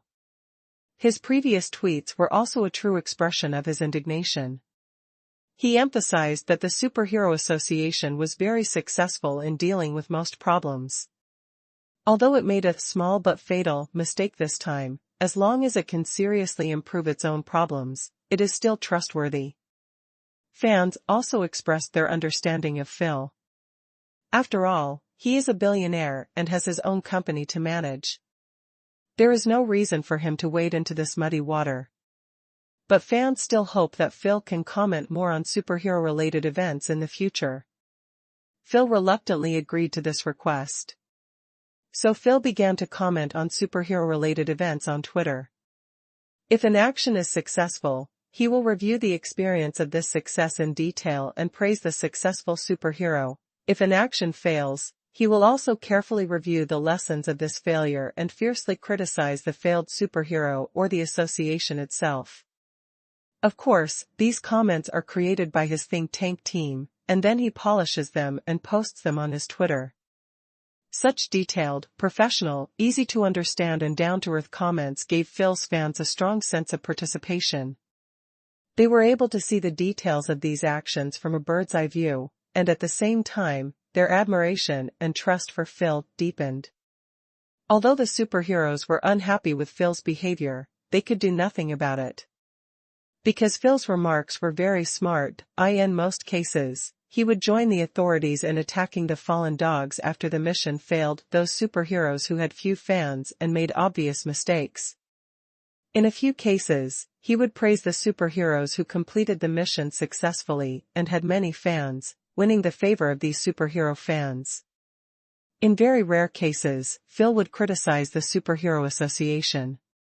But the Superhero Association is a big company, it is impossible for them to really fight with Phil. Not to mention that if they really fight, it will only create heat for Phil. Chapter 905 Successor 5. Phil stood in a perfect position, the position of an outsider. Because he had no interests involved with the superheroes and was completely directing the world from a god's perspective, Phil himself had no flaws. The public also supported and encouraged his behavior. Even if other superheroes were unhappy and wanted to teach Phil a lesson, they had to consider the impact on the public. In this way, 10 months passed. The fans that Phil had accumulated as a mentor in the show's successor were perfectly transformed into his personal fans. A large number of the public really believed that Phil was a person with real talent and knowledge. Everyone knows that Phil has staff, but which superhero doesn't have staff and agents? Having staff is a very normal thing. Most people still believe in Phil's personal ability. 10 months later, Phil finally waited for another opportunity. This time, the black apprentice and successor was seriously injured and unconscious by a super criminal who was more powerful than him because he misjudged the criminal's strength during the mission. As the mentor of the black apprentice, Phil can be said to be the guide of the apprentice. His evaluation of this matter naturally has a pivotal position in the public mind. Phil first went to the hospital to visit the black apprentice. His sad expression was touching. At this moment, the barriers between whites and blacks, rich and civilians seemed to be broken, and everyone only saw the sincere feelings between a mentor and his apprentice. Phil met the girlfriend of the black apprentice, gave her many precious gifts as condolences, and generously said that he would bear all the medical expenses of the Black Apprentice. The girlfriend of the Black Apprentice was deeply moved and talked about the daily trivialities of the Black Apprentice and her in front of the camera. The Black Apprentice respected Phil very much and thought that Phil had a favor for him. Before each mission, he would ask himself, what would Mentor Phil do if he encountered this situation? And after completing each mission, whether it was successful or not, he would ask himself, if Mentor Phil encountered this situation, would there be a better way to deal with it? Finally, the girlfriend of the Black Apprentice said a famous quote from a superhero predecessor, "With great power comes great responsibility." She hopes Phil can become a superhero and truly make his own contribution to changing the world. Phil was silent for a long time, but did not give an immediate answer. Instead, he said he would think about it and then announce his decision on Twitter. 2 days later, Phil sent an inspiring tweet. He said that his life was easy and comfortable now, and he had a career he was willing to fight for. Becoming a superhero meant that he had to give up his media company and his current free life, which was a huge sacrifice for him. But then, he changed his tone. Now, Captain World's successors have become pedantic, and the superhero system that the people are proud of is gradually going downhill. Those long famous superheroes are obsessed with fame and fortune, and are less and less concerned about the lives of ordinary people. They are in high positions, but do nothing, and have completely separated from the people at the bottom. The Superhero Association has gained a huge amount of commercial value from superheroes. They are more and more keen on creating stars, packaging, and eliminating negative news. They often deceive the public, because stupid arrangements have caused many ordinary people to be hurt by crimes. There are also ordinary people like this black guy who are full of passion to become superheroes. They have passion but not enough strength, and are unable to change the status quo. Phil said on Twitter that although becoming a superhero means a huge sacrifice for himself, he has had enough of the inaction of superheroes and the suffering brought to the city by crime, so he decided to stand up and become a superhero to change the status quo. He hopes that all the people can support him and work with him to reproduce the spirit of Captain World, reduce the crime rate, save those tragedies that may happen in the future, and get the superheroes back on track. This tweet immediately caused a heated response, and he directly skipped the first stage and gained the power of a superhero. Phil's behavior alerted the Superhero Association. For the association, Phil is an uncertain factor. They are worried that Phil will cause greater damage to the existing system after joining the association, so they did not invite Phil, but rejected him on the pretext of association regulations. Phil is more than happy about this. For ordinary superheroes, joining the Superhero Association is the only option, because not joining means no popularity, no exposure, no tasks, and it is also difficult to contact the sponsor to provide funds for the next stage of the campaign. But Phil does not need these. Joining the Superhero Association is a constraint for him. So, Phil chose to become a Lone Ranger. He was outside the entire superhero system and would only take action personally when he encountered an event that was 100% likely to succeed. Not only that, Phil continued to spend a lot of money to bribe criminals through middlemen, learn the criminals' action plans in advance, and perfectly stop the crimes. Because most of the tasks to be performed are not dangerous, and a small part is arranged, unlike other heroes, there are no unknown tasks forcibly assigned by the association, so Phil's success rate in performing tasks is particularly high. Whenever Phil successfully performs a task, he will arrange his media company and TV stations with good relationships to report it, and he will also frequently disclose some details of the action to his fans who support him on Twitter afterwards. In addition, Phil made a big fuss about not joining the Superhero Association. This has 3 advantages. First, it can create a feeling of volunteering for all fans. Compared with those who become superheroes for fame and fortune, Phil will appear more noble and independent. Second, he cannot participate in some events with high difficulty, low success rate, and unwillingness to take action, and fans will not question his pickiness. After all, if you are not in the Superhero Association, you can't get detailed information about various events. Phil can say that it was too late when he knew about this event. Finally, he can stay out of the matter and continue to comment on some events that he did not participate in, while at the same time he can freely complete some events. In this way, he can not only shut up those who say you can do it if you can, but also avoid being timid because of participating in events that he cannot control. So, Phil continued to accumulate fame through this means, and in the eyes of fans, he is a superhero with real ability, faith, and feelings. The only problem is that there are not enough supporters, so Phil's superpowers are limited and he cannot do some bigger things. The jealousy, suppression and obstruction of Phil by the Superhero Association made Phil suffer unfair treatment, and also made many fans complain for him, and the fans are increasingly moving towards an extreme trend of grouping. But Phil knows that this state cannot continue. If he keeps touching the Superhero Association, he will one day arouse the disgust of superheroes, and he must enter the next stage as soon as possible to gain more powerful power. So he entered the third stage, prepared his own program as a superhero, and began to prepare to participate in the superhero election. After Phil released the news, many superheroes scoffed at it. Because Phil's qualifications were not enough to participate in this level of election. Other superheroes often need 2 to 3 years of accumulation before they can start preparing for the superhero election. But Phil was obviously too fast and his foundation was not solid. In the eyes of other superheroes, there are 3 very difficult problems for Phil to participate in the superhero election: gain more support and more powerful superpowers. First, no big consortium will provide him with campaign funds. Of course, Phil can use his own money as campaign funds, which is relatively easy to solve.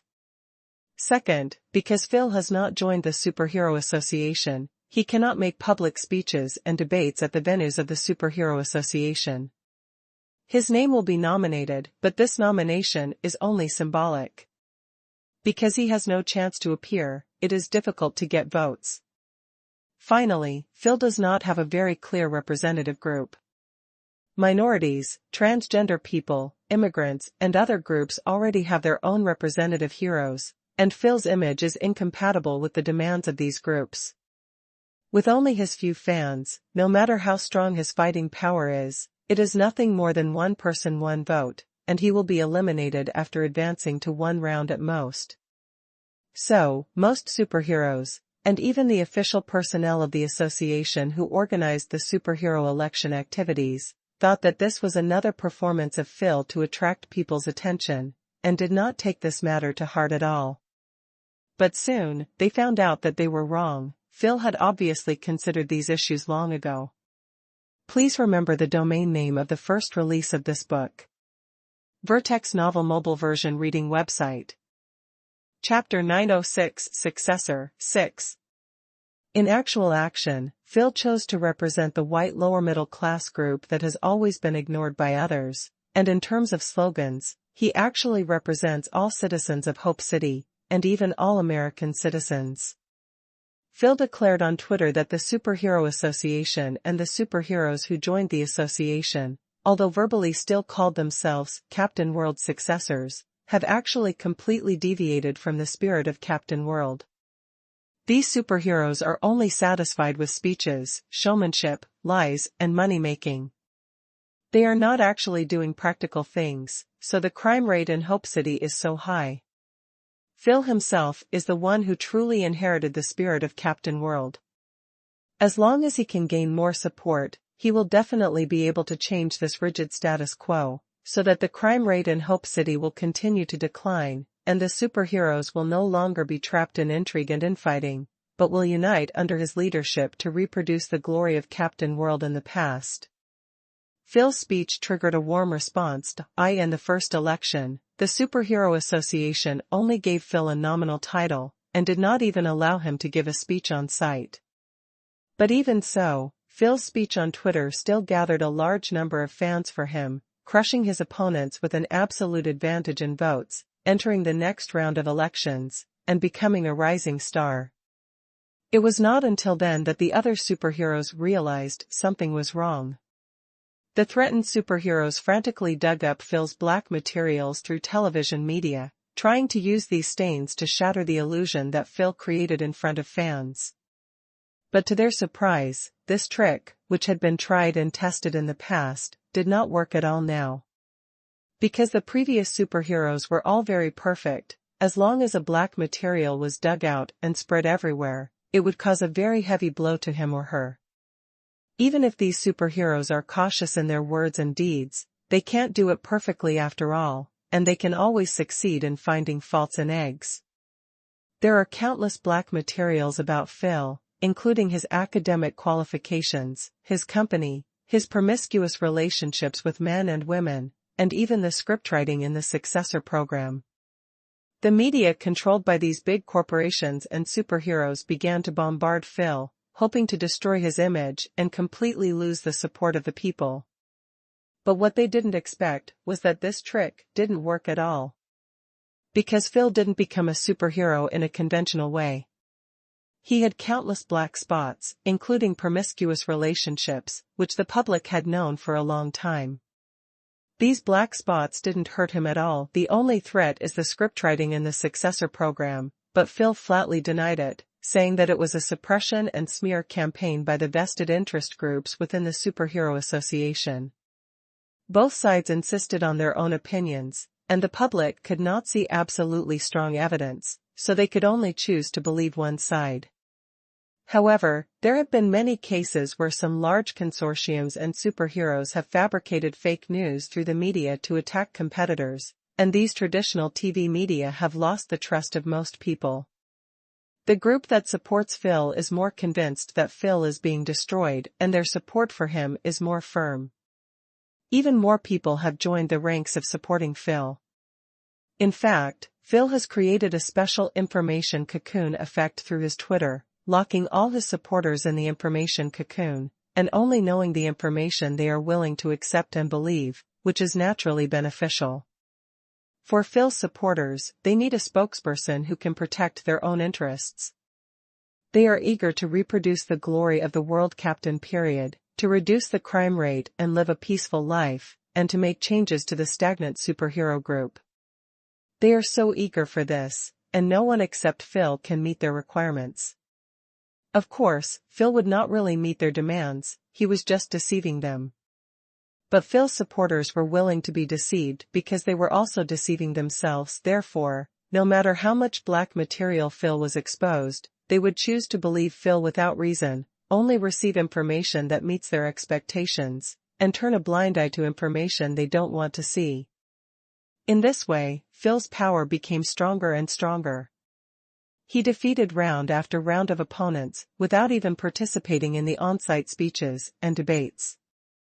Although the voices against Phil were getting louder and louder, his support rate was also rising, gradually making it into the top 10 of superhero support rates. Phil, who had gained powerful power, began to selectively intervene in the events of other superheroes.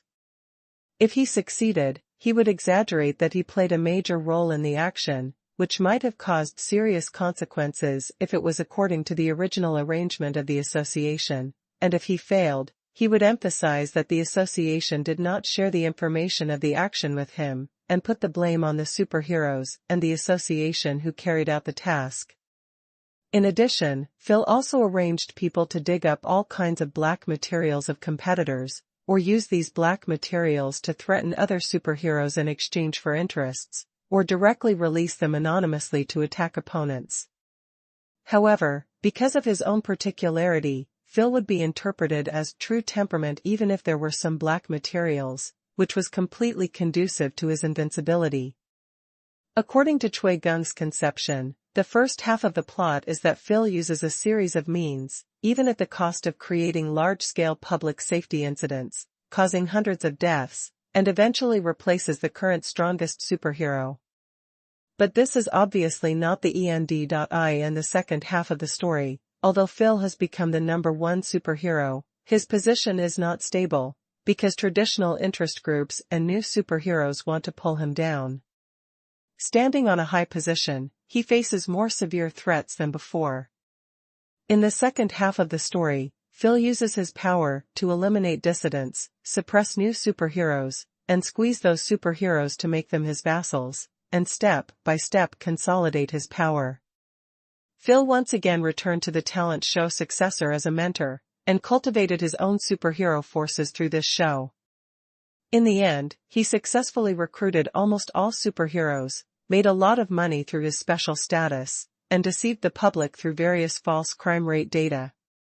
The more than 1 billion funds his father spent on him were all recovered with interest, while the lives of the people were getting worse and worse. But even so, the people still think that Phil is a superhero who is not for fame or profit, and their misfortunes are due to other countries and the forces in the United States that are against Phil. In this way, Phil has been sitting on the supreme throne of superheroes, and all the superheroes who have sinned against him have been retaliated. But at the end of the story, these superheroes who have been retaliated and have a hard time surviving, as well as a few people who have seen through Phil's true face, secretly united and worked hard to overthrow Phil's rule. In the actual creation process, Chui Gong also has to add various iconic events. In the process of Phil Simmons seizing the supreme power of superheroes, each key node corresponds to an iconic event. There will be many large-scale fighting scenes in these events, from the initial robbery, murder, and pursuit of fugitives, to later dealing with terrorist attacks, hijackings, and even local wars overseas, basically covering the common battle scenes in superhero themes. But the truth of all these events runs counter to the traditional superhero stories, and what the public knows is always the truth that has been whitewashed. Chui Gong's story outline is relatively long, basically reaching the upper limit of the number of words for the custom buyout text of the inspiration class, which is 500,000 words. For him, it will take a long time to write the whole story perfectly. But anyway, it is a buyout text, and Mr. Pei pays for it, so Chui Gong has no worries at all.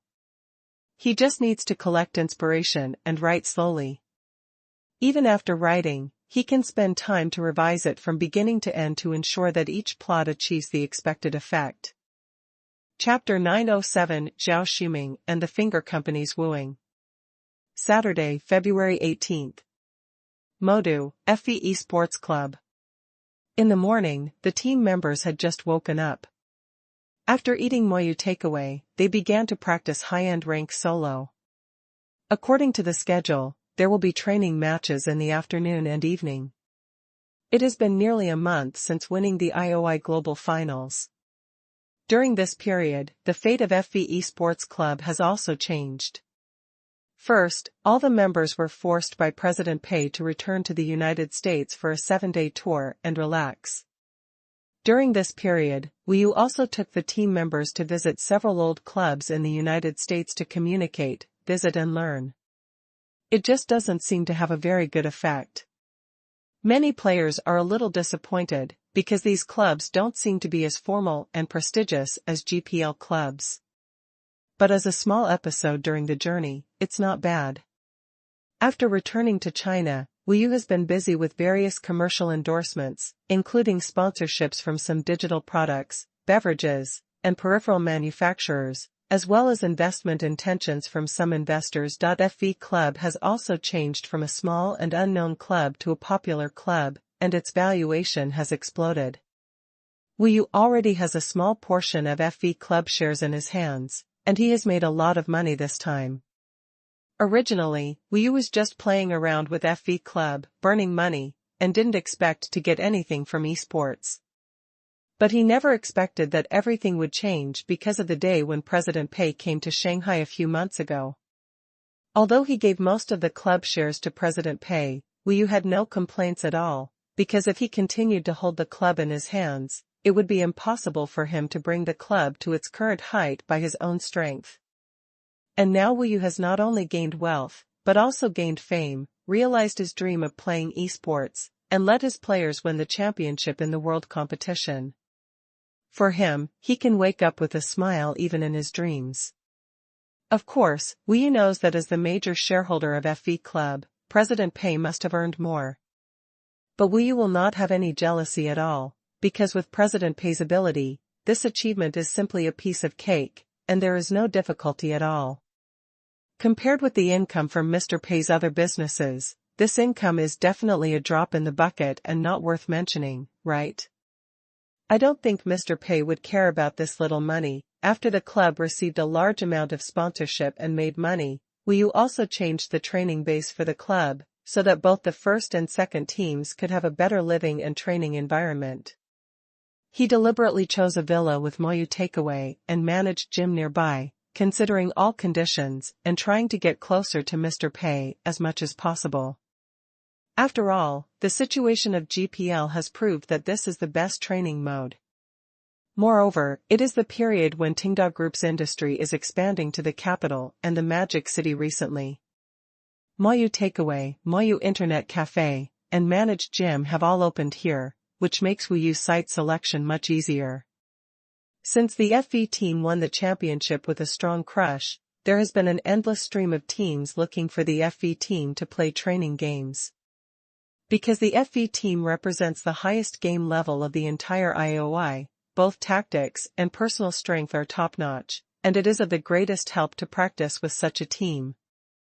And not only the FV team, but also the FV team and even Dinggon's SUG team, the training games are basically full.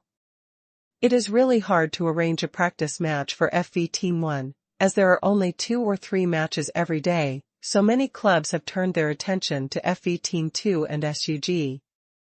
These 2 teams served as sparring partners for FV Team 1 during the World Championship, and their strength should not be underestimated. They must have mastered some tactical details of FV Team 1, and their various playing styles will definitely be closer to FV Team 1.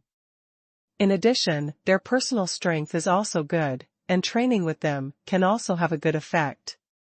Many people even think that the real strength of SUG team and FV team may second be stronger than the runner-up team of the IOI Global Finals. Wu Yu did not refuse.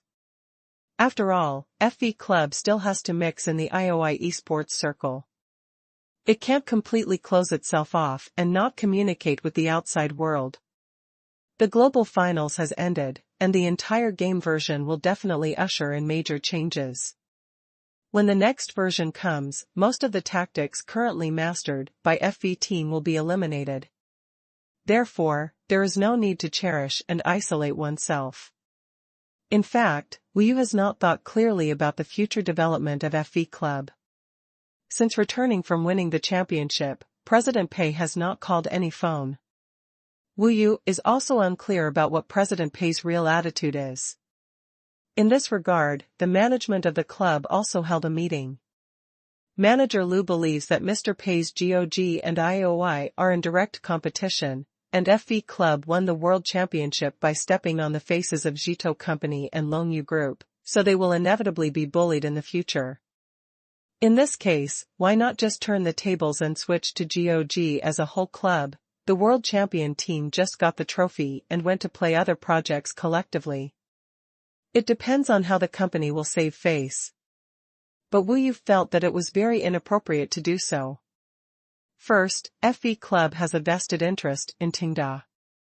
Like DGE, it cannot participate in GOG's official events in principle, unless all of President Pei's shares are eliminated, which is obviously inappropriate. Second, FV Club has just received a lot of sponsorship and endorsements, including the live broadcast contracts of the players. All this money is earned as the IOI Global Finals champion. It is always not good to eat with a bowl and put down chopsticks to curse. Third, the players of FV Club obviously still prefer IOI. Letting them go back to play GOG, at least at this stage, is very irresponsible. Therefore, Wu Yu decided to put this issue aside for the time being, maintain the status quo, and wait for further instructions from President Pei. Wu Yu was watching the training of the players when suddenly his phone rang. After seeing the caller ID, Wu Yu was stunned. It was Zhao Shuming from Longyu Group. Wu Yu hadn't spoken to Zhao Shuming on the phone for a long time, and this was the first time since the FV team won the championship. Although he didn't know what Zhao Shuming meant, If the FV team wanted to continue to stay in the IOI esports circle, they would inevitably have to deal with Longyu Group, so Wu Yu immediately picked up the phone. Zhao Shuming's very kind voice came from the other end of the phone. Boss Wu, how are you? Is there any problem with the daily training of our champion team recently? Zhao Shuming took the initiative to show his goodwill, so Wu Yu naturally didn't need to take the previous disagreements to heart. He smiled and said, thanks to Boss Zhao, everything is fine at the club. Zhao Shuming said happily, that's good. I heard that the two teams of FV have been playing training matches with other domestic clubs. And the training effect is good? Boss Wu is not forgetting the well-digger. He won the world championship and didn't forget to lead his previous brothers to improve together.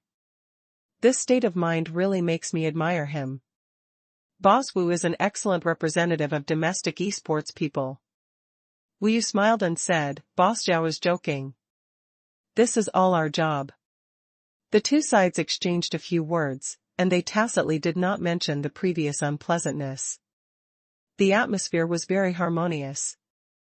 Zhao Shuming obviously felt that he had been polite enough, and changed the subject. Mr. Wu, I called today mainly for two things. The first thing is that the Finger Company is already preparing to arrange champion skins for your team. After all, you are the champion of the first global finals, so the skin must be outstanding enough. We have also communicated with the Finger Company and asked them to add more Chinese elements to cater to the players of the national server.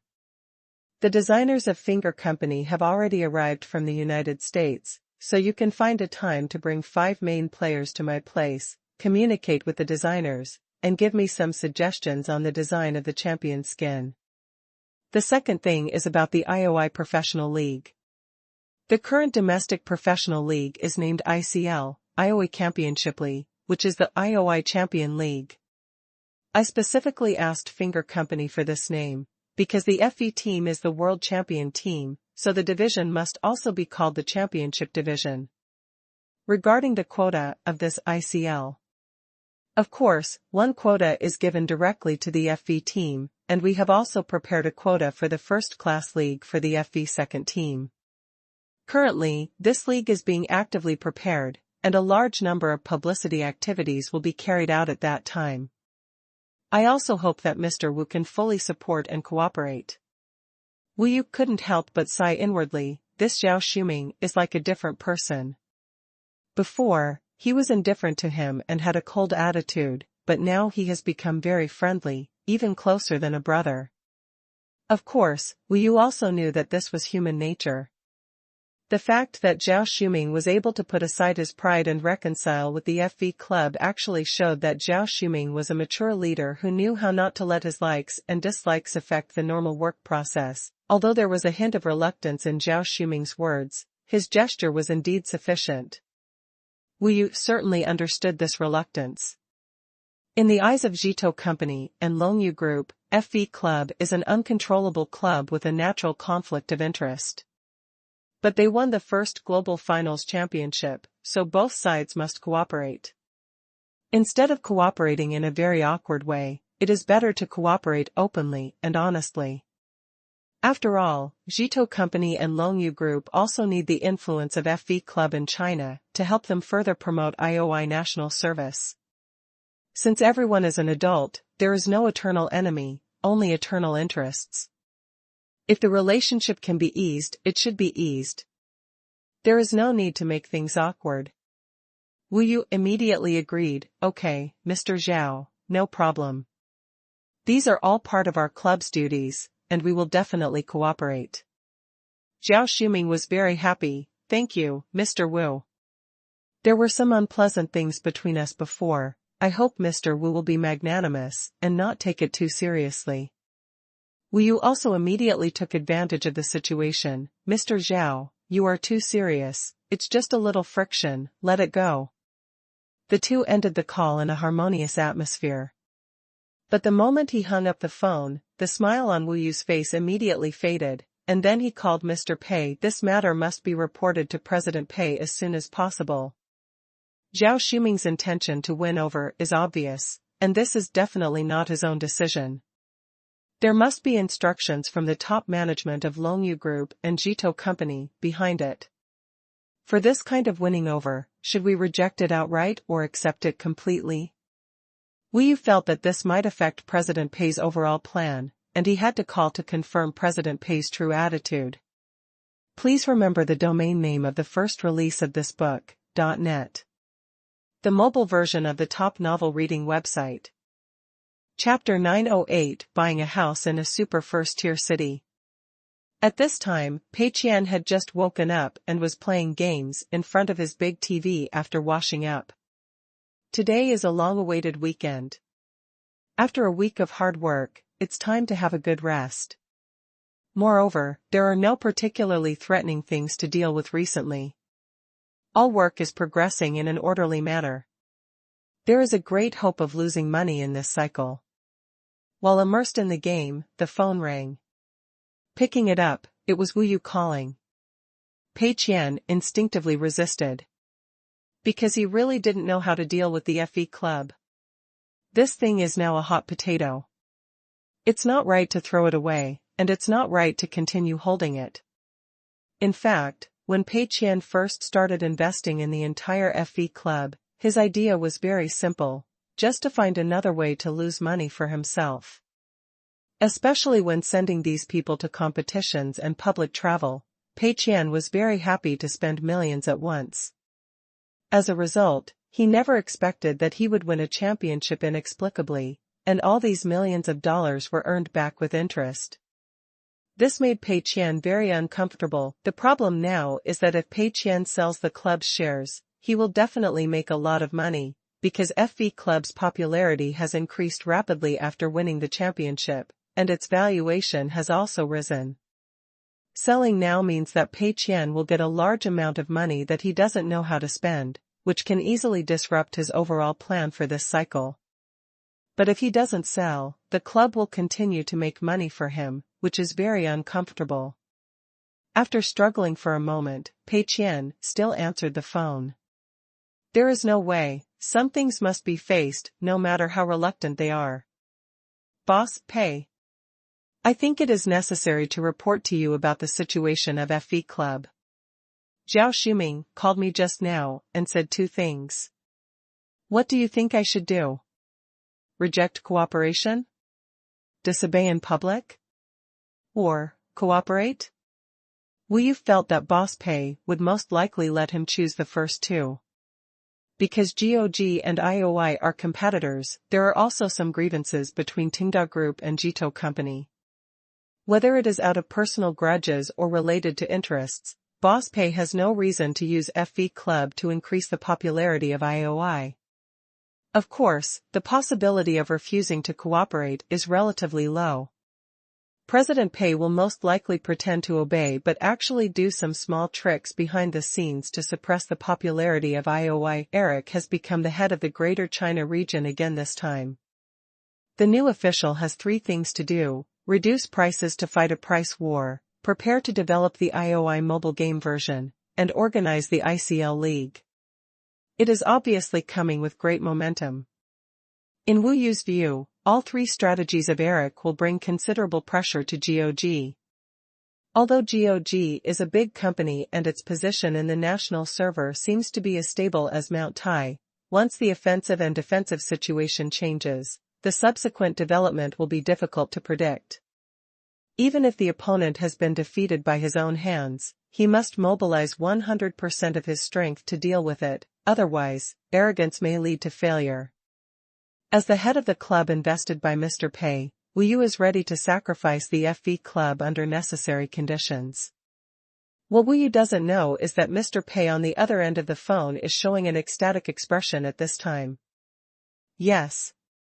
Eric, the head of the Greater China region, has done a good job. Look at the things he has done since he took office, they are all very reliable.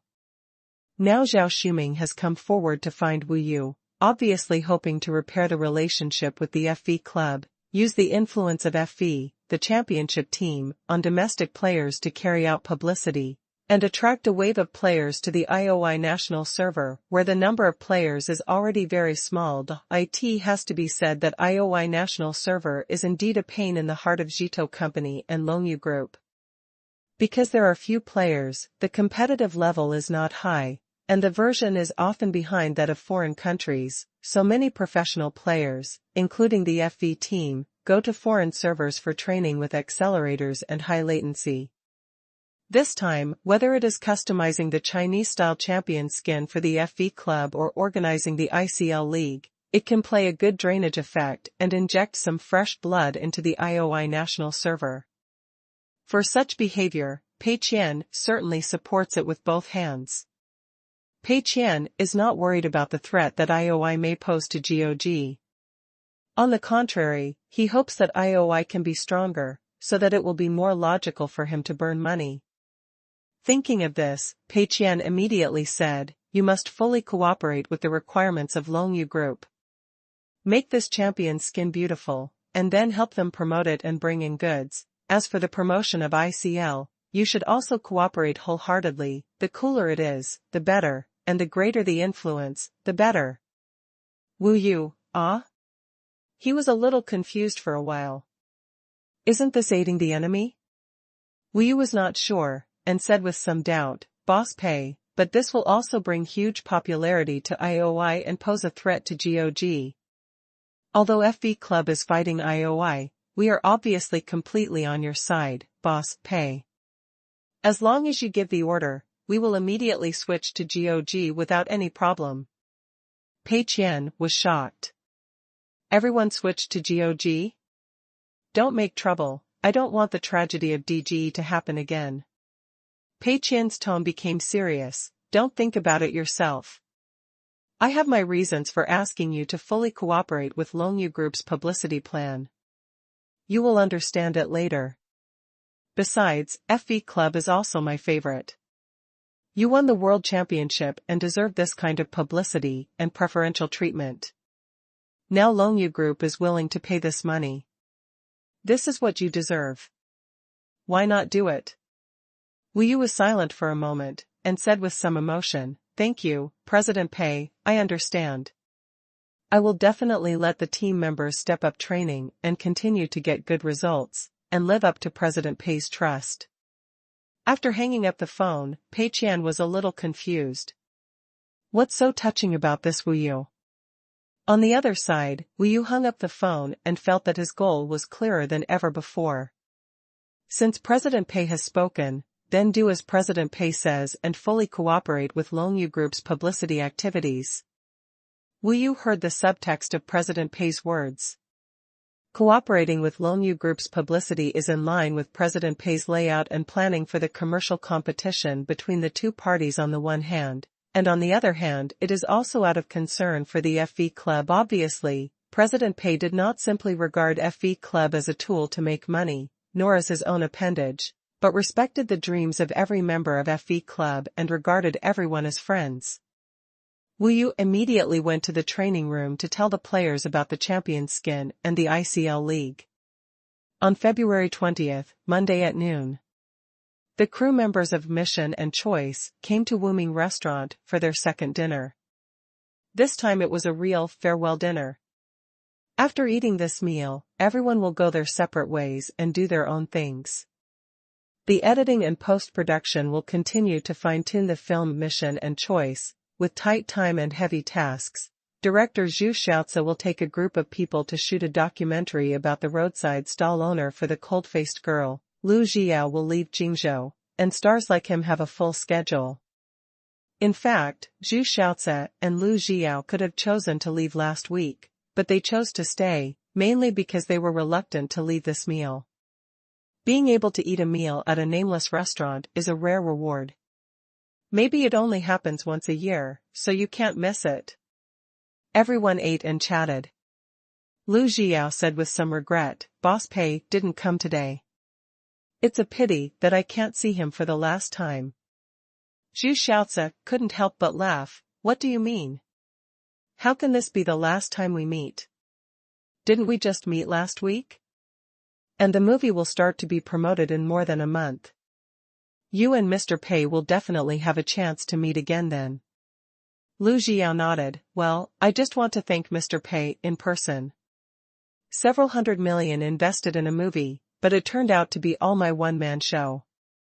It really flattered me. It's hard to express my gratitude in words.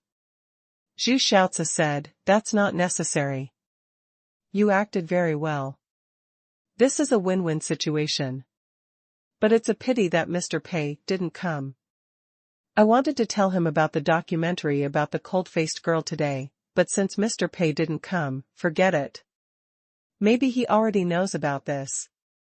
Huang Sibo nodded. Well, Mr. Pei is busy with work, so there's no need to waste his time on such trivial matters. I wonder which industry of Tenda Mr. Pei is busy with now. At the same time, in the office area of Sloth Apartment, Pei Qian was listening to Guan Peixing's report on the current business situation of Sloth Apartment when he suddenly felt his nose itchy and wanted to sneeze. He rubbed it and held back the sneeze. As for why it was Guan Peixing who reported instead of Liang Qingfan. Because Liang Qingfan was not there, he went to Egypt for a trip with Bao Su and would not be back until the middle of next month. However, Guan Peixing was also familiar with the business of Sloth Apartment, so it did not affect it at all. So far, Sloth Apartment has developed 1.0 focus mode and 2.0 livable mode, both of which have been a great success, and all houses are fully occupied by tenants.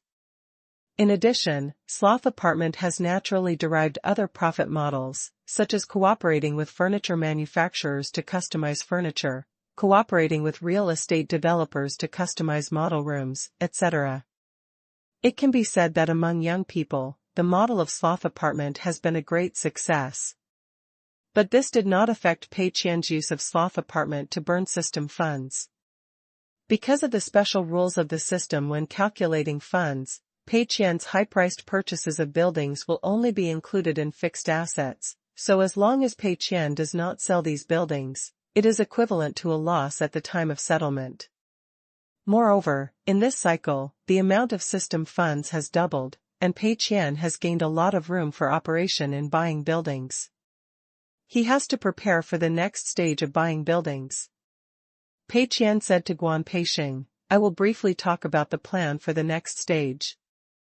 You can start to study it first, and then make specific plans after Liang Qingfan comes back.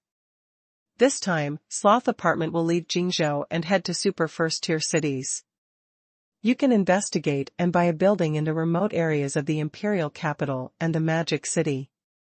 Pei Qian has done some simple research on relevant policies. At present, the imperial capital and the magic city do not have strict purchase restrictions on corporate housing purchases. They just need to pay additional taxes, so it is much more expensive than buying a house by an individual. Moreover, these properties need to be used for legal operations and pay taxes according to the law. Pei Qian did not intend to sell these houses when he bought them.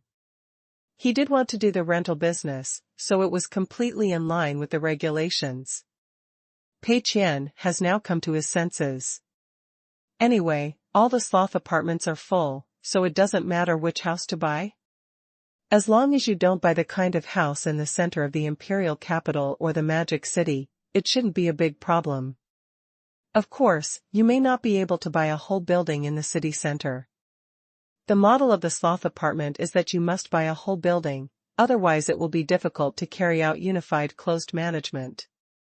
Because the quota this time is higher, if you buy a house in Jingzhou or other second-tier cities, you may have to buy several buildings, which will be more troublesome if the number increases. Just go to the imperial capital and the magic city. The total price of the house is high, and buying one building in each can spend enough system funds. Chapter 909 Main Cheng's New Task, Additional Update for Shizhong Wumu October 10th. Losing money to become the richest man starts from the game. In the office area of Sloth Apartment, Liang Qingfan, Zhang Yahui, and Bao Su were drinking tea while discussing the details of this snack market. In terms of location selection, it cannot be in the downtown area, nor can it be too remote, and there cannot be any Tenda industry within a certain range nearby. Then the decoration style must be trendy and cool, and the stall owners must implement unified management and flexible working hours. Others, there should be nothing else. President Pei has these requirements. Zhang Yahui first repeated President Pei's requirements. For this snack market, Zhang Yahui does not have a very clear concept yet. Because he is just a snack stall owner who sells grilled cold noodles, although he is very familiar with the location selection and stall setting process, it is completely beyond his ability to design a large snack market. But as a designer, Liang Qingfan is definitely no problem in this regard. Zhang Yahui simply repeated Mr. Pei's request and asked Liang Qingfan to do the design, trying not to let his ideas limit the thinking of professionals. Liang Qingfan said, "This requirement is very clear." Bao Su also nodded, "Well, it's quite clear. Maybe it's because you just became the person in charge, and President Pei is worried that you will misunderstand the intention, so he deliberately gave such clear restrictions." A series of question marks floated above Zhang Yahui's head. You call this clear requirements? Where is it clear? It just gives a very broad approximate range, and there are actually no restrictions at all. Is this the way of communication and work within Tenda? It's amazing. Zhang Yahui said with some confusion, "I don't quite understand, where is it clear?" Liang Qingfan opened the Jingzhou map on his laptop. President Pei said that it can't be in the downtown area, it can't be too remote, and it can't be opened in places where Tenda industries exist. There are not many places like this. Can't you just find a suitable location by screening it casually? He searched for Tenda's related industries one by one on the map, including Moyu Internet Cafe, Moyu Takeaway, Sloth Apartment, Managed Fitness, Nifeng Logistics, etc., and marked them on the map after searching. Soon, dense marks appeared on the map. These industries have gone through many rounds of expansion, and the focus of previous expansion was all on Jingzhou. In the city center and downtown area of Jingzhou, these industries are almost everywhere, and there is no room for them to be inserted. Of course, the so-called not next to each other does not mean being separated by a street or being neighbors, but that there is no Tenda industry within a certain range. President Pei also said that places that are too prosperous or too remote are not acceptable. After screening in this way, there are only a dozen places on the map that can be used as locations for snack markets. These dozen places seem to be quite a lot, but most of them are not suitable for snack markets. Because snack markets require a relatively large venue to accommodate a large number of people, and may also need to accommodate dozens or hundreds of stall owners. Such a place must not be built directly from scratch on a piece of vacant land, as it will take too long. And making it open air, or just putting up a few tents to make do does not meet President Pei's requirements. Therefore, it is best to have existing buildings. In this way, the area that meets the conditions is further narrowed, and only 2 or 3 places are most suitable. As for the situation of these places, you can actually know their current situation by searching on the internet. Liang Qingfan pointed to 2 locations on the map and said, "There is a small shopping mall at this location. However, the business here is not very good, and many shops have moved away. There are several residential areas nearby, but overall it is quite remote and not very popular. In another location, there is a large farmer's market, which is indoors, with only 1 floor, but the ceiling is very high. However, this place should be very old, and the environment is not very good. It used to be very lively, but now the flow of people has probably shrunk seriously. Other locations don't seem to be very suitable. What do you think? If you think these 2 places are okay, we can go to these 2 places for field inspections and make plans." Bao Su took a look and found that this large farmer's market is about 1 or 2 kilometers away from the old industrial area of Jingzhou. The nearest Tenda industry is Jingji Hostel. However, it is not close to Jingji Hostel, which should meet the requirements. This place is definitely not in the city center, but it is not particularly remote. There are residential areas in the old industrial area nearby.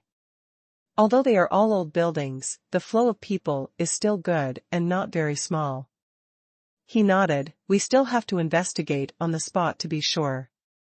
I think the second one is better. This large market may be more in line with the characteristics of street stalls, and there will be more space for transformation. If it is a shopping mall, it will give people a more closed feeling. Zhang Yahui hesitated. I agree, but President Pei specifically emphasized that it must be trendy and cool, and it must be clearly distinguished from traditional street stalls. The second place doesn't seem to meet President Pei's requirements, right? Bao Su smiled and said confidently, you made a common mistake made by many newcomers, that is, you did not accurately understand Mr. Pei's true intention.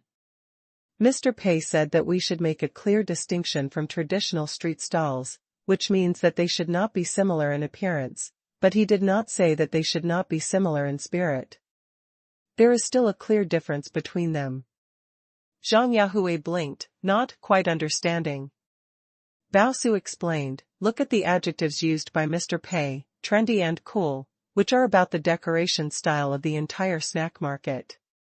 So, Mr. Pei means not to be similar in appearance, but to abandon the casual, unhygienic, and simple image of the original street stalls. But overall, street food must still be down to earth. If it is eaten in a closed private room with high-end exquisite tableware, it will definitely be a little less interesting and completely incompatible with the characteristics of street food. So, what we should pursue is similar in spirit. While retaining the spirit of street food, we should do a good job of packaging and better promote this culture. Zhang Yahui suddenly realized, I see. If you put it that way, the conditions given by Mr. Pei are really clear, but I have a problem with my thinking and didn't understand it. Bao Su and Liang Qingfan smiled. It doesn't matter, as long as you practice more, you can also accurately understand Mr. Pei's thinking. Okay, that's all for today. Tomorrow we'll go on a field trip together, to see how the snack market should be designed. March 20th, Tuesday. Pei Qian came to his office as usual, to check the current situation of each department.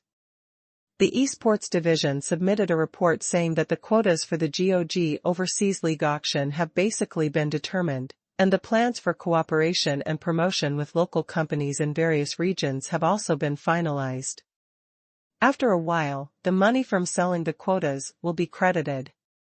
Although the price difference of the quotas in overseas leagues is very large, and the prices in many places are far lower than those in the GPL league, but a little bit adds up to a lot. And this money is definitely not to be underestimated, it must be $40 million. The price of the quotas in popular regions such as Europe and North America is very high.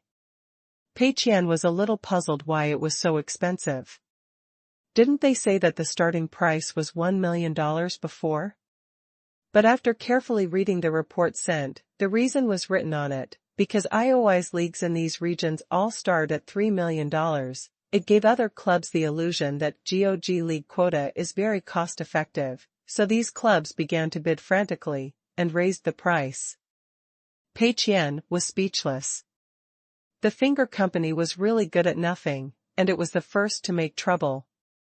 Originally, I wanted to sell all these quotas at a lower price, but it didn't work. It was another windfall. Pei Qian sighed and continued to look at other departments. The Artificial Intelligence Laboratory at OTTO Technology has been established.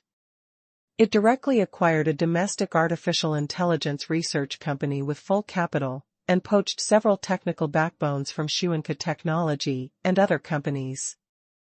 These people have all moved to Jingzhou one after another, and will soon be able to continue research in the previous direction. In fact, this company that studies artificial intelligence has already achieved some results, but it is a little worse than Xuanke Technology. However, these results are not enough to make AEI's artificial intelligence have any big leaps. Pei Qian was quite satisfied with this news. He hoped that this artificial intelligence laboratory could spend money quickly. After all, it has earned a lot recently and can't bear it. Just then, there was a knock on the door outside the office. Pei Qian looked up and saw that it was Meng Chong. Huh? What's the matter? Pei Qian asked. Meng Chong hesitated. Mr. Pei, this month I have made a profound summary of the previous publicity plan and learned from the previous experience and lessons. Well, this month is half over, can you give me a new task? Pei Qian nodded, that's right. The previous promotional plans were indeed a failure. Last month, Meng Chong did not get a penny of commission, only a guaranteed salary. But Meng Chong obviously did not sink into despair, but cheered up again and took the initiative to ask for tasks. The main reason was that half of this month had passed. If Meng Chong did not take the initiative to ask for work, this month's promotional plan would be zero, and this month's commission would be gone again. So Meng Chong could not wait any longer and took the initiative to find tasks. Pei Qian thought about it and decided to find some work for Meng Chong. It just so happens that I have a big job here. If you want, I can give it to you. Mission and Choice will be promoted next month. You can do this promotional plan. Meng Chong was stunned for a moment. Ah? President Pei, this. He hesitated a little, because everyone knew that Mission and Choice was the project that President Pei had placed the highest hopes on in recent months. For more than half a year, the two core departments of Tenda Games and Fei Huang Studio had invested a huge amount of money. This kind of project, President Pei is willing to give it to himself? It doesn't matter if the previous promotion for Rabbit Tail Live has no effect at all. After all, considering the current size of Rabbit Tail Live, it can only be regarded as a relatively marginal department among Tenda's many industries. It is not yet developed, so the failure of the promotion will not cause too much loss, but if the promotion of Mission and Choice fails, Meng Chong himself will comfortably get a high commission, but President Pei will suffer heavy losses. At this moment, Meng Chong even felt a little compassionate. After all, this involves more than 100 million yuan of funds and 9 months of efforts of two core departments. Pei Qian looked at him. Why, no confidence? If you give up this opportunity, you will never have it again in the future. Meng Chong thought about it. Whether President Pei's project fails, what does it have to do with me? If I don't take this task, I will have nothing to do with it this month, and I won't get a penny of commission. So Meng Chong made up his mind and nodded. Okay, President Pei, leave this plan to me, I will go back to consider the promotion plan. Chapter 9-10 Breaking the Cocoon but not becoming a butterfly, asking for monthly votes. Meng Chong didn't know much about esports, because it was an emerging industry after all, and he didn't have much interest in it.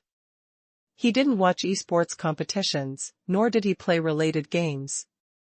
But Meng Chong was smart after all, and he could look up information from all aspects for areas he didn't understand. As an emerging industry, esports has been full of controversy since its inception. There are many hot topics on the internet, and it's easy to find some black material. He didn't need to understand it too deeply, after all, he just wanted to shoot a promotional video related to esports.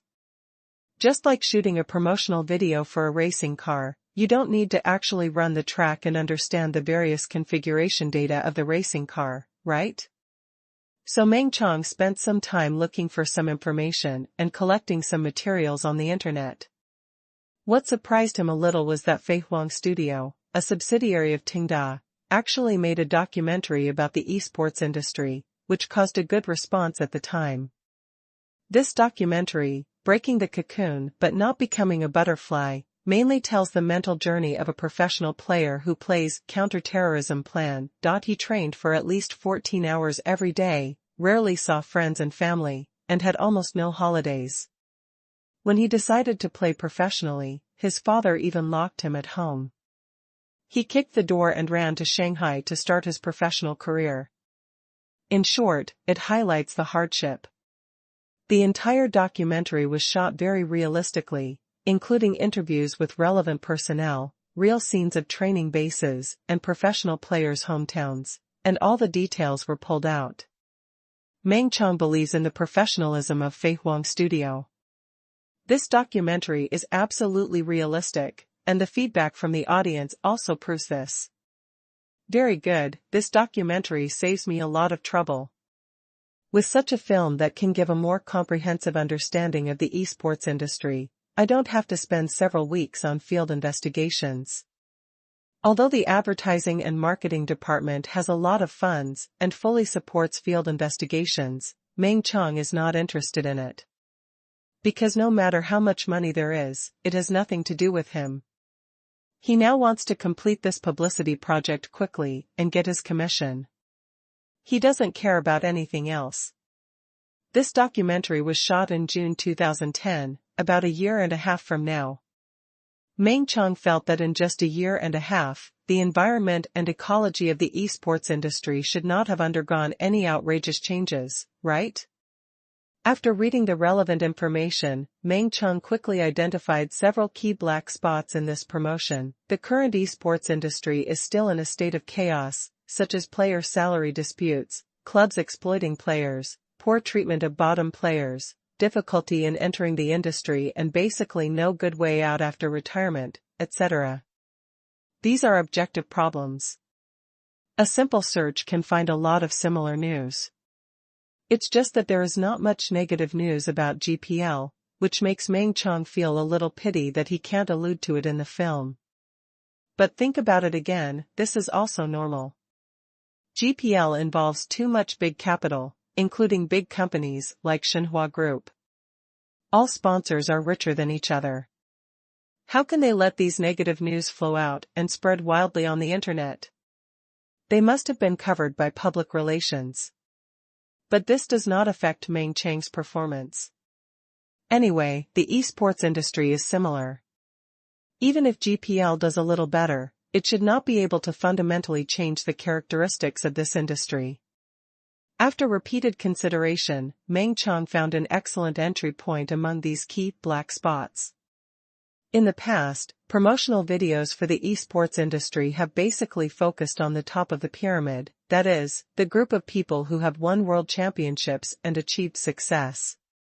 For example, Breaking the Cocoon is about the former professional players who won the world championship in counterterrorism plan, and recently some media also hope to make a documentary for the FV Club to introduce to the audience their journey to win the IOI Global Finals. The content is also easy to imagine. First introduce how poor these professional players came from, how their families didn't understand when they chose to play esports, how hard they worked to pursue their dreams, and what achievements they finally achieved. These are all basic routines. But Meng Chang wants to do the opposite. Instead of shooting the handful of people at the top of the pyramid, he wants to shoot those professional players with poor performance and obscurity, or even those internet-addicted teenagers who have a professional dream but can never get into the industry. The lives of these people can be very miserable. As long as you search on the internet, you can find many similar reports. Many professional players have extremely low salaries when they enter the industry, not to mention the 5 social insurances and 1 housing fund, or even just enough food to eat. The training environment is also very bad. It is a training base, but in fact it is a large internet cafe. Meng Chang also found some photos of old domestic clubs, such as H4, on the internet. The living environment of the players is really not flattering. Moreover, this is still a handful of people who can become professional players. What about those who can't become professional players? The college entrance examination is like 1,000 troops crossing a single plank bridge, but the road to esports is more terrifying than the college entrance examination, because the entire industry needs too few people. Thinking of this, Meng Chang had a rough idea and quickly wrote a rough outline. Other promotional videos are all about the stories of young people pursuing their dreams successfully, but Meng Chang's promotional video will tell the story of a young man's failure in pursuing his dreams. The protagonist of the promotional video is a young boy who has not yet grown out of his childishness. In the first scene, he was playing GOG in a dimly lit internet cafe with great concentration. In the game screen, the enemy was approaching in large numbers. He operated frantically and fought desperately with the enemy on his own high ground, but after a series of fancy operations, he was immobilized by the opponent's skills and killed instantly on the spot, and the bright red word failure appeared on the screen. The boy was very frustrated. He took off his headphones and looked at the failed screen in silence. But then, the boy mustered up his courage again and prepared to start the next game to win back. At this moment, a middle-aged man stood behind him and pulled him up from his seat. "Dad?" The boy was stunned. The middle-aged man's face was ashen, and he dragged him back home. In the second scene, the boy was dragged back home by his father. Judging from the environment at home, the conditions should be very bad. The father and son had a fierce quarrel.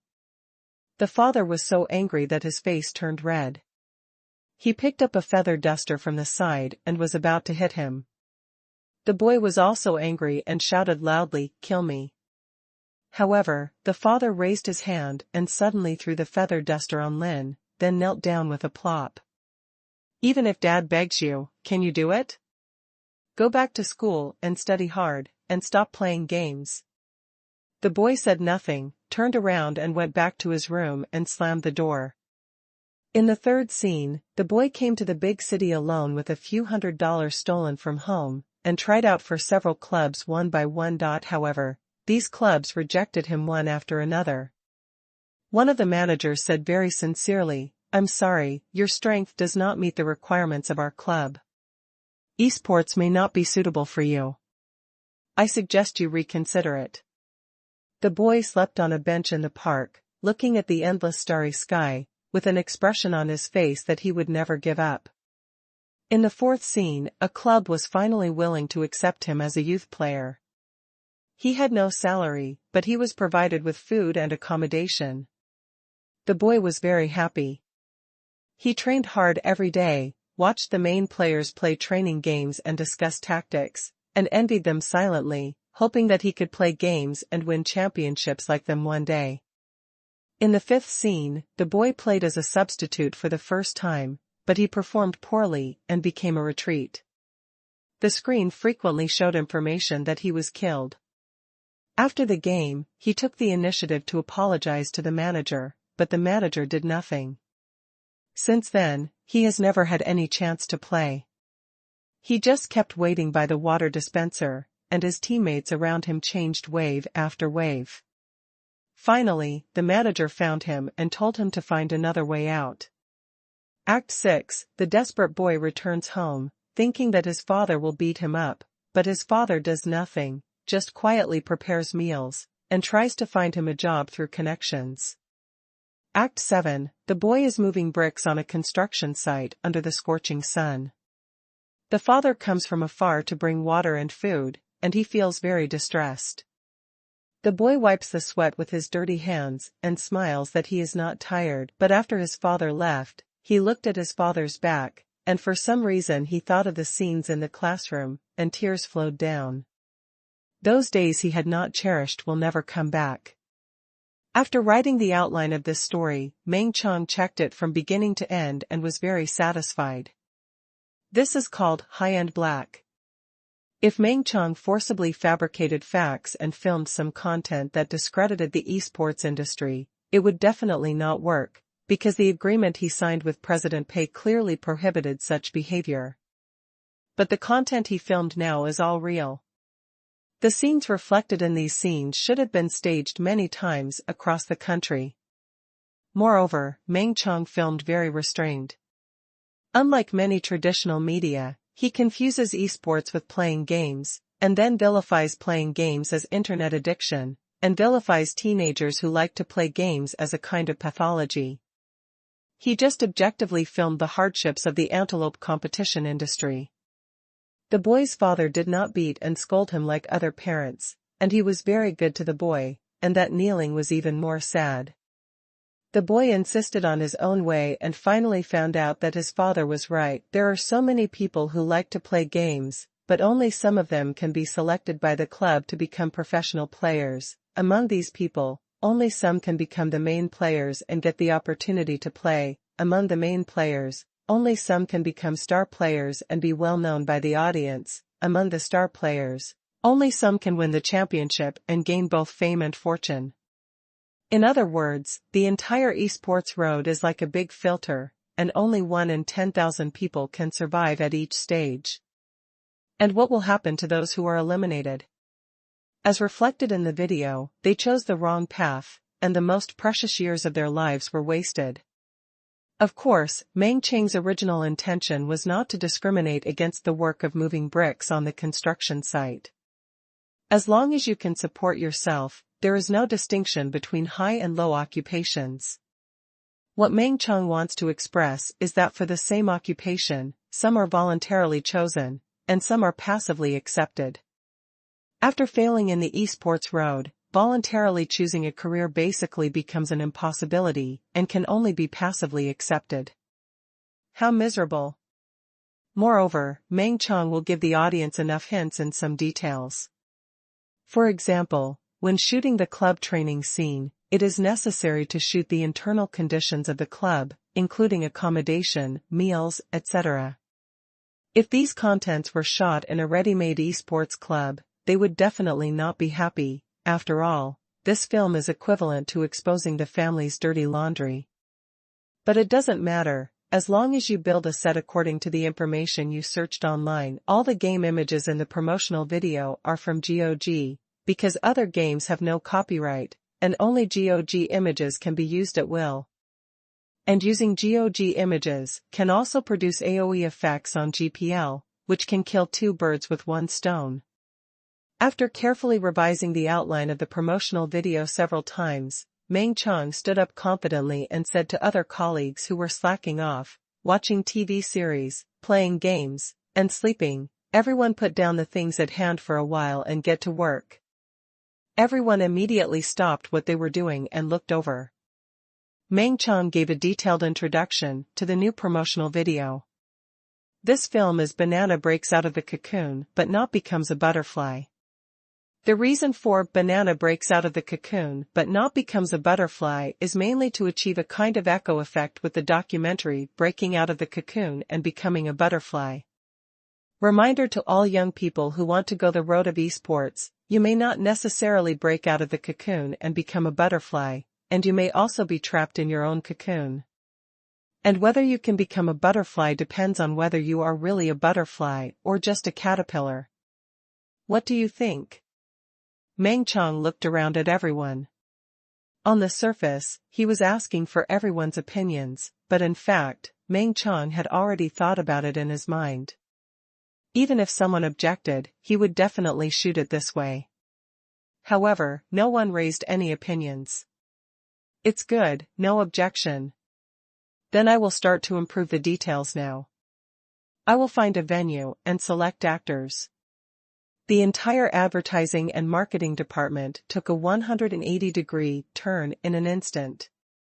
Before, everyone was like a flock of sheep grazing on the green grassland.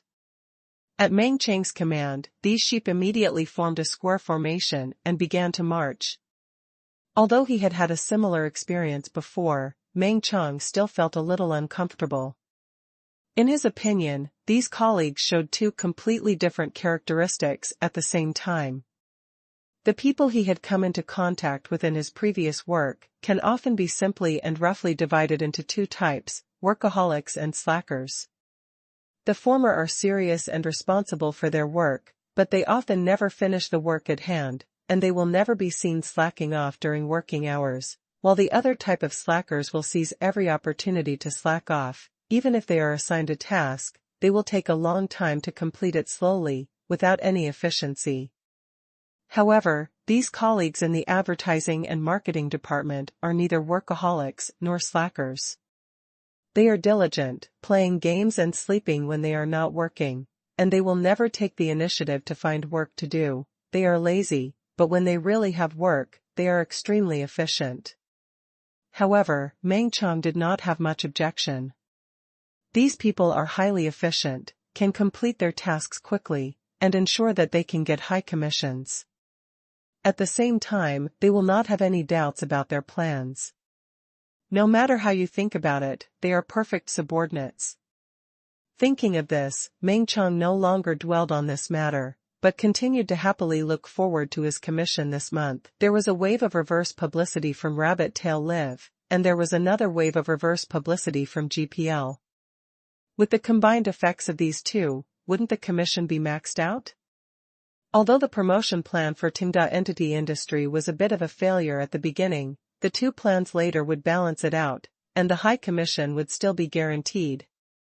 Meng Chong couldn't wait any longer. Chapter 9:11 Where to start shooting the promotional video for setting up stalls. Losing money to become the richest man starts from the game. February 22, Wednesday. Huang Sibo brought the crew of Fei Huang Studio and Zhang Yahui, the representative sent by the cold-faced girl, to Chang'an. China's food culture has a long history. There are many famous night market snacks all over the country, and many of them are famous all over the country, such as Gaozhuang Night Market, Dongxin Street Night Market, Zhangjiankio Night Market, Shixi Night Market, Cross Street Night Market, etc. These night markets all gather local food. Every night, there are crowds of people, the fire of stir-frying, the shouting of hawkers, the sweat of sweat, and the iced beer. The night market has a unique city of fireworks and human touch. The night market is a gathering place for food and a good place to set up stalls. The first shooting location chosen by the program team is the Dongxin Street Night Market in Chang'an. The night market here first started in the 1980s. Most of the stalls and restaurants are located in the eastern section of Dongxin Street. The three most famous gourmet restaurants are Wang's Bucket Chicken, Zhang's Steamed Buns, and Lao Chen's Stewed Vegetables. Before Huang Sibo came, he had already done his homework on these contents. Although Zhu Xiaozi is the director and should lead the team, he has a more important job, to supervise the post-production team to fine-tune and post-produce Mission and Choice. After all, Zhu Xiaozi is the director of Mission and Choice, and many issues still need him to make the final decision. Therefore, Huang Sibo led the team to shoot this time and chose another new director of the company, and took this opportunity to train the newcomer. It was still early when they arrived at the hotel. After everyone checked in, they gathered in the hotel's lounge area to discuss how to shoot this promotional video. Although it was decided to shoot the night market, the content of the night market was too broad. There must be a clear theme for what to shoot specifically. Huang Sibo and the entire team knew nothing about this. The specific shooting method still depended on the representative of the cold-faced girl, that is, Zhang Yahui. But what made Huang Sibo feel a little puzzled was that only Zhang Yahui came to the cold-faced girl. And Zhang Yahui didn't seem to know much about the business of the cold-faced girl. He was just a stall owner who joined the cold-faced girl. Huang Sibo specifically called Qi Yan, the person in charge of the cold-faced girl, to ask about it. Qi Yan said it was okay. She had already told Zhang Yahui all her ideas. The two agreed that she was still responsible for the daily operation of the store and the planning of the food laboratory, so she would not go over. She asked Huang Sibo to discuss any questions with Zhang Yahui, and call her again if he really couldn't make up his mind. Huang Sibo thought about it and was right. With the half-dead look of the cold-faced girl, whether Zhang Yahui or the management of the cold-faced girl made the final decision, the final result would probably not be much different. So everyone looked at Zhang Yahui, waiting for him to say how to shoot this promotional video. Zhang Yahui had never dealt with such a professional filming team before, and now he was the focus of everyone's attention, and he was a little nervous. He adjusted his mood and said, in fact, Mr. Qi didn't have any special purpose in shooting this promotional video. He mainly wanted to record the daily life of the stall owners and show netizens the ups and downs of life in the stalls. Of course, he could also promote the traditional local cuisine of China. Of course, some street food that has made innovations on the traditional ones can also be introduced. The reason for shooting street stalls is mainly because Lingmian Girl had previously organized a street food competition, and Mr. Pei recognized it very much. Mr. Qi believes that digging deep into street food may be a future development direction for Lingmian Girl. Moreover, Lingmian Girl's brand image and main dishes are also inseparable from street stalls. Huang Sibo was still a little confused. I understand the general idea, but the content is too complicated and has no focus. Are you mainly shooting food or the daily life of the stall owners? The former is a regular food promotional film, and the latter is more like a documentary. Zhang Yahui was stunned for a moment. I really can't say. What do you think, Huang? Huang Sibo was a little speechless, thinking that this film was shot by you, and you didn't have a clear idea, and you asked me? But then he thought again. After all, the cold-faced girl had just joined Tenda not long ago, and Zhang Yahui was just a stall owner before, and he was not influenced by the spirit of Tenda too much. It is normal that he can't figure out these problems. In this case, it is up to the old Tenda people like me to point out the way for them. So, he patted his chest and said, okay, then I will tell you my opinion from the perspective of Mr. Pei. This promotional video is ultimately to promote the cold-faced girl. At least, by shooting a promotional video for street food, we want to give the cold-faced girl an impression that we care about traditional food and local food heritage. So my suggestion is that in each episode, we pick a city, a local specialty food, and tell a stall owner's personal story, so as to achieve seeing the big from the small effect. Many food promotional videos in the past were centered around food. For example, how precious the raw materials of this food are, how complicated the production process is, how the boss has a craftsman spirit, etc. But if the scope is expanded to the entire category of street stalls, this perspective is undoubtedly somewhat one-sided. We all know that street stalls are actually hard work, and many street stall owners actually have a hard life. So, the structure of our film is roughly divided into 3 parts. The first part introduces the city and night market we are going to shoot this issue, briefly introduces several very famous local foods in this night market, and then expands to the food culture of the entire region, make a summary and give the audience a broad perspective. The second part focuses on a stall owner in this night market and introduces his mental journey in detail. For example, how did this stall owner start the road of stall setting up a stall, and whether there were any sad or touching things that happened in such a long career of stall setting up a stall, so that everyone can better see the inner world of these stall owners. The third part, after introducing the stall owner's mental journey in detail, introduces exclusive food.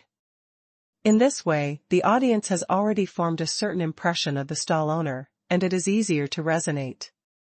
What do you think? Zhang Yahui nodded immediately. Well, I think this is good. But there may be a small problem, that is, it will make all the attention focus on the night market, stall owners, and food, and not pay too much attention to the brand of Lingmian Girl. I suddenly thought of another very critical factor that must be mentioned. Lingmian Girl has set up a food laboratory and will work hard to recruit all the excellent food stall owners from all over the country. Of course, many stall owners are reluctant to leave their hometowns, so we will buy the food recipes from them at a high price and train special people to learn, trying to reproduce this authentic local flavor. After adding these contents, the focus of the promotion is no longer the night market or a stall owner in a certain city, but Lingmian Girl. Huang Sibo nodded immediately. Indeed. Since it is a promotional video, our ultimate goal must be to promote the cold-faced girl. But this matter should not be said too bluntly. It is easy to cause others to be disgusted. I think it is enough to add a cold-faced girl logo and a line of small words to explain it in the black screen at the end of the film. Zhang Yahui nodded. Well, okay, all these are up to you, Brother Huang. I am also a stall owner. If you have any questions in this regard, you can ask me at any time.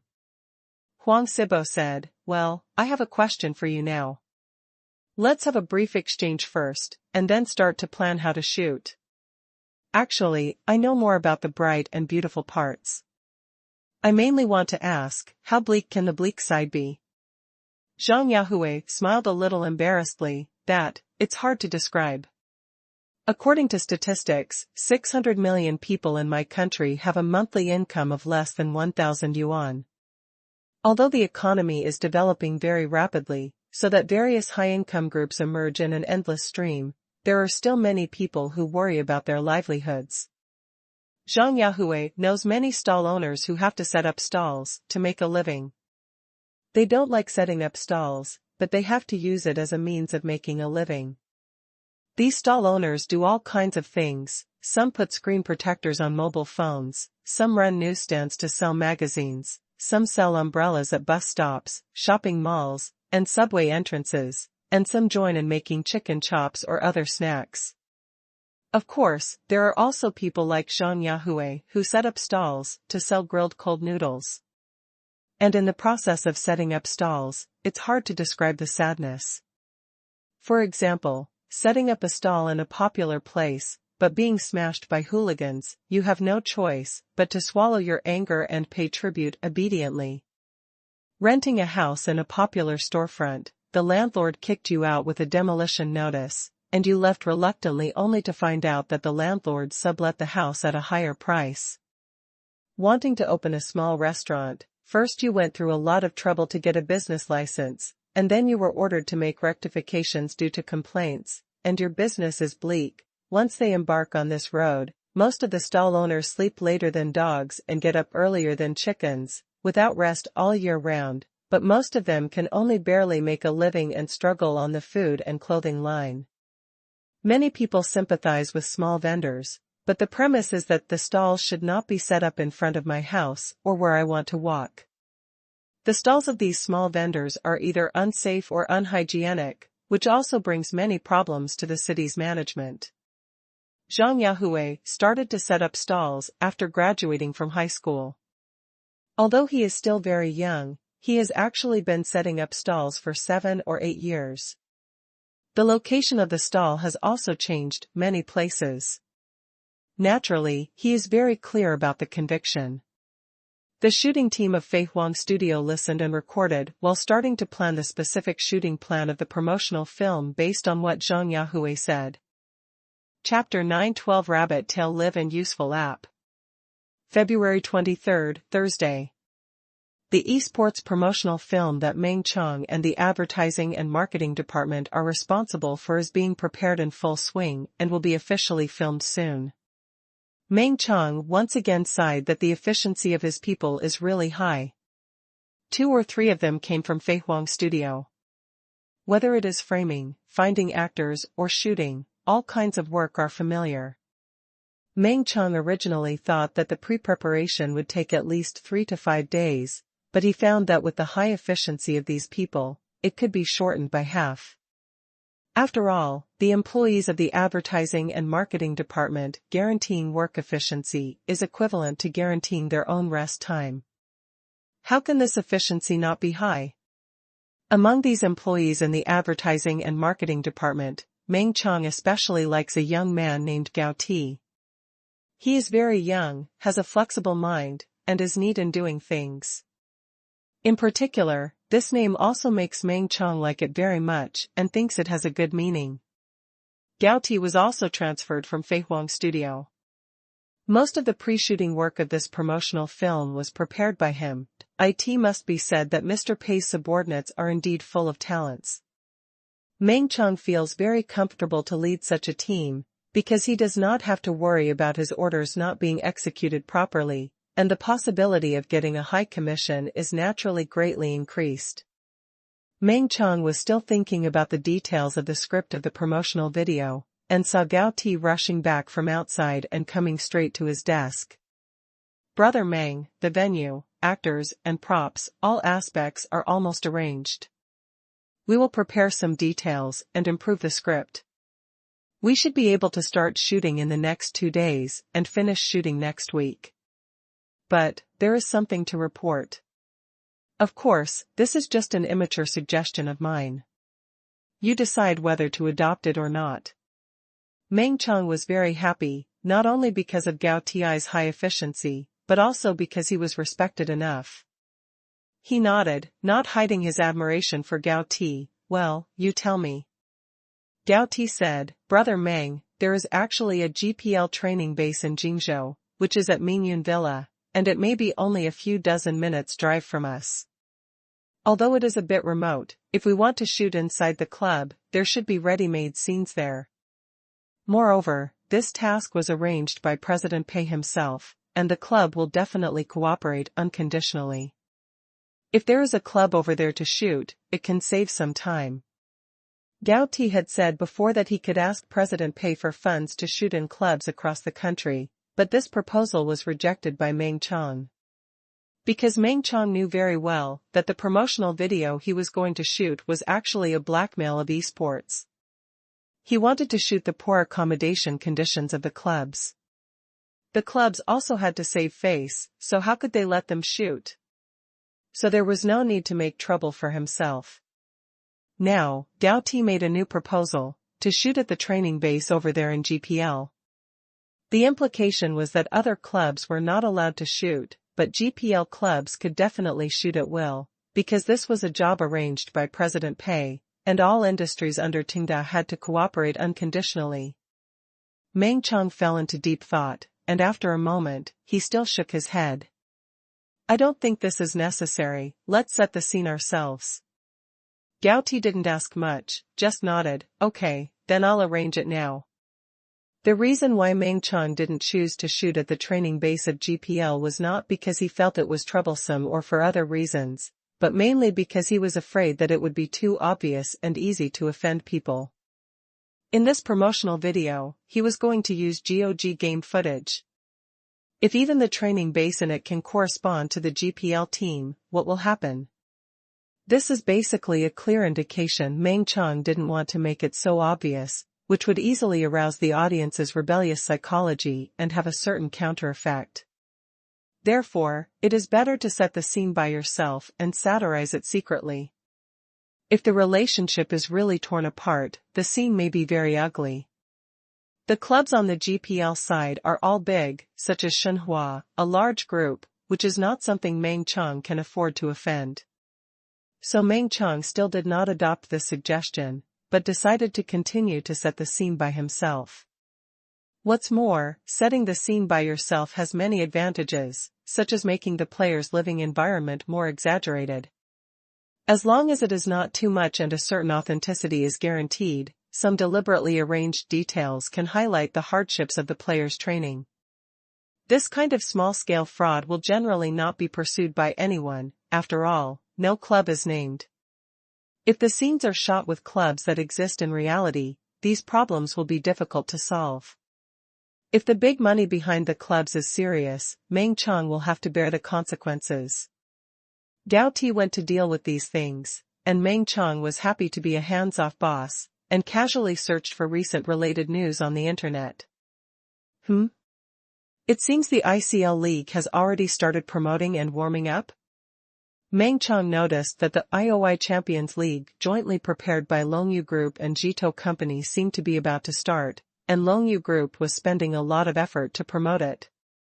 At present, a lot of rumors have been leaked, including the participating teams of ICL, the rosters of each team, the preview of the league game version, etc. Behind these contents, there is obviously the instruction of Longyu Group, and the purpose is also very simple. That is, to warm up in advance and create a sense of expectation for the audience. Before the official start of the game, there will definitely be many waves of publicity. And Meng Chang estimated that there will definitely be a promotional video for the start of the ICL League. Isn't this a coincidence? This promotional video of ICL can just help me. Meng Chang can easily guess what the general nature of this promotional video of ICL will be. It is nothing more than taking pictures of the upbeat style of each team, taking some handsome shots of professional players, and simply taking a panoramic view of the competition venue. In short, this kind of commercial type of promotional video must be dominated by handsomeness. That is in sharp contrast with the promotional video of Meng Chang. When everyone sees that IOI's promotional video is so well shot, but Tenda's esports promotional video is so disappointing, they will definitely prefer the former. Moreover, Longyu Group will certainly put out a lot of resources for promotion, which will make many viewers focus on the field of esports. After Meng Chang's promotional video is taken out, it will not take much effort to attract the audience's attention. Meng Chang's goal is to reversely promote the esports industry. The higher the popularity, the better the effect, and his commission will naturally be higher. In this case, why not do it? Of course, the effect of force is mutual. The promotional video shot by Meng Chang is equivalent to pouring cold water on the entire esports industry, and it will definitely hurt ICL by mistake. But Meng Chang doesn't care. Because his promotional video uses GOG's game screen, it shouldn't affect IOI, right? The game screens of these two games are quite different, and the audience should not be able to see it wrong like a blind person. Moreover, even if ICL is AOE, it doesn't matter, it doesn't affect his commission at all. For Meng Chang, as long as he doesn't offend people too much and make too many enemies for himself, then all his goals are for high commissions, and he doesn't care about anything else. At the same time, the office area of useful app. Chen Yufeng, who is in charge of Rabbit Tail Live, came here specially to discuss cooperation with Yupingan. Currently, UU app is still being updated and maintained. President Pei had said before that UU app is a long project like you go moving mountains, so Yupingan did not dare to neglect it at all. He seriously developed more functions, maintained the version of app, enriched the professional content on it, and also devoted some energy to using technical and legal means to protect rights and crack down on the behavior of plagiarizing the knowledge on UU app. So far, with the joint efforts of all developers and professors, lecturers, young scholars, and graduate students of Handong University, UU app has completed the preliminary content structure, but it is not well known yet. Most of the content on this app is related to ancient poetry and ancient prose, and its biggest role is to help AEIS make an automatic poetry matching function. Yupingan also knows that the content of UU app is seriously insufficient, so he did not ask President Pei for more publicity funds for publicity. Still focus on finding experts and professionals in various fields to produce knowledge and improve entries and explanations on UU app. After exchanging a few pleasantries, Chen Yufeng explained his purpose. He hoped to use the resources of UU app and discuss with the young scholars and lecturers who were currently writing entries on UU app, and let them open a live broadcast room to give lectures on Two-Way Live. Of course, Two-Way Live would definitely not let them talk for free, and there would be a basic salary. Chen Yufeng's words stunned Yupingan. Other live broadcast platforms spend money to sign some game masters and beautiful anchors, but Two-Way Live actually wants to spend money to sign some experts and scholars, but on second thought, isn't this the same idea as UU app? That's fine. Yupingan thought about it, and this requirement of Rabbit Tail Live was still in conflict with UU app. After all, there are not many excellent young lecturers and scholars, and these are very valuable resources. They usually have to give lectures and do research, and their spare time is limited. They can only choose one of the two to organize materials for UU app or to give lectures on Rabbit Tail Live. Unless it is a few talented liver emperors. This involves a problem of resource allocation. If Yupingan agrees to Chen Yufeng's request generously, it will result in all these young lecturers and scholars going to Rabbit Tail Live to get money, and the work of UU app will be affected. Isn't that a pitfall? The various departments of Tenda do help each other unconditionally, but the premise is that they cannot affect the work of their own departments. After thinking for a moment, Yupingan said, "Let me call President Pei to ask for instructions. Let President Pei make a decision on how to allocate it specifically." Chapter 913 Modify 2 Mobile Games. At this time, Pei Qian was drinking coffee leisurely in Moyu Internet Cafe, and watching the GPL game on the TV of Moyu Internet Cafe. It must be said that the GPL game is getting more and more exciting. The esports division where Zhang Yuan works is obviously racking its brains for the viewing experience of GPL games, and has been constantly optimizing. Pei Qian is even a little worried. What if ICL has a huge gap with GPL after the start of the game? But then he thought again, this situation should not happen. Eric is so smart, he will definitely refer to the content of GPL seriously. In other words, the better GPL is done, the more ICL can copy, which is more conducive to ICL closing the gap with GPL at the beginning. So, Pei Qian no longer worries about ICL, but puts his mind at ease and continues to watch the game. The spring game of GPL is in full swing, and all the clubs are using all their tricks, and various excellent tactics are emerging in an endless stream. Obviously, when a league is on the right track and the overall strength of each club is improved, the environment will become better and better, the competition will become more and more intense, and the entire competitive ecology will naturally continue to improve. Just then, the phone rang. Pei Qian saw that it was Qingshan who called. Hello? President Pei, I have something to report to you. Rabbit Tail Live wants to invite young lecturers and scholars who cooperate with UU app to live broadcast there. It is your idea. We have no objection. We just want to ask, there are only so many lecturers and professors, and their time is limited, so how should it be allocated? Qingshan reported his problem to President Pei very quickly. All the leaders of Tenda know that President Pei is busy at work, so every time they report, they will try to be as brief as possible and only retain key information to avoid wasting President Pei's time and affecting his work. As for whether such a brief reporting method will lead to the omission of some key information. No, President Pei is in charge of the whole Tenda Group and knows all the details of all aspects. How could he miss key information? The heads of all departments of Tenda have a consensus that President Pei is omniscient and omnipotent, so they are naturally very brief when reporting work and never verbose. However, Pei Qian's expression was blank at this time, and his mind was blank. Rabbit Tail Live wants to find young lecturers and scholars to live broadcast there. And it's my idea?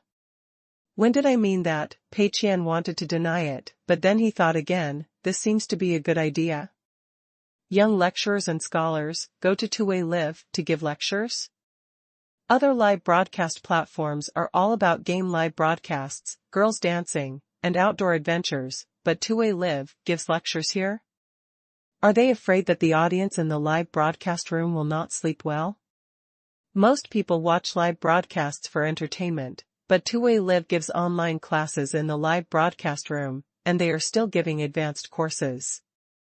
Who would watch this? And even if they watch, they will definitely not give crazy rewards. Chuzui Live invites these young lecturers and scholars to give lectures on the live broadcast platform.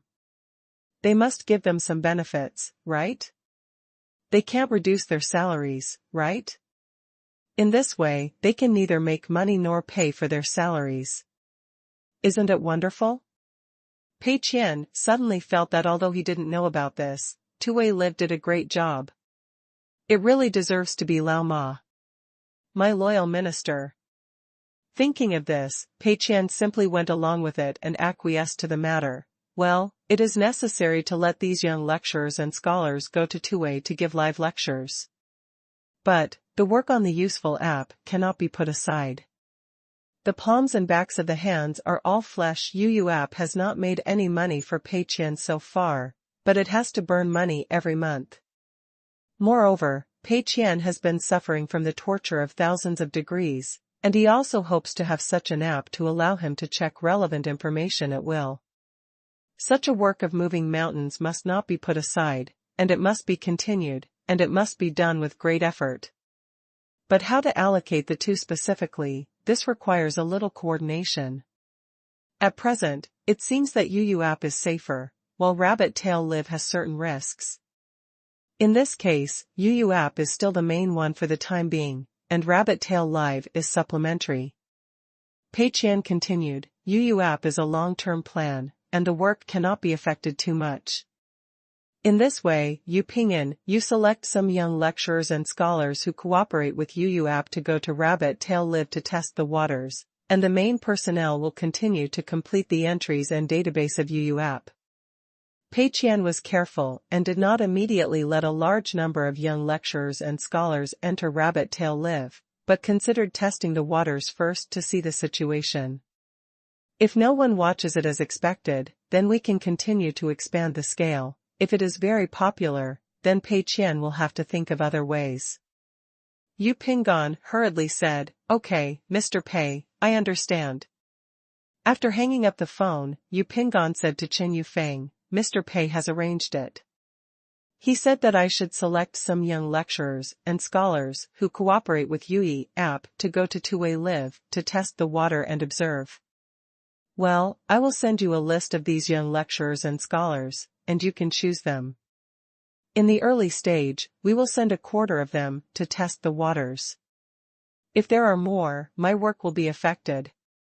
Of course, I am still contacting more young lecturers and scholars from other universities, including some scholars from other places. Anyway, both of our projects are not limited to regions. When there are more suitable candidates, we can communicate at any time." Chen Yufeng was very happy. "Okay, thank you very much. In fact, I am not sure whether this model can work. It is safest to try it out before deciding. By the way, you can also ask these people about their willingness. Maybe some people prefer to give lectures rather than doing research?" The two had a good chat and soon discussed the details of the cooperation. In short, UU App is responsible for contacting various young scholars and lecturers, so that they can use their spare time to enrich the entries and knowledge base of UU App. Among them, those who are more eloquent and like to give lectures are recommended to Tuwei Live. The treatment given by the two projects is similar, both are very good, and the key depends on how these people are willing to choose. The Tuwei Live broadcast needs to do the corresponding functions well, ensure the editing and playback functions of related videos are perfect, and ensure the viewing experience of the audience. In addition, the two-way live broadcast can also guide traffic to each other with useful app in the future. The two parties hit it off and immediately went to work. Shangyang Games, the development of Fitness Battle, is in full swing. After finalizing the design details with Guo Liqing, Chang Yu and others, Wang Xiaobin has comprehensively refined the design draft of this game, and the relevant art resource requirements have been submitted, and it has officially entered the production stage. Now, Wang Xiaobin's main energy is all on the characters of Fitness Battle. According to his design, there are 8 characters in Fitness Battle, and players are also developing these 8 characters while exercising. And one of the keys to the success or failure of this game is whether these 8 characters can be loved by players. If players have no feelings for these characters, they naturally have no motivation to exercise, which is a failure. And the appearance of these characters will have many changes. For example, in terms of body shape, there may be different appearances such as slightly fat, thin, healthy, and muscular. There may also be some bad postures that need to be corrected. As the character's body shape changes, the effect of wearing different clothes will also be different. Some clothes must be worn under certain body shape and posture conditions to look best. The key issue is to ensure that these characters are still loved by players even if their body shape is out of shape. When you are a little chubby, you are cute. After exercising for a long time, you are cute and sexy. Only in this way can players have a strong driving force and never get tired of playing. However, all these image designs have been entrusted to Halo Studio. With Yuan in charge, Wang Xiaobin is 120% assured. He was busy when he suddenly saw a familiar figure. Jiang Yuan, the current head of Oda Technology, came. Wang Xiaobin stood up. Is there something wrong? Are you worried about the development of Fitness Battle? Jiang Yuan smiled and said, How can I worry? Tenda's game department is the most professional department in the entire group. I came here this time to ask Brother Wang for some other things. Oda Technology's new mobile phone is positioned as a gaming phone, so I wonder if Brother Wang can help us modify 2 mobile games? GOG has a ready-made mobile game version, and we just need to make some special optimizations for our G1 phone. In addition, we hope to release another shooting game and racing game. I think Fortress at Sea and Lonely Desert Highway are good. Can Brother Wang also modify these two games into mobile games, and then make some optimizations for the design of the two shoulder buttons of G1? Jiang Yuan knew very well that if it was just the GOG mobile game version, it would not be enough to bring out the real advantages of this phone, because GOG's operation method is the skill wheel method, that is, most of the skills need to be pressed and dragged to select the direction to release. The two shoulder buttons are actually unable to select the direction, so their application range is relatively narrow. At most, they map some skills such as treatment and shield that do not require direction selection. The skills of heroes are different from each other, and the rules for how to use these two shoulder buttons for each hero need to be gradually refined. Games like Hot Blood War Song can also use shoulder buttons, but again, the game experience will not be qualitatively improved. In comparison, shooting games and racing games are completely different. When playing shooting games, the two shoulder buttons are aiming and shooting, while the two shoulder buttons of racing games are brakes and accelerators, which can greatly increase the player's gaming experience. Therefore, Jiang Yuan came to find Wang Xiaoban specifically, hoping to launch several terminal games to mobile games at the same time when the G1 mobile phone was released, and to carry out a wave of linkage. Chapter 914 Rabbit Tail Live is launched in a low-key manner. Wang Xiaoban thought for a moment, if our brother departments need it, we will certainly do our part. Moreover, these PC games converted to mobile games can definitely bring more income to Shenyang Games, which is also good for us. However, our manpower is limited, and we are currently working on the development of Fitness Battle, so the construction period is difficult to guarantee. When will this phone be released? Jiang Yuan said, the time for the mobile phone launch conference is tentatively scheduled for June, and there are still more than 3 months to go. If there is enough time, it is best to announce these mobile games at the same time as the mobile phone is released. If there is not enough time, we can only wait until the mobile phone is released and then update it one after another. Wang Xiaoban roughly estimated the construction period and the manpower on his side, and said, there is a little shortage of manpower. However, Tenda Games may be able to help us share some of the burden. The development of Mission and Choice should have entered the late stage. After the development of this game is completed, they can free up their hands to develop the mobile version of Sea Fortress. And we should be responsible for the mobile version of Lonely Desert Highway here. It should not be a problem. However, these two games must be modified to a certain extent when they are made into mobile games. Jiang Yuan was very happy. I don't care about that. You are professionals. You can decide how to modify it. Wang Xiaoban nodded, okay, I will take care of it. Don't worry. After seeing Jiang Yuan off, Wang Xiaoban began to consider how to modify these two games into mobile games. Strictly speaking, neither Sea Fortress nor Lonely Desert Highway is particularly suitable for mobile games. Sea Fortress has a large capacity and contains a lot of plot content, and Lonely Desert Highway has a driving time of several hours, which is completely contrary to the fragmented time characteristics of mobile games. After considering it for a while, Wang Xiaoban decided that it still had to be modified slightly.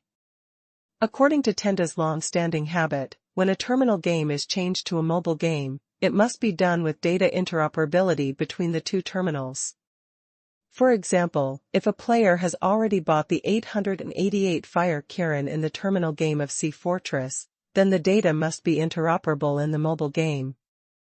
This is what President Pei has repeatedly emphasized and will never be changed. Although this will reduce a lot of revenue, it can increase player stickiness and make it less likely for players to leave. For players, when they are tired of playing PC games, they can play mobile games to relax, and when they are tired of playing mobile games, they can go back to PC games. Of course, whether it is GOG or Sea Fortress, as long as it is a game with competitive elements, the matching system of PC games and mobile games is separate to ensure the fairness of the game. At the same time, data interoperability can also play a better diversion effect when mobile games are released. Many old players are used to playing PC games. If mobile games do not inherit PC game accounts, these old players definitely don't want to play them again. But with the data of the PC games inherited, most of these old players of the PC games will try a few times when the mobile games are launched, and maybe some of them will stay. As for the income of the game, as long as the players stay, are you still worried that they will not spend money? Therefore, under the premise of interoperability between PC and mobile game data, Wang Xiaobin began to consider how to modify the two games. In addition to the most basic operation method modification, the gameplay of the game should also be slightly modified. Fortress at Sea cuts off all the plot modes, retaining only the battle mode, and appropriately compresses the art resources, greatly reducing the game capacity while ensuring the image quality on the phone, so as not to take up too much space on the player's phone. Lonely Desert Highway compresses the game time, shortening it from the original 8 hours to 2 hours. After all, playing with a phone for 2 hours is painful enough. Then make a few racing maps for Lonely Desert Highway. Each map takes about 3 to 5 minutes, so that players can race freely. Otherwise, if it is just the original gameplay, most players will be tired of it, and no one will play it again, which will not help the automobile phone. After these two games are changed to mobile versions, they are still interoperable with the terminal game data, and all are free games. When the automobile phone is released, GOG and these two games can be used by default, highlighting the game characteristics of the AUTOG1 mobile phone. Wang Xiaobin immediately began to organize the design documents and began to arrange the development of these two mobile games. February 27, Monday. Pei Qian had just arrived at the office to check the work status of each department when Lao Ma came to knock on the door. Ma Yang looked very happy. Brother Qian, the website of Rabbit Tail Live is almost done. The basic functions have been completed and repeated tests have been carried out.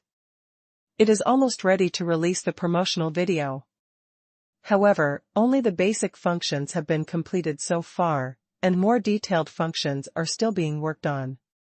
Moreover, there are no anchors in the live broadcast room for the time being, so there is not much content. Brother Qian, do you think we should release the promotional video now, or wait for a while, find a group of anchors, and then release the promotional video and officially launch it? Pei Qian immediately said, it is better to do it now than to wait for a day. There is no time to lose. Let's release it now. Pei Qian was very satisfied with the development speed of Rabbit Tail Live. The reason why it was developed relatively quickly is mainly because Rabbit Tail Live currently only has basic functions, that is, to ensure that the audience can see the anchor screen and record and playback. Other more complex functions have not been developed yet. Moreover, there are not many anchors, because many people don't even know that Tenda has created Rabbit Tail Live. How can anchors come without popularity? If it follows the practices of other live broadcast platforms, they must first spend a lot of money to recruit a group of anchors, and then start to promote and create popularity. The launch of the live broadcast website is also accompanied by the launch of many big anchors, so as to better create popularity. But Pei Qian chose to do the opposite, no matter how cold it is. Rabbit Tail Live only has basic functions, few anchors and not many viewers. It doesn't matter, anyway, just open it first. When everyone sees that this live broadcast platform is so cold, they will form a preconceived impression that this live broadcast platform is not good, and it will be even more difficult to turn around in the future. Therefore, Pei Qian immediately decided to let Rabbit Tail Live go online without any preparation. Ma Yang did not think there was anything wrong with it, and happily left Pei Qian's office, and went back to urge Chen Yufeng to release the promotional video and officially launch Rabbit Tail Live. Pei Qian got up and went to the rest area to get a can of Fat House Happy Water, then silently refreshed the Ellie Island website and waited patiently. As expected, after Ma returned, he immediately released the promotional video of Rabbit Tail Live, Pei Qian already knew the content of this promotional video, which was about two different lives of two kinds of people. People who watched live broadcasts wasted their time and achieved nothing, while people who did not watch live broadcasts used this time to enrich and improve themselves, and successfully reached the pinnacle of their careers. This promotional video was the painstaking work of Meng Qiang, and Pei Qian believed in his ability very much. The audience would definitely be stimulated and then criticize Rabbit Tail Live badly, right? Pei Qian watched the entire video from beginning to end again, and then silently refreshed the comment area to see how the audience responded. What's the meaning of this promotional video? Advising us to cherish time and not watch live broadcasts? Isn't this a promotional video for a live broadcast website? It's self-deprecating? As a college lazy guy, I seem to see myself in this promotional video. Watching live broadcasts in the dormitory is too real, so real that it makes people uncomfortable. I reported it. Who installed surveillance cameras here? Isn't this deliberately disgusting? Watching live broadcasts to take a break and relax is labeled as wasting time? Aren't other entertainment activities also wasting time? Is this Rabbit Tail Live trying to make a big news? Criticize all its peers? But it is also a live broadcast platform. Isn't this scolding itself? Obviously, the attitude of these viewers is 3 parts angry and 7 parts puzzled. Although this promotional video does not say it explicitly, it still implicitly implies that people who are addicted to live streaming are lazy dogs, which will definitely stimulate those who usually like to watch live streaming. But the attitude of most viewers is not anger, but confusion. Because what this promotional video says seems to be true.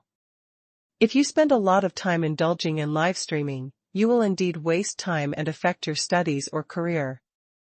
But the problem is, why does a live streaming platform want to promote such a thing? This motive is really puzzling. The first reaction of the audience is that this Rabbit Tail Live wants to make a big news, create heat, and promote its own live streaming platform. Being scolded is also a kind of heat. Everyone has seen a lot of the tricks of live streaming platforms. They will do anything to get heat. Sometimes being scolded is better than being ignored. Since it is to get scolded to increase heat, the best way is not to give it any heat. Therefore, the heat of this video after it was released was not very high, and many people were spraying, saying that Rabbit Tail Live deliberately shot such a sensational video in order to get heat, and it was ugly.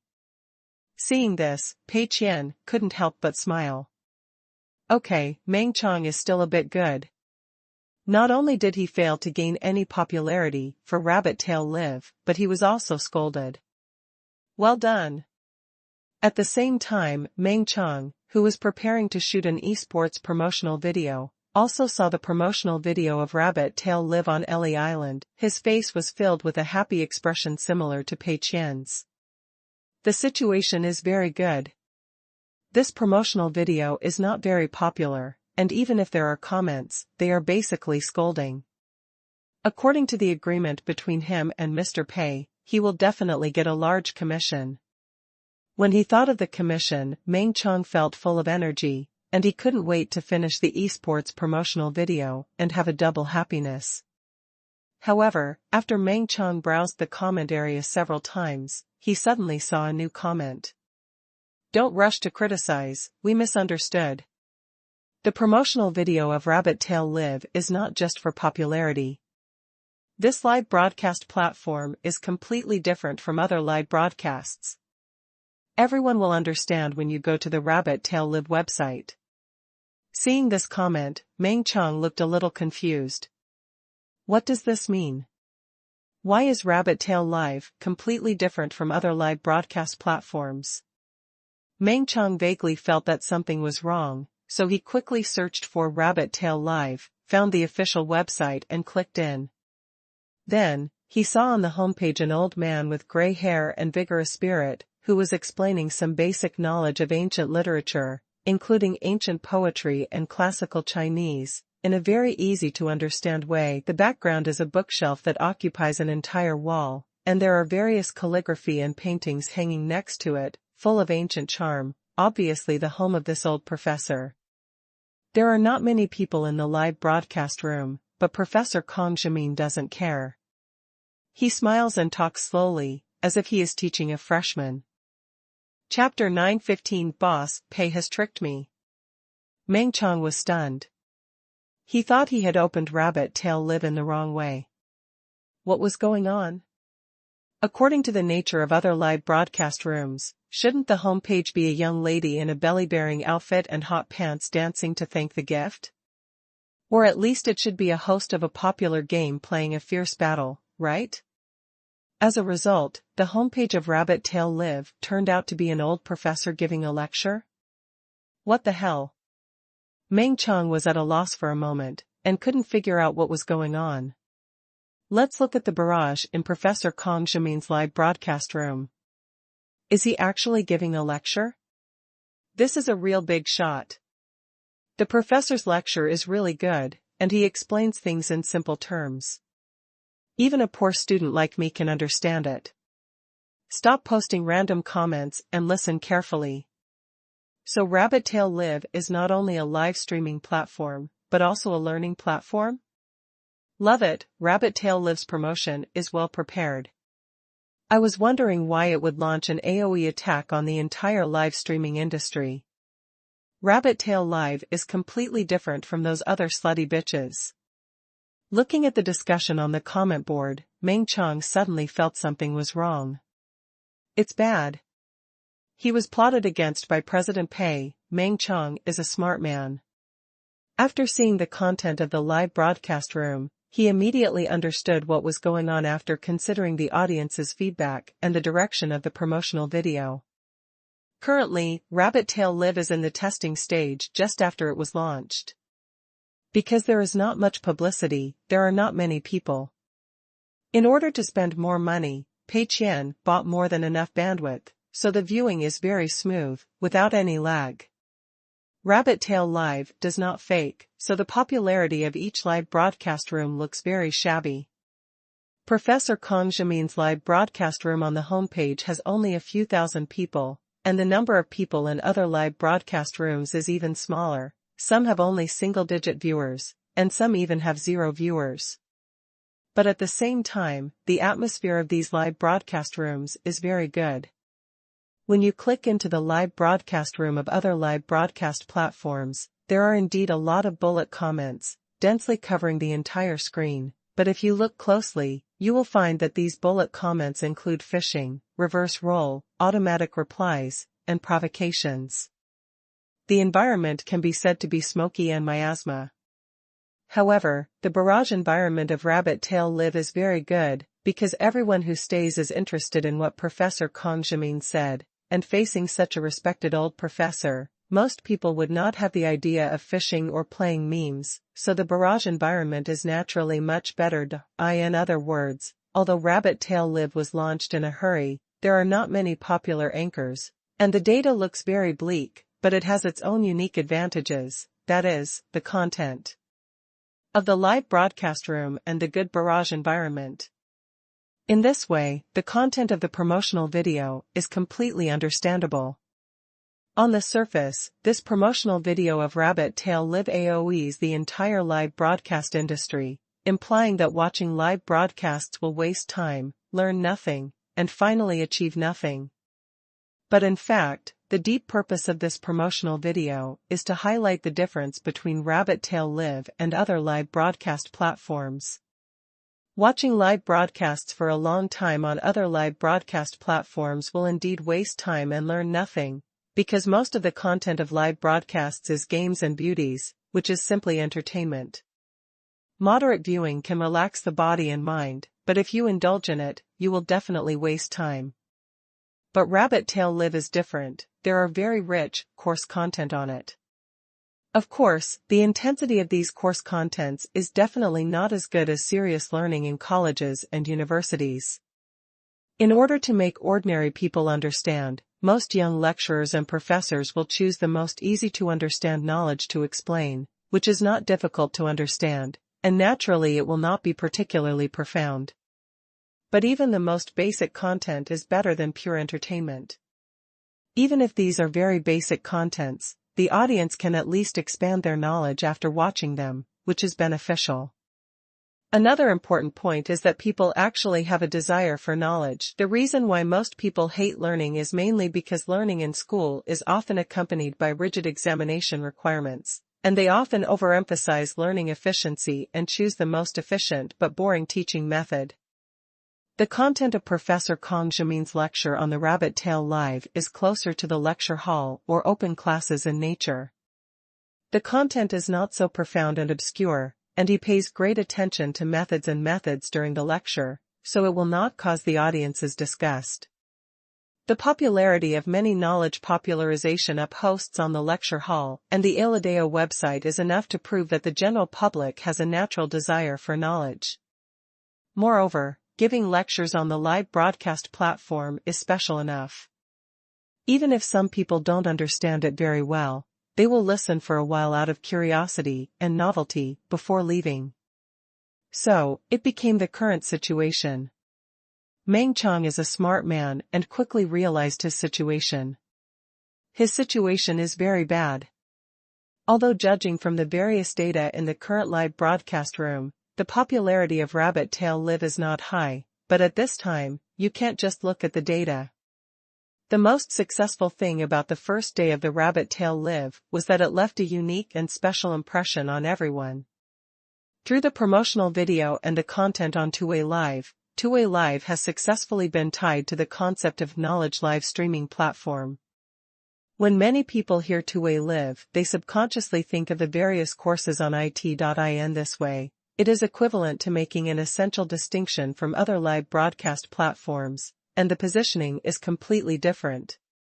Therefore, even if the popularity of Rabbit Tail Live is low, the real number of people looks very pitiful, and the live broadcast content is not rich enough, it is not a problem at all. Because it has already run on a different track from other live broadcast platforms, naturally, there is no need to use the evaluation methods of other live broadcast platforms to measure itself.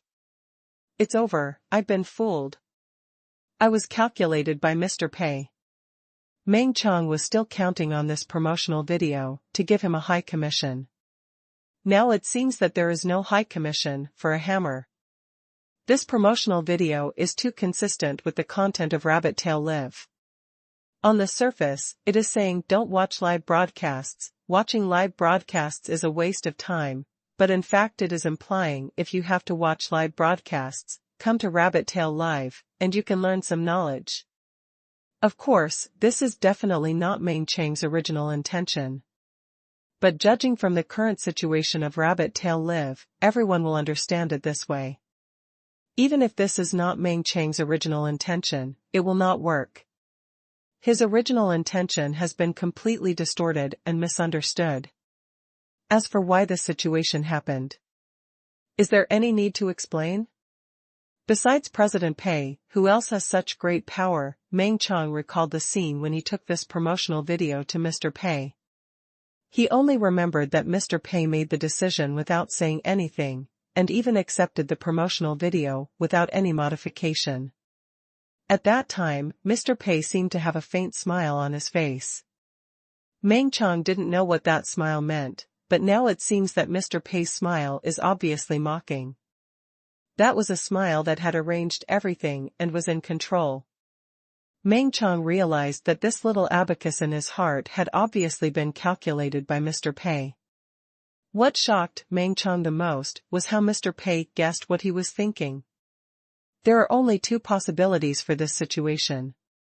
The first one is that Mr. Pei had already planned to make Rabbit Tail Live a knowledge live broadcast platform, and he calculated in advance that Meng Qiang would promote it in this way, and everything was within Mr. Pei's expectations. The second one is that Mr. Pei did not have a very clear plan for the content of Rabbit Tail Live before, and it was only after seeing Meng Qiang's promotional video that he suddenly decided to make Rabbit Tail Live a knowledge live broadcast platform. Both possibilities are very scary to Meng Qiang.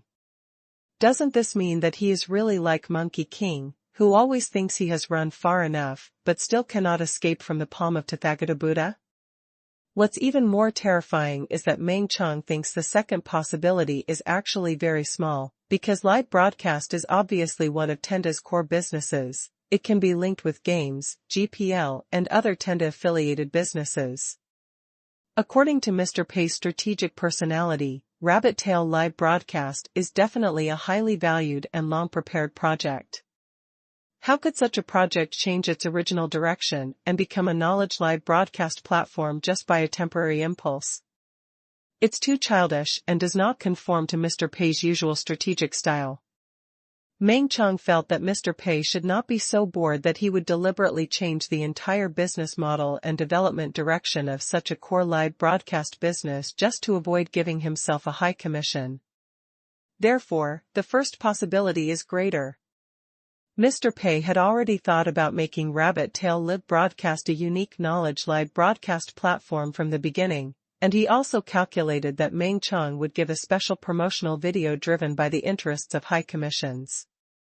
In other words, all of this is probably in Mr. Pei's plan. Meng Chang felt chilled.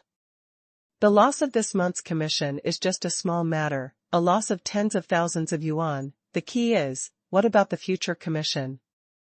If every one of my promotional plans was calculated by Mr. Pei, and every response and publicity ultimately achieved excellent publicity effects, wouldn't I have to get that pitiful basic salary for the rest of my life? Is it really like I worked for Mr. Pei for nothing for 10 years? Meng Chang felt that he couldn't think about it anymore, otherwise he would probably have a mental breakdown on the spot. He closed his eyes and pondered for a moment, letting himself gradually calm down. Calm down, things are far from irreversible. Mr. Pei has so much work, how can he put all his energy on me? Even if he can plot against me once, can he do it every time? There is a long way to go, this is just a small setback. As long as I gradually understand the situation of Tenda, I will succeed one day. It's just reverse publicity, is it difficult? I'm playing in easy mode, Mr. Pei is playing in hell mode, I can't keep losing to him like this? Meng Chang quickly convinced himself and calmed down again.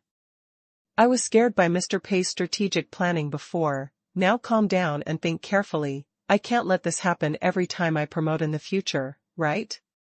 Meng Chang decided not to think about the Rabbit Tail live broadcast anymore, but to concentrate on the esports promotional video. Although the start is not good, I am afraid that I can't get any commission, but as long as the esports promotional video is done well, there is still room for recovery. Chapter 9:16 Other live broadcast platforms were a false alarm. Losing money to become the richest man started from playing games. At the same time, Pei Qian was also watching the live broadcast screen of Rabbit Tail Live, with question marks floating above his head. Who is this old man? What is he talking about? Oh, by the way, Yu Pingyan seemed to have called before and said that Rabbit Tail Live wanted people from Yui app, and wanted those young lecturers and scholars to give live lectures on Rabbit Tail Live. It's done so quickly? This efficiency is too high. Pei Qian originally thought that these young lecturers and scholars would need at least a month to prepare for their official entry into Rabbit Tail Live, but it turned out that there was no need to prepare at all. As soon as Rabbit Tail Live went online, these people started giving lectures on it. If Pei Qian was not particularly surprised that these young lecturers and scholars came to live broadcast, then the next question made Pei Qian very puzzled. Why are there so many people watching? This is a lecture, why are there more and more people in the live broadcast room? The barrage is getting denser and denser? Some people even sent gifts. Is it okay? Judging from the audience's reactions, they seem to be quite happy with it. Although the popularity of the platform is low, the atmosphere in all the live broadcast rooms is very good. There are no cross-dressing, trolling, and insulting comments like other live broadcast platforms. The audience seems to be very well-mannered. The most terrifying thing is that even the promotional video has become positive. Feeling that the situation seems to be a little bad, Pei Qian immediately called Lao Ma. Hello? Brother Qian? How is it? Rabbit Tail Live is doing well. Try to send a gift. I will send carrots and green vegetables. The carrot icon, I tell you, is so cute. Ma Yang's voice was full of excitement, but the focus seemed to have seriously deviated from Pei Qian. Pei Qian did not pick up his words and asked directly, who thought of inviting these young lecturers and scholars to Rabbit Tail Live? Ma Yang was very confused. Isn't this what you mean? Pei Qian, ? What the hell I mean? When did I mean this? Pei Qian was shocked. When did I say that? Ma Yang explained, Brother Qian, didn't you give me a promotional video before? Isn't the content of the promotional video hinting that Rabbit Tail Live can't just be a pastime for the audience, but also let them gain something when watching the live broadcast? Pei Qian was dumbfounded and didn't know how to answer for a while. After all this time, it turned out that the promotional video made Lao Ma misunderstand. In other words, the source of the blame is actually on Meng Chang, but this was obviously not Meng Chang's intention. It can only be said to be the result of an accident. Blame Lao Ma? Or blame Meng Chang? It seems that neither is right. Pei Qian was a little helpless. In the end, this matter had nothing to do with anyone. It can only be said to be a beautiful misunderstanding. Pei Qian had to give up this topic. After thinking about it, he asked, then, have the treatments of these young lecturers and scholars been determined?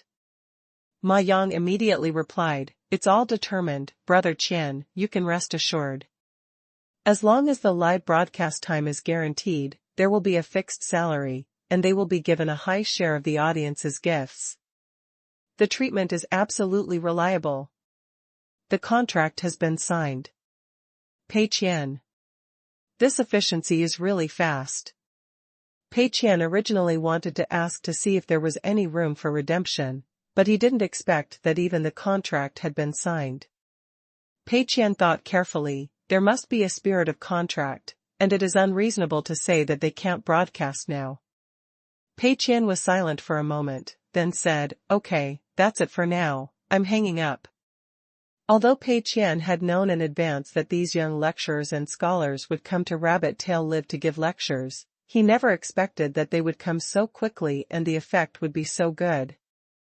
If these people came a week or even a month after the Rabbit Tail Live officially started, then by then Rabbit Tail Live would not be very popular, and naturally not many people would watch it, and it would not have any serious impact. But the current situation is that these people happened to come to give lectures when Rabbit Tail Live was just launched, especially with a real industry leader like Professor Qingshan in charge.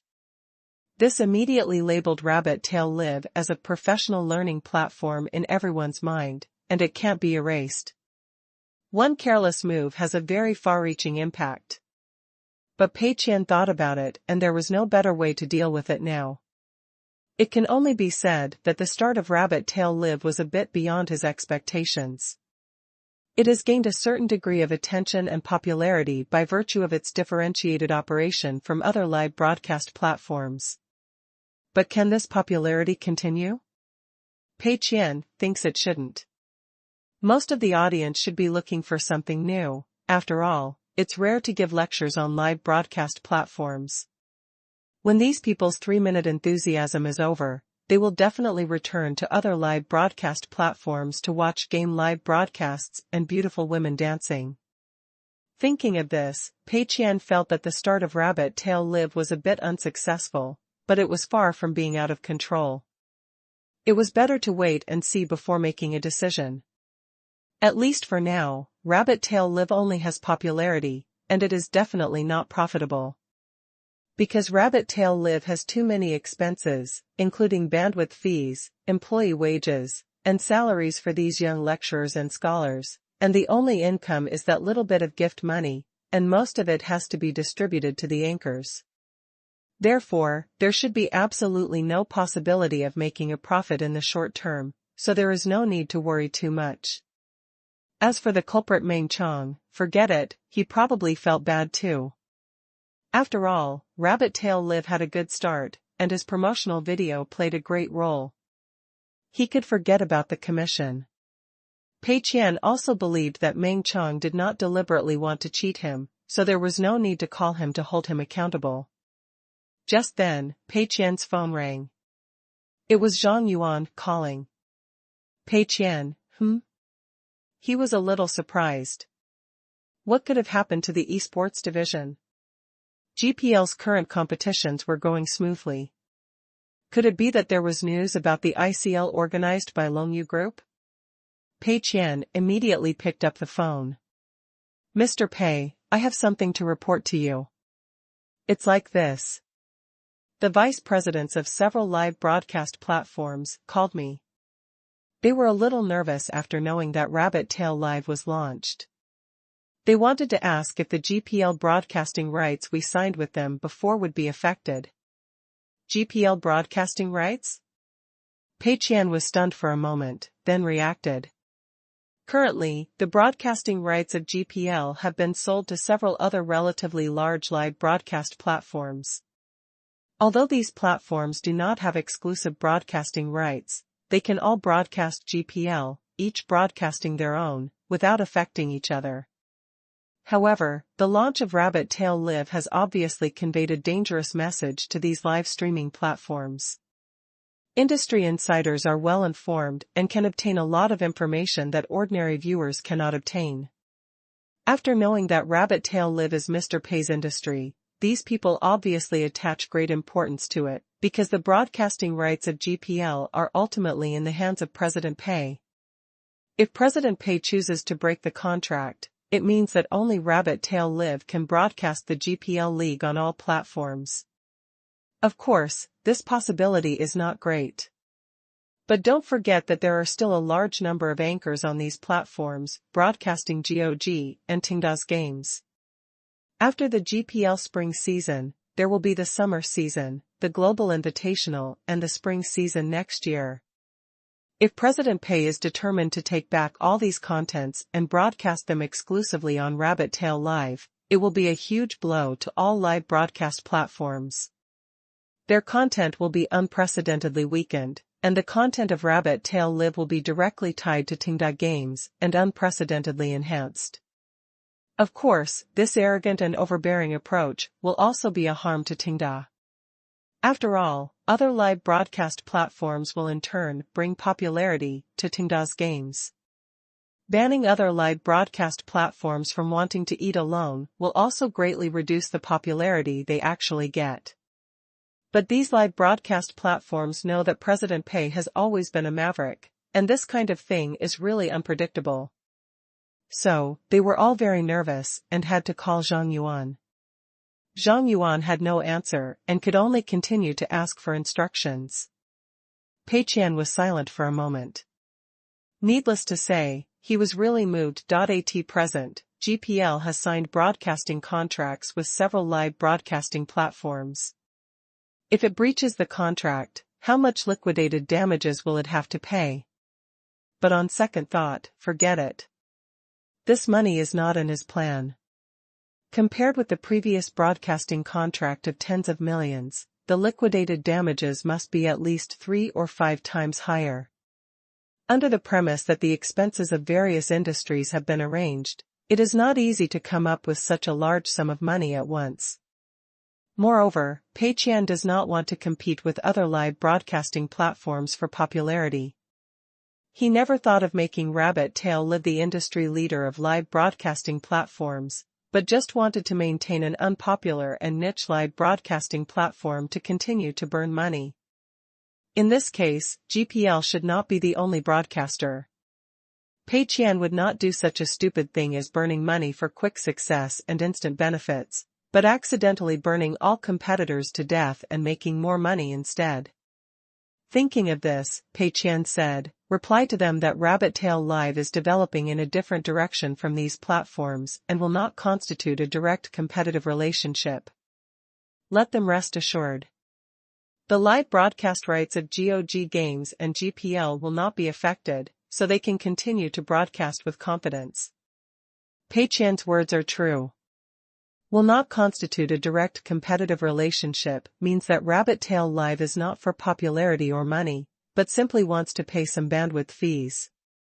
It will not constitute a competitive relationship with other live broadcast platforms, Zhang Yuan said. Okay, Mr. Pei, I'll reply to them right away. Yangqing, ZZ Live Headquarters. Okay, Mr. Zhang, I understand, thank you. Lu Liang, the company's vice president, hung up Zhang Yuan's phone call, and while he breathed a sigh of relief, he felt a little confused. ZZ Live's cooperation with Tenda can be traced back to the ZZ Cup Whole Live contest in August last year. At that time, ZZ Live had just received a large amount of financing and was developing rapidly. It cooperated with DG Club and other GOG clubs to create a wave of popularity for its own platform. Afterwards, whether it was the live broadcast of the Global Invitational or the live broadcast of the GPL Spring Game, ZZ Live successfully obtained the live broadcast rights from Tenda, and Lu Liang and Zhang Yuan naturally established a good cooperative relationship. But having said that, Lu Liang's recent work has not been smooth. At present, the live broadcast industry is about to become a red ocean. After a large amount of capital has poured in, these old live broadcast platforms have been hit hard. Many new platforms spend a lot of money to poach anchors, engage in price wars, and even hire internet trolls to smear and report other platforms. Lu Liang is exhausted and overwhelmed every day. So, after hearing that Mr. Pei also started a rabbit tail live broadcast, Lu Liang was scared.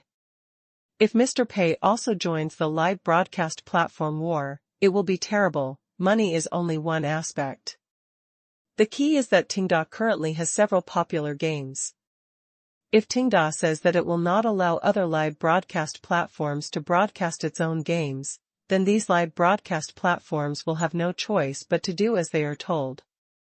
That's why Lu Liang called Zhang Yuan as soon as possible to ask about Mr. Pei's attitude.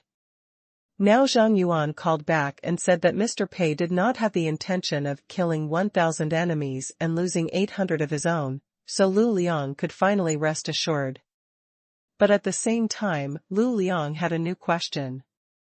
According to Zhang Yuan's statement on the phone, Mr. Pei said in person that Rabbit Tail Live and other live broadcast platforms have different development directions and do not constitute a direct competitive relationship, so they should not worry. So here comes the question.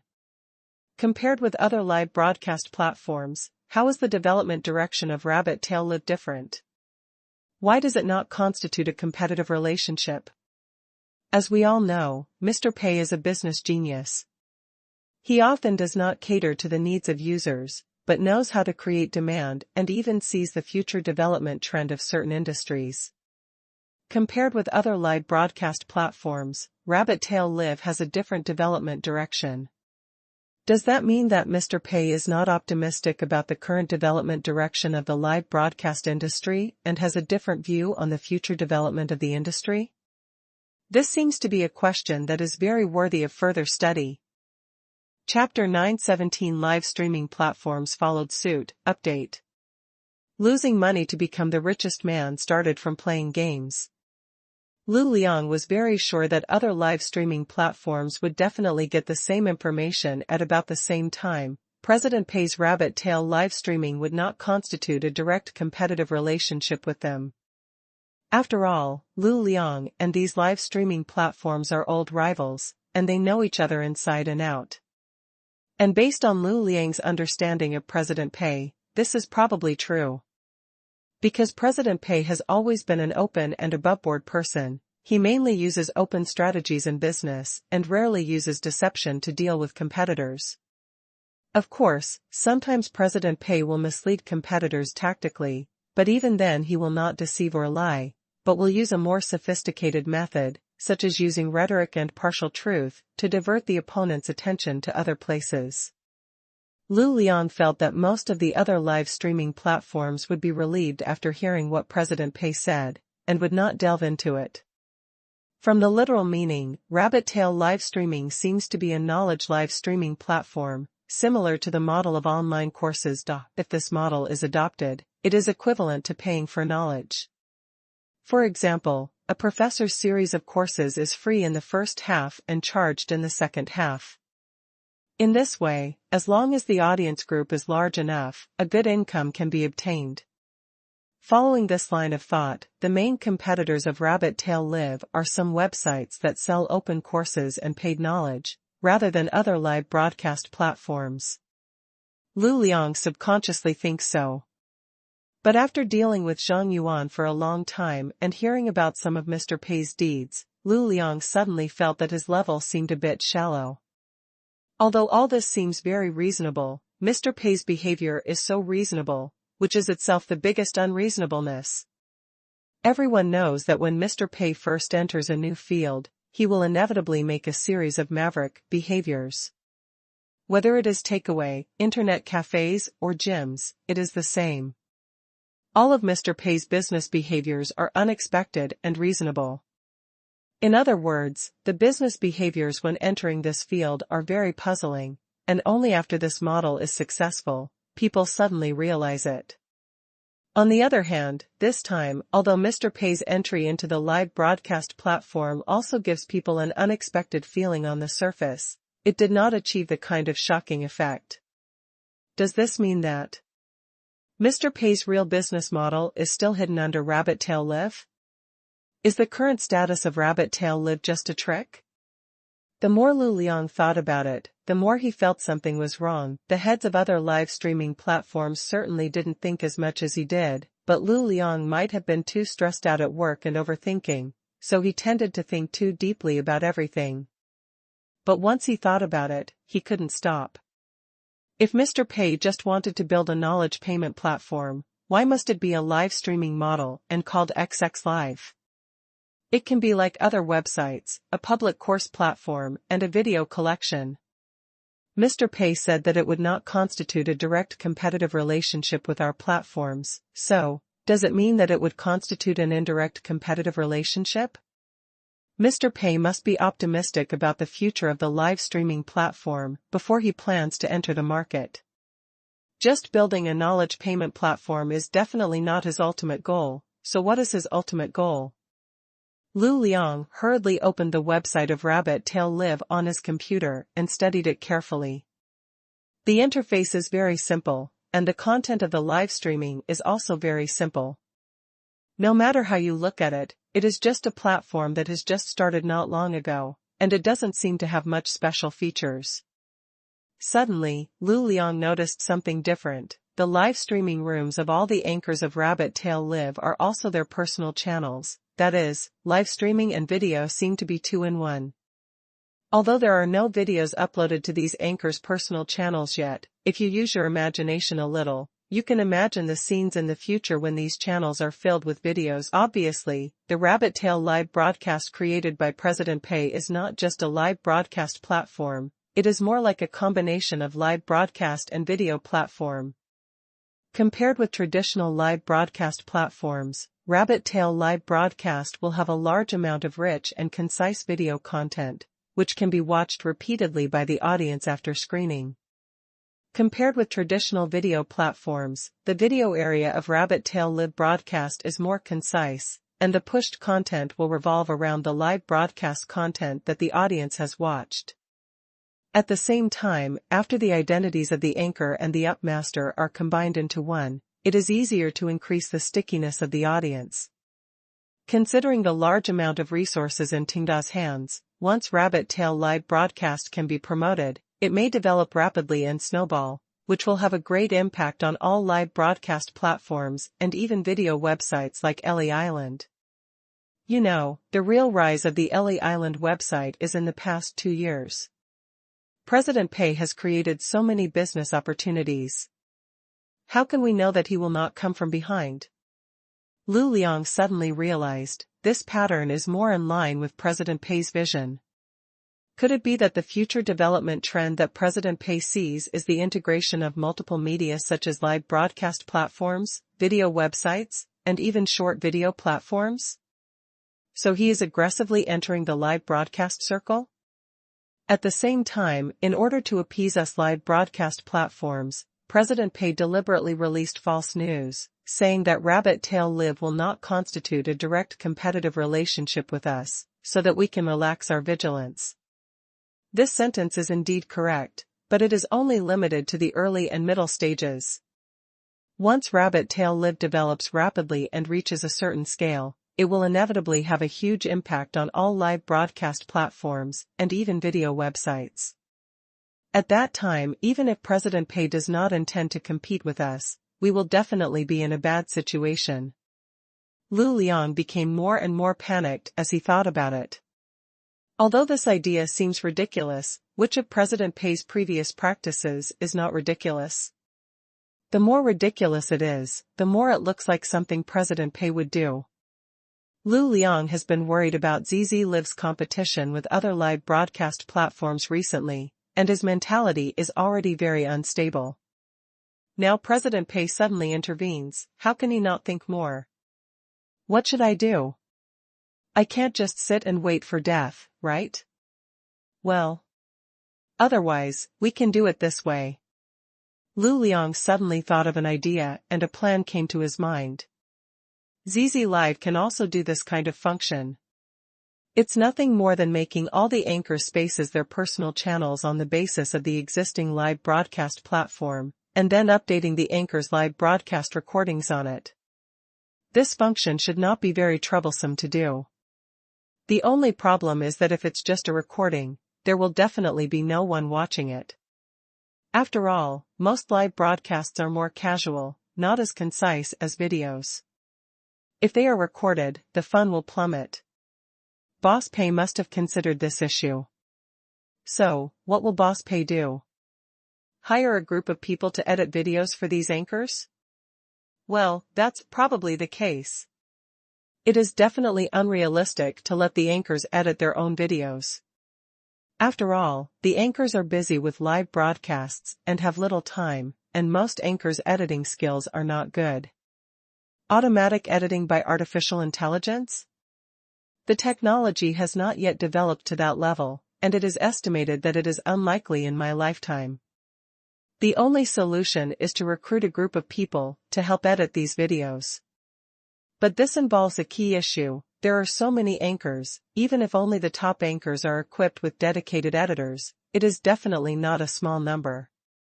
Each person is paid a salary of several thousand yuan. Assuming that only the top 100 anchors are equipped with dedicated editors, it will cost hundreds of thousands of yuan per month. If some performance bonuses are given, it will easily reach millions. After all, if you want good results, you have to spend money to find talents with strong editing skills. And this kind of talent has a wide range of job opportunities, and the salary level is generally not low. It is absolutely impossible to spend less money to invite them. But Lu Liang thought for a moment and felt that the money was still worth it. Spend millions of dollars every month to bet on a future. And it is the future that President Pei sees. Thinking of this, Lu Liang immediately called his subordinates and called them to his office. Develop a new function, quickly. February 28, Tuesday. Rabbit Tail Live. Ma Yang was in a good mood. Yesterday, Rabbit Tail Live released a promotional video and officially went online. From yesterday's official launch to now, Rabbit Tail Live has not experienced any lag or disconnection, and the atmosphere of the barrage is very good, so the viewing experience is very good. Of course, there is nothing strange about this. After all, a lot of money was spent on buying bandwidth, but the actual number of viewers diverted in is far less than the website's carrying limit. If it still lags, it would be a disaster. Many live broadcast websites have made such mistakes. They went online with great fanfare, and several newly recruited big anchors started broadcasting at the same time, trying to create an illusion that the website is very popular. As a result, they never expected that too many viewers would pour in instantly and the website bandwidth was insufficient, resulting in a lag and explosion, and no live broadcast could be watched. So, the audience who worked hard to attract was angry and spit before leaving, which was not worth the loss. Rabbit Tail Live will not encounter such problems at all. Not only on the first day of launch, it is estimated that the bandwidth will not be fully occupied for a long time in the future. Although there are still young scholars and lecturers broadcasting today, the popularity has dropped significantly. This is consistent with Pei Qian's estimation. When the website was first launched, many people just came to watch the excitement. After the excitement passed, only a small part of the knowledge remained. However, starting today, some freelance anchors have joined. Because Rabbit Tail Live has extremely loose restrictions on anchors, many people see a new live broadcast platform and think that this will be their opportunity, so they come to try it out if conditions permit. Ma Yang never looked at those complicated data.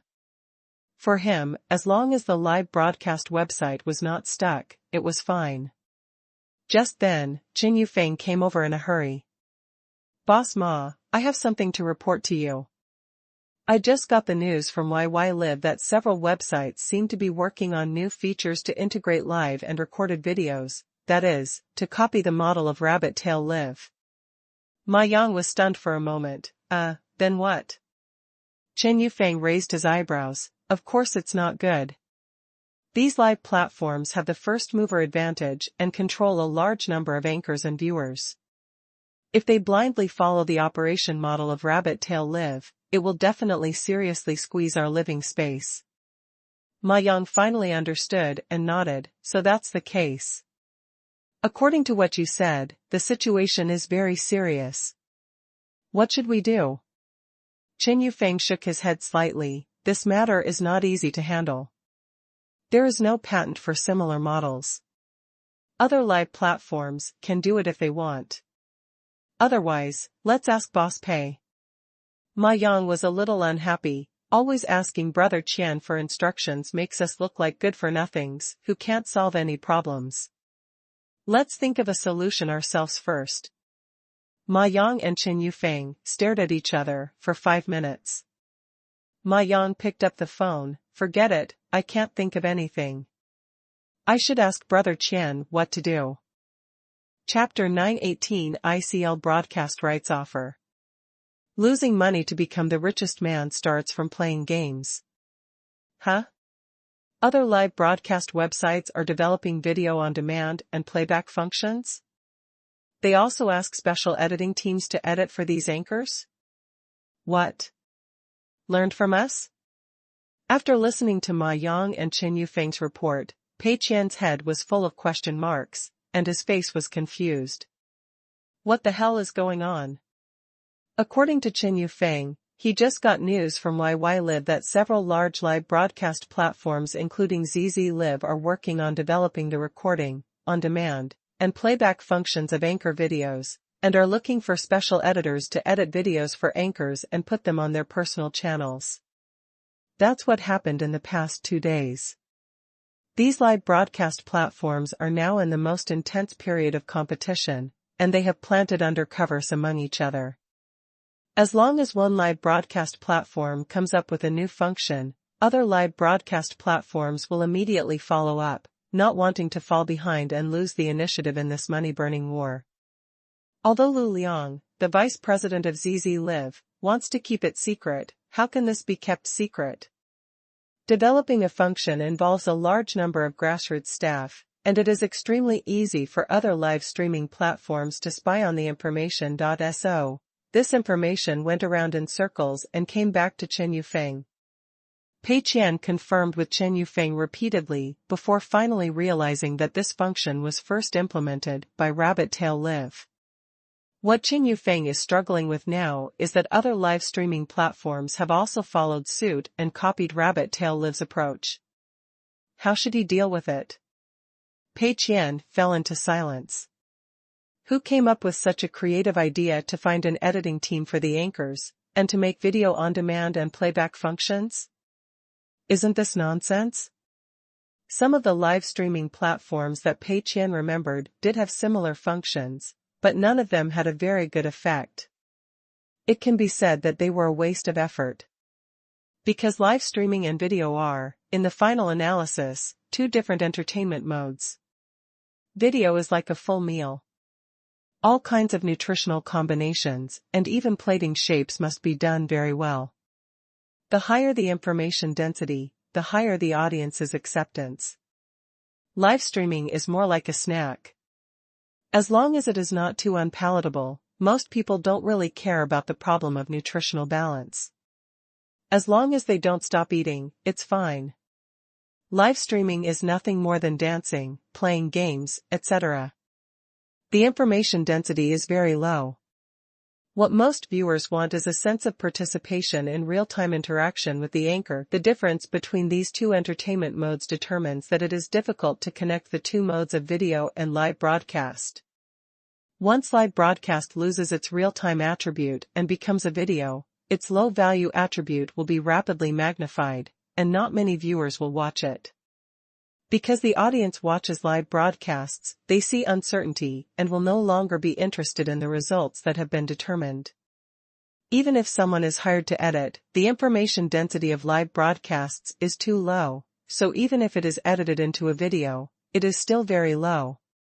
Unless you cut out more than 10 minutes of essence from dozens of hours of live broadcast materials, the effect will still not be very good.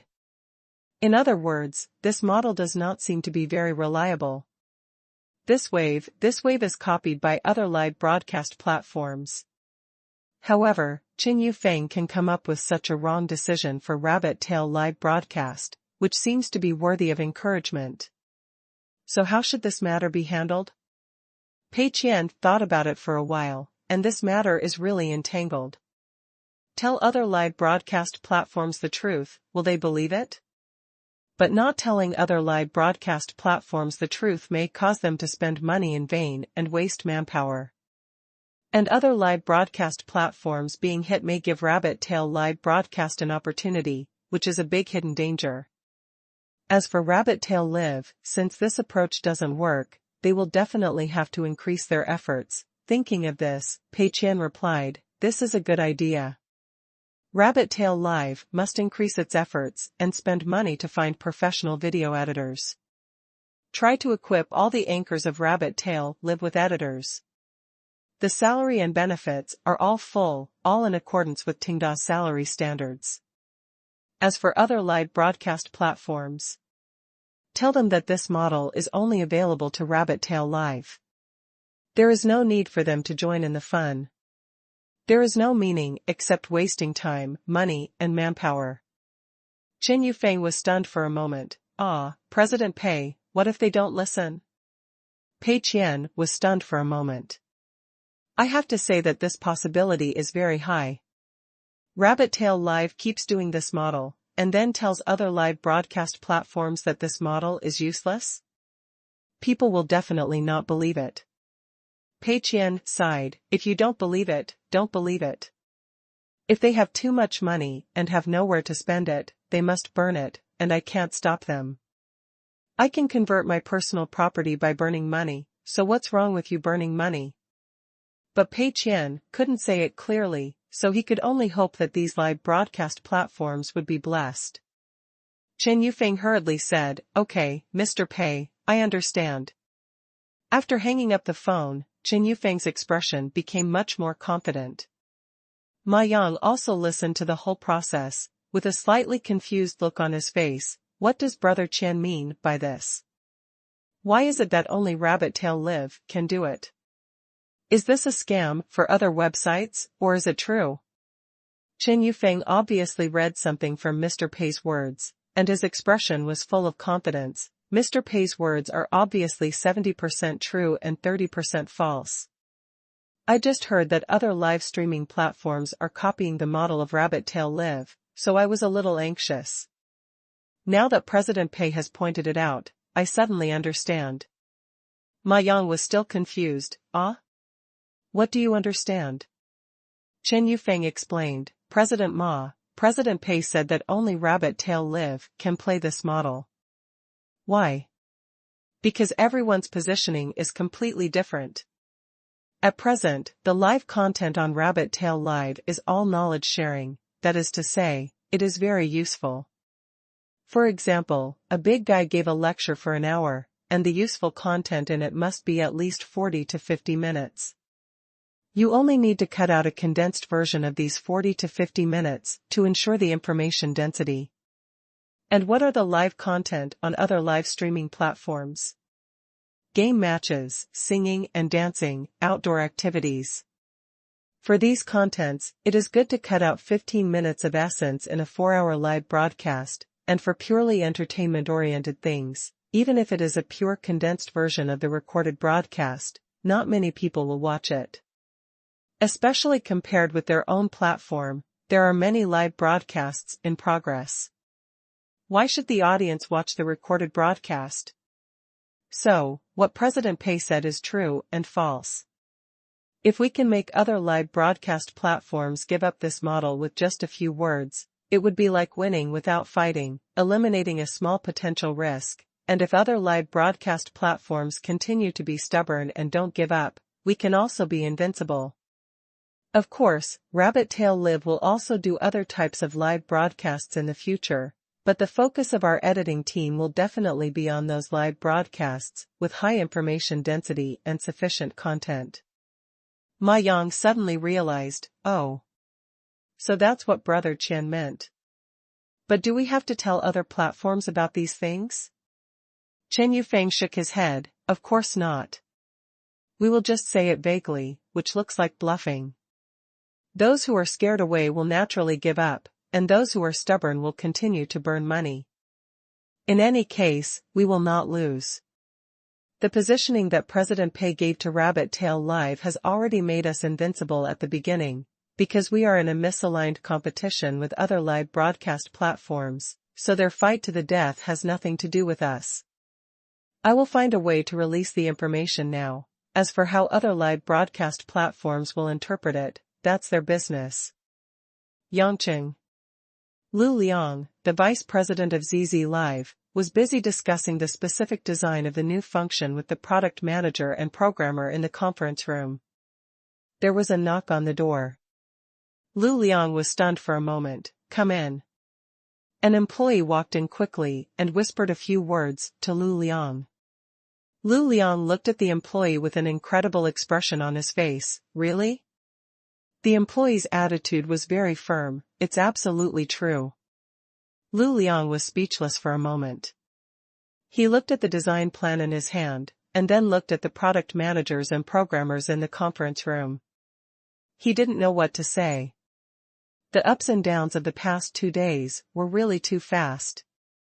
The emergence of Rabbit Tail Live made Lu Liang feel like he was facing a great enemy, so he decided to develop a function similar to Rabbit Tail Live, which was both a precaution and a defense in advance, and a gamble on the future.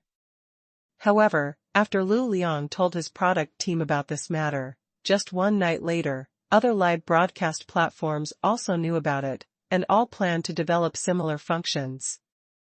Lu Liang was speechless, but there was nothing he could do. The competition between live broadcast platforms is so crazy now. Whoever is a step slower may miss the opportunity. You copy me, I copy you, everyone is playing the same trick, no one should laugh at anyone.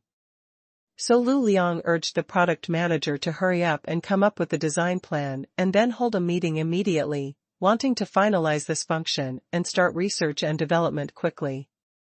As a result, the employee just now came to report again, saying that Rabbit Tail Live seemed to have known about this matter, but President Pei said, only Rabbit Tail Live can handle this model, and there is no need for other live broadcast platforms to join in the fun.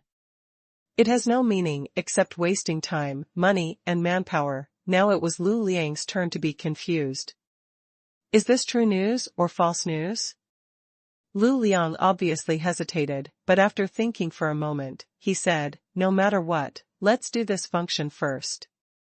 He just called the product manager and programmer to a meeting, and then he said that this function would not be done. Where would Mr. Lu's face be?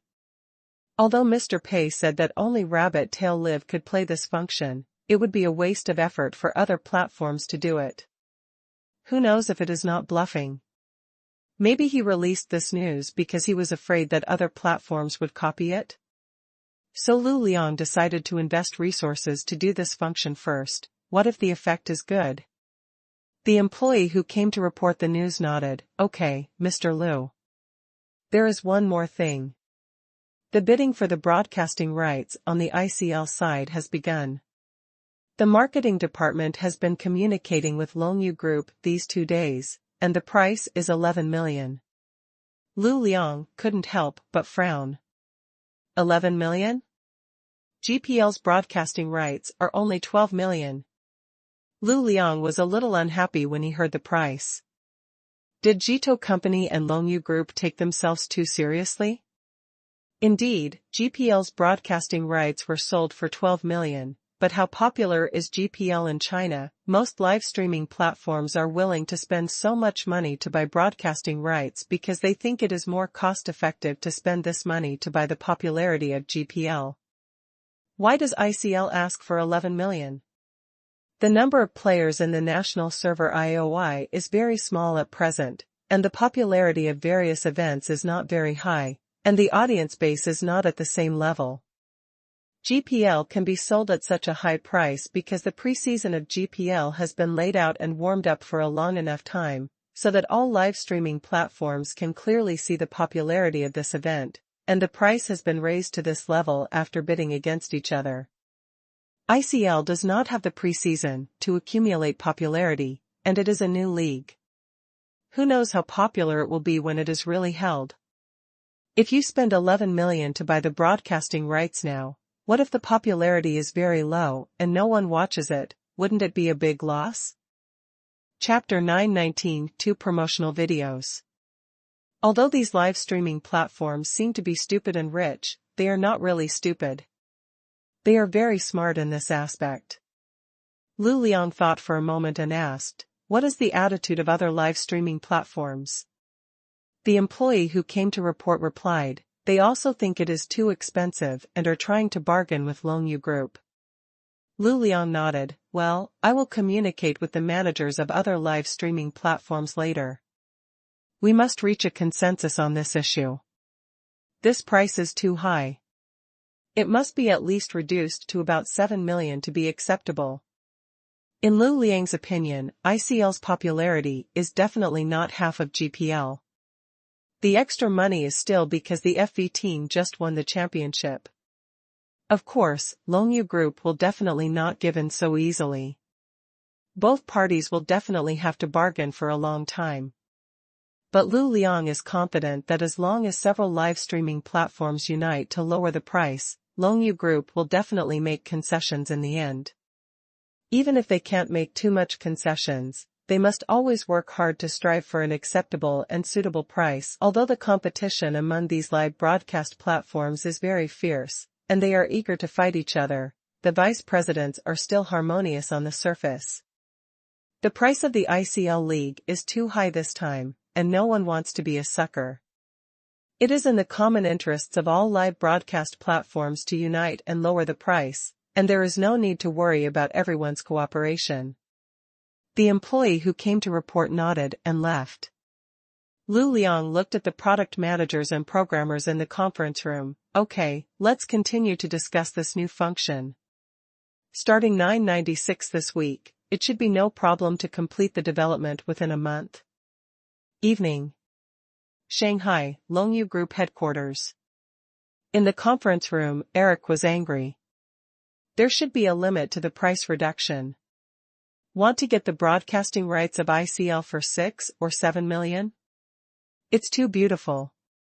In the past 2 days, Longyu Group has been in contact with major live broadcast platforms, revealing to them the news that the ICL League is about to start, and also revealed the approximate price, 11 million for the broadcasting rights. In fact, Eric originally wanted to set the price of the broadcasting rights higher than GPL, but was stopped by Zhao Shuming. Eric considered that setting the price too low would be like giving in, and it would be like admitting that the popularity and commercial value of the ICL League are not as good as GPL. But Zhao Shuming was more realistic and repeatedly advised that the current popularity and commercial value of the ICL League are not as good as GPL.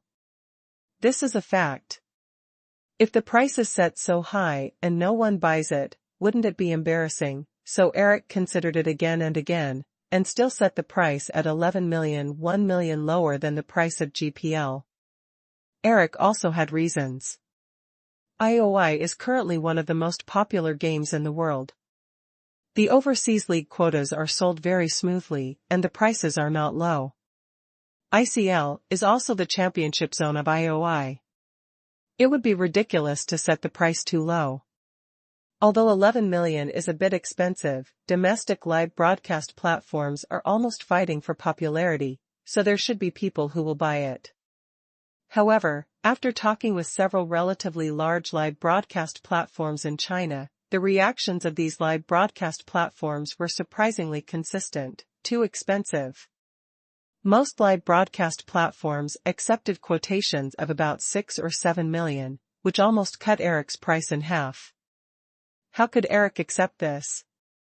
You know, the ICL League is one of his important means to promote IOI.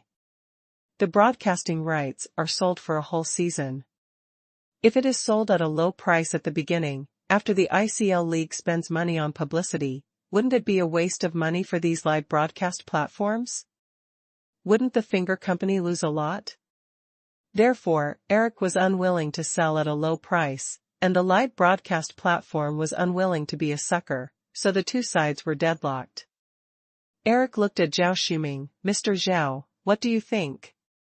Zhao Shuming quickly replied, I think the price must be reduced.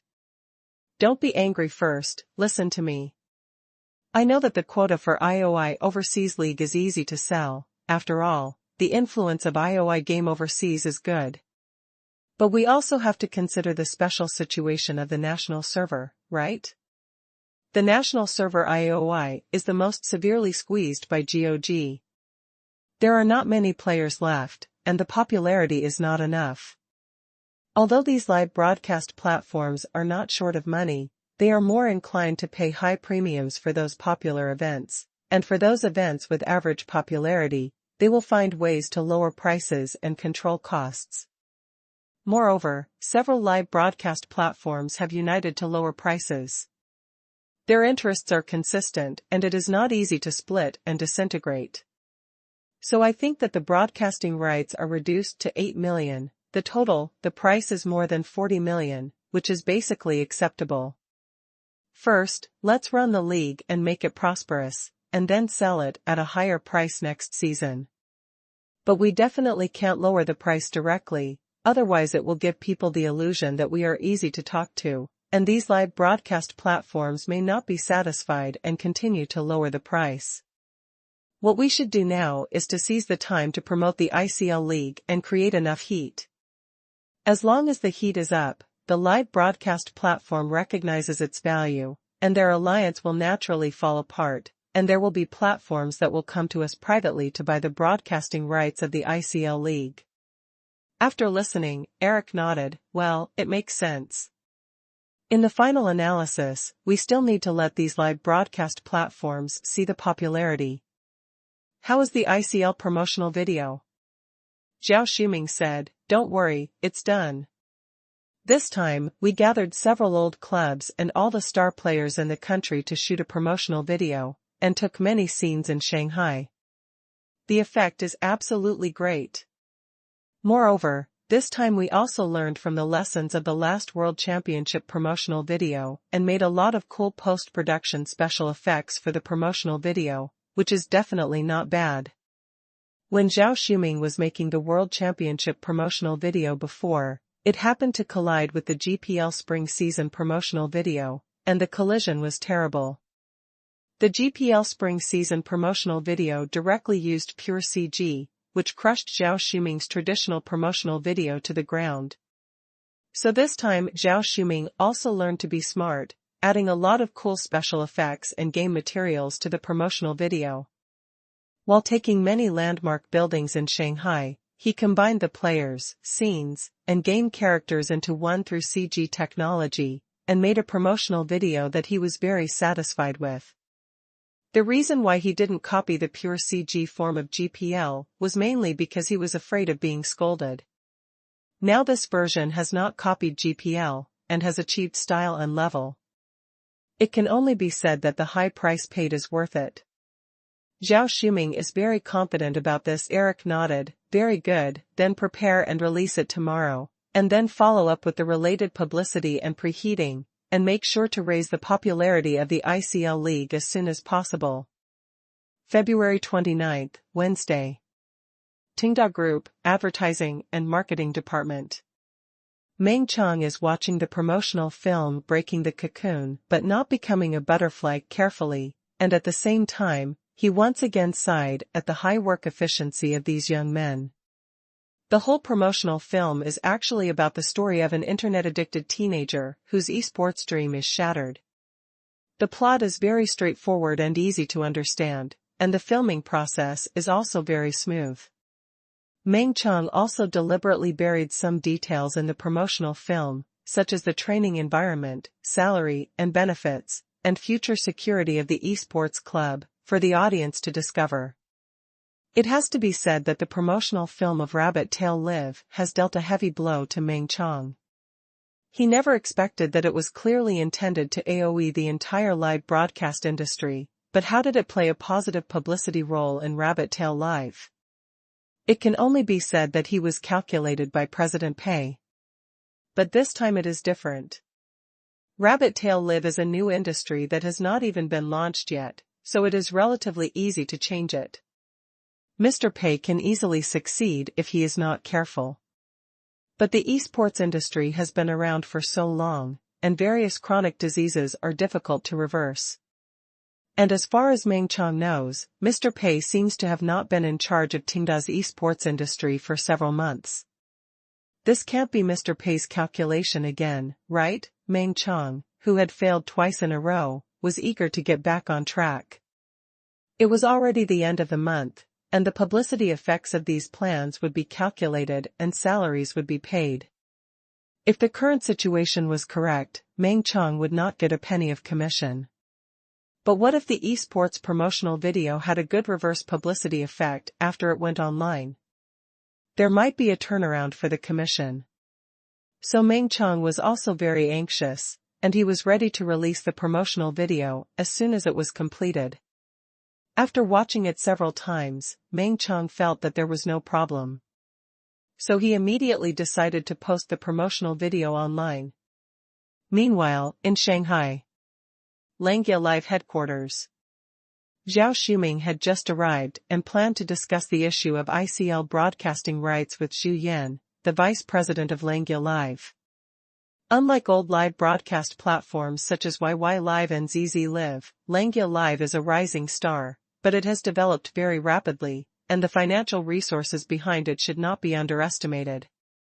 Moreover, Langia Live is a relatively straight platform. The main live broadcast content is game business, and most of the anchors on the platform are relatively down-to-earth.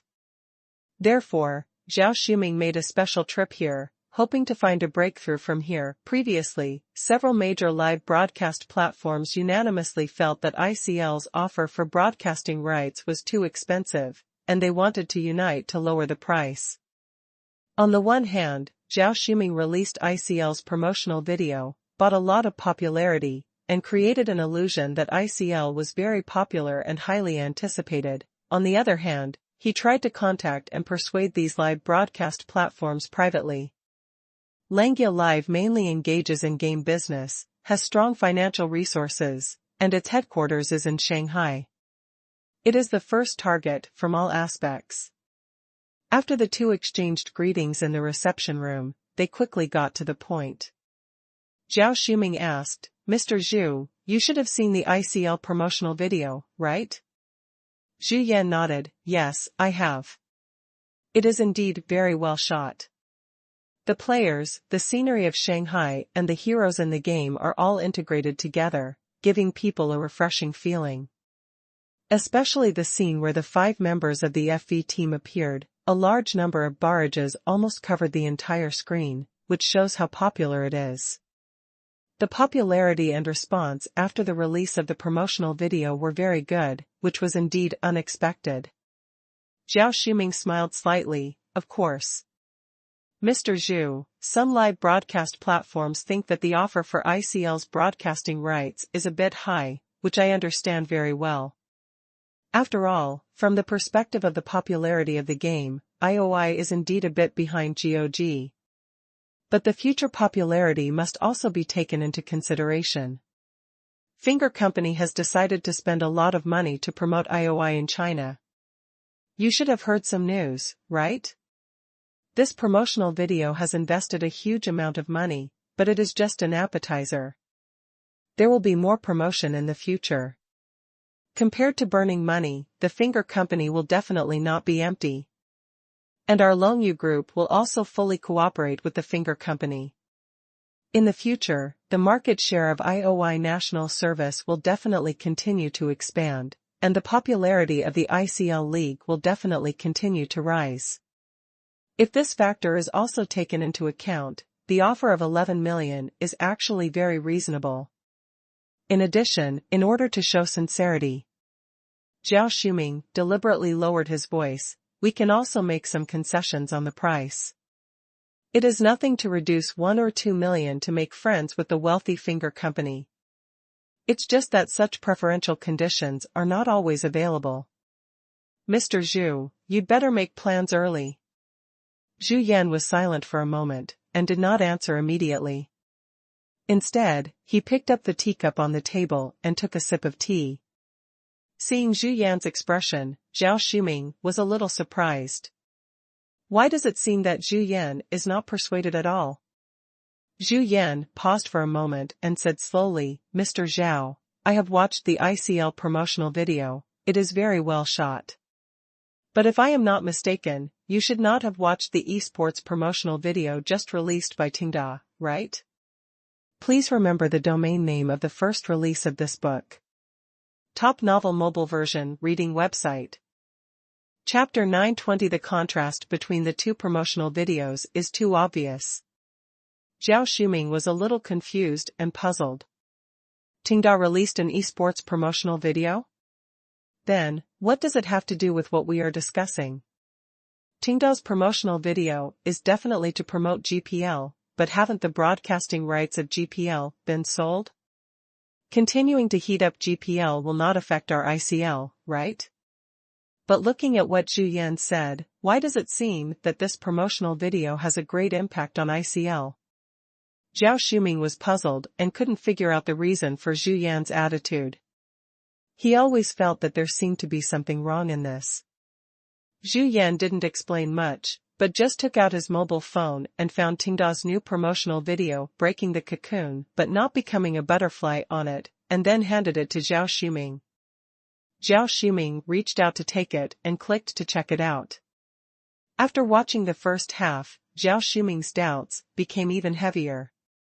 Isn't this quite normal? The first half of the film is quite conventional, telling the story of a young internet addict who overcomes many obstacles to embark on a career in esports. I have to say that there are a few very moving scenes in the beginning, such as the father's kneeling, which highlights the sadness of being a parent. Similar stories are not uncommon in the esports circle. Many famous esports players had similar experiences when they were young. But after they became successful and achieved good results, they had already forgiven their families. This is the basic routine of general esports promotional videos. First describe how miserable the lives of professional players are and how they are not understood, and then describe how they gain fame and achievements through their own efforts after embarking on a professional path, live a better life, and even allow their poor parents to live a rich life. Zhao Shuming looked up at Zhu Yan with a puzzled look on his face. That means, isn't this just a very ordinary promotional video? It doesn't seem to cost much? Compared with our ICL promotional video, it is far behind. Zhu Yan just said, Mr. Zhao, keep watching. Zhao Shuming had to continue watching the second half of the promotional video. However, as he watched, his eyes widened, his mouth slightly opened, and the puzzled expression on his face was completely replaced by shock. What the hell is this? Zhao Shuming almost blurted out. The plot of the second half of the trailer is a sharp turn for the worse. Although the protagonist has become a professional player as he wished, he has no chance to play. After wasting several years of youth, he has no choice but to go home and move bricks on the construction site. In the last scene, the protagonist looks at his father's back as he leaves, recalling his days at school, and regrets so much that he cries, which makes anyone who hears and sees it cry. Zhao Shuming was completely speechless. He wanted to throw his phone to the ground, and then shouted, "What a psycho. This is a fucking esports promotional video. It is clearly used to discredit esports. Esports promotional videos are for the audience and even the outside world to watch. Shouldn't they promote typical examples? There are so many successful and life-changing professional players. Why don't you promote those unknown bottom-level cannon fodder? The key is that some things, even if the facts are so, you can't say it." And Tenda not only said it, but also made a promotional video and promoted it with great fanfare. What is the intention? If Tenda itself does not have any esports-related business, it is reasonable to make such an AOE to attack competitors. The problem is that Tenda itself also has the GPL League, and there are a lot of professional players under its command. Doesn't this promotional video discredit itself? No. Zhao Shuming suddenly realized that President Pei is definitely not a person who would make such a low-level mistake. Since President Pei released this promotional video, he must have fully calculated the subsequent actions. He quickly clicked on the comment area of the video to check. As a result, I was instantly disappointed after watching this. This movie really made me feel sad. It reminded me of the time when I was young and was ganked by my parents when I was in the internet cafe. Alas, I was young and ignorant at that time. Now I regret it when I think about it. I really should study hard. In the past, the protagonists of promotional videos were all shot for professional players who won the world championship. This is the first time that someone has shot from the perspective of a passerby. I have to say that it still gives people a very shocking feeling. World champions are indeed successful, but world champions are just a small group of people at the top of the pyramid. Excessive publicity of this small group of people can easily mislead people, making people feel that playing professionally is a win-win situation. Many young people who are addicted to games use playing professionally as an excuse to avoid studying, which makes them waste their youth and narrow their future path. This promotional video is equivalent to shattering these people's fantasies and telling them that if you don't have this talent, you might as well study hard and work hard. Find a job. Fei Huang Studio previously filmed a documentary called Breaking the Cocoon and Becoming a Butterfly, and now they have filmed a new documentary called Breaking the Cocoon but Not Becoming a Butterfly, which has received positive reviews. Yes, President Pei is earnestly advising those internet-addicted teenagers not to be deceived by illusions. So President Pei is still the most responsible. Although Tenda also has an esports industry and a high market share, President Pei did not blindly promote the bright future of the esports industry and deceive those internet-addicted teenagers into blindly joining the esports industry. Instead, he sincerely exposed the current situation of the esports industry and made those internet-addicted teenagers think twice before acting. I think this behavior is a great merit. This promotional video is in sharp contrast to that of ICL. Yes, although ICL's promotional video is shot very perfectly, very cool, and excellent in all aspects, its shooting idea is still stuck in the old calendar, that is, trying to package the concept of esports in a very high-end way, but this makes it a bit out of touch with reality and seems very unreal.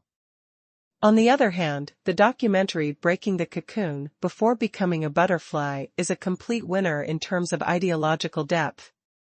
Although it seems that the budget is not large and the shooting is not particularly fancy, it can still resonate and cause discussion. It can only be said that there is a gap between the two realms. Zhao Shuming flipped through the comments under the video, and his nose was almost crooked with anger. What a gap in realm. This opponent doesn't play by the rules at all. From a commercial perspective, ICL's promotional video is perfect and impeccable, with huge investment, and all the details are better than Breaking the Cocoon Before Becoming a Butterfly. But who would have thought that President Pei changed his mind? Not playing tricks, but playing psychology. Breaking the cocoon but not becoming a butterfly is equivalent to analyzing the chronic diseases within the entire esports industry, and ruthlessly exposing the little-known but objective side of the industry. If the audience insists on comparing it with ICL's promotional video, they will definitely think that ICL's promotional video is a bit fake and empty. Of course, this comparison is unreasonable. ICL's promotional video is a commercial promotional video shot in a serious manner. It didn't do anything wrong. Who did they offend to be compared like this? But there is no way. The audience insisted on comparing, and Zhao Shuming couldn't do anything about it. He looked at the release time of the video. Breaking the cocoon but not becoming a butterfly was only half an hour later than ICL's promotional video, almost like one after the other. So close, the audience must subconsciously discuss these two videos together. Zhao Shuming was so angry that his teeth itched. This is a scam. Naked scam. President Pei must have made this promotional video a long time ago, just waiting for ICL to release the promotional video, and then he would take it out and snipe. This move is simply a murder. Zhao Shuming was full of confidence, thinking that ICL's promotional video would not lose at all this time. As a result, President Pei had skipped the stage of spending money to improve the quality of the promotional video and directly played with the psychology. With little investment and simple techniques, the core of ICL's promotional video was directly eliminated from the spiritual level, and all the attention and popularity were taken away. The popularity of ICL's promotion was greatly reduced, which was a big blow to Zhao Shuming. After all, he came to negotiate the offer of broadcasting rights with these live broadcast platforms. The higher the popularity of ICL, the more chips he had in his hands. But fortunately, if it was just like this, it would not be a big deal. Zhao Shuming thought about it and felt that in the current situation, he should be able to save the situation with his eloquence. However, he continued to scroll down the comment area and saw several new highly praised comments. This film reveals a lot of industry chronic diseases. I don't know if you have noticed the details in the film. The food and accommodation conditions of these professional players are actually very poor. The reversed work and rest time and long-term takeout are all aggravating their physical health. Indeed, it makes people feel sad. Although we know that the esports industry is a job for young people, those who don't have this job are miserable, but those who have this job are not treated much better. Hey! Isn't it right? Isn't it said that the treatment in GPL is very good? The players of DGE are all strong and energetic. They are definitely not the body that can be obtained by reversing day and night and eating takeout. Of course there is no problem with GPL. When President Pei entered the market strongly, the industry standards had already been determined. All clubs are managed uniformly, with standard contracts to guarantee the rights and interests of players, unified meals for takeout, daily exercise in the managed gym, and special people responsible for nutritional meals and the physical health of players. But in other fields outside of GPL, esports players still live the same hard life as before, and there is no change. Indeed, other game companies are all looking after themselves, and it is unlikely that each club will take the initiative to bear such a huge expense. How many bosses are there who are as far-sighted and responsible as Mr. Pei? Just a humble question, what is the situation with ICL? What can it be? It's the same as other projects. Anyway, I haven't heard of any actions by Finger Company and Longyu Group to guarantee the rights of ICL players. If there were any, they should have boasted about it a long time ago, right? Hey, it seems that ICL is just putting on a show. Although the promotional video is well shot, the details are far worse than GPL. It seems that GPL as ICL is still not good enough for a more professional, mature, and healthy league. I think it's interesting that the promotional video uses only GOG game screens, but GPL is the best among all esports events. This creates a very strange contrast. It is obviously an AoE skill, but GPL is perfectly immune to all damage, while other esports events are beaten into a sieve. Ha ha ha, after all, Tenda only has the copyright of GOG, so it can't show game screens of other projects, but it is actually hinting at something, and those who understand will understand. After reading these highly praised comments, Zhao Shuming was dumbfounded. He realized that something went wrong. If the discussion of netizens is limited to the shooting techniques and intentions of the two documentaries, then it is nothing more than that the early popularity of ICL is affected, and it will not shake the foundation of the entire league. However, the discussion of netizens has already gone deep into the most basic structure of the two leagues, GPL and ICL, which is a big problem. You guessed it right, ICL does not have similar measures at all, does not standardize player contracts, does not provide unified work and rest schedules and accommodation standards. Like other esports projects, the health and rights of ICL league players are also not protected too much. But Zhao Shuming felt very wronged. We are the organizer of the competition. This is not something we need to be responsible for at all. This is all the club's business. What does it have to do with us? But the audience doesn't care about this. They see the gap between the GPL and ICL leagues in the underlying structure, so don't make excuses. It's just that you are pointing to the company and Longyu Group, and ICL is not healthy enough and has a bad development prospect. Zhao Shuming finally understood why Zhu Yan had that attitude. Because Zhu Yan saw this hot topic, he knew that ICL would be involved in the whirlpool of public opinion and its value would be severely hit. In this case, why should he rush to make a move and be a sucker? Of course, he would continue to wait and see, bargain hard, and try to get ICL's broadcasting rights at the lowest price. Please remember the domain name of the first release of this book. The mobile version of the top novel reading website. Chapter 921. Eric is in a dilemma. After understanding his current situation, Zhao Shuming sighed silently. It seems that today's trip is in vain. Although Zhu Yan didn't say anything, his attitude must be very firm. This public opinion incident is simply a God assist. If he doesn't make good use of it and cut 1 or 2 million, it will be a dereliction of duty. In this case, the possibility of the two sides reaching an agreement on the price is infinitely close to zero, and they can only delay it. Before leaving, Zhao Shuming asked, Mr. Zhu, can I ask what is the psychological price of Langya Live for the ICL broadcasting rights? Zhu Yan smiled and said, 7 million. But Mr. Zhao, don't worry, our Langya Live will definitely invest a lot of resources to promote the ICL league. If this deal can be reached, you will have a lot of implicit benefits. Zhao Shuming said in his heart. We originally offered 7 million, and now we've spent a lot of money promoting the ICL league, which has significantly increased its popularity, but you're still offering 7 million. Not to mention Eric, even Zhao Shuming wouldn't agree. As for the promotional resources mentioned by Zhu Yan, they are nothing more than some polite words. These are all unquantifiable things. When the time comes, it will be up to Zhu Yan to decide how much to give. Real money is more practical. After Zhu Yan spent a lot of money to buy the broadcasting rights of the ICL league, he will also mobilize platform resources for publicity.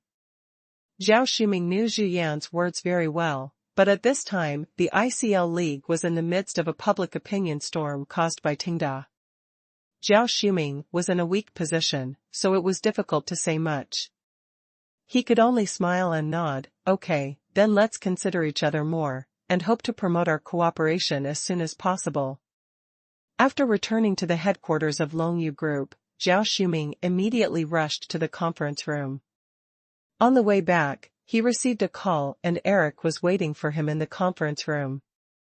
In the conference room, Eric was sulking with a stern face, and the atmosphere in the whole room dropped to freezing point.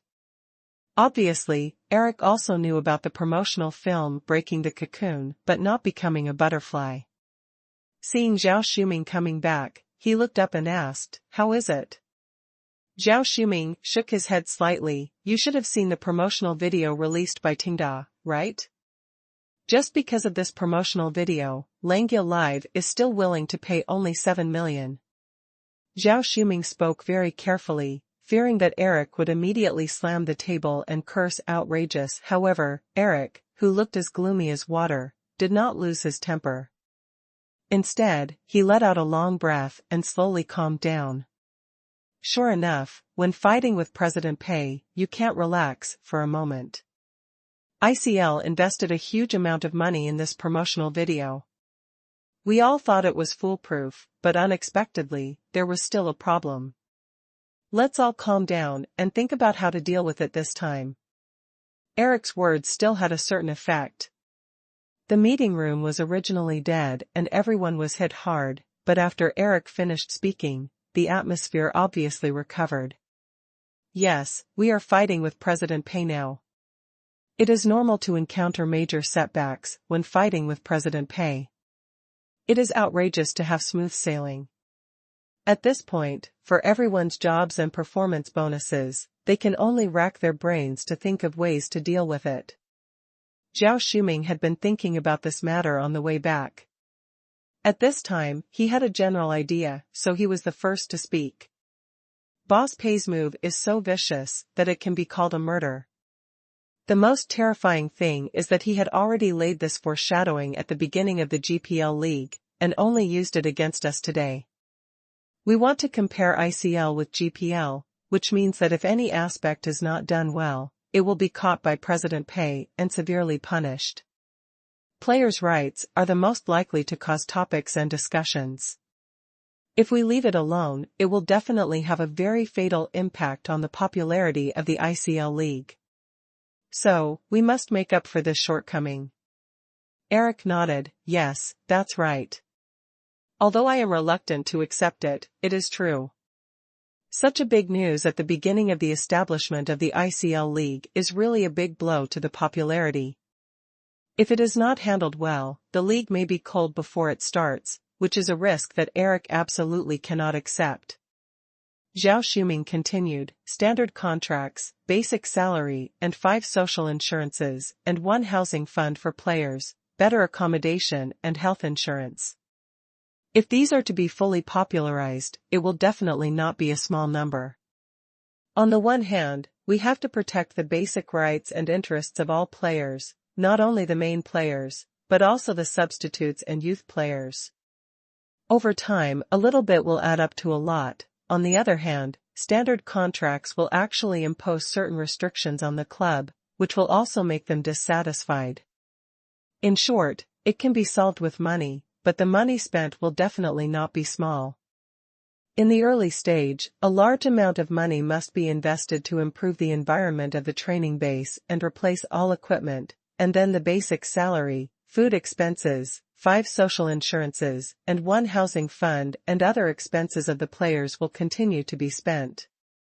If there is number 20 or 30 million in the first year, I am afraid it will not be able to stop. After hearing this number, Eric was very unhappy. Of course we can take out 20 or 30 million, but it's too outrageous to take money for this reason. If this money is spent on other places to promote ICL, how much heat can it create? Just because of a video by President Pei, we have to take out 20 or 30 million to subsidize these clubs and improve their training environment? Why? Did President Pei pay this money? Zhao Shuming hesitated for a moment and replied, paid, but also didn't pay. Eric, ? Zhao Shuming explained, it's like this, the GPL quota is open to bidding, and the price is very high. A single quota they were all sold for 20 million. Shenhua Real Estate was the highest bidder at the time, raising the GPL quota to 26 million. The auction results at the time were also reported in the news, and the total price reached a sky-high price of 180 million. Then, President Pei returned all the money immediately. A large part of it was returned to these clubs, allowing them to use the funds for specific purposes, improve player treatment, and establish youth training bases. So, this money was nominally paid by President Pei, but it was actually the money of each club. Although the money of each club was transferred from one hand to the other, these clubs were particularly grateful to President Pei. Eric, When these things happened, Eric had been fired by the Finger Company and replaced by Qingshan. He was hiding in the United States, so he didn't know much about these things. As a result, after listening to Zhao Shuming's words, Eric knew what kind of situation he was facing. Mr. Pei's operation of transferring money from one hand to the other was equivalent to borrowing flowers to offer to Buddha. He didn't spend a penny of his own money to improve the treatment of the players. At the same time, the club was able to improve the training environment and gain real popularity, and was grateful to Mr. Pei. But Eric couldn't play this kind of operation. ICL's quotas are basically half bought and half given, and basically no money is made. At present, there are only a few clubs with good strength in China with IOI branches, and their financial resources are not very strong. Finger Company and Longyu Group need their support, so they didn't ask for more money, and they gave very low friendship prices and cabbage prices. Moreover, given the financial situation of these clubs, even if Eric wanted to strangle them and let them spend more than 10 million to buy quotas, it is estimated that he couldn't pinch out the money.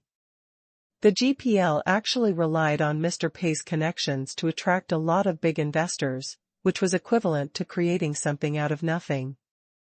Everyone contributed money to start the GPL league. But how could Eric and Zhao Shuming have such great power? Moreover, GOG first gained great popularity in China, and then started to organize GPL, which was a natural behavior. On the other hand, IOI's game was far from popular enough, and ICL was held to promote the game, which was completely the opposite. Eric's idea was to open only a limited number of places in the early stage, and only let in 6 or 7 teams. After the competition was held, the places would be sold one after another every season, so that the benefits could be maximized. But this also meant that when the ICL league just started, the Finger Company basically did not make any money from it. ICL can't play this way of playing GPL. So after all, this huge sum of money can only come from 2 places, either the club comes, or the Finger Company and Longyu Group come. The club will definitely not pay. Why should they pay an extra 2 million a year to improve the treatment of players? It doesn't benefit the club much. So in the final analysis, this money can only be paid by the Finger Company. If this money is not paid, ICL will always be inferior, and President Pei will definitely have to repeatedly use it as an excuse. But if he paid this money, Eric would feel so aggrieved. Eric's face was as dark as water, and he was in a dilemma. But after thinking it over, there was still no better way. This was like a dead end, either losing money or losing popularity. After thinking it over, Eric could only choose to lose money because for the ICL league, popularity is equal to money. If it is ignored, the popularity of ICL will decline, and the effect of all the previous investments will be greatly reduced, and the actual loss will be greater. On the contrary, if the money is spent to maintain the popularity, then there is a possibility of earning back the money in the future. After repeated consideration, Eric gritted his teeth and said, "We will pay this money. Immediately, communicate with the clubs of ICL and let them cooperate with our work. Then spend a sum of money on publicity, and let everyone know our efforts to standardize the ICL ecology and protect the rights and interests of players before the public opinion storm is fully fermented." Eric knows that since this matter will be done sooner or later, the sooner the better. If you hesitate and let everyone discuss it, it will definitely cause greater damage to the popularity of ICL. Reacting faster and letting everyone see enough sincerity may turn the crisis into an opportunity and let ICL leave a good impression on the audience. Zhao Shuming nodded quickly. "I understand, I will arrange it now."